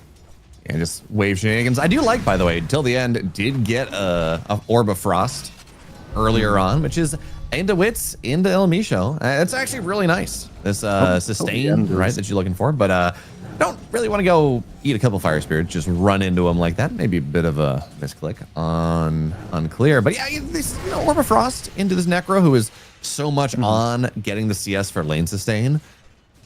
It's an interesting idea, but as we already see, I mean, look at Alberca. He is really not having the best time. No. And unfortunately, I mean, yeah, till the end doing a great job, I definitely think, in this lane, but we saw what happened last game when Alberca had kind of a hero that's hard to make moves on and fell really far behind. So far, definitely not the same game state by any means. I think he has more CS now than he did at like 8 minutes last game, so we'll take our wins where we can get them.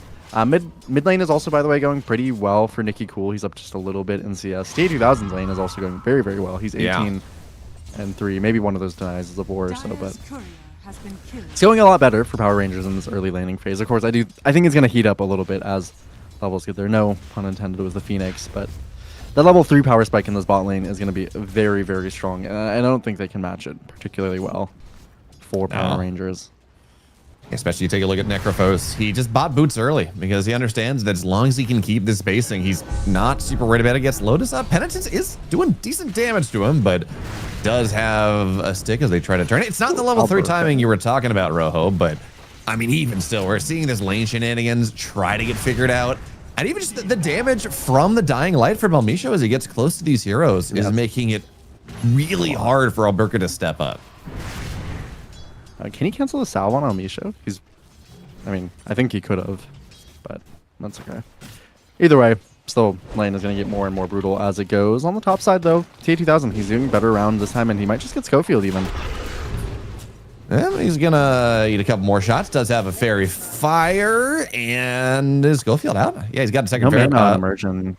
Doesn't have mana on Immersion. I think he'll get it, though. Well, he's going to run under the tier 2, looking for 2 more hits. Yeah, not going to land, so that'll be fine. But they get Wits. Got a 2? That is... I mean... How? It's Immersion's going to die on the top side, at least as a consolation, it seems, with the bash, so... Oh, Mistwood's Wayfair.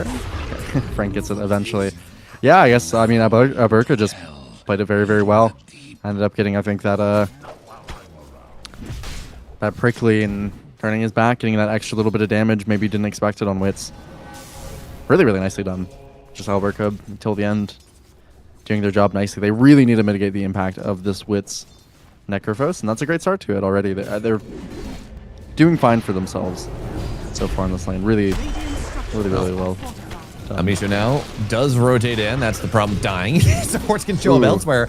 And he has this level 3 timing you're talking about, but T2000 is relatively fast, as is this Hoodwink. I'm not convinced they got a kill. They're going to try, certainly keep diving this, but the longer this goes, the less efficient it is.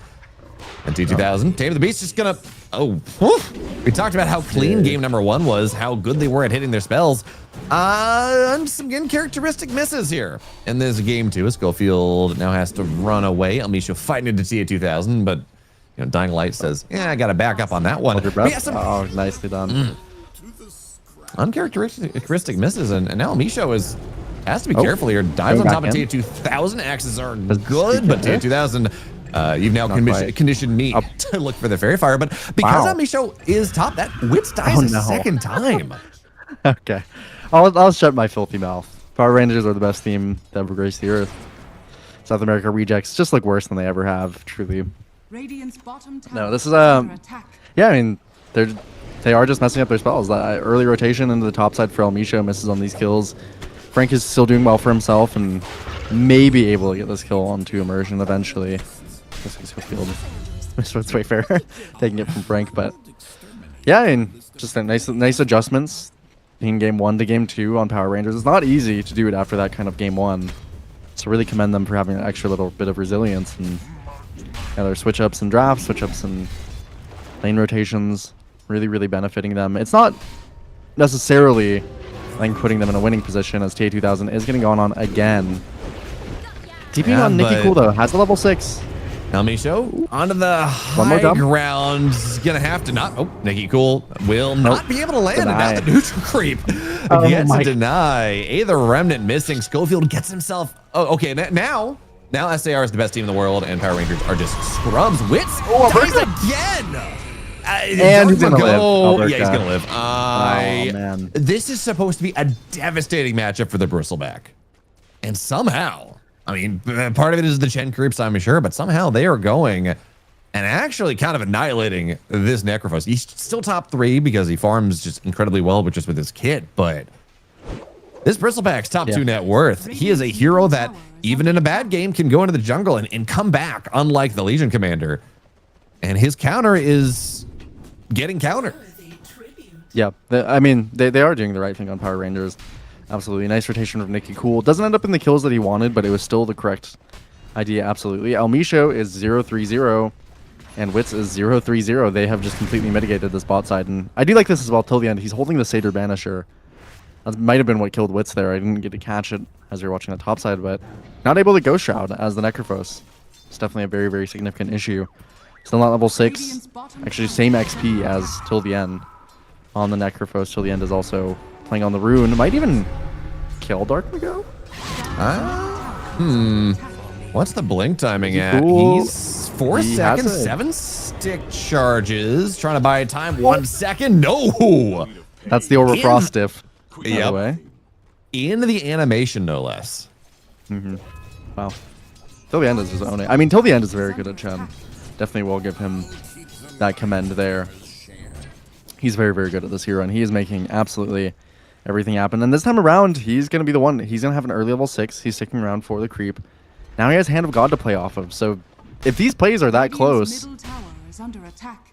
and you miss any little bit of damage, that early Hand of God is going to be extremely potentially punishing. Schofield taking a decent bit of damage. Be fine, but it's really, really scary. Yeah, Till the End, camping high ground, does have a Baiting. stomp ready. Frank. Not sure about this one, man. Into the roar as well. Schofield, Actually holds him back, but Schofield will die to the boards anyways, and Frank Oh, trying to buy some. Witch is here. God. Witch is not here. Witch says, Oh, no, thank God. you. This is... Oh, God.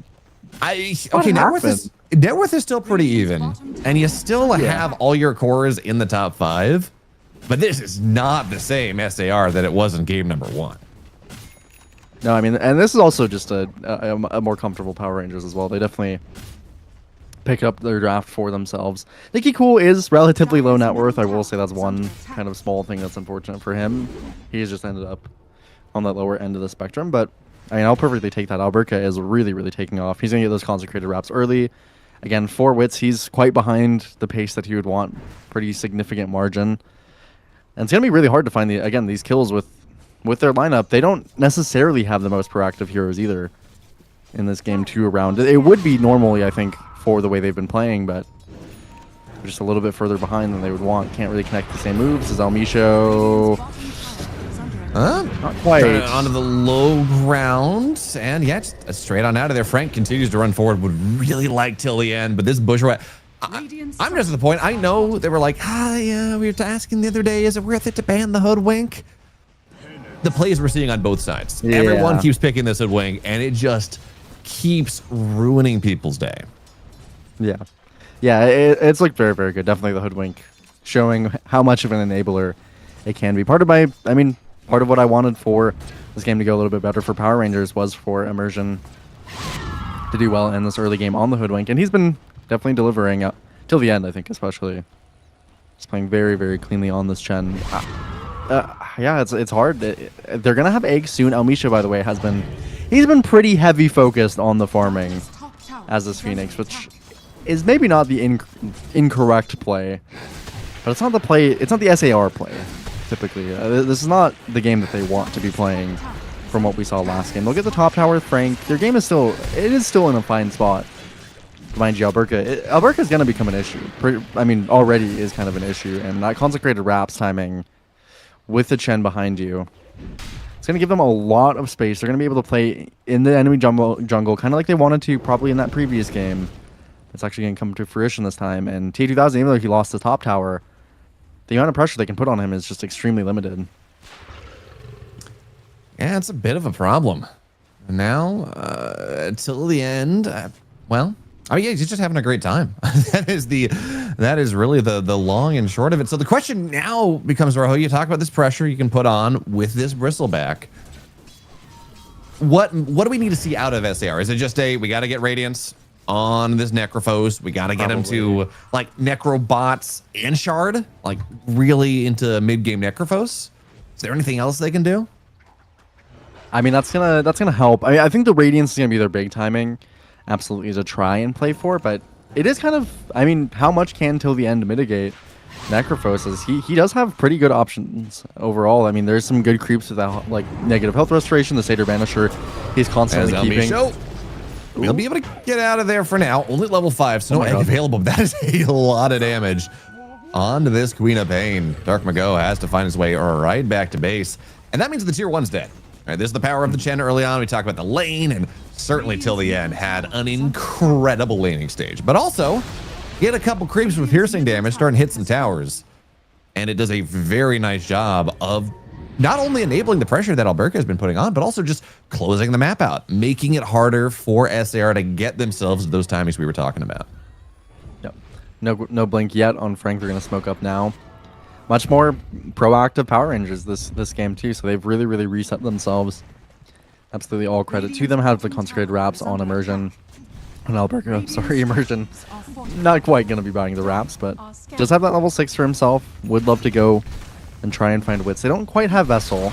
That's something that's a little bit unfortunate, but I still feel like they can kill Wits if they find it. I don't think that's true, unfortunately, and Wits is reading it nicely. But yeah, they put themselves in a great position. They're soon going to have TA2000's Ag, so he's going to really start taking up in the farming. Nicky Cool, he is going to have that Spirit Vessel finished in just a moment. That's going to be very useful for them. They're smoking up, at least with these level 6 on the supports here. Almisho in particular just hit that egg. That one is really important for them being able to enable their fights. And they now have a blink on Frank. On the mid side, they come over a little bit. They want to get on these power runes. This could be a great opportunity for SAR.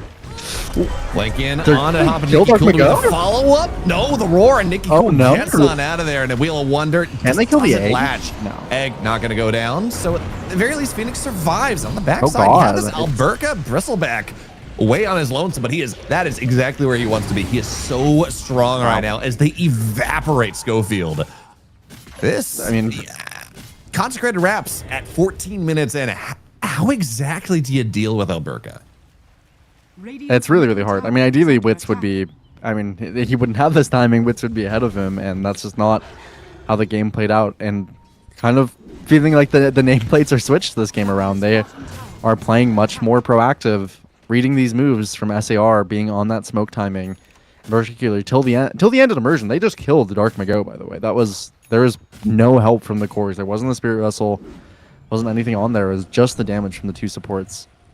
Till the ended up getting both those kills. Just really nice stuff from Power Rangers. They're adapting the playstyle that SAR had last game and utilizing it as best as they possibly can. Now you've set their timings way behind. Wits is just finishing that Radiance. It's not the worst timing, but it's not going to be enough to deal with its consecrated wraps. Not going to be able to deal with the next item coming out. Not going to be able to purge the vessel either. At least there is one nice thing, right? When with this Radiance versus the consecrated wraps, is that you get the vicinity and you take all the charges off the wraps, so you don't have that kind of secondary engage. Not a big deal certainly, but maybe if you play a slow fight, it gives you a little bit more opportunity to get through the wraps and actually lean into Alberca. But for right now, Almisho has to be very careful. Just dives straight on out of there, but you're just not allowed to be here. Not with the Chen, not with Alberca. Just don't show up on the same screen. But if you can't do that, you cannot get close. And that is just an entire half of the map that you're not allowed to be around. Is GP's looking for some runes. Arcane rune for Nicky Cool, bottom side. And now there's going to be a Void Spirit with an Arcane rune and Vessel ready to go. Talked about how scary that was. Arcane rune just makes it so much worse. Yeah, they're very comfortable on Power Rangers. Again, I mean, this is what I like from TA2000. Usually this is what happens on his beast, is that he ends up hitting his Ags and then just keeps farming. So what Beastmaster really is all about. You think, and the Ags, definitely people think of it as a strong timing, and it is right when you hit the Ags. He's still very strong, mind you, at level 12. So he can join fights, but the Ags is mostly just a farming item. Yeah, it's there to get you to your next couple items, to get you to your BKB, your Shard, your Blink. Don't need to be any kind of rushing. Oh no, Frank. This is a spooky one. He's got his Shard on Courier, so I mean, even if you live, you really don't want to lose the Shard. It's pretty important how you're going to scale, but good news is that smoke went bottom. They did not see him. They didn't know he was there, and means Frank's going to be able to get away with this one. His Wits under the tier 2. You got to assume if you're under the tier 2, you're probably safe. You can buy enough time with this Ghost Shroud. So I don't know if this smoke is going to get... Surely, right? Yeah, so... Yeah. I don't know if the smoke is going to get too much done. Yeah, it looks like they kind of want to pressure this bot side. I mean, particularly till the end. He has 2 Mud Golems, and those are the creeps to go in and on the Wits. There. Yeah, they got the Vessel on top of him as well, but the egg is really well placed, and that is going to force them back for now. The discipline. Yeah. This is a much better Power Rangers. And Frank moves in, really nice kill on top of this Chen. He's been having such a good game, but can you get any more? Frank's starting to melt down on the Queen of Pain. Sunray's a problem though. Wheel of Wonder on top of 2. Quat moves in though, gets bushwhacked, has to blink on out of there. 20% HP. And now just the reset once again. The slow fight, though, Okay. Witz loves that. He's going to try to go on top. Does have Reaper Cypher ready to go. Gets in front, takes the Bristleback down. Finally, some revenge. Immersion? And Alberca, the heal. Immersion is going to have to run it out of there. Daggers won't land, but you got the crush. So what a turnaround there. And all of a sudden, maybe dive in the tier 2, even with the discipline to escape once the egg is there, Rojo. Maybe committing on top of this tier 2 is a little bit too early. Yeah, I mean, their spellcasting, it definitely improved on that fight, I Yeah. will say, for SAR from the early game. They played that fight very nicely. Particularly just Witz, he kind of read that play was going to happen again. They were in the right position on SAR. Got the Ghost Shroud off immediately. Then there was the box. And Frank, I think he's the one rock from game 1 to game 2. I think he's holding very much his same kind of value. He farmed really nicely on the Slardar. All things considered, he's the same net worth as Alberca, which is very impressive. I think as the Slardar. Got 2 shard timing and just immediately jumped in on these heroes in and out. Playing it the way that he absolutely needs to on Frank. So ends up getting them a good fight, but it might not secure them the map state necessarily, as looks like this Roche should be essentially just free. Maybe they'll scan it. They don't have any spells though to fight it. So yeah, this one's looking done and dusted. K2000 likely to get an Aegis for himself here. Well, they are dancing. Nah, they're not really dancing around that much. I was like, Phoenix, but no. And this is a lineup, as you said, that just takes Roshan really quickly. With the Beastmaster, with the Viscous Nasal Goo on Alberca, and now they're just going to run straight at him. They really want to go take advantage. Frank has to be very careful, and there's a Sunray trying to keep him alive for now. Misho dives left, Frank moves right, but there's a Roar. And that does mean that Immersion will be able to get the kill of all the heroes, the classic Hoodwink counter. Well, I mean, yeah, good catch on to Frank. Frank is definitely one of the better heroes to finish to get there, and they're going to be straight on the timing for the Tormentor as well. So really good on the timings. Again, this is, I mean, last time they kind of walked into the side of SAR and got caught off in this long fight, but in terms of just playing the map, still have an overall good advantage. Until the end, his play this game has been rewarded by Gabe, and he's been given that shard, which is really nice for him, since he is also opting for that pipe. The pipe is going to be really strong this game. Again, for SAR, I don't think they necessarily needed to, if their game was going properly, to play into the Slardar and the negative armor kind of strat. But they really don't. I mean, they are really very heavy magic damage. It's only Frank who's doing the physical damage. Maybe occasionally you throw in a right click from Dark Mago. But ultimately, they didn't opt to elect very much into the Slardar. And now, if there's going to be a pipe coming out from till the end, again, with these consecrated wraps and the rest of the magic armor that the team is going to eventually be building up, it's a pretty scary premise, especially, I mean, TA2000 too, I really like this from him. He's looking at just going a Nullifier next, which is going to be an insanely strong timing if he's able to get to it and commit to it, and there's seemingly no reason that he shouldn't be able to. It's going to be so early. And we spent so much time in the draft, and I think this game is still very playable. You know, realistically, we take a look at where we are, but we spent so much time in the draft talking about how impressive, how fast SAR is in their draft, how they just seem to have some algorithm on CX hero, pick Y hero, but we are starting to see some of the downsides of that. If you spend so much time saying, oh, well, you know, we're going to pick the Necrovos because that counters the Bristleback, or we're going to pick the Slardar because it counters the Chen maybe, or, I mean, Chen does have bonus armor there, but like whatever they're picking it for, and then you have this lineup that has a Slardar with no physical damage component, right? And it just... yeah, you have these one-to-one counters, but your draft doesn't always make as much synergistic sense as you might like. Is now moving forward on top, and Nikki Cool moves right. Astral steps straight on out of there with the hand of God, and he will be fine. But they do have to run at him now. Yeah, that is a big thing to play around. But even still, Witz, he's very stationary. They don't want to dive the tier 2. We talked about the discipline from Power Rangers, and SAR, despite everything, now that the game has started to stabilize, showing the same level of discipline, especially, well, not especially, but also talk about the consecrated wraps. That is one. Can you purge that? Does a nullifier get rid of the consecrated wrap shield? I think it does. Yeah, I believe. Yeah, it does. It says it's dispellable, so should be. All barriers are generally dispellable. We'll see what. Yeah, I'm kind of curious to see what Witt's adaptation is here. Of course, he doesn't know yet that TA2000 is just committing for a nullifier. Currently, he has a Sanjin Yasha queued up, which might be correct, but knowing how to deal with this nullifier is going to be very hard.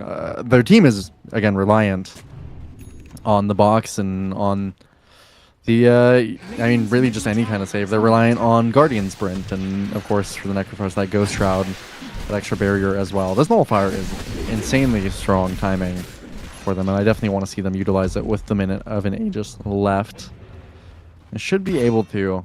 I mean, yeah, great itemization by TA2000. Very, very necessary for this kind of game. And I don't really, I mean, as Necrophos, there's not a lot that you can itemize to really deal with it. I mean, ideally it'd be like Yules or Lincolns. Probably Lincolns is the best, but that Yules you have to get off before you get nullified, which is really hard. And they're actually going to go straight on to Dark Mago.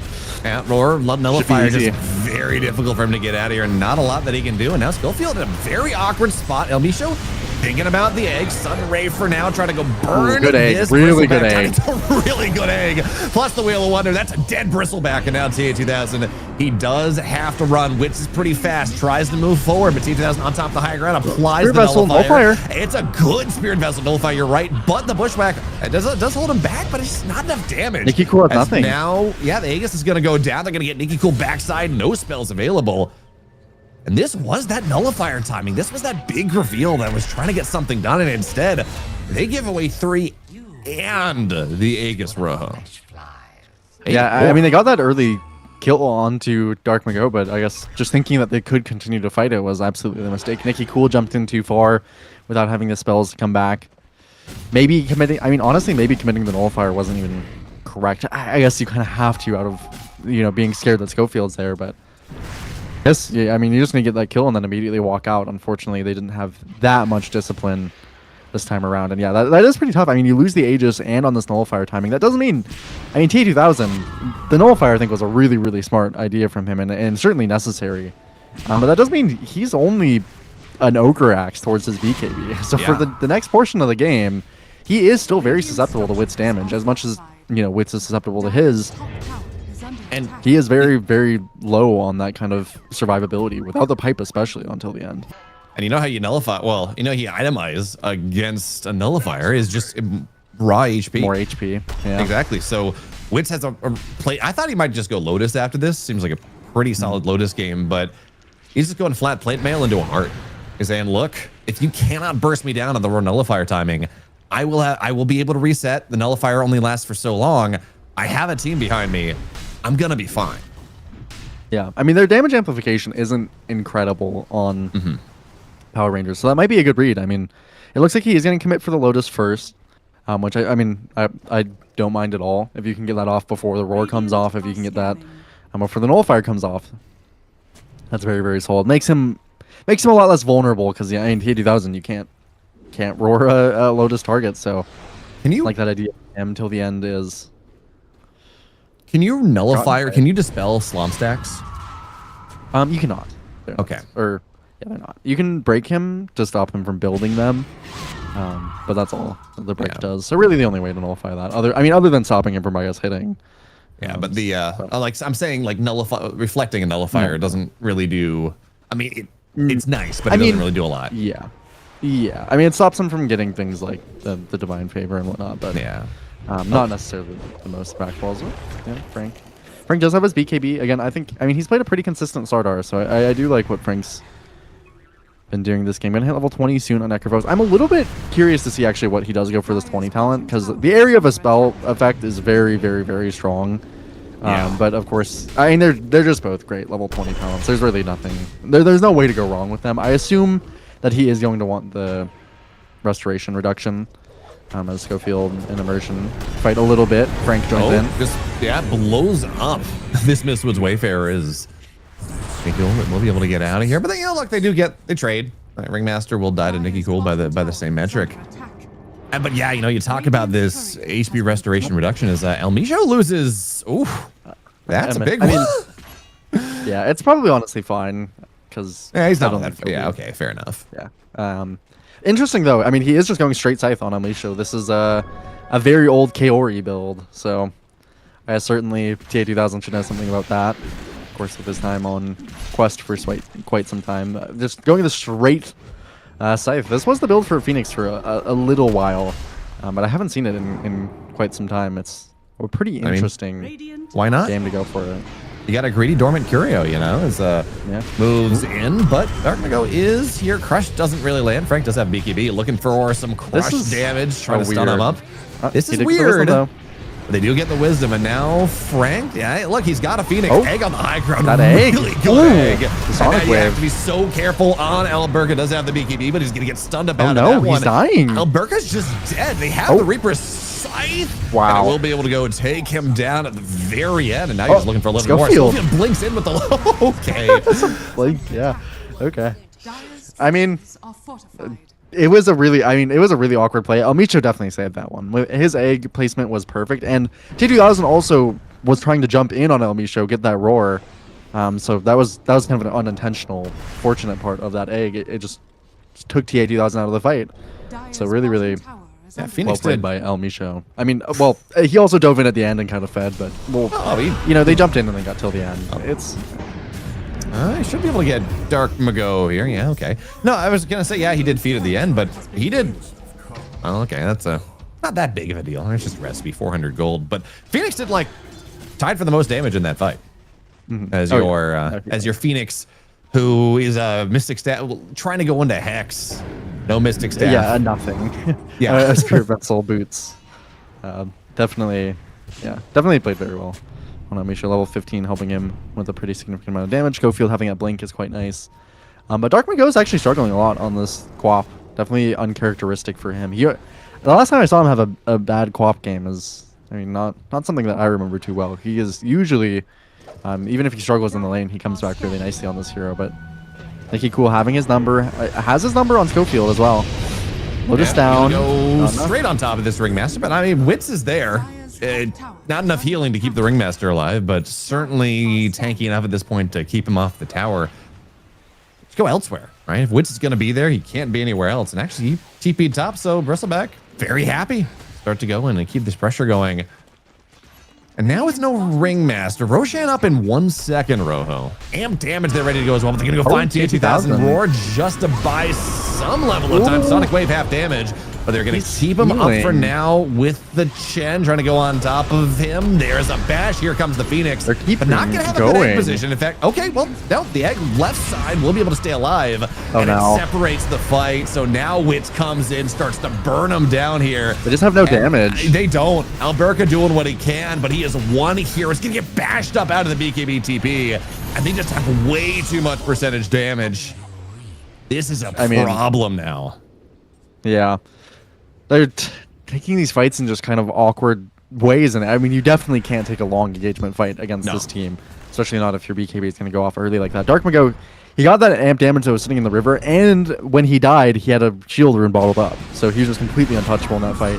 Despite the amount he's been struggling in this game, now he's level 20, Partition's brand on his neutral item slot. They're going to get an Aegis soon. Let's see who they give it towards. Full Ags on Frank, mind you, as well, which feels really, really good this game.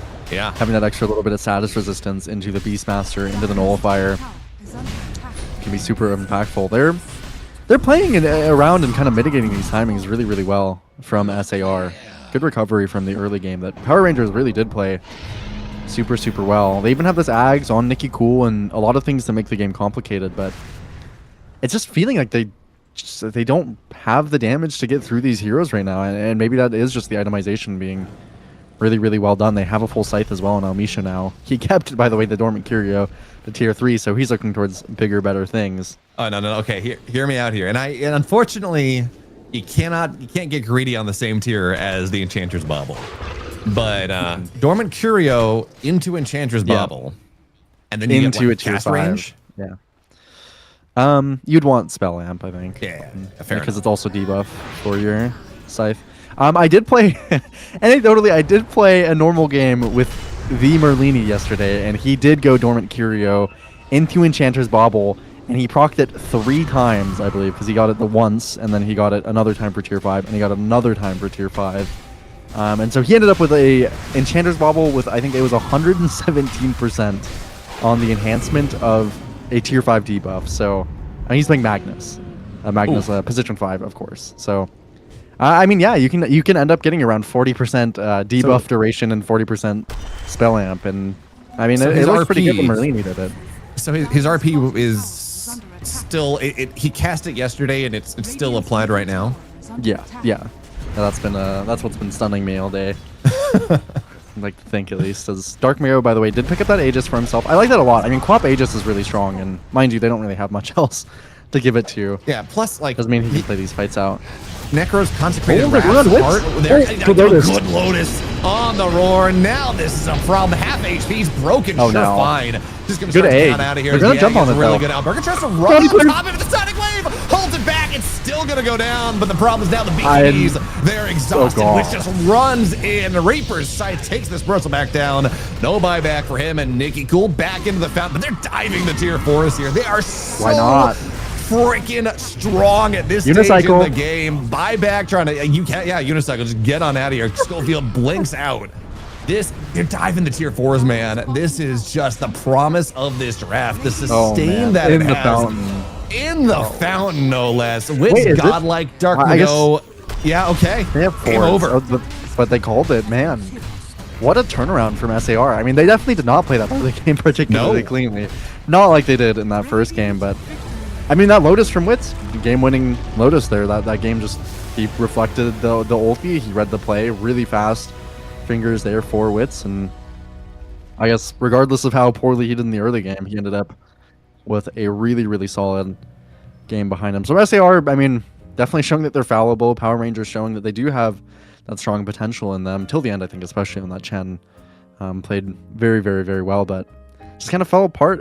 That you take that kind of fight under their tier 2, and I guess I feel like their win chance must have just dropped very significantly by that point. They ended up getting the Tormentor and stuff, but their kills they really, really slowed down at some point in these long extended fights. Regardless of how much magic resistance you build as farm as you can be on a hero like Bristleback, you're never winning a 15-20 second engagement against a Quap Necrophos. Yeah, according to Gabe, you're talking about that win chance, plus 10%, I think. That if I want to say that was the 23-minute fight, plus 10%, just spiked up, and this was just a classic Necro game, right? Didn't have the best early game, maybe not classic, but you hit this point where either you kill the Necrophos in the first 5 seconds, and he can be very squishy with the Nullifier in the late game, or he just kills the entire team. Mm-hmm. And that is, and we got there even without the egg. Like, often you go and you have the eggs and the heart and the regen, it starts to amp and gets really problematic, but we didn't even need that. Just the single Lotus you were talking about. Yeah, I will also definitely commend Frank this game. I think he played a really, really nice Slardar. He did his job pretty much perfectly as expected, and it's quite easy as a Slardar type hero to kind of get lost, once you buy your blink and really try to make up for the game that the rest of the team is having. But he didn't really get sucked into anything, and he built himself really, really nice net worth. He had that Ags at the end, which helped him a lot. The last fight, Elmisho, I think, played his early game on the Phoenix, again, a little bit questionable, but he ended up kind of coming back really nicely from it, got that Scythe of Ice. End of the game with the Dormant Curio, which is always a fun little experiment. So even though, SAR definitely, this could be a game for them to look at. As the game 1, they played incredible. This game 2 did take them a while to build up to it. And Power Rangers, of course, showing that they have that capability, but as the game progressed, you'll still see that Wits is, he's just really good. I don't know what else to say. That Lotus at the end there, just 1v5 essentially. That was very, very beautiful by him. Yeah, and I love as well that not only is Witch just, again, to me, I think he's the most exciting new carry of the last year. Maybe more, but again, very exciting carry. He's got his own, no one else is playing Necrophos. It is explicitly a South American Rejects Wits thing, and if that's something, we've seen it banned in other games in DreamLeague Division 2. If that's something you got to start to ban, Alk falls through maybe, Doom, Veno, they get hoodwinked more often. These power picks that we've been talking about, well, he can play them as well. So we're going to have to see what he's going to do next, though, because this is not the end of the South American journey, South American Rejects journey here on ESL Dota 2 Ember. In about 23 minutes, Liga team is going to go and try to cut their teeth and give themselves an opportunity to take down a team that looks utterly horrifying. So we'll be back then with SAR versus Liga team.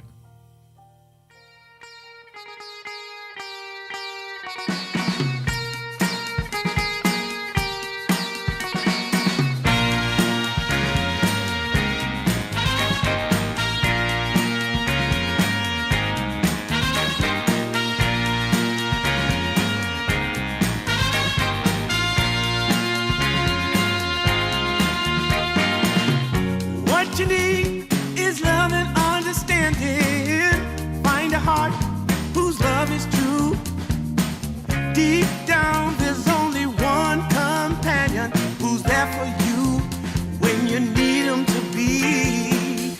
Your heart was broken in 1,000 pieces, so much pain that you've been through. Here stands a man who's your salvation. Just ask yourself, am I ready for you? 100% now. I'm ready. 100% now. Yes, I'm ready. Eyes wide open. I'm ready to move. 100% now. Take a chance in a new direction. Any place you wanna go. I don't have all the right answers, but one thing I know, I'm so ready for you. 100% now. I'm ready. 100%. You know I'm ready. Yes, I'm ready. Eyes wide open. I'm ready to move. Well,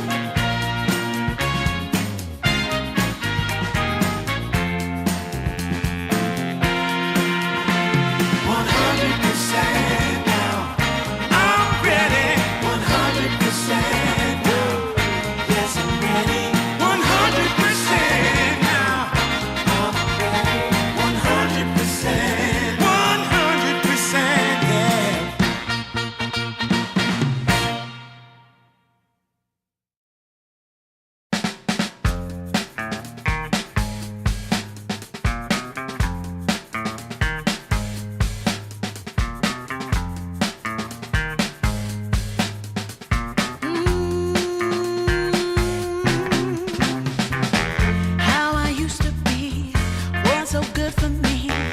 In my mind all the time, no one I could turn to. Now that I can see your love has set me free. You came along, made me strong. I've waited such a long time, and I just can't believe in this new love I have found. Yeah, don't want it to stop when you know you got a good thing that makes me feel fine. Ooh, wherever it leads me, you know it's all fine. I never thought that this could sweep me off the ground. Oh, I don't want it to stop when it's feeling this good.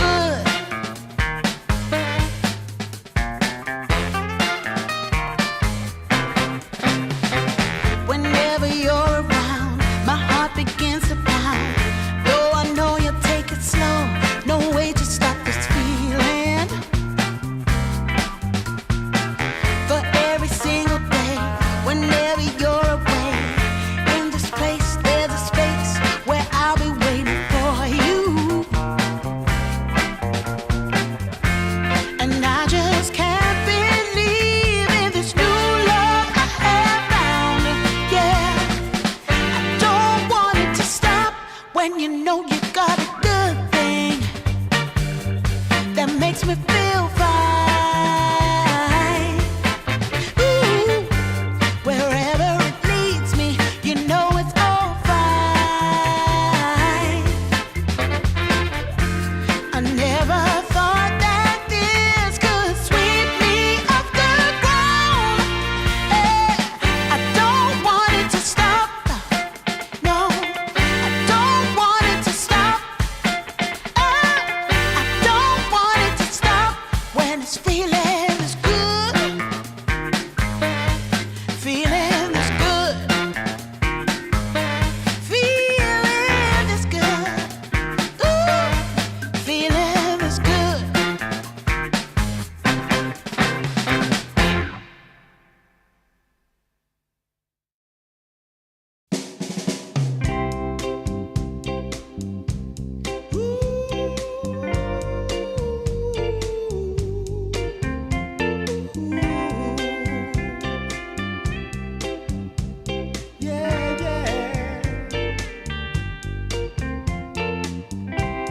I've been waiting a long time, just longing for a glance from you. Yeah. A chance to look in those big brown eyes. No telling what my heart would do. Hey, when we met, I sure knew it felt as good as it could be. In that moment, though it felt so good, I wondered why you noticed me.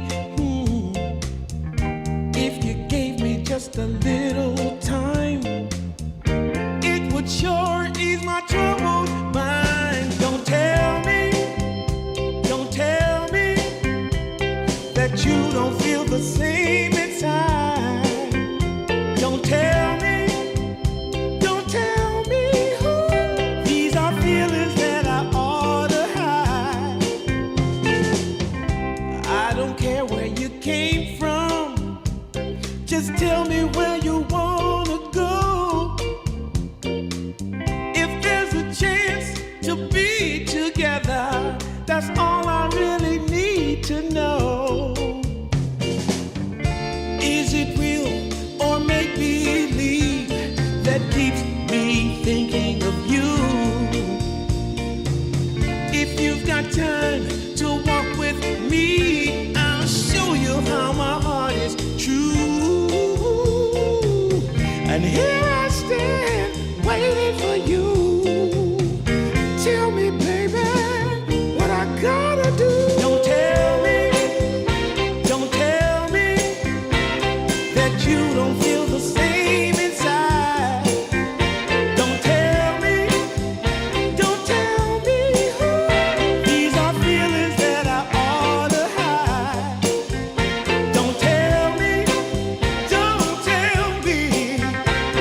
that you don't feel the same inside. Don't tell me who. These are feelings that I ought to hide.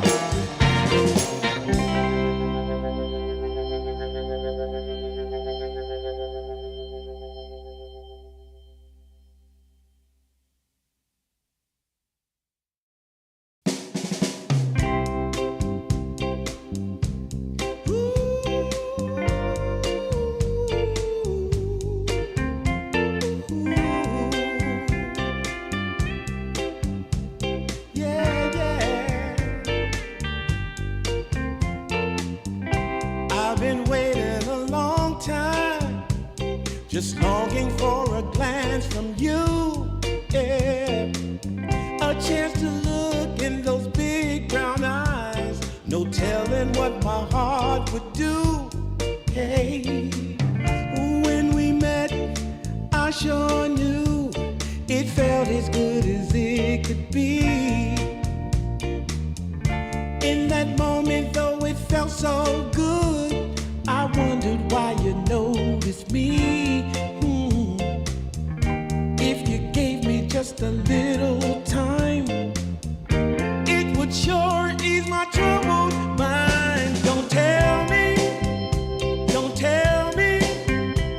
that you don't feel the same inside. Don't tell me who. These are feelings that I ought to hide. I don't care where you came from, just tell me where you wanna go.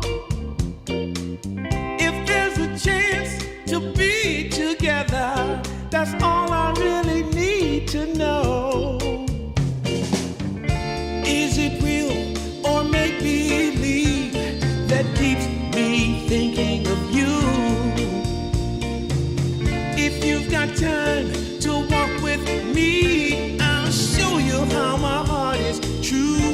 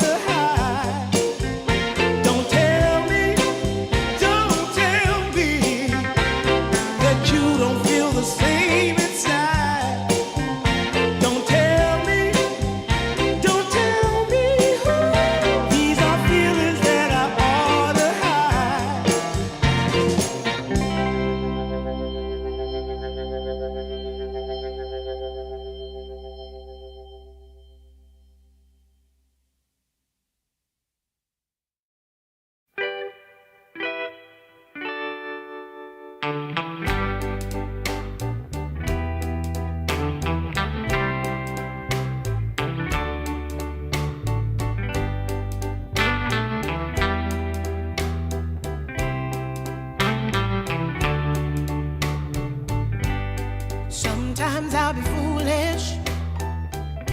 Sometimes I know I get mad. Sometimes I say the wrong thing to you that makes you feel sad.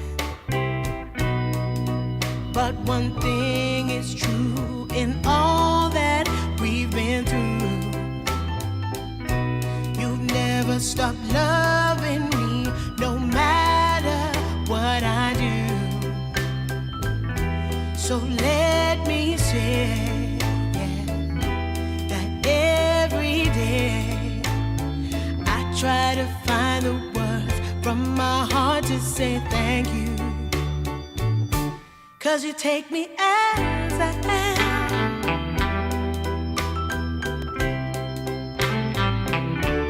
You take me as I am. Oh, baby. If you stop loving me, well, I would understand. But I won't take you for granted, no, no.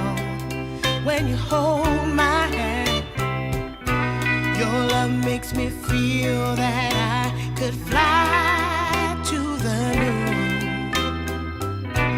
Not even the birds above can sing a sweeter tune. I needed to say that you find a way to make me feel anew. And I want to say thank you, 'cause you take me as I am. Oh, baby, take me as I am. Oh, no, no. Take me as I am. Oh, take me.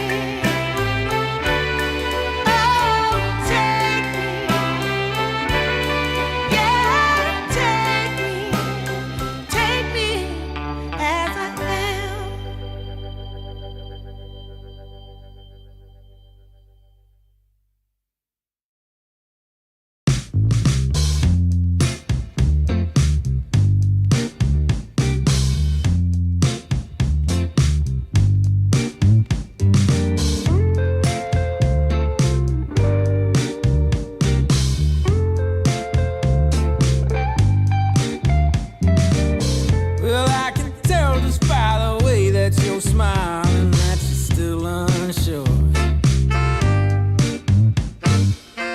And I can tell just by the look in your eyes that you've been hurt before. But baby, no one can promise you forever. Right now I only know that we should be together. Because it's now or it's never, so won't you take a chance on me? Well, it's fine if all your previous guys, they made you run away. You can bet you'd only have one regret, and that's if you didn't stay. Walk my way. 'Cause baby, no one can promise you tomorrow. But today you take away all of my sorrows. You know I'd beg and I'd borrow for you, so won't you take a chance on me? Right from the moment we met, I knew that I couldn't let my fear get the best of me.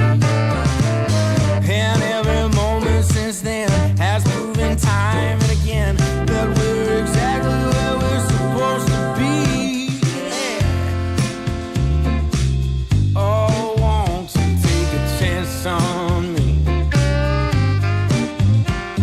Ooh, oh,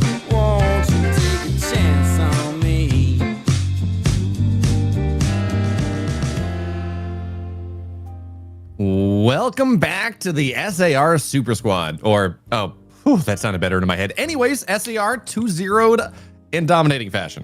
Power Rangers in game one of, or in the first series, we get to take a look at them today. And now, against an Eastern European team, Liga team with Mirage, with Snowy, with Respect, Corrupted, Sayu. I would love to say this is probably going to give them maybe even a stiffer challenge, but I'm not sure that there is a team outside of Tier 1 with how South American Rejects are playing right now, Rojo, that is going to be able to give them that challenge. Yeah, I mean, it's definitely hard to say. I mean, they have looked really, really good. They did have, I mean, the last game that we saw, they had some kind of hiccups, for sure. They played a lot of Dota today, so we can see if that impacts them particularly. But the first game they played of that Power Ranger series was near flawless. Really, genuinely, very, very few critiques of how they played. Second game around, the early game, some mispressed buttons, some kind of bad positioning, ended up getting punished a decent bit. But once they found their kind of timings, they won a singular fight. They really kind of took it to them. Wits in particular has just looked really, really, really comfortable. His itemization every game very good. His positioning every game very good.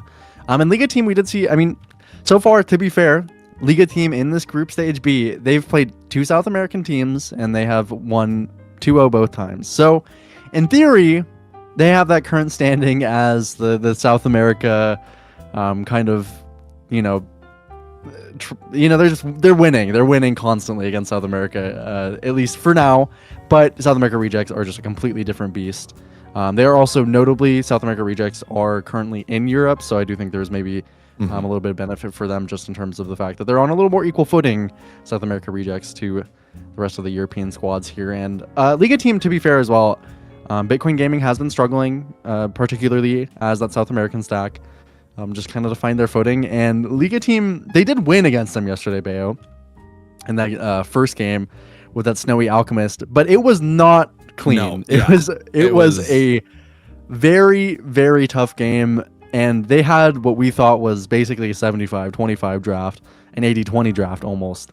And it took them a really long time, and Bitcoin Gaming kind of just messing up some plays to end up winning that one. So if Liga team shows even a semblance of what happened in that game one yesterday as we head into this draft, their chances are really slim. And that's just to be frank, no pun intended. But yeah, they just it was a tough game. The first game they played yesterday, they did win. And I certainly think they have it in them. They have great players. In particular, I think I would really look at getting rid of Snowy's Muerta, which we did see yesterday. Because we can talk about the first game against Bitcoin. They really struggled, but ultimately ended up getting Sayu, that Ringmaster. He looked really good on that hero. His recovery from the first game to the second was insanely good. And Snowy's Muerta was just flawless. Really, really, truly flawless. So something to watch out for on South America Rejects, something to maybe keep away from Liga team.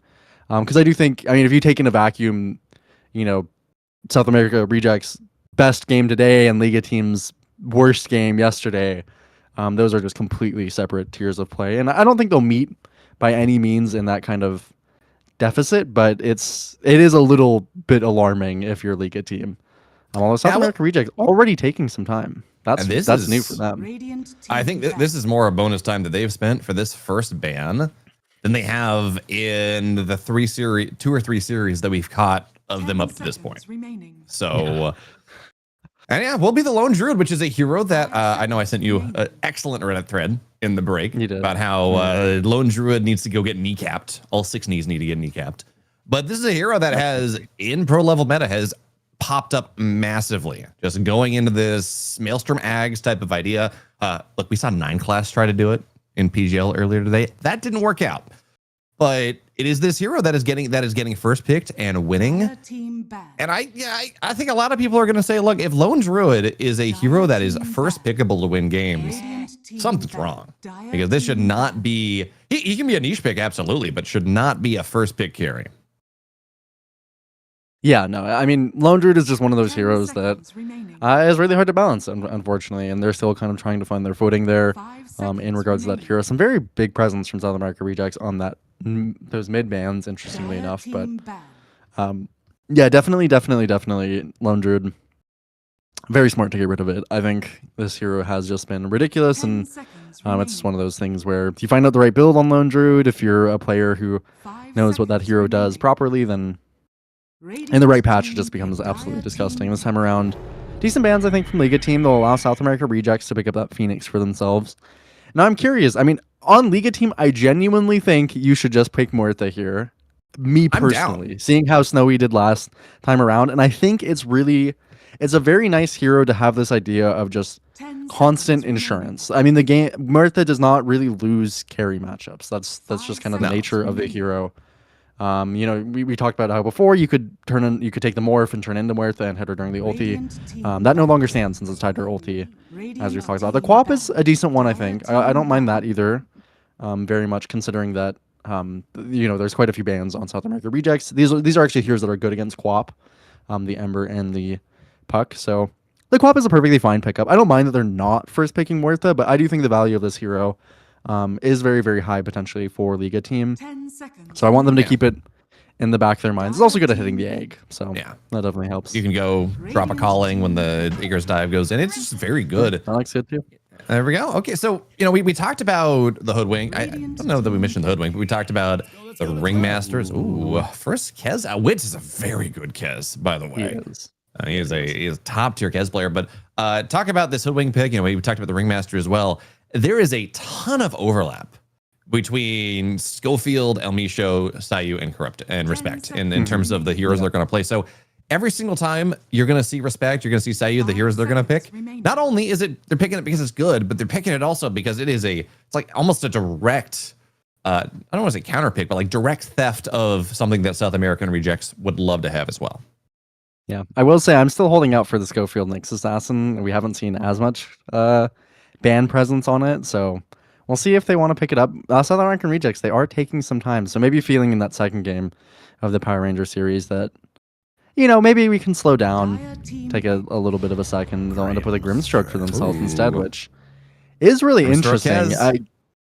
This does kind of pressure you to pick Doom, I feel. It's pretty good already against Kez, but you're going to go for Enchantress. That's fine, vaguely. I think it's quite good against Grimstroke for laning. You go Axe instead as seemingly... And then, okay, very interesting. So South American rejects, I guess, kind of knew what was going to happen, seemingly what they wanted. So they don't have a Grimstroke combo, really, which is really rare and interesting for this hero kind of right now. At least not the best heroes to put Inkswell on. I guess Phoenix has are fine. The Dawnbreaker helps, so Kez goes in, fine. You know? Yeah. Definitely nothing to go with the ulti. That's maybe fine. It's good at finding the Hoodwink in trees. That's kind of nice. It's a little bit of a strange Grimstroke pick, but you can double talent toss people. Yeah, and I wonder if you can grapple to both of them. I don't think it would mess with your positioning, but I wonder if it even works. Probably doesn't. But the talent toss actually unironically is good. Yeah, that silence the mark. You do get a stun off. It's not bad. Probably a talent toss. You just go to whoever you target. That's generally. You know, they could have just picked Muerta as well. By the way, they saw this Kez Grimstroke Phoenix.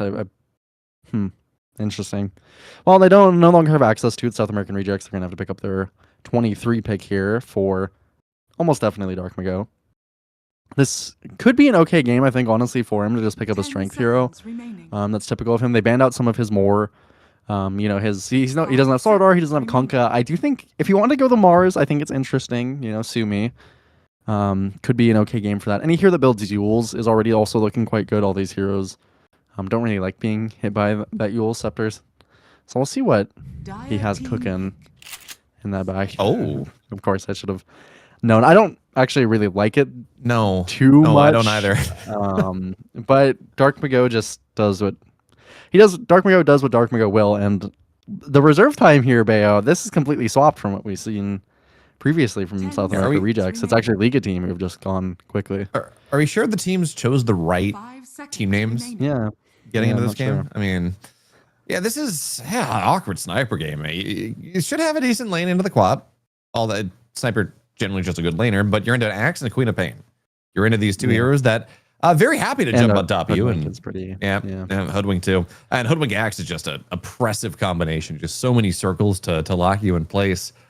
At least Kez Phoenix, Kez Grim, however they decide to do that, that should have, I would think, a pretty good lane into this Axe. You know, it's a Kez versus a strength hero that doesn't have a ton of armor, at least not early. Yeah, I mean, I definitely think South America Rejects have a perfectly reasonable draft. I think the Dawnbreaker response to Axe is pretty brutal, honestly. Yeah. I can't imagine that will ever feel good for him. So the Dawnbreaker is definitely covering the sniper very well. But in kind of sniper kind of warps the game in really strange ways. So we're definitely going to see the game warp pretty significantly off of it. Liga team, it is a hard pick for Snowy. So he's probably thinking kind of a number of things. If he wanted to go something like an Ursa, I think it looks fine. He could go. Faceless is pretty decent. There's a little bit to concern you, for sure. I mean, you're playing into Dawnbreaker already, so. Yeah, Dawnbreaker. You got the Phantom from Grimstroke, which is not something you can BKB off, not something you can Manta off. Just have to kill it. So that silence is very annoying.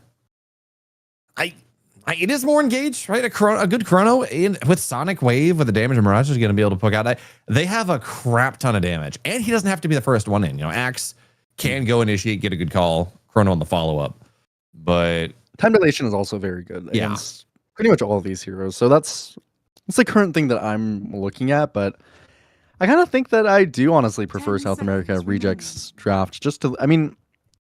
Playing team fights with Axe Faceless Void, if the game isn't pretty properly in your hands, does seem a little difficult, and they're not actually really the best at catching Frank on the other side of the map either.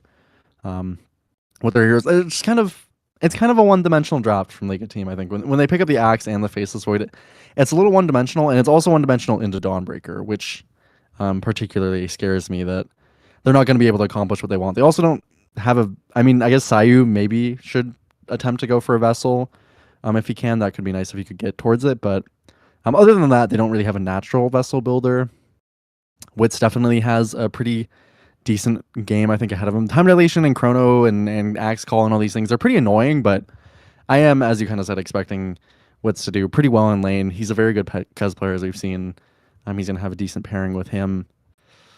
It worries me, the execution on Liga team. And not to mention that as well, that yeah, they do have Quap for the chrono, but up until you have Ags, the Quap is not really that good of damage into chrono, and particularly Axe, Enchantress, like these two heroes won't interact with chrono meaningfully for a pretty significant portion of the game.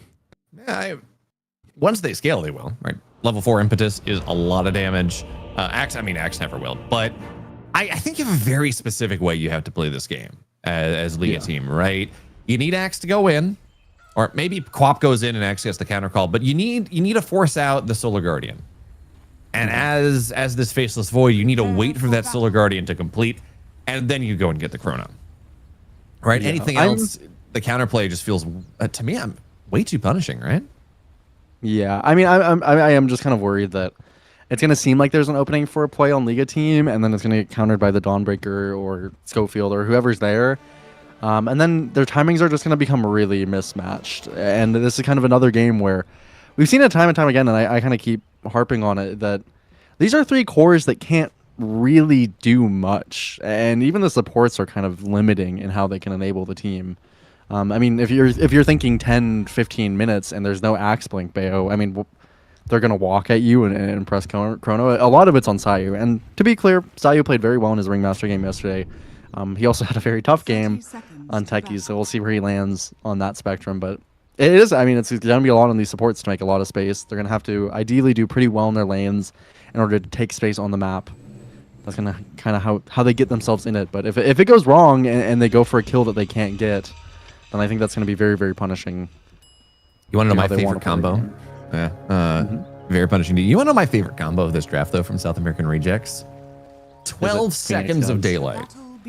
Phoenix Egg into obviously it's probably not going to work out like that, but Solar Guardian into Phoenix Egg is takes a decent amount of damage.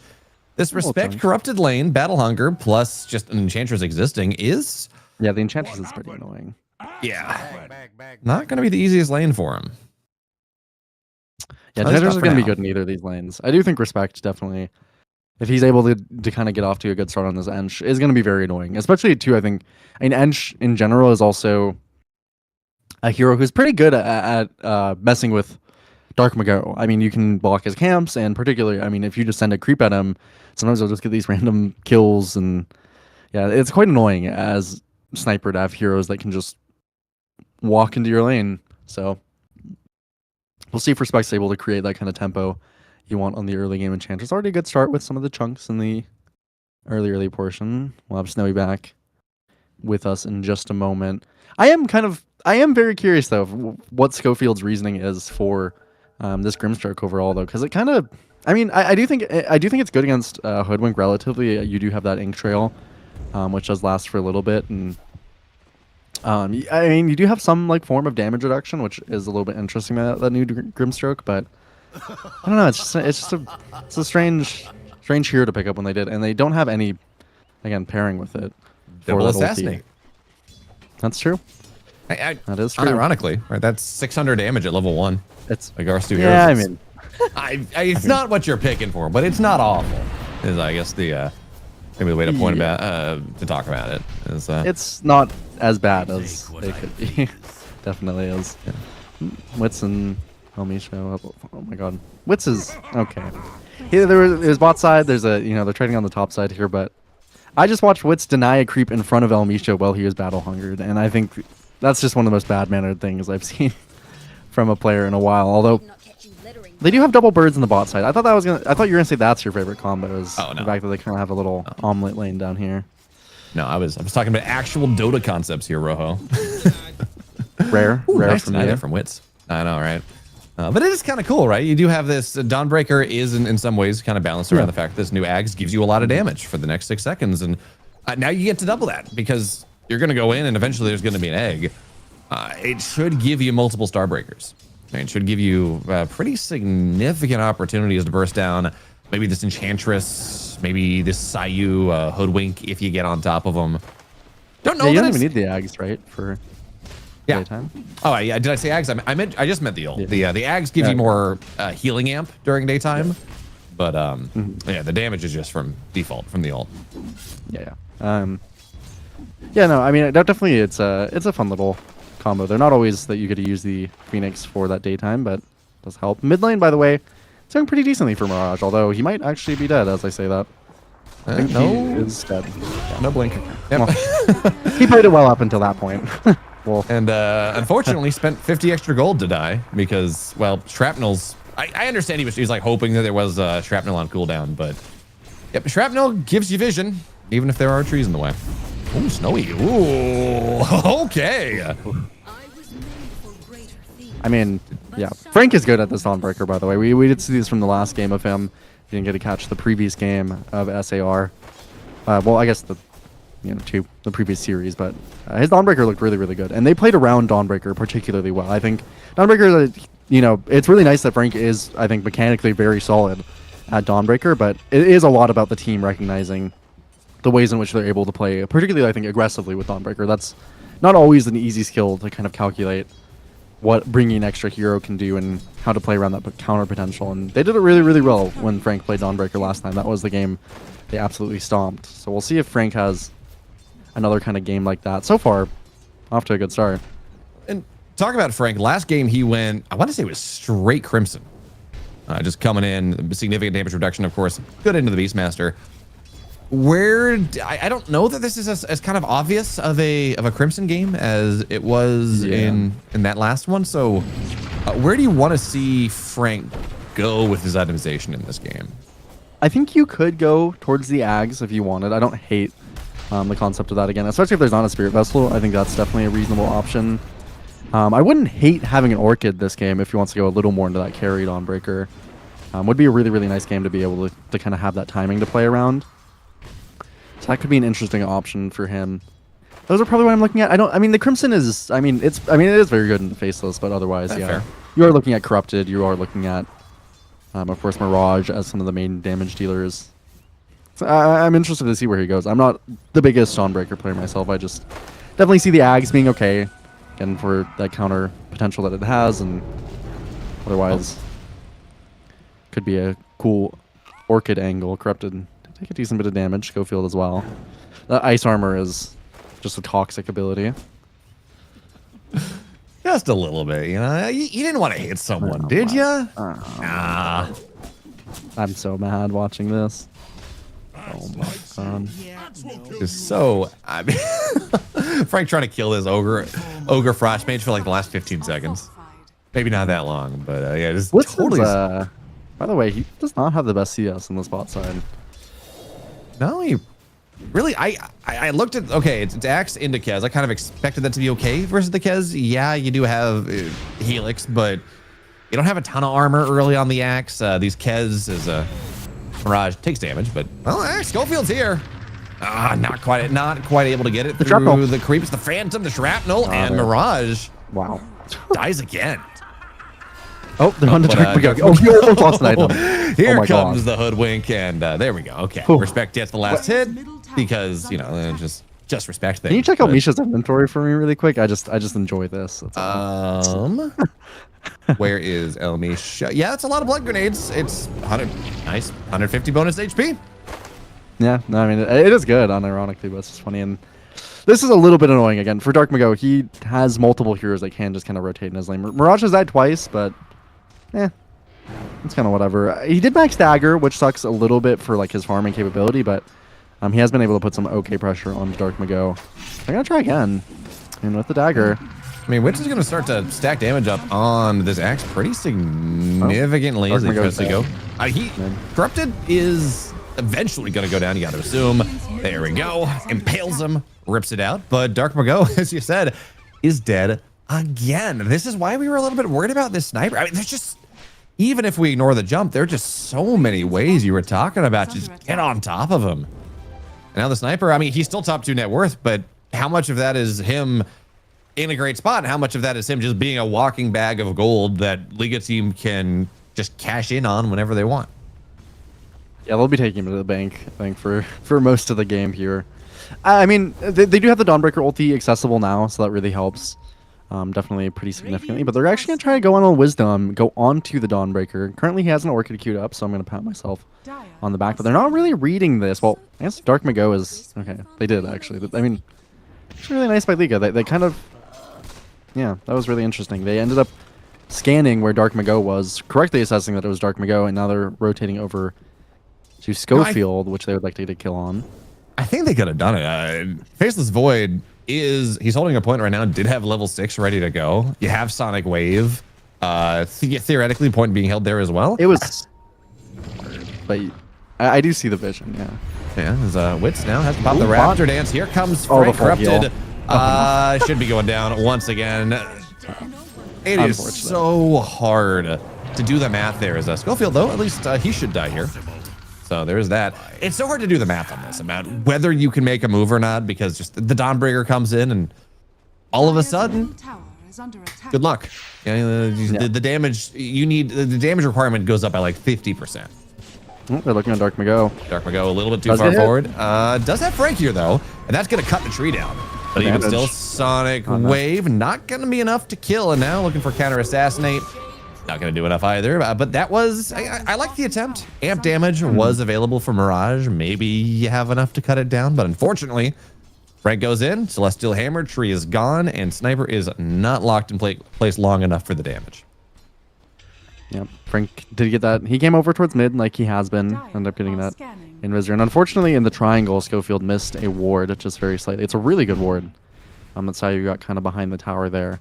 So they are going to be hunting Dark McGo pretty frequently. It is still, I mean, Mirage, he did go that 3 points in Shadow Strike, so he's struggling maybe a tiny bit to keep up with where Dark McGo is going to get in terms of farm. There's some stacks that he went back on that is ultimately respect on the Enchantress, who's going to go past him, but he is looking to kind of just block camps, be annoying. I can only imagine.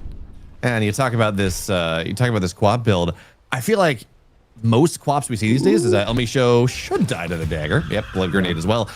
Most quaps we're seeing go these days in the last couple of days, they've been going Soul Ring pretty much every single time, which of course it helps you farm. Most mana efficient item in the game is not bad. we're just going straight null talisman Kaya Skillfield? as Skillfield. Gotta be a little bit careful. Sayu takes a decent amount of damage as no. Dark Mago understands they do not have the damage for him here. He's gonna be able to move forward, getting a double kill. Not great.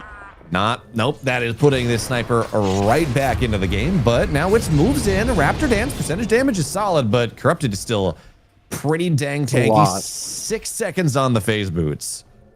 And he's just gonna try to TP out of here, looking for a bash. Wits, not gonna get it.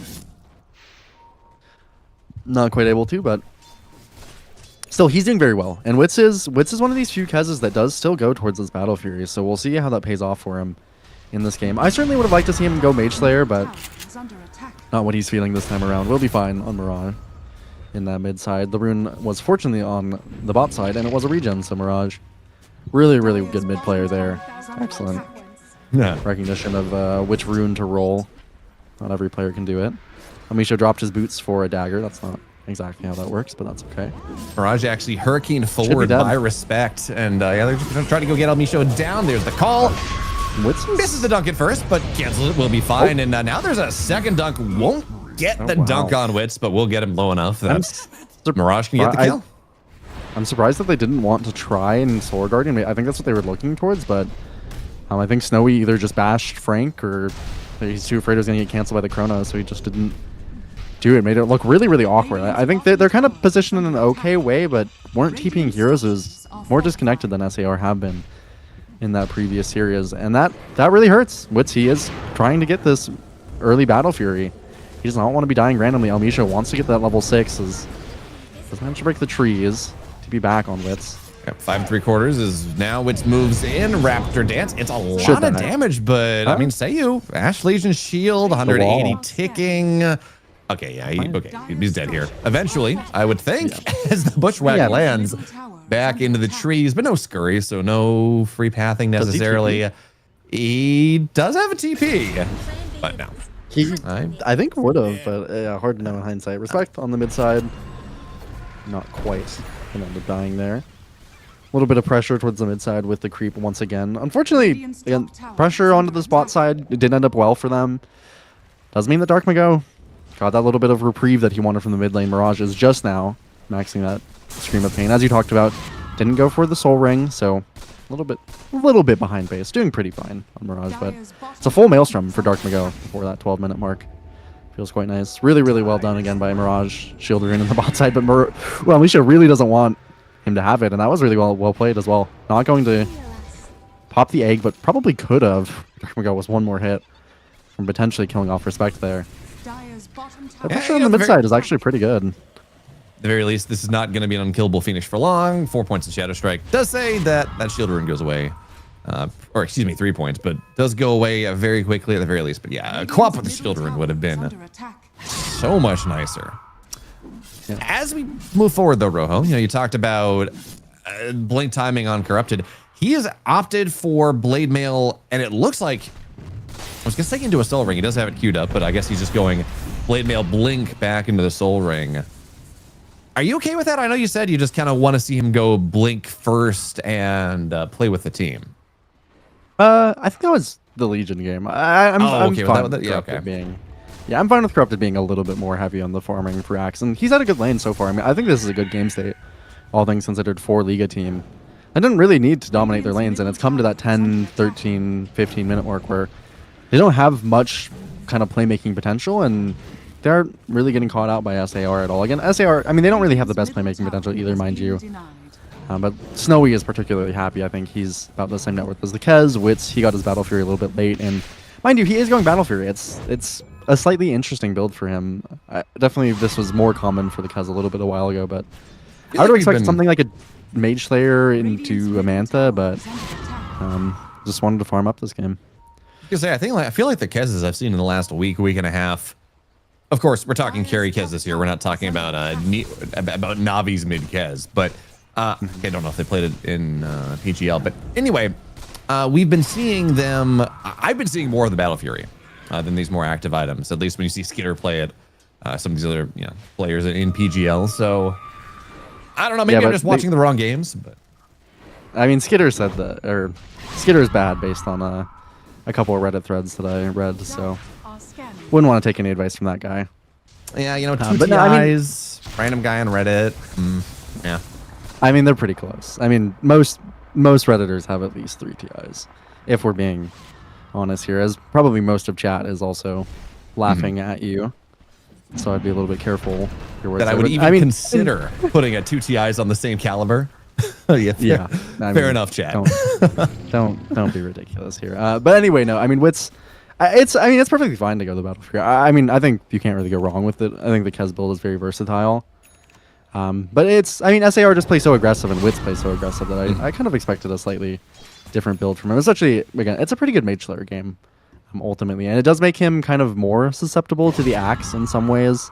That he's not going to have those same, necessarily, like, kind of defensive item, but he's just scaling up. I think it's fine. Again, this point in the game is Liga team not really able to accomplish much, so both teams are just trading farm, and Battle Fury definitely fits that style. The Manta is also very, very good this game. No reason not to build into that, and Battle Fury into Manta makes definitely a little more sense than any other item into the Manta. So I can certainly agree with Wits. There's a little bit of a move here on Corrupted, but it's not the best target to catch onto Bushwhack, though. Yep, will be enough as the Solar Guardian goes in. Corrupted pretty low, looks for the dunk, at least tries to add the damage. Sonic Wave as well. Oh, there we go. And now Mirage, no manas. There's an Orchid there. Frank, he heals. Oh, look at the heal. Oh, he's going to be able to get it up, and now this is a problem. Bushwhack holding back. Here comes the Chrono.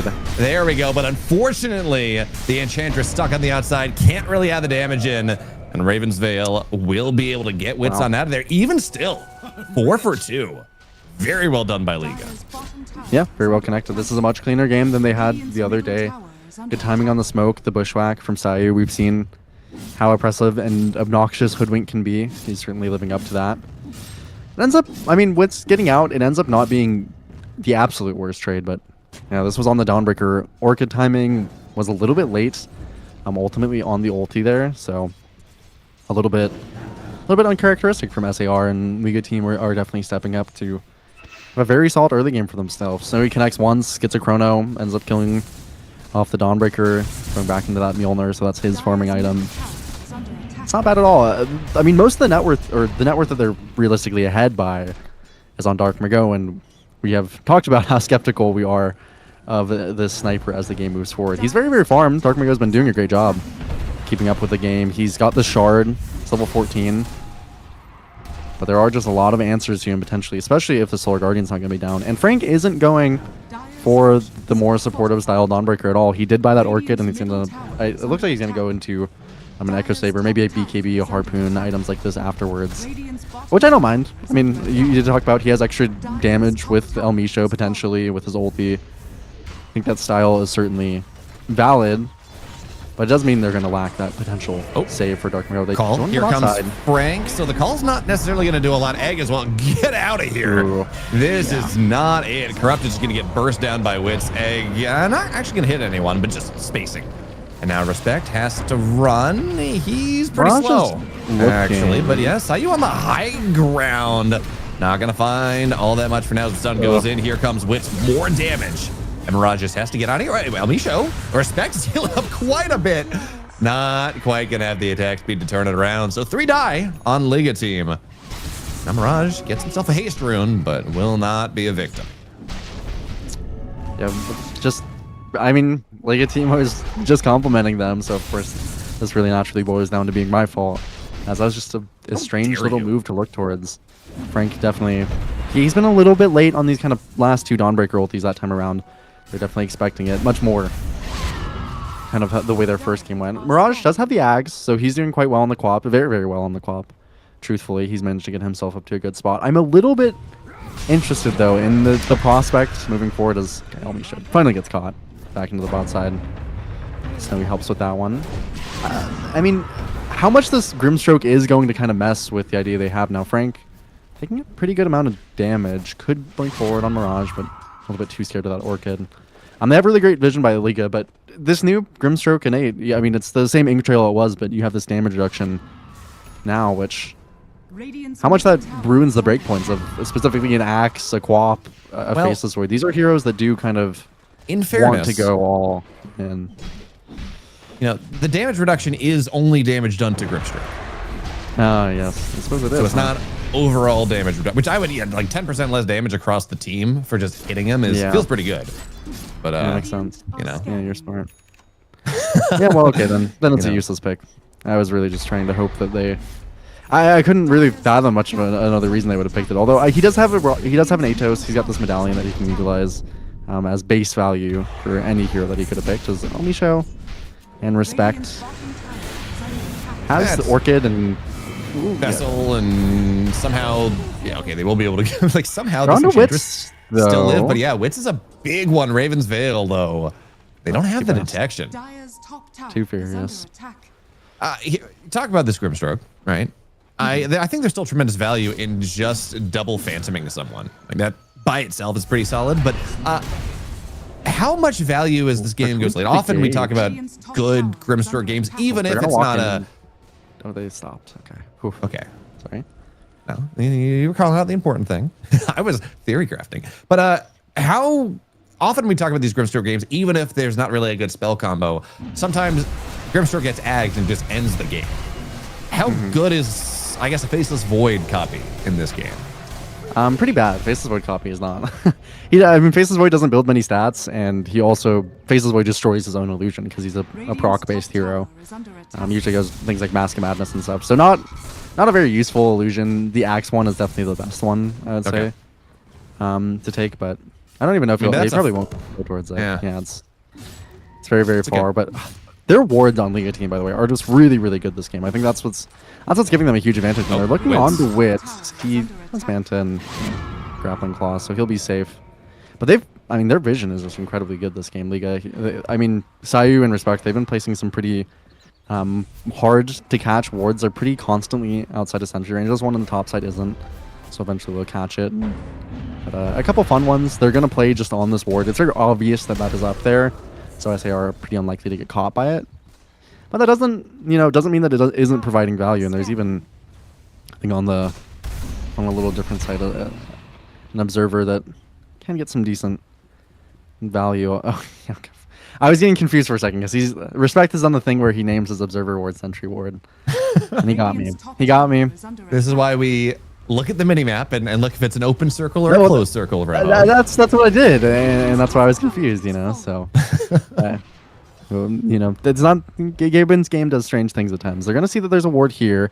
I don't think it actually picked up on their smoke, but otherwise DreamLeague is pretty obviously in vision. Frank not quite there, so it's kind of weird, hard to catch the timing here.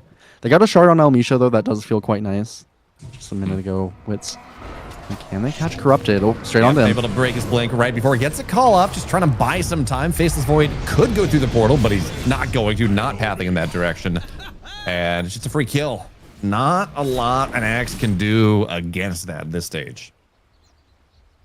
Not quite, but Snowy is getting to his items. He's level 17, almost 18. Not the highest net worth in the game, even below Mirage, interestingly enough, as Mirage has really efficiently been farming. But he's very happy still with his state. He's going to have a BKB soon. It's a really good BKB game for Snowy. This Dawnbreaker ulti not presenting as much of a threat as it potentially could. Again, he's gone for a more carry-style Dawnbreaker.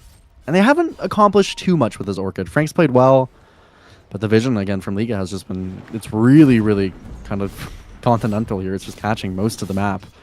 So they know at all times where SAR is playing. It's also pretty easy, to predict where a team is playing based on where Frank is showing.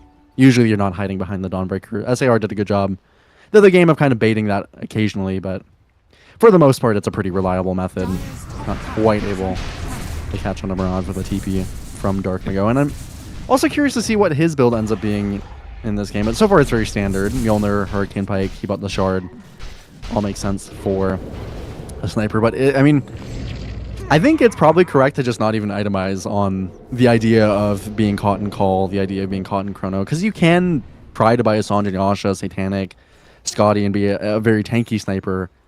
Or more typically what I like to do is you just go Shadowblade and Silver Edge, you go Blink and mobility items and just hope that you can dodge as they're kind of corrupted. He doesn't pop, but he's going to take a lot of damage still.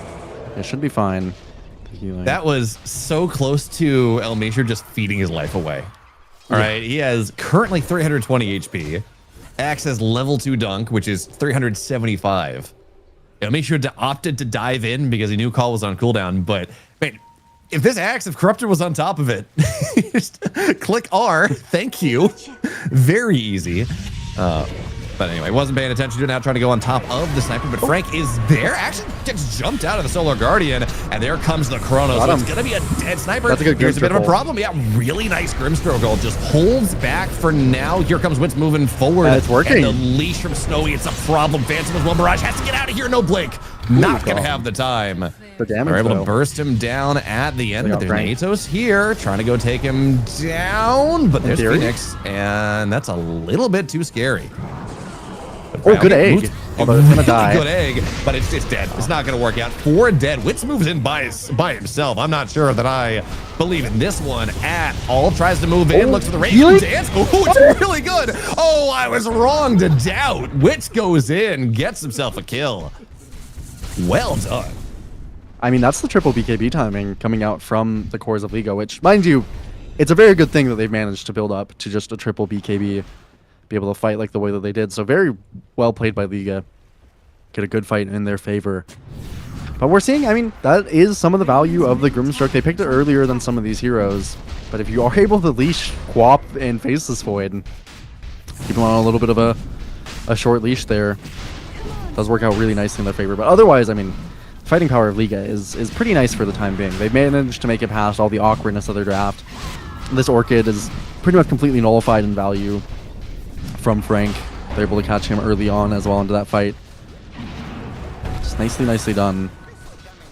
Not gonna be easy to play this game again with the draft that SAR went for, and the fact that they did play a little bit, I mean, a little less clean in the early game than we've seen. Still decently, but Liga team also particularly managed to get themselves up to some very nice timings. So Corrupted has that BKB. That's all he really needs in terms of itemization. Snowy's level 20 now. That's a huge spike for the Faceless Void, and there's just, I mean, there's not really answers. They didn't pick any saves into the Faceless Void. In theory, the Dawnbreaker really is, but hasn't yet built into a Crimson Guard or the likes of a more supportive item. On the bot side, too, they're just running. Makes sense. Let's go, Field and Frank. Run at the global strong. hero. Very strong. Very strong. Gets a call left side. Frank's going to save the Phoenix for now, and he does not have the egg. That's going to be the important thing. Is completes the dive forward. Oh. 4 seconds, 3. Now Snowy gets forward. Good Chrono. On top of the Phoenix. Going to be able to take him down on top of Witz as well. Dark will not caught in the too. corner, though. But even still, doesn't really matter. Sonic Wave so good. Aegis down. But now Witz just has to get the hell on out of here. 4 more fall once again. And Mirage almost got Witz a second time. Yeah, really hunting for him. He's got to be so scared. They even get a scan, but Witz is playing very well on this Kez, and living in that fight feels great for him. But the fighting power of Liga, they're just finding these nice openings. Snowy, again, he wasn't the highest net worth, but he got to a really good place. Getting that Chrono down in time. It's well played by Liga. They're playing these fights slow, catching on to heroes early. Dark Mago, unfortunately, got hit by a bushwhack there on Sayu, and that's what stopped that damage from coming out. It's just small margins that Liga team is finding. And by the way, I do need to apologize to Snowy. Could have sworn he barely missed the sniper. Nah, he got the sniper on the edge of the Chrono. It only looked like the sniper was hitting, so... No, he didn't miss I clicked at the death summary and it said he was chronoed. Maybe at the very... No? Oh, It doesn't say that for me. It has him stunned in the Chrono from 24-31 to 24-33, 34. He wasn't. I mean, anyway, it's fine. He got hit by a bushwhack at Sayu at the end. He was not not in the Chrono. Either way, Snowy, it was still a very good Chrono. He got Wits in it, and that's mostly what matters. Again, you can't really itemize as this Kez to do anything about the Chrono other than just kind of be a little bit tanky. So unfortunately, I don't have answers to the Chrono, and Snowy is incredibly farmed. Snowy's an incredibly strong player. Definitely a player that I very much like to talk up. I've seen him carry many games. We saw his at the performance yesterday. He's not quite at that level with the Faceless Void, but he's playing a consistent, good game, and he doesn't really need to do much else. Yeah, it's just Faceless, and he's kind of that end-all, be-all carry at the end of the day, which has to play much cleaner to deal with it. Although Mirage could be forced, but not quite forced to use the BKB, unfortunately, just a second too late. He's about to be. What do you do here for SAR? If Phoenix can't get caught, I think that is step one. Even if you spend the Solar Guardian early to try to go and by the way, Little Friends done here on the Enchantress. But even if you do go and you spend the Solar Guardian on something before the Chrono, if Phoenix can go and just put pressure on that Chrono, egg on the outside, Solar Ray in, you can force the Faceless Void to back out of the Chrono early because you're worried about the stun. But as we've seen, Snowy's just diving on the Phoenix every single time he sees him low, he's chronoing him. He's not really giving him an opportunity to get that spell off. Yeah, the Little Friends is going to be super obnoxious. That's extra attack speed as well on whatever target he focuses. That root, of course. The core. Initially, they're looking on the rune, and you don't actually... Okay. They didn't deny the amp damage, but Sayu does the work for them. Sayu's finished a Lotus Orb, interestingly enough. It's not the craziest game for me personally, but it is nice. I mean, it's nice to get rid of these Atos. It's nice to get rid of the Orchid. Some small things that are annoying. Snowy in particular. He can hold his BKB longer now. So it's a nice little cover for him. Nice yeah, I mean, it's hard. I think, I mean, ultimately the supports definitely would want something like an Aeon Disc to potentially try and be safe, but it's not something I can really get towards. Mirage has a Bloodstone and just gonna die. Doesn't want to pop the egg, or wasn't able to, at least at the last second. Probably would have died anyway, so. Correct I think call. you're happier there to... And I think you're happier to give your life away than to spend the egg at this stage of the game. Again, with how important it is as this pseudo egg counter, as this team fight enabler, I guess, is maybe the best way to say it. But you know, at the very least, you get the tier 2. Roche is still off the table for 3 minutes. So, you know, even as this map gets smaller, there's not really a lot to play for right now on either side. Yeah, I mean, they do, you know, have the Dark Mago high ground sniper, as much as they have a ton of dive to catch the sniper, and certainly ways to deal with it. It's always going to be annoying, so just going to have to deal with the fact that that is a truth of the matter. See what Dark Mago, the rest of the team drums up. I think for these two supports, I do like this itemization that they're drumming for. We saw it on earlier last game on L1GA. This time around, he went a little more defensive with the Spirit Vessel as well. But they're both just eyeing sheep sticks, and probably is correct. It's not, I mean, an Aeon Disc would feel great to try and live, but the reality is if you get caught in the Chrono, if you get caught by an Axe Call or by Mirage's damage even, you can have that popped pretty early, but you can also just get committed on through the Aeon Disc, so that might be a little bit of a pipe dream to actually play for, unfortunately. As the Tormentor goes down, unfortunate. I think Snowy was... you know, he wasn't in the running for the shard. Not enough budges yet, but not a bad shard for Sayu, certainly. And being able to go and amp your team's damage. Oh, okay, he did? Okay, I know he had it queued up, but I figured he was, you know, going Butterfly, next item, and then getting the shard based on kind of queuing order. Yeah, also, I mean, Mirage's game definitely as well. He's played very, very, very clean, very disciplined on the Guap. Again, ended up getting that Bloodstone at a really nice timing. They don't have that much damage to go through the Bloodstone. Slowing Frank down, Little Friends to make a couple problems. And look at the damn it. Oh man, the attack speed from Snowy with Little Friends on top is ridiculous. Well, this is not, you talked about how you like Frank on the Dawnbreaker. This has not really been his game. No, it certainly hasn't. And I like kind of the idea of the carry Dawnbreaker, and I understand why. The Ags is definitely not nearly as strong as it used to be, but I don't know, maybe he is feeling a little bit sad that this is the build he ended up going for. Maybe it would have gone this way either way, but just has not had the means to play through the Dawnbreaker, and maybe that is, you know, maybe Dark Mago is slightly to blame for that. Ended up on the sniper and just haven't really had a hero to play around with on the Kaz, especially. He finished up an MKB. He's been farming. He's perfectly comfortable where he's at. But the rest of the team just doesn't have much to do. Bought a full BKB on Dark Mago, so that's going to be his attempt to stay alive. Maybe he needs it just to pump damage into Corrupted, but yeah, I don't know. I'd like to get teams just in patience in this game, not worried about the sniper at all. Kind of know that they have, as opposed to the previous series, that they have the one-to-one answers on their heroes, and you can just chill, not go high ground. We like we like that here. We're pretty big advocates of just not going high ground because it's stupid and dumb. And I mean, in fairness, fun. these are not lineups that okay, if you get a really big high ground chrono, surely a team can go, but it's Quap doesn't want to hit towers, Faceless or Axe doesn't really want to hit towers.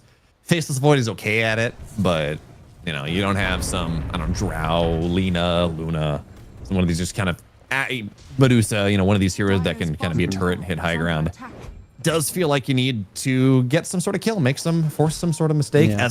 Wait. The Wits would be a big one if they could find him. Do the other vision? Yes, they do. In a creep camp too, so extra spins. Yeah. That, unfortunately, Roshan 30 seconds, but that's still going to be 60 seconds with no Wits. Yeah, should be pretty easy to secure it. I doubt Wits would buy back knowing what they have. So they'll have to face into the Aegis, have to play off the back that Elmisho is going to die in the bot side as well. This is another unfortunate thing for kind of the map state of, in particular, SAR, is they don't really have heroes that kill waves that well without showing. I mean, Schofield can do some, as he actually, oh no, he's getting caught. Oh, missed the bushwhack just barely in this bot side, so it was really, really close to Schofield. He just kind of walked into a wave, so I guess he miscalculated the timing. Wanted to steal Wisdom. Good idea from him. He should have died. Bushwhack lightly missed. He does have the Scythe now. So this is probably their biggest thing to play off of, is these supports eventually potentially being able to play off of their Scythes. Although Schofield, he finished his, and right now, currently looking at a pivot to go towards that Axe for Elmisho. I'm pretty sure he already bought out for the Tiara, so we'll see if he actually does do so. But he's just thinking, man, I really need to have a save. I can't blame him, but I am scared that the egg will still die anyway. It's level 25 on Snowy with an Ags and an Aegis now. This is definitely a Faceless Void that should be able to start poking the high ground, and this Ags just feels really, really good on the Faceless Void now. Of course, it's that old shard. I mean, it was a good Ags before, it just didn't have that kind of added bonus that you really needed, so never really something you wanted to go for. Well, offlane Faceless Void, offlane Tank Void, it was a lot of fun, but yeah. Carry Void, very much like a 7th item. But now, of course, that it gives you Shard and Ags, it's a functionally, you know, a 6,000 gold item for 4,200 gold. That is a nice little discount. You know, you're not going to complain about that one too much, but yeah, certainly no Ags on. It's on the horizon for Elmisho, but it's pretty far away. In fact, actually, he sold the Tiara, so he is all inning on it. This one at this point. If he's lucky, he's going to be able to get one of the cast range enchantments at tier 4. Still needs 3 of 10 for that one. And then that might be you can go. I mean, we saw it's not quite as bad as it used to be, but you know, shout out to GH at TI last year. You get yourself an Aetherlands, you start to get some of these cast range enchantments, and you can save someone from significant distances away from the fight. And then even if like you got the attack speed, it's hard for anyone on Liga team to be able to get there, close the distance, get the hits off before the egg pops. Yep, and yeah, definitely being able to as well kind of catch some of those extra cooldowns from heroes with like definitely a different amount of spells here. But they actually read this smoke on the bot side. So Elmisho and Wits, they weren't on a ward, I think, when they got caught by the smoke, but it was a Manta style that revealed Wits. So I know that there was a smoke onto the spot side. They're not actually playing too far into it, thankfully. So they're not going to get caught out by all 5 on Liga team. And Wits, he's actually just using the smoke to fully run to the enemy jungle here. Maybe he could catch some couriers would be particularly useful, but he just wants to finish up his Ags. Yeah, not itemizing for really anything to try and deal with Chrono, because doesn't really feel like he can, so. I could have sworn that Elmisho sold the Tiara. Apparently not. I guess it was just on his courier as it dies again. Now he's looking back at the Hex. So, fair enough. Still kind of. They will eventually need this Silver Edge, I think, for Snowy. As I don't think he's dying, at least right now, to just a Hex. Elmisho, unfortunately, does get caught on the other side of the map. Yeah. That's where Wits was. And yeah, he did. No buyback. I'm with you. I mean, Silver Edge looking for. Oh, nice Orchid Hex as well. Trying to go take him down. That's the Aegis. That is a big reveal there on Schofield to get the kill the once. Don't know you're going to be able to pull it off a second time, but man, really quick fingers there. That was a 3-man chrono very easily if they don't get that initial Hex. Yeah, he was just going to time walk away too. That's that is the one bad thing about this Aghanims for the Faceless Void is that you always think you can go in, and if anybody's playing against Faceless Void more than twice, it's pretty easy to read when they want to hit you with their stupid little time walk, and pretty easy actually to punish them. They're not immediately back. Little greed can take you pretty significant distance. By the way, Wits has been playing where Naga Sirens typically do, which is quite funny. He's just been trying to not give away his position, and it's a safe part of the map. He's really close to Mirage, weirdly enough, in this top side, but he's just been using the Raven's Veil. Guess nobody's seen any of the effects. Just, yeah, it's like it is the safest part of the map, so I can't blame him, but it's not exactly getting him much closer to his items. No, I mean, if he finds one of the supports, I was gonna say maybe the Quap, but Quap has 4,000 HP at this point, so probably not. There are a couple of heroes that he can go and kill off and get himself where he needs to be, but now amp damage on this amp damage arcane rune Quap. That is not something you really want to. We were already on full dodge mode, Rojo, but we are absolutely on full dodge mode for the next 20 seconds. Yeah, I mean, I know I'm the mid player, but how does he have his arcane in the backpack? I thought you were. I don't know if I'm just crazy and I've never done it, but I really thght you couldn't backpack bottle of runes anyway. Well, yeah, I'm not a mid player, but I could have sworn I've seen something. Yeah. I know you can't pick it up into the bottle when it's in the backpack. Yeah. As that's a big catch on top of Wits. He's broken Manta. Raven's Veil. Nope. The gem. Oh no. Gem is there. So didn't quite expect them to be all the way up there, and now looks like Mirage is going to catch on the Schofield. There is a Hex, so might actually be able to TP out. Sonic Wave. And he didn't take the Sonic Wave cooldown, but Quaps are generally not, so that is a 75-second where there is no cooldown is now. He should be fine, no stuns. That is your 9-second BKB.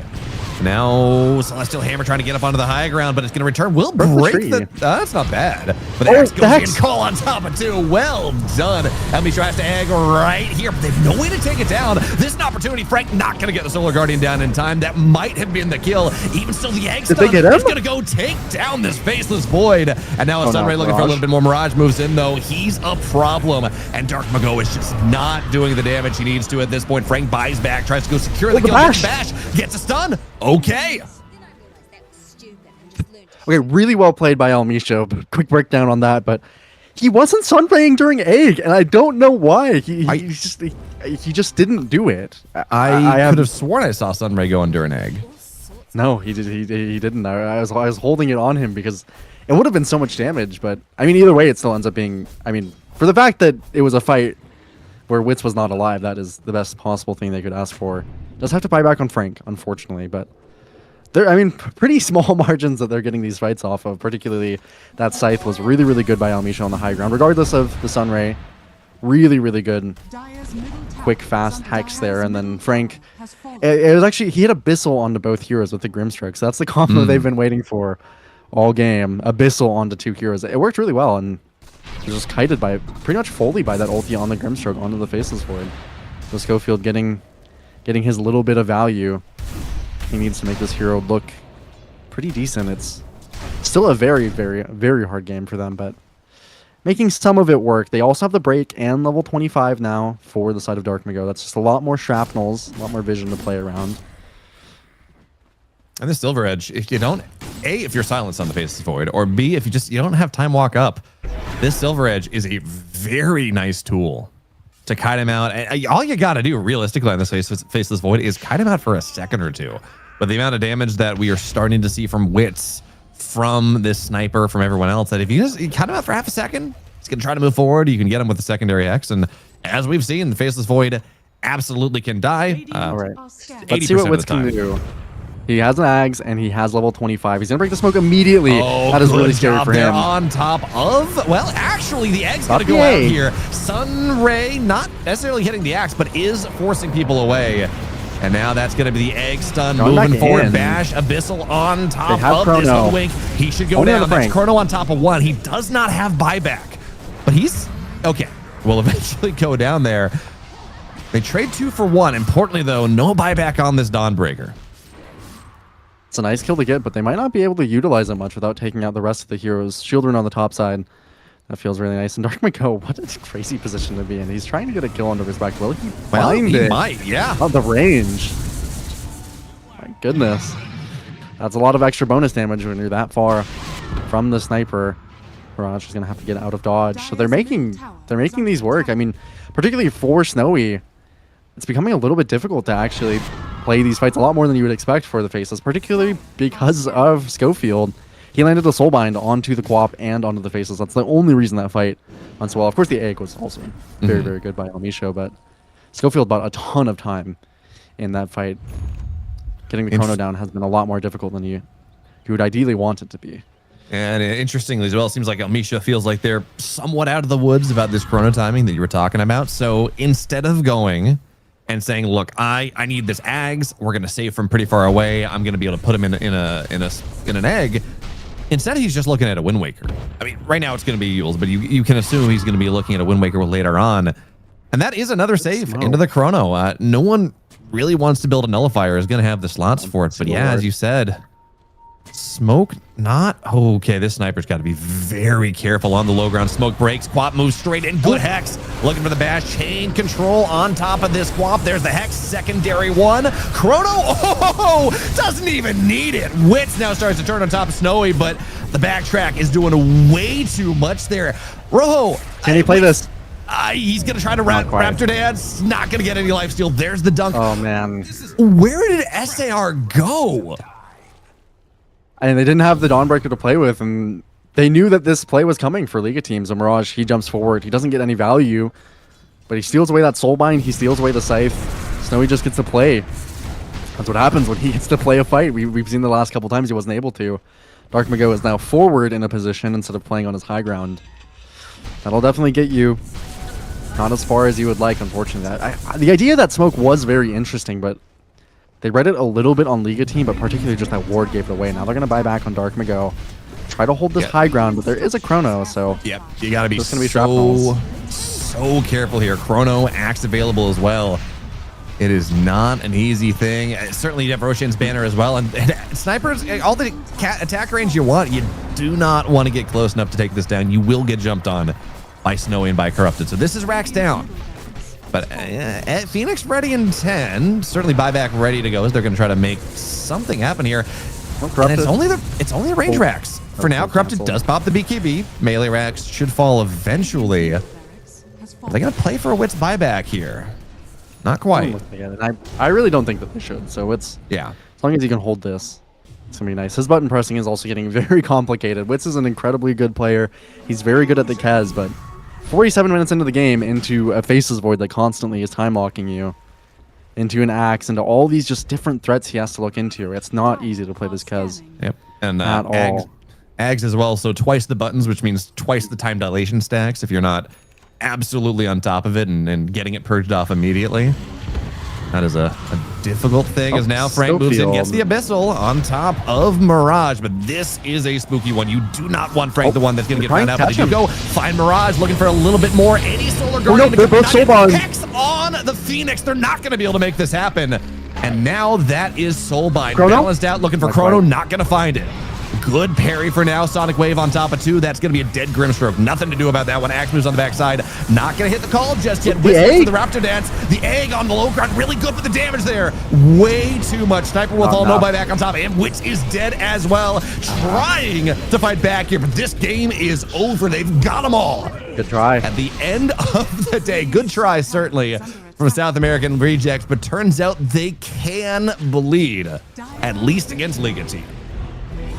Liga team continue their streak against South America. They have done very, very well so far. 5-0 against the South American teams in this Group B, and I do think a lot of it did come down to South America Rejects draft. I think this time around it felt a little bit less indicative of the style they've been playing, but Liga team just also from yesterday, we saw them recover pretty nicely coming into their next game, and this time around, just the first game, they played it consistently. They played it cleanly. Snowy's a very good Faceless Void. Mirage had a ton of farm for being a Quap. A lot of times you can fall a little bit behind. And they really just didn't worry about anything South America Rejects had and played for their timings. Didn't even really have to go high ground much than those singular racks. South America Rejects felt pressure to come out of the base. Liga team had the stronger late game, and they really played for that. So just nicely done. They just kind of mitigated what we've seen South America Rejects do time and time again in the DreamLeague, and they did it pretty cleanly. Yeah, I mean, Wits played incredibly well on this Kez, but what a difficult game for the Kez, right? You know, we talked about, okay, maybe in the lane, Wits might have a decent time against Axe. Actually, turned out not to be true, but this game goes later. There's Axe Call, BKB Piercing. There's a Faceless Void. I mean, even that by itself is enough control to make it very difficult for Wits to navigate these fights and, you know, get the Raptor dance off when you need to, and start to get these, just start to Kez all over them, as they often do. Time dilation as well. We talked about at the end of the game. You get eggs. You have like 10 buttons to press. That is 10 stacks of time dilation. If you're not on top of, if you don't have a Manta, if you don't have BKB off cooldown, it's just a very difficult game. 5, 5, and 6. Not necessarily the game you're looking for, but now we're gonna have to see if South American Rejects can go and recover in the next 10 minutes, because when we're back, game 2 between Liga team and SAR.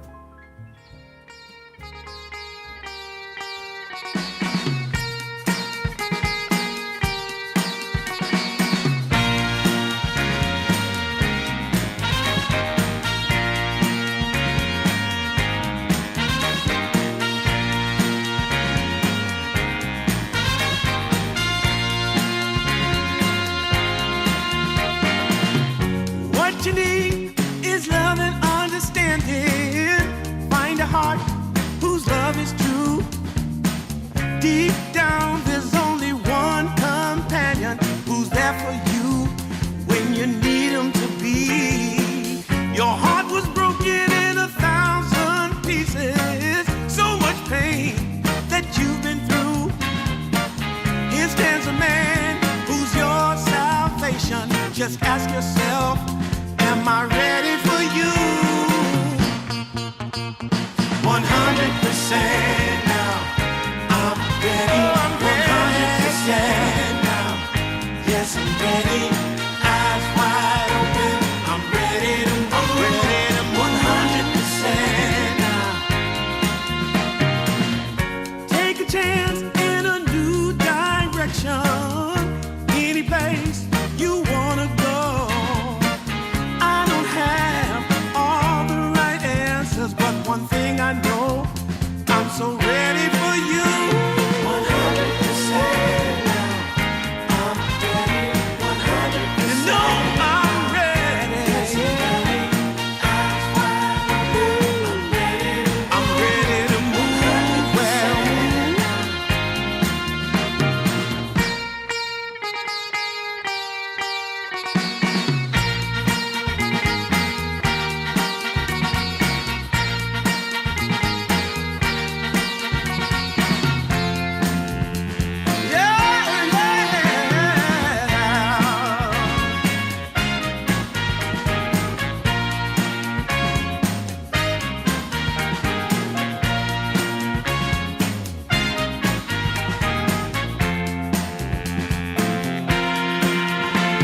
Well,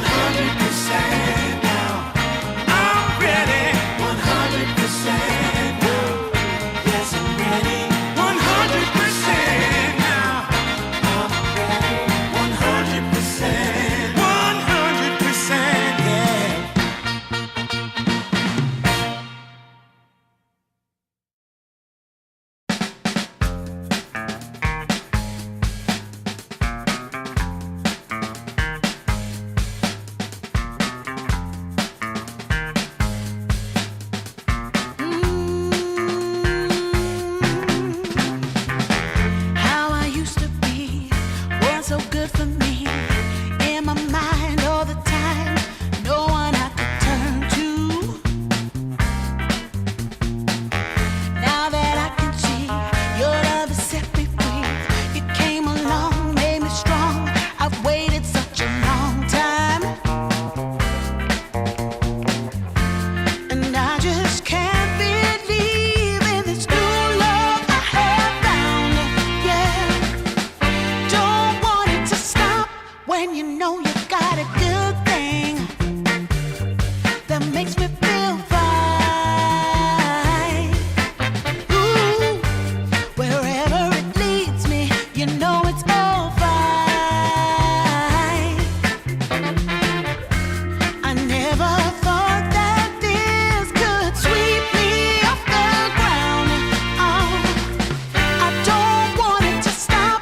when it's feeling this good.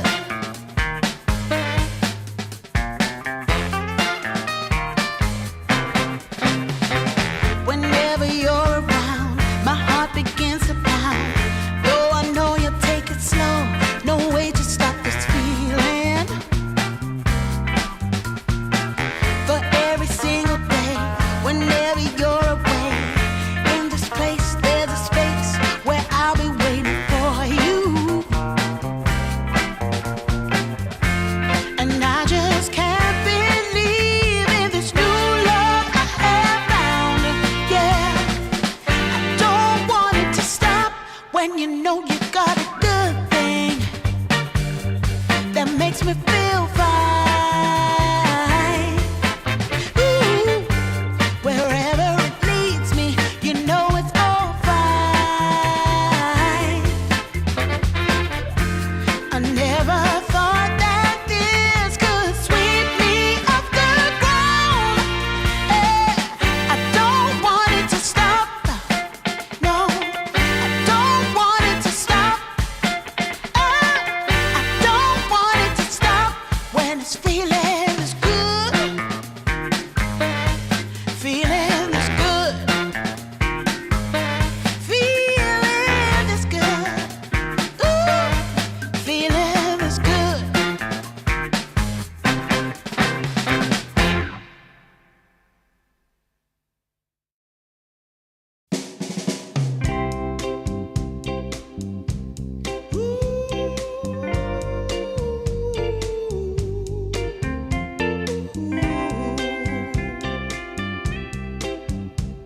Yeah, yeah. I've been waiting a long time, just longing for a glance from you. Yeah, a chance to look in those big brown eyes. No telling what my heart would do. Hey, when we met, I sure knew it felt as good as it could be. In that moment, though it felt so good, I wondered why you noticed me. If you gave me just a little time, it would sure ease my troubled mind. Don't tell me that you don't feel the same inside. Don't tell me who. These are feelings that I ought to hide. I don't care where you came from, just tell me where you wanna go. If there's a chance to be together, that's all I really need to know. Is it real or make believe that keeps me thinking of you? If you've got time to walk with me, I'll show you how my heart is true. And here I stand waiting for you. Tell me, baby, what I gotta do. Don't tell me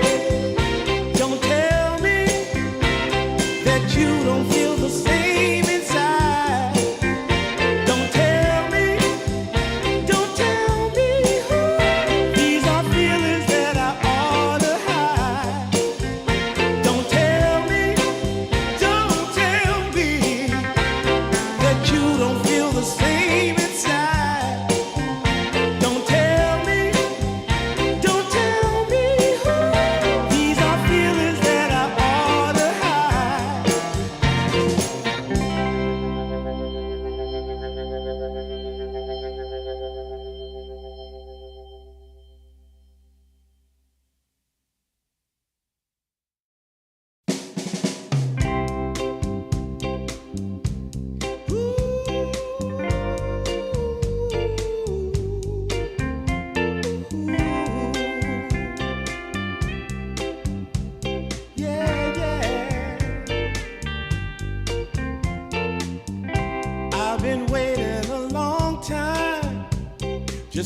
longing for a glance from you. Yeah.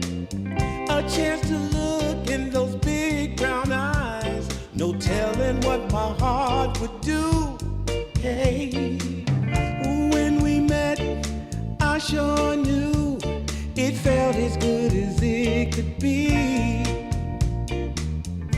In that moment, though, it felt so good. Welcome back to Dream League Division 2. As finally, over the course of our 3 days here, we've proven beyond a shadow of a doubt, Rojo, that South American rejects, they can bleed. Now, can they die? That's a different question. We're going to try to answer that this game, maybe the next one if we get there. But you go and you don't let them play their style. You force them to actually spend some bonus time in the draft. Turns out, yeah, you can make it happen. Yeah, end up with a really nice Faceless Void game first now as we head into this game to draft here. I also think, I mean, kind of unsung hero of the previous game. We're talking about how well he did play for a lot of the game, but Sayu just kind of in the background of a lot of these fights as that hoodwink, really constantly gaining value, and definitely a hero I think that you might need to look at for both of these teams. Hoodwink's just like good, Bayo. 5 seconds remaining. I am very, if you're trying to sell me on this idea of just banning hoodwink, I am very down for that one. This, I think on both sides, we've seen Sayu look incredible on the hoodwink. We've seen Schofield look incredible on the hoodwink. Just playing on the backside, very difficult to get to find. Of course, these bushwhacks just looking awesome. But South American rejects say, look, we have first pick, and we don't want the Phoenix, so we're gonna ban it out. But I gotta say, Ro, I mean, I don't think the Phoenix was the problem here in this game one. No, Almisha, I think, played perfect. I mean, his early game, I think, wasn't maybe the best for Phoenix, and neither was it the game before, but his eggs are very nice. I think he played overall quite decently on Almisha, so it is a little bit interesting to kind of be banning out that Phoenix, showing a little bit of a shattering of that confidence they've been holding, maybe finally the fatigue catching up to them a little bit after all the games of Dota they have played today. So for Liga team, definitely putting themselves in a really great position. They played very clean, very nice in the last game. I also think for South America rejects, and they did kind of switch up their classic style of just having this Grimstroke sniper team. Just doesn't really sing to me. They do have the opportunity to pick up the hoodwink, and I think they should. Yeah, so they will get that for themselves. That feels quite nice. I will say, if I'm South America rejects, I'm pretty happy that they let them get this one through. For Liga team, what they actually want in responses, maybe not as easy. I think their bans covered it nicely. Could go Rubik or the likes, but wasn't the biggest fan of Liga team's Rubik. So other than that, you know, there's your Alks, your Shadow, or not Alks, the Dooms, the Shadow Demons. Ringmaster, I think, is honestly maybe a decent response to the hoodwink. Let's see what they do drum up here.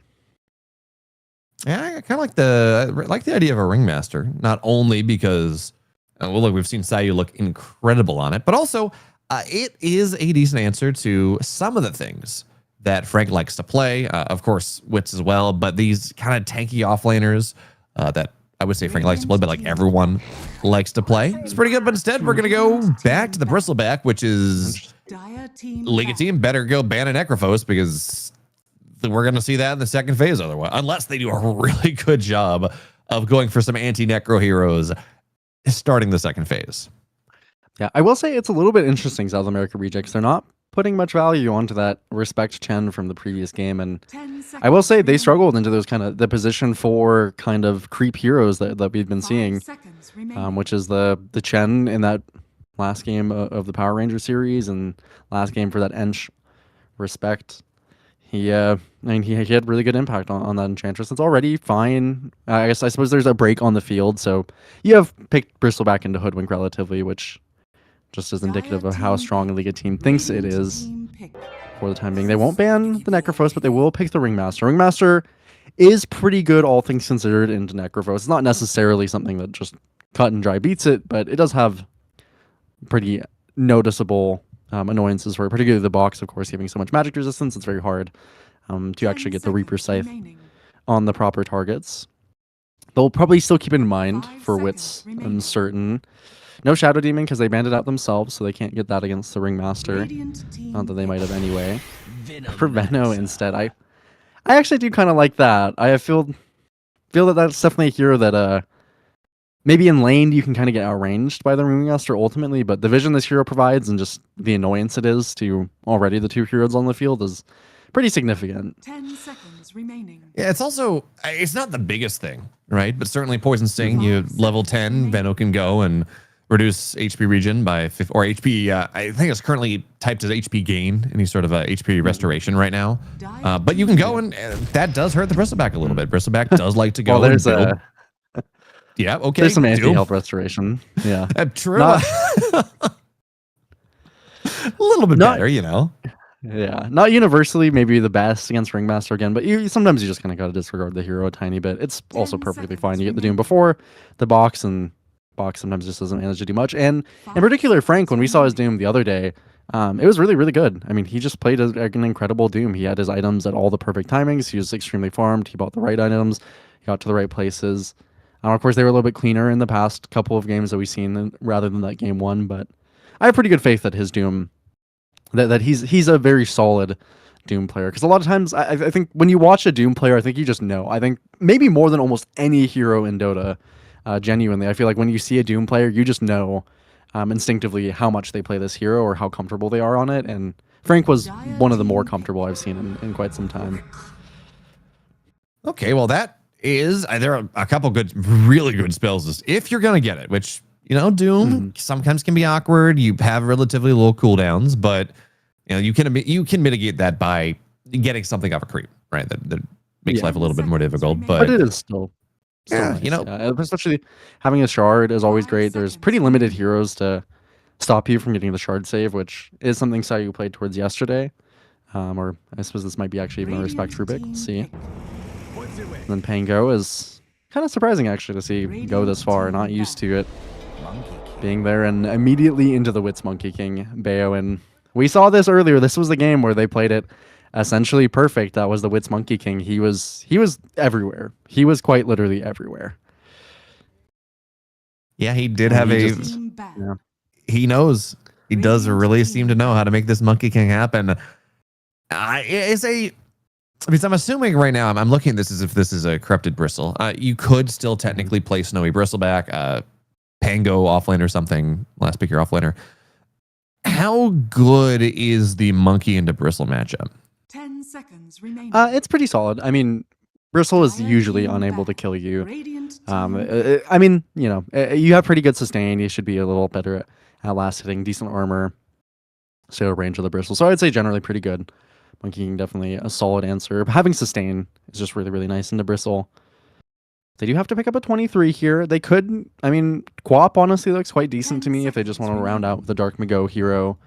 They could go for something maybe a little different into the Pango if you want to kind of try and cheese. The Dark Mago even could play the Monkey King, but I think, yeah, it's perfectly fine for him to just go normal Dark Mago hero, particularly the Quap is speaking to me. Interesting that we did see Beastmaster last banned in this draft. On that last phase there. Lone Druid as well. Made it all the way through the draft until the end here.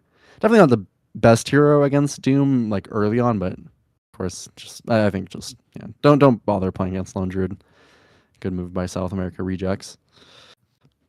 Yeah, it's good. Is the long and short of it. It breaks the game. Right? Even if you say technically have a good matchup against the bear, you get nags. This is kind of cool though. Hard to kill.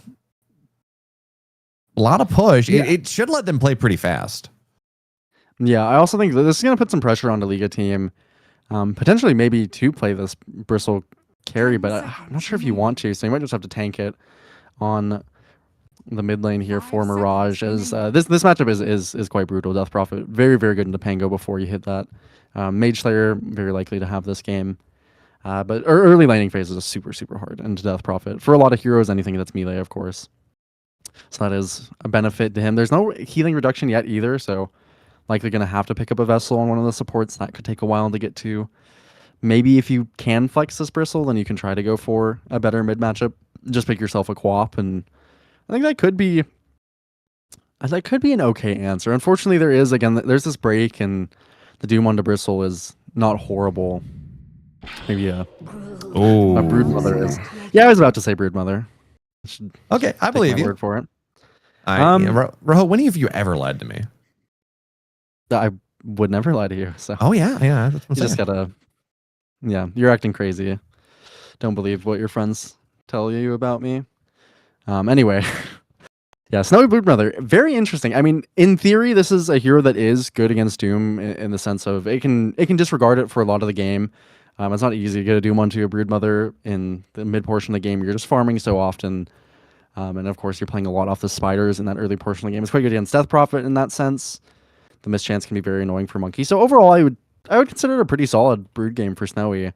There's just a lot of things for him to play around, ways for him to be really, really obnoxious. They don't have the most lockdown relatively either, but in kind of practicality, I could definitely see the Doom lane not going as well as Snowy wants, and then the prospect of being doomed as the Broodmother is not the most enticing. Not being able to have that potential healing to play off in the back of fights is going to make Snowy have to play a little bit more disregarded, and we've seen Wits. I mean, he is in that game that he played very, very well as Monkey King. His tempo was ridiculous. He was genuinely all over the map. Broodmother is a hero that he can potentially get on top of and kind of create these weird openings for. Of course, they don't have the Dawnbreaker or anything, but I mean, I think maybe I would actually slightly prefer Liga teams draft in a vacuum. I do think South America Rejects, at least for this game too, they've managed to pick themselves, I think, a more SAR draft, something that they're probably a little more comfortable doing that fast execution, winning the early game off of, and that should give them a much better opportunity, I think, in the game too, to showcase what we have seen from them in previous games.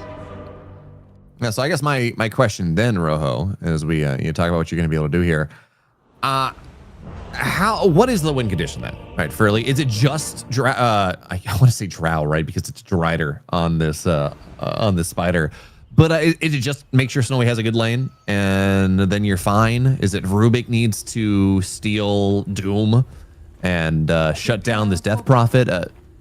How does this game have to go for a Liga team, given that this draft for SAR is just like a classic SAR draft?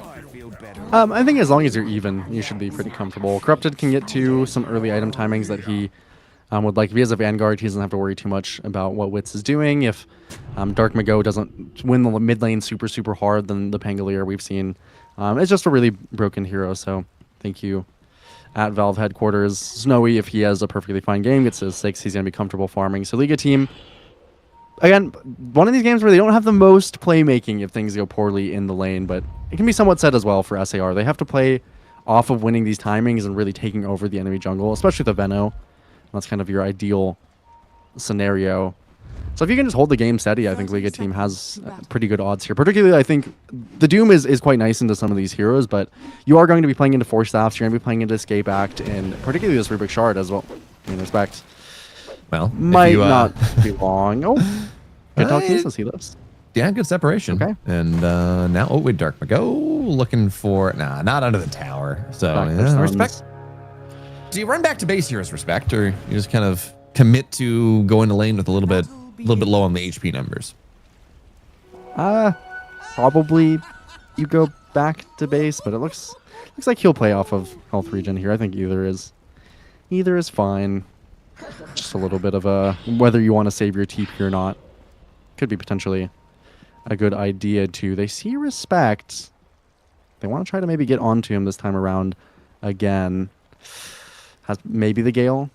Not quite. Too fast in the river. I like the idea of El Micho staying up here for a second. It's not... Okay, he is keeping back bottom, but trying to fish for something I think is a little bit nice. Wits doesn't need the most help. Level 1 in this matchup. Yeah, not really. As you talk about this matchup here with Wits not needing that much health. How much does again? Like I think we said at the draft, should be okay for a Corrupted for a while before start to get stacked to Jingu. How much does the Seiyu impact that? Is this like, well, it's a good ringmaster. Like ringmaster's going to be okay. It mitigates problems. Is it just it doesn't matter? I mean it helps, but I do think the lane should be a little tough. I mean this is going to be a ringmaster Venno. It's really up to Seiyu to kind of make the spacing and keep them kind of low on the regen, as you're already seeing. El Micho can be very, very annoying, but does have that impalement arts, always useful for trading. Mirage so far is doing good mid, so again, mostly looking for Liga team to just kind of go even here. If Corrupted can get a few extra quills, if Zayu can hit these impalement arts, which he's been pretty good at doing so far, and then they can do some decent harass down to this bot side and end up enabling themselves to go even, build stacks for Zayu. That could definitely be helpful. Particularly L1GA, he doesn't quite have, or he didn't start sticking this lane, which is very, very, very interesting. Yeah. Yeah. And that's one of those. Maybe thought he would get on the courier, but should be a no-brainer relatively. Yeah, well, he doesn't have stick queued up either. He's got more tangos and more clarities coming at him on the next courier deposit. So, yeah, kind of weird. If I'm playing this, I'm kind of pinging my support. I'm like, dude, why don't you have a stick into a ringmaster bristleback lane? That just feels kind of crazy. But, you know, look, Amisha's a good Veno. He's got ideas about what he wants to do. His nice pushback top side, but the telekinesis, again, this level 1 telekinesis, not something you're generally going to skill, but it's saved respect twice now. Yeah, definitely feels a little bit tough that the lane has ended up in this scenario as not the most CS and he's really dead nice anyway. pushback connect. Oh, I thought, 1 second on the lift. Actually have it. Yeah, he was a bit too quick. Okay, telekinesis is always the best spell you could pick up. Schofield will keep chasing him, but probably, well, maybe get it with a... Yeah, got it. Nicely done. All right. Didn't want to salve on respect. Maybe thinking that it would just be better to come back to lane with full HP. Come back with a salve. Might actually be correct in that assessment, as Schofield will deny himself to the tower. I think that's also smart, relatively towards his tempo. Yeah, you know, I think he was just worried about being hit by the hoodwink a little bit hard. But Mirage, Dark Mago gets the shield crash, and Dark Mago won't get the kill there. But I know you were saying Mirage having a good time, and he is having a surprisingly good time. I'm kind of surprised how well he's doing into this Death Prophet lane. That is, your Death Prophet into a melee hero. That is not traditionally supposed to be all that good. Is Tame the Beast, 3 stacks of Jingu, looking for 4. Wit's getting pretty low actually on the quill stacks, but well, actually, wait a minute here. We'll have to heal up off the wave. 1 more set of quills, Doesn't have but any mana. No mana now. Mirage, good bushwhack.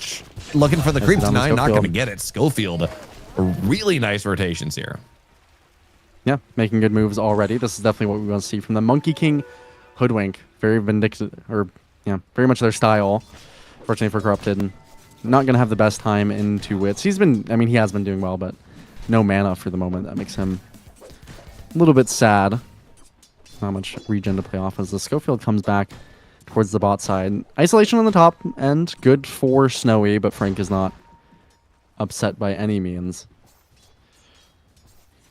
Respect, unfortunately, just not doing much on the Rubik, and that's okay.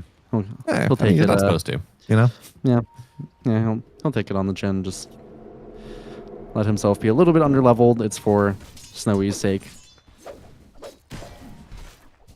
As Mirage just totally zoned out of lane at this point. He's going to rotate back in, but, you know, he had a great first 4 levels, but yeah, at this point, 3 points in Crypt Swarm is really obnoxious. I will say topside, Frank is eventually, like, look, Snowy's going to hit level 6. The spiders are going to start to come out. Frank's not going to have a good time. But right now, he's right there. He's up on CS a little bit. His nice, boundless. Schofield, didn't we, bro, ending game number 1. Starting game number 2, didn't we say that if you weren't going to be able to pick a hoodwink, just ban it? Yeah, I mean, I think we only said it maybe once, but we should. I mean, we said it, I think, in the previous series as well. So very much this hero has just looked good. We were questioning at some point how much we actually do like the hoodwink, but it's just turned out to be ridiculous. And if you hover the range of the bushwhack, I mean, I think it's pretty obvious that extra little cast range they gave it. Means this hero has crazy margins to play off of. Oh, catches him in the shield crash with an EXO.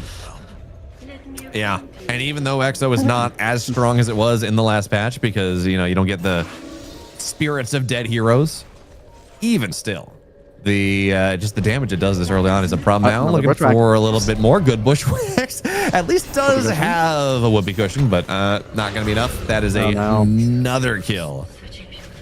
We're in spot bot side as well, and it's an amp damage. If my Dark Mago will find where it is, kind of goes to the wrong side actually, so maybe Mirage. Yeah, seems like it. Unfortunately, will not pick it up, and he should actually get a kill for it too. You think? Yep. Yeah. Nicely done. At least you're not dealing with an amp damage Pangolier. So there is that. Rather not die on the Venom, but yeah, you'll be fine. But again, anything you can do on Mirage here to get a kill to get yourself back in the game. Yeah, you're only down 4 CS, but if you take a look at the net worth, it is a far more difficult story. 500 gold down, 6 minutes, 45 seconds. And now at least the good news is that you used Exo mid, didn't take a tower, and now this is not something that the Death Prophet's really going to be able to rotate on, not going to be able to put pressure on the 7-minute shrine. So yeah, at least you're guaranteed one there. Yeah, and Schofield making the difference definitely in this early game. Good amount of net worth on him to work with. Finding these kind of kills. Levels on supports aren't the best for Liga team. That's a slight worry. Kind of been letting all their players solo lane. It's good for Snowy though. Of course, he will hit this level 6 soon. But Frank, he's also been left alone. He's now hitting that level 6, so not really capable on Snowy to walk up to the game or to walk up to the wave here. Very close to 6. Doesn't end up hitting it. I'm not convinced he's going to really have that off of a time with the level 6 on this spider either. I mean, he's got ice armor, so these spiders are really not going to be able to hit for all that much. It's totally Blitz is here. Dude, just ban this hero. What is this? Yeah. They're going to collapse onto his jungle too on the 6-minute timing or on the level 6 timing. They've invaded the spider's jungle. They've taken the areas where the vast majority of his webs are. Don't know if they're going to be able to get the tier 1. I mean, it's crashing under tower, but they're not really contesting at the moment. But this is not the game you're looking for as you play this Broodmother.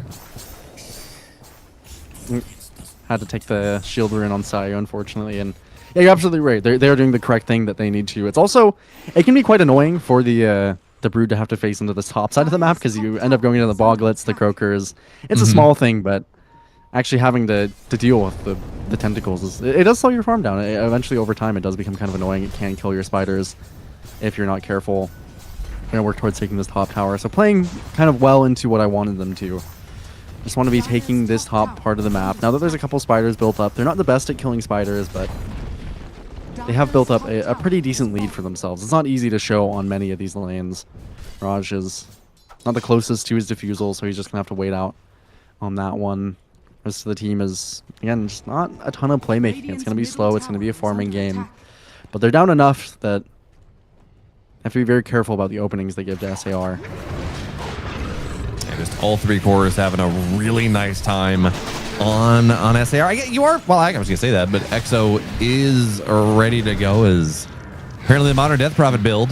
Mirage has to be pretty careful with these Ancients, but Modern Death Prophet build, get an urn because it's good. Get yourself corrupted wraps and literally never die for the rest of the game. Yeah, it's a good build from Dark Mega. We'll see if it's an okay game for him to upgrade the Spirit Vessel. He certainly doesn't need to. But yeah, I like this build. Consecrated Wraps is just too good on Death Prophet to be ignoring as an item. Gives you everything you want, everything you could really need. Fortunately, I mean, Sayu, he's gotten some of his levels mid, so thankfully he's close to level 6. Not close at all on Respect, though. Just having to take that back seat. There are stacks in the jungle here. They get some vision onto this. We like to contest these. Let me show immediately with the Plague, and Wits is here. Not a lot of carries who show up to these kind of fights. Escape back. Really nice job there. Cancels the Rolling Thunder. Wukong's as well, just barely gets out of it. And Mirage, yeah, just gonna have to Rolling Thunder on out of here. They contest, sure, they contest the jungle. They don't take Mirage down. Is he rolling back in? No, he's just thinking about it. We'll be forced back. I mean, even that's pretty nice. You get the tier 1. Wits is, as you said, incredibly mobile, able to get back to farming pretty quickly. And you're compressing the map in a way that SAR on this type of draft, when they have a Veno, when they have a Hoodwink, when they have this Monkey King, it just feels so difficult to find any position. Dagger not going to land on El Micho. And again, Mirage doesn't have Rolling Thunder. Does not have a Diffusal Blade. Unless you pick, yeah, does not have a Diffusal Blade. So yeah, we'll be okay. We'll be able to go get the kill. But now Dark Mago is here. Does have Exo if he wants to commit it, but just no way to lock the Bristle back down. Well, not yet. They hit level 6 though for Schofield. That's quite nice to have. Do still have the Exo, but they're kind of TPing back, so they're losing small tempo on the map. But I definitely agree. I really like the way that SAR connects their heroes. Just bring them all to a play, TP them back to their lanes. Frank has an incredible game. In front of him, Snowy is doing fine, but not at the position that you would like to be. ultimately as the Spider. Frank is just holding this ice armor. Definitely a really nice pickup for him. Mitigates the potential damage of a Broodmother by such a significant amount. The amount of attack seed on those Spiders much lower. So good game state so far. Unfortunately, I mean, they do sometimes collapse the map so hard on SAR that I think finding the ability to use this exorcism, it could be a little bit hard. I've even felt this on myself when I'm playing the Death Prophet. Is actually utilizing Echo is not always, or Exo is not always easy. He's just gonna walk up on the high ground. Frank here. Well, there's the Rolling Thunder. That should be a dead Frank. Certainly, Wheel of Wonder, Rolling Thunder, all causing problems. I mean, he's tanky, but not quite tanky enough. As finally the Wheel of Wonder will be able to take him down. But Mirage and Rolling Thunder not gonna last for that much longer. Can they find him? Boundless locks him down. But the space is there.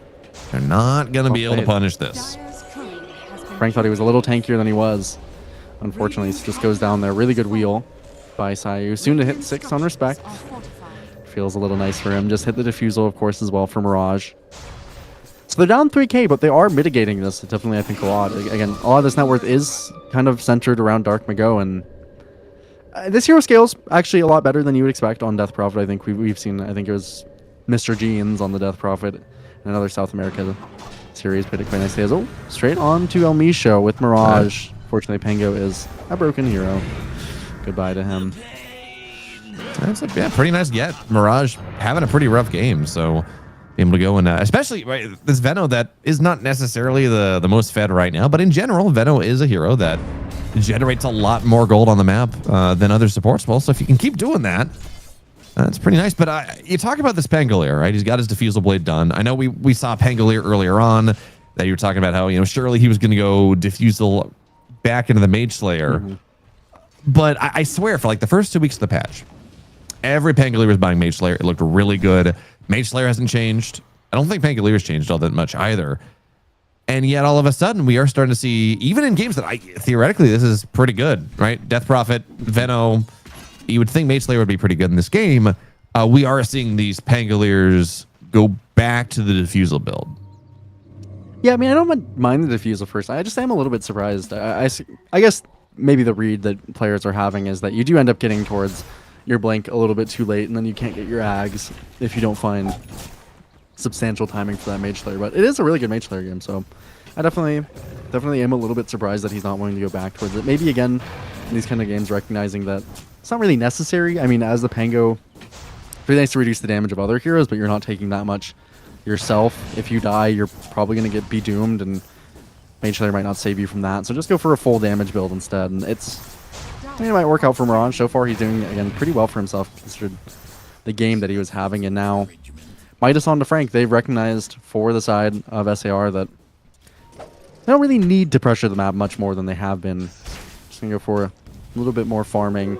Scale up nicely. They still have a good lead, all things considered. Wits is going to work towards Odessa with his own Mage Slayer. But it's not the pace that I think they would have initially wanted. They're going to go into Frank again here. Does have to be careful. Is fast, really. He is very fast with the drums here. Scorched Earth, Rolling Thunder, not really going to connect. Now the question is if you can find anything off this. Wits, he will continue to move forward. But TPs. Yeah, that's pretty nice. I mean, I know we talk about this a lot, but these top teams, they are tracking the number of TPs that you have, what's on cooldown, what's not. So the fact that you're able to get two TPs out of this is, well, I was going to say, as long as you don't lose anyone, but Snowy is going to get locked in just a little bit. Sharpshooter goes down with Wukongs, and he is not tanky enough. So if you got out of there, very worth it to force 2 70-second cooldowns. But because you're not, yeah, it's not worth it at all. Yeah, doesn't really accomplish much for them, unfortunately. Really nice smoke, because they're maybe looking towards the bot side of Dark Mago. He's not particularly tanky into Corrupted. He's having a decent game. Not very high net worth, but very high on levels. Bought the shard early with that Perseverance. So we'll actually be able to pump a ton of damage into Dark Mago. And they're looking to be able to punish him down here. The minus armor is very significant. I see Schofield first, though. Wheel is there. Nicely landed. Yeah, it's a bit of a problem. Schofield will die at the very beginning, but you do have Exo, and Respect not going to be able to get that steal. Now Doom on the Pangolier. Rolling Thunder off cooldown. Doesn't really matter either way. That's a guaranteed kill. So Frank gets one. What's his really close to catching. Mm-hmm. Yeah. And I mean, I don't really mind this. I mean, Dark Mago, I guess he'll probably get this bot tier 1 as well, or at least do pretty significant damage with this Exo. But sometimes just popping Exo is, even as like a farming tool, I think, as the Death Prophet is really not that bad. Again, it's just hard to utilize sometimes. So nice that they're going to get some decent value here, Corrupted, and maybe looking to deny it or keep it alive even for a second. I like this early shard purchase by him. They're pretty immobile for the side of SAR. Getting those extra goo stacks, definitely going to be very, very impactful. That's something they can play off of. Unfortunately, this time around, SAR just a little bit too ready with the Doom in particular. Really good spacing by, or really just good positioning, again, by Wits. It's not the highest level because he's been participating in so much, so he's actually a little bit lower than Snowy or the likes. But he's still got really, really good net worth. He's working towards that shard for himself, has the Deso already finished. Start building stacks up on that. And for Snow, he's just waiting a little bit. He wants to get an Orchid eventually, but he does finish up that Mantha to be a little safer for himself. I think it's still, I mean, a fine position absolutely for Liga, considering, again, most of the net worth lead. It's kind of on a Dark Mago, and it's not... I mean, they have good ways, again, I think, to deal with Dark Mago. I'm curious to see if he'll buy a Lotus or... Let's get a Yules at least, so that's a good opportunity for him to dispel some of these goo stacks, the minus armor. Just really doesn't want to get caught in those long form engagements where he loses all of that. I mean, HP Sayu. Well, showing. Okay, well, Wits doesn't quite land there, and now he's going to have to turn around. Wukong's holding him in place. Good bushwhack once again, but you don't have the box to save.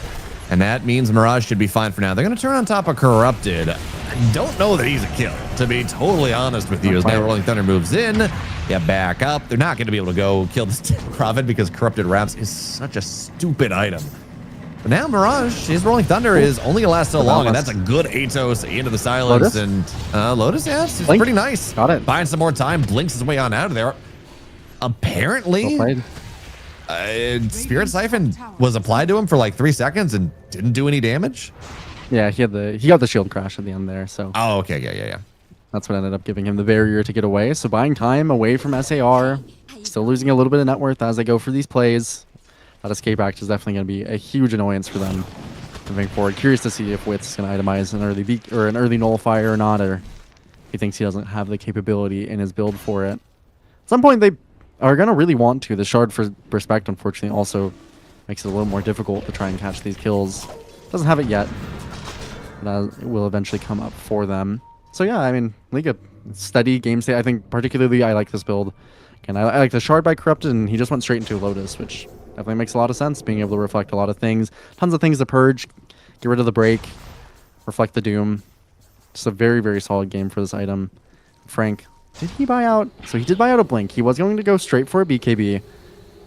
Instead now he's thinking that he ought to buy it. He shows it on the wave, so they'll know that he has it. And just like that, he's kept this ice armor the entire game. Which, again, you know, into this lineup with the bristleback that reduces your armor, as Schofield now has to run into the trees. Unfortunately, the Snowy's one of the few heroes that can chase him through. Even still, I mean, chase it down a little bit more, but Wits is here. That's a good boundless into the sharpshooter, and they are forced to back up. But yeah, just this ice armor, it is into the spiders, into this bristleback minus armor you were talking about. You might want some more control out of the Doom later on, but it is so nice to just be able to bulk apply that to yourself, to the team. And it just makes these goes so much more difficult. They have decent vision on the bot side, as they know that Liga team wants to go for this early Tormentor. The Bristleback in particular is really good at doing it, and they're just going to start it right away, not knowing where SAR is. They do it pretty fast, but there was vision on this. Yeah, but now they get the Noxus Plague, they finish it. That's gonna be an attempted save, not gonna be enough. We'll go on over. Now they're looking for a little bit more. You said the Noxus Plague. Dark Mago has Exo on top of three heroes. Corrupted tried to TP out, but he's gonna get Yule's up. He's gonna go down, and Snowy, you're right, they found him. Don't know if they can take him down. Certainly Corrupted's out of there. Not enough damage, but Witch shows up, assassinates the bug. That is just not... I mean, talk about heroics there from El Misho. The Noxious Plague bought so... just forced him out. It did so much there. It was really nicely done. If the rest of the team of SAR had gone slightly different in the smoke crowd as well. Ooh, actually, Wits able to get on top of Sayu. Does have the box and tries the unicycle, but box wouldn't have been enough. The kill by Wits. They steal the Wisdom Shrine as well. So I think that's the initial play that they were aiming for. But they just didn't expect Liga to commit to going the Tormentor like that. So they end up getting it. Unfortunately, it is only Sayu Shard as well, and that's not really that useful this game. The minus, the mischance and vision, that's always nice to have, but not worth taking that kind of fight for. Definitely not taking that kind of fight for. And Mirage immediately with the Boundless. Once again into the Atos, and Bushwhack ready to go as well. Mirage is dead. Yeah, you really would have preferred, not that it would have helped Mirage here at all, but you really would have preferred getting the shard on top of the Rubik just to save getting out of Wukong, because now that you're right, they do find respect here. Again, Fade Bolt's nice, reduces the damage, but does not reduce Wits' damage. Not this time. That is a 1Q, 1 kill. Corrupted, maybe thinking about forcing him off the tower, but not by yourself, buddy. You are tanky, but you're not going to be able to do that one. Gonna have to pour this tier 2 Wits. This is what we saw from his Monkey King in that first series. He's so good at this hero, just finding himself everywhere on the map, always connecting with Schofield. Really like that synergy between them. Even a medallion Schofield, of course a unleashed medallion, so those last a little bit longer as well. Quite nice for him. They do find Frank. Do you want to see what Wits? Frank gets out? Oh wow. Yep. Well played. I'm not locked in here with you, man. You may not be locked in here with me, but no, I'm going to be able to get the revenge. Now, that is a Doom used just to kill Sayu. And a BKB as well. So it does take some time away, though. I mean, Frank definitely, I think he'll take that one ultimately. But he's going for a Manta next item. That makes a lot of sense. Yeah, do like what Frank has been doing. And he does this on his Doom, too, that we've seen where, I mean, he buys this Blink and does whatever he needs to on the Doom, but ultimately he is just farming the whole time. Doesn't really ever seem to feel too pressured. Jumps in this top side and might die for this one. The Orchid on top of him. Oh, Hurricane onto the high ground. Here comes Wits. Oh no, he misses the Boundless. Even still, 3 stacks, 4 stacks. Here comes Dark Mago as well. And this is what we were seeing in that game and that last series as well. You just cannot gank these SAR heroes. This isn't even a game where Frank has a global hero, but even still, SAR, the rest of them, they are global heroes. They are so quick to react to these moves. Yeah, moving very nicely. I think Wits, he connected the Boundless, so put a little respect on his name. No, he had the Boundless Shard, and he went onto the low ground, is what I... Oh, I see. Yeah, okay. Yeah. He did go a little far past it. We'll go into, setting up onto Corrupted here. Should have that break eventually. Wait for it. Yeah. All right, just again, you talked about it. Essentially, a global. Any lineup is global if you're South America rejects. They just cross the map so quickly, so significantly on Wits. It feels really good. I mean, the way that they changed this Monkey King, a lot of time. I mean, definitely very strong. The extra for the lower cooldown on that tree dance, and then you get that tree dance cast range talent super early on. Wits just abuses it to the absolute maximum. 705, 15,000 net worth, level 18. Very rarely hits jungle camps on Wits. It's just all over the map. They see Frank. They have telekinesis, but it's such a short. Can they really catch him? Well, Scorched Earth on the Rubik, but Frank does have a BKB. He's not even using it. Just smooth moves. Yeah, dodge the wheel. that was really low cortisol, as the kids would say. Just not any worry in the world. Rojo, do I need to be worried about you? Like, do I need what TikToks have you been watching, man? Are you gonna hit yourself in the face with a hammer next to solve things, or are we good? Yeah, my favorite streamer did it. So either way, no. I mean, Frank. Hopefully, he hasn't fallen down any kind of rabbit hole himself. But whatever he does, he's really good at Doom. So I think he should continue doing that. Has that BKB available if this Roach Stripe breaks out into anything, but seemingly it will not. Dark Mago this game, by the way. He also went for Yasha and Kaya, which is a little bit fun. With a higher damage output than the Sange. And Kaya there. They don't know that the Roche is happening, or maybe they can assume that it is, but probably can't fight it anyway. Liga teams, their capability for just walking into these heroes is not very high. Every time that Wits has this Wukong's command as well, it's not something that they can really fight into. They're going to have to force him to use this Wukong's improperly as the game moves forward. Snowy definitely can't fight into it. He's going to eye forward Butterfly, which will help him a lot. But even rolling through the Wukongs with the amount of damage that Wits has at the moment, scary prospect. And he sees Snowy again. Setting up. Oh, they're going to get on top of him. Bushwhack, Boundless to There's a have box. the damage. Box buying some time. But this is a slow spider. He's broken, not able to path the way There's he the would root. like to. And now looking to turn on top of him. And with the Wheel of good Wonder, wheel. actually looking to try to turn around, looking for the heal. But no, he just Bushwhack. has to run for now. And Wits on. has more than enough mobility to be able to go in and take him down. I was going to ask you before we saw Snowy die, as El Misho is kind of marooned here. Frank will doom the Rubik, so with the Noxus Plague and Doom, Rubik probably should die here. And now Yule's going to be able to go. El Misho TP's out, Frank on the high ground. And here comes Dark Mago. Rubik dies off just all the obnoxious tick damage. The Dark Mago is taking a lot of damage from Corrupted, but Wits is here, gets on top of the backside. Is going to be forced back for now, and Mirage looks like he's going to live. In fact, Dark Mago, he will die, but you do have the break ready to go, and Wits will be able to go get revenge for his friend. Takes down this Bristleback. Almost really awkward, but instead it just turned into Frank El Misho. Maybe having a little bit too much fun, but Wits is going to be able to go and bail him out of it. I mean, I am a little bit curious as to why Liga team, if they were intending on picking this Bristle as a 9 pick, if they had that kind of in their back pocket, I don't know why they wouldn't ban the Hoodwink from Schofield. Clearly they had enough presence of mind in the first game around to pick it away from him. Of course, I mean, you can mitigate some of the impact of the Hoodwink as a Bristle, but not all of it. This Bushwhack even just sets you in a position where you're very comfortable to be hit. Of course, he's been waiting for the Lotus to come out so that he can have that quick break on Schofield, and otherwise just setting up very, very nicely across the map. I think even regardless of if you pick Bristle, no matter what you did, might just question why you didn't ban the Hoodwink at all. Schofield being an absolute monster this game. Wits doesn't have the Boundless to try and punish Snowy quite yet. It's just the positioning on the map. So far forward, so aggressive. He's going to have a BKB soon here on Wits.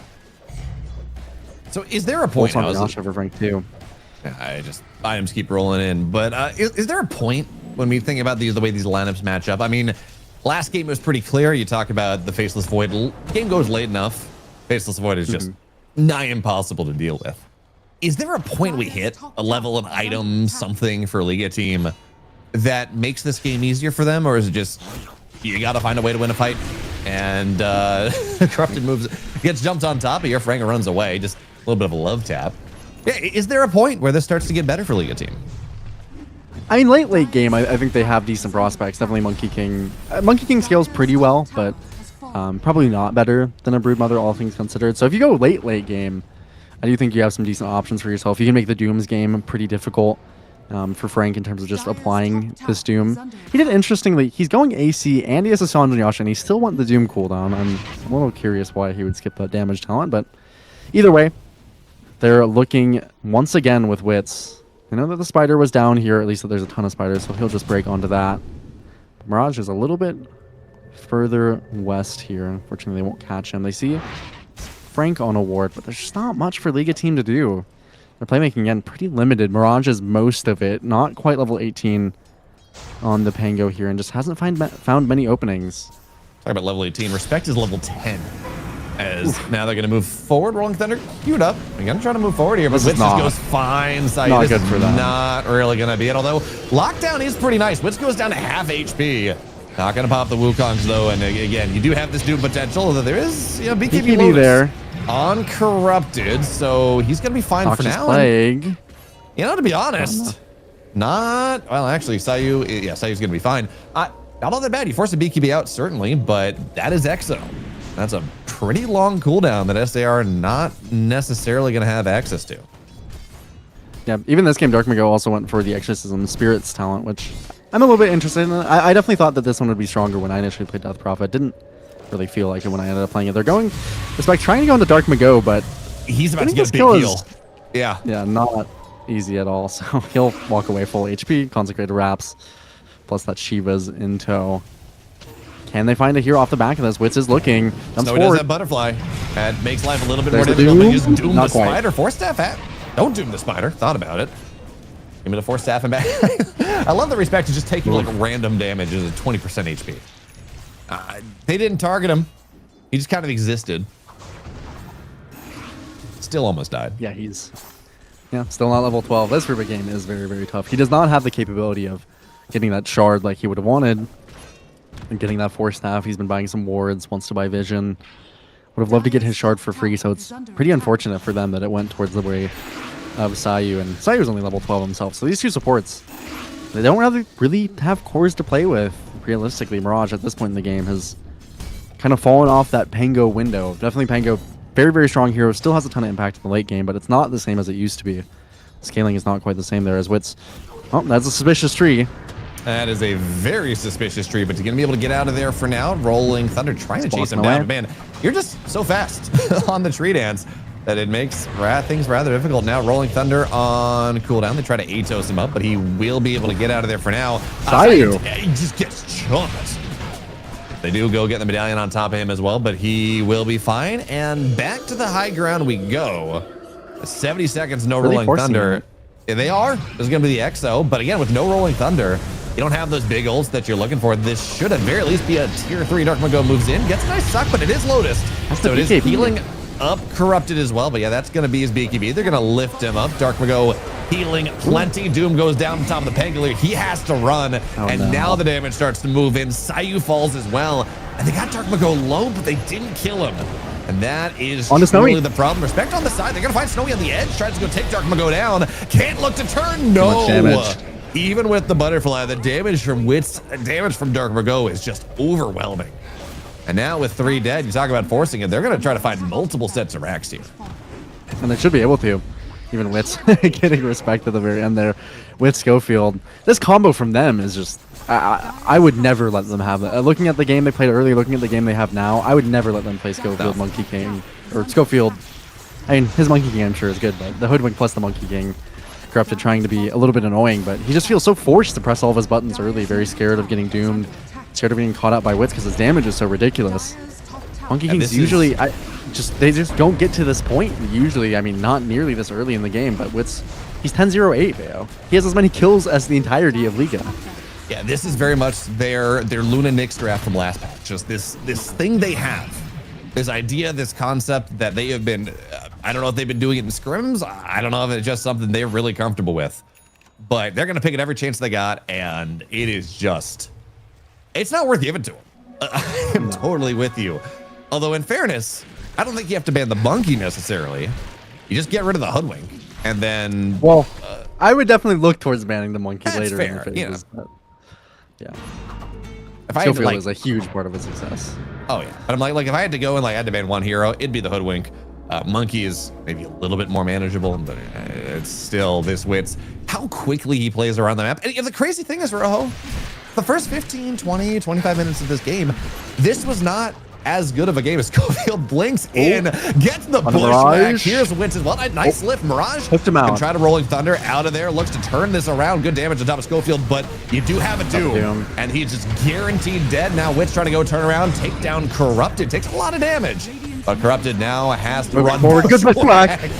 God, just get rid of this thing. Schofield all the buybacks. Way too good, but the buybacks are going to start to come in. Dark Mago's here. Having a pretty nice time, but yeah, Dark Mago with the Exo silence as well. Corrupted is very tanky, and he's doing a very nice job of kiting this out. Snowy as well. He's doing a lot of damage, but he is extremely isolated. He's going to have to go back up for now. The stun once again, and now this is a dead Rubik. So buyback already expended. Rubik not going to be able to come back into this fight. Broken now on Corrupted. And you got to assume eventually, yeah, they're going to be able to go take him down. It was a long fight. This was the GG fight. We got to make this fight happen now. But the net worth lead is just way too strong. And they cannot make it happen. Now they're going to have to tap out, and I certainly agree. They gave SAR pretty much exactly what they would have wanted. Again, that Hoodwink, huge ticket item to look towards in that next game, and fortunately just weren't able to find their tempo. Even, I do think Mirage probably a little bit regretting not going that Mage Slayer at the end there, just because Dark Mago was sitting in the middle of 4 heroes. He was not really itemized to be dealt with at all, and partially that is just because they played so well across the board. I think this Frank Doom looks really solid, and you're just looking at these 3 cores of SAR. They died 2 times between the 3 of them. So that should tell you respectively what happened in that Liga team game, and for Liga team as well, I mean, yeah, look at some things to ban. I definitely don't think pick the Bristle into Schofield Hoodwink. Maybe some Hoodwinks you could try to manage with it. I don't think Schofield's one of them. But this Rubik for them just hasn't looked successful either, Barrow. We watched that one game yesterday of Liga team. I really harped on them. I'm doing it one more time just because respect. It was hard for him to find that impact, and that's partially the Rubik in the draft, partially their whole draft, but I just don't know if this hero fits their style, ultimately. Yeah, I'm kind of with you. You talked about Darkman also just being in the middle people. I didn't notice this, but at the very end of the game, he picked up Corellia's Courtier, which is it's just so good into this lineup of Broodmother Bristleback, reducing the HP regeneration. I was going to ask you, maybe it doesn't make sense because you need the blink and you need the Ags on this Pangolier, but it also almost feels like something where you'd kind of like to see that maybe on the Pangolier almost, just to reduce some of the healing that Death Prophet had. I mean, Krelez is pretty hard to build on the Pango for sure. But I know, that's what I'm like. I mean, yeah, having it on anyone or the capability, I think Respect in a good game maybe would have gone for a Spirit Vessel, but just wasn't able to get himself there. I don't even know if he ended the game with a shard on Respect, and that really should tell you how that game went. And I think maybe partially, but a little bit his fault as well that he just ended up a part of so few kills, and then had really just nothing to find. It was a very difficult game for Liga team. They played the game 1 very cleanly. Game 2, they let SAR have everything they wanted and more. And we're going to take a quick break here, just a little under 10 minutes before we get to game 3, which, if it shapes up to be anything like the first 2 games, should hopefully be pretty exciting.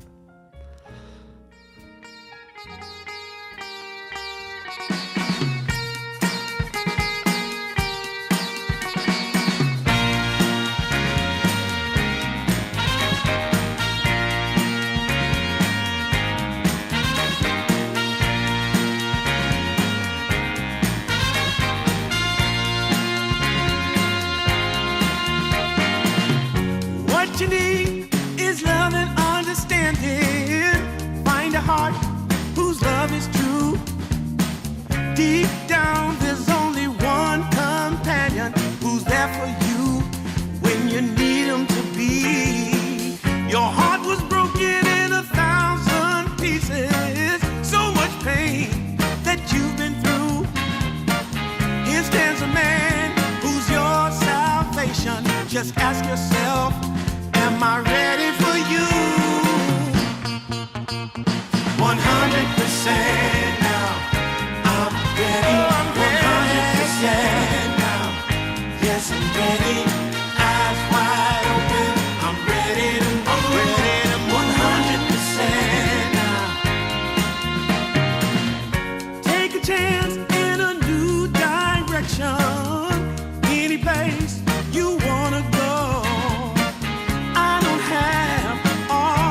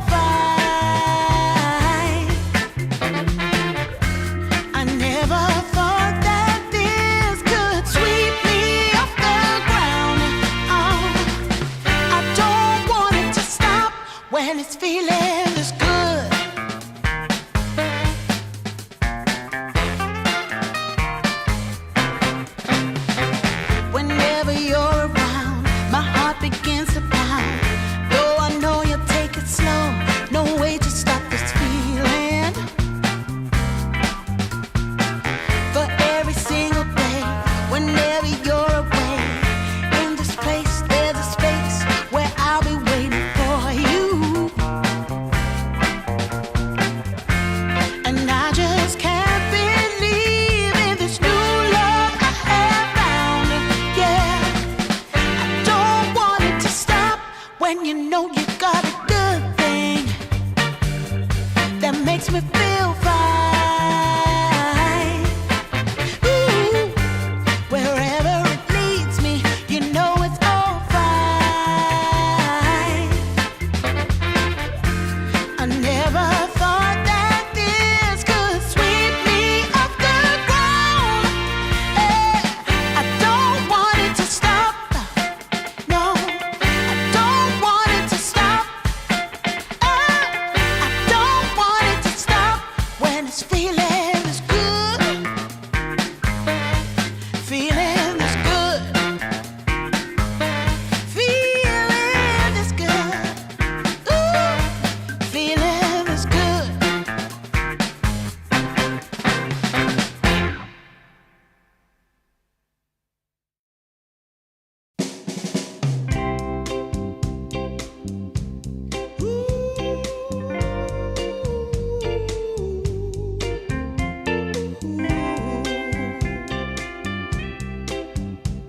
Yeah, yeah. I've been waiting a long time, just longing for a glance from you. Yeah, a chance to look in those big brown eyes. No telling what my heart would do. Hey, when we met, I sure knew it felt as good as it could be. In that moment, though it felt so good, I wondered why you noticed me. If you gave me just a little time, it would sure ease my troubled mind. Don't tell me that you don't feel the same inside. Don't tell me. These are feelings that I ought to hide. I don't care where you came from, just tell me where you wanna go. If there's a chance to be together, that's all I really need to know. Is it real or make believe that keeps me thinking of you? If you've got time to walk with me, I'll show you how my heart is true. And here I stand waiting for you. Tell me, baby, what I gotta do. Don't tell me that you don't feel the same inside. Don't tell me. These are feelings that I ought to hide. Don't tell me that you don't feel the same inside. Don't tell me.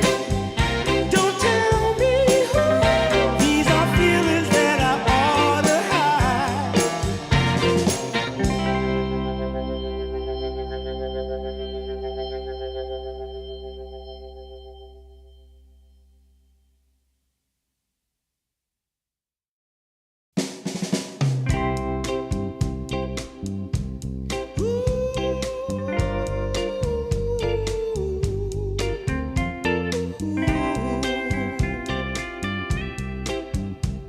Yeah, yeah. I've been waiting a long time, just longing for a glance from you. Yeah, a chance to look in those big. Welcome back to our first game 3 of the day, at least not the first game 3 of the day, first game 3 that Rojo and I have had the pleasure to take in. First game 3 certainly that SAR have had to deal with here in DreamLeague Division 2.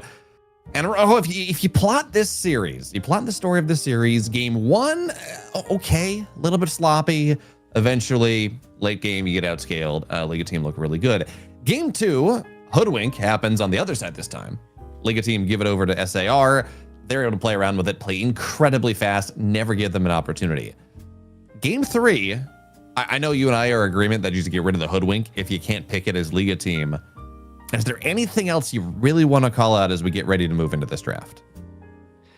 Yeah, I mean, definitely, I think going to be important to just get rid of that hoodwink. I do think as you're looking into the later phases, I'm definitely going to be aware of that Wits Monkey King. Of course, he's looked good on a lot of things. We've seen, I mean, he played that Necrophos earlier into Bristleback, and the early game was really rough, but he ended up doing super well towards the later of the game. So it's hard to kind of pinpoint it, but I mean, from what we've seen of his Monkey King today, I'm pretty sure his combined KDA is, I'm pretty sure he didn't die in the first series either when he's playing it. So it's something like 24-0, 20 something, I'm pretty sure. It's very, very high, maybe even more from that first series around. So his Monkey King is something to look for. Absolutely. I think keep in mind always when he's going to be playing. And Bale, I think that you can probably let go of the Bristleback a little bit. Yeah. Maybe that's, I mean, I do think the hero is very strong. I understand why teams are picking it, but you 9-pick a Bristleback into Schofield, first pick Hoodwink, eventually end up playing against the Wits Monkey King. And all things considered, he had a pretty okay game. I think his build was really solid for the game he was playing into, but it just didn't really have the impact he wanted. And in particular, I just feel that it's been very hard for Liga team and a lot of the losing teams, I think, from the series we've been watching, is it just feels like they don't really have anything to play around. And Bristleback has been one of those heroes where for a big portion of the game, you can't really play around it. It doesn't, if it doesn't win its lane very significantly, which it usually hasn't been, and you can't take that tier 1 bot, then that side of the map is kind of closed off and your supports are trying to rotate around mid. And if it's a hero that isn't particularly great at fighting in mid, or is behind, as we saw the Pango be for Mirage, then it just ends up in a tough spot to play the game. You very quickly fall behind in gold, and from that point you can make up almost any draft difference. Of course, if you're a team like South America Rejects, like Liga team. And Insania had a interesting interview recently. It was one of the Cap podcasts where he was talking about like, look, we need to remove gold from the game because this concept of, oh, we drafted for early game, drafted late game, we can outscale. So many solutions in Dota, just the way MOBA works. So many things. And it's part of the glory of Dota, to be honest, that if you're in a bad situation, if you're really smart about it, you can itemize your way out of it. But there is so much gold in Dota 2 right now that it's too easy to itemize yourself out of those situations. At least, you know, according to what Insania has to say. And we saw that. Like, again, it doesn't matter if the draft is really bad. If you win the lanes hard enough, you can build the corrupted wraps, and then what more do you really need? Yeah, I mean, I definitely I saw like the brief synopsis of what Insania said, and I definitely agree. I mean, I think that the amount of gold in the game is a bit generous.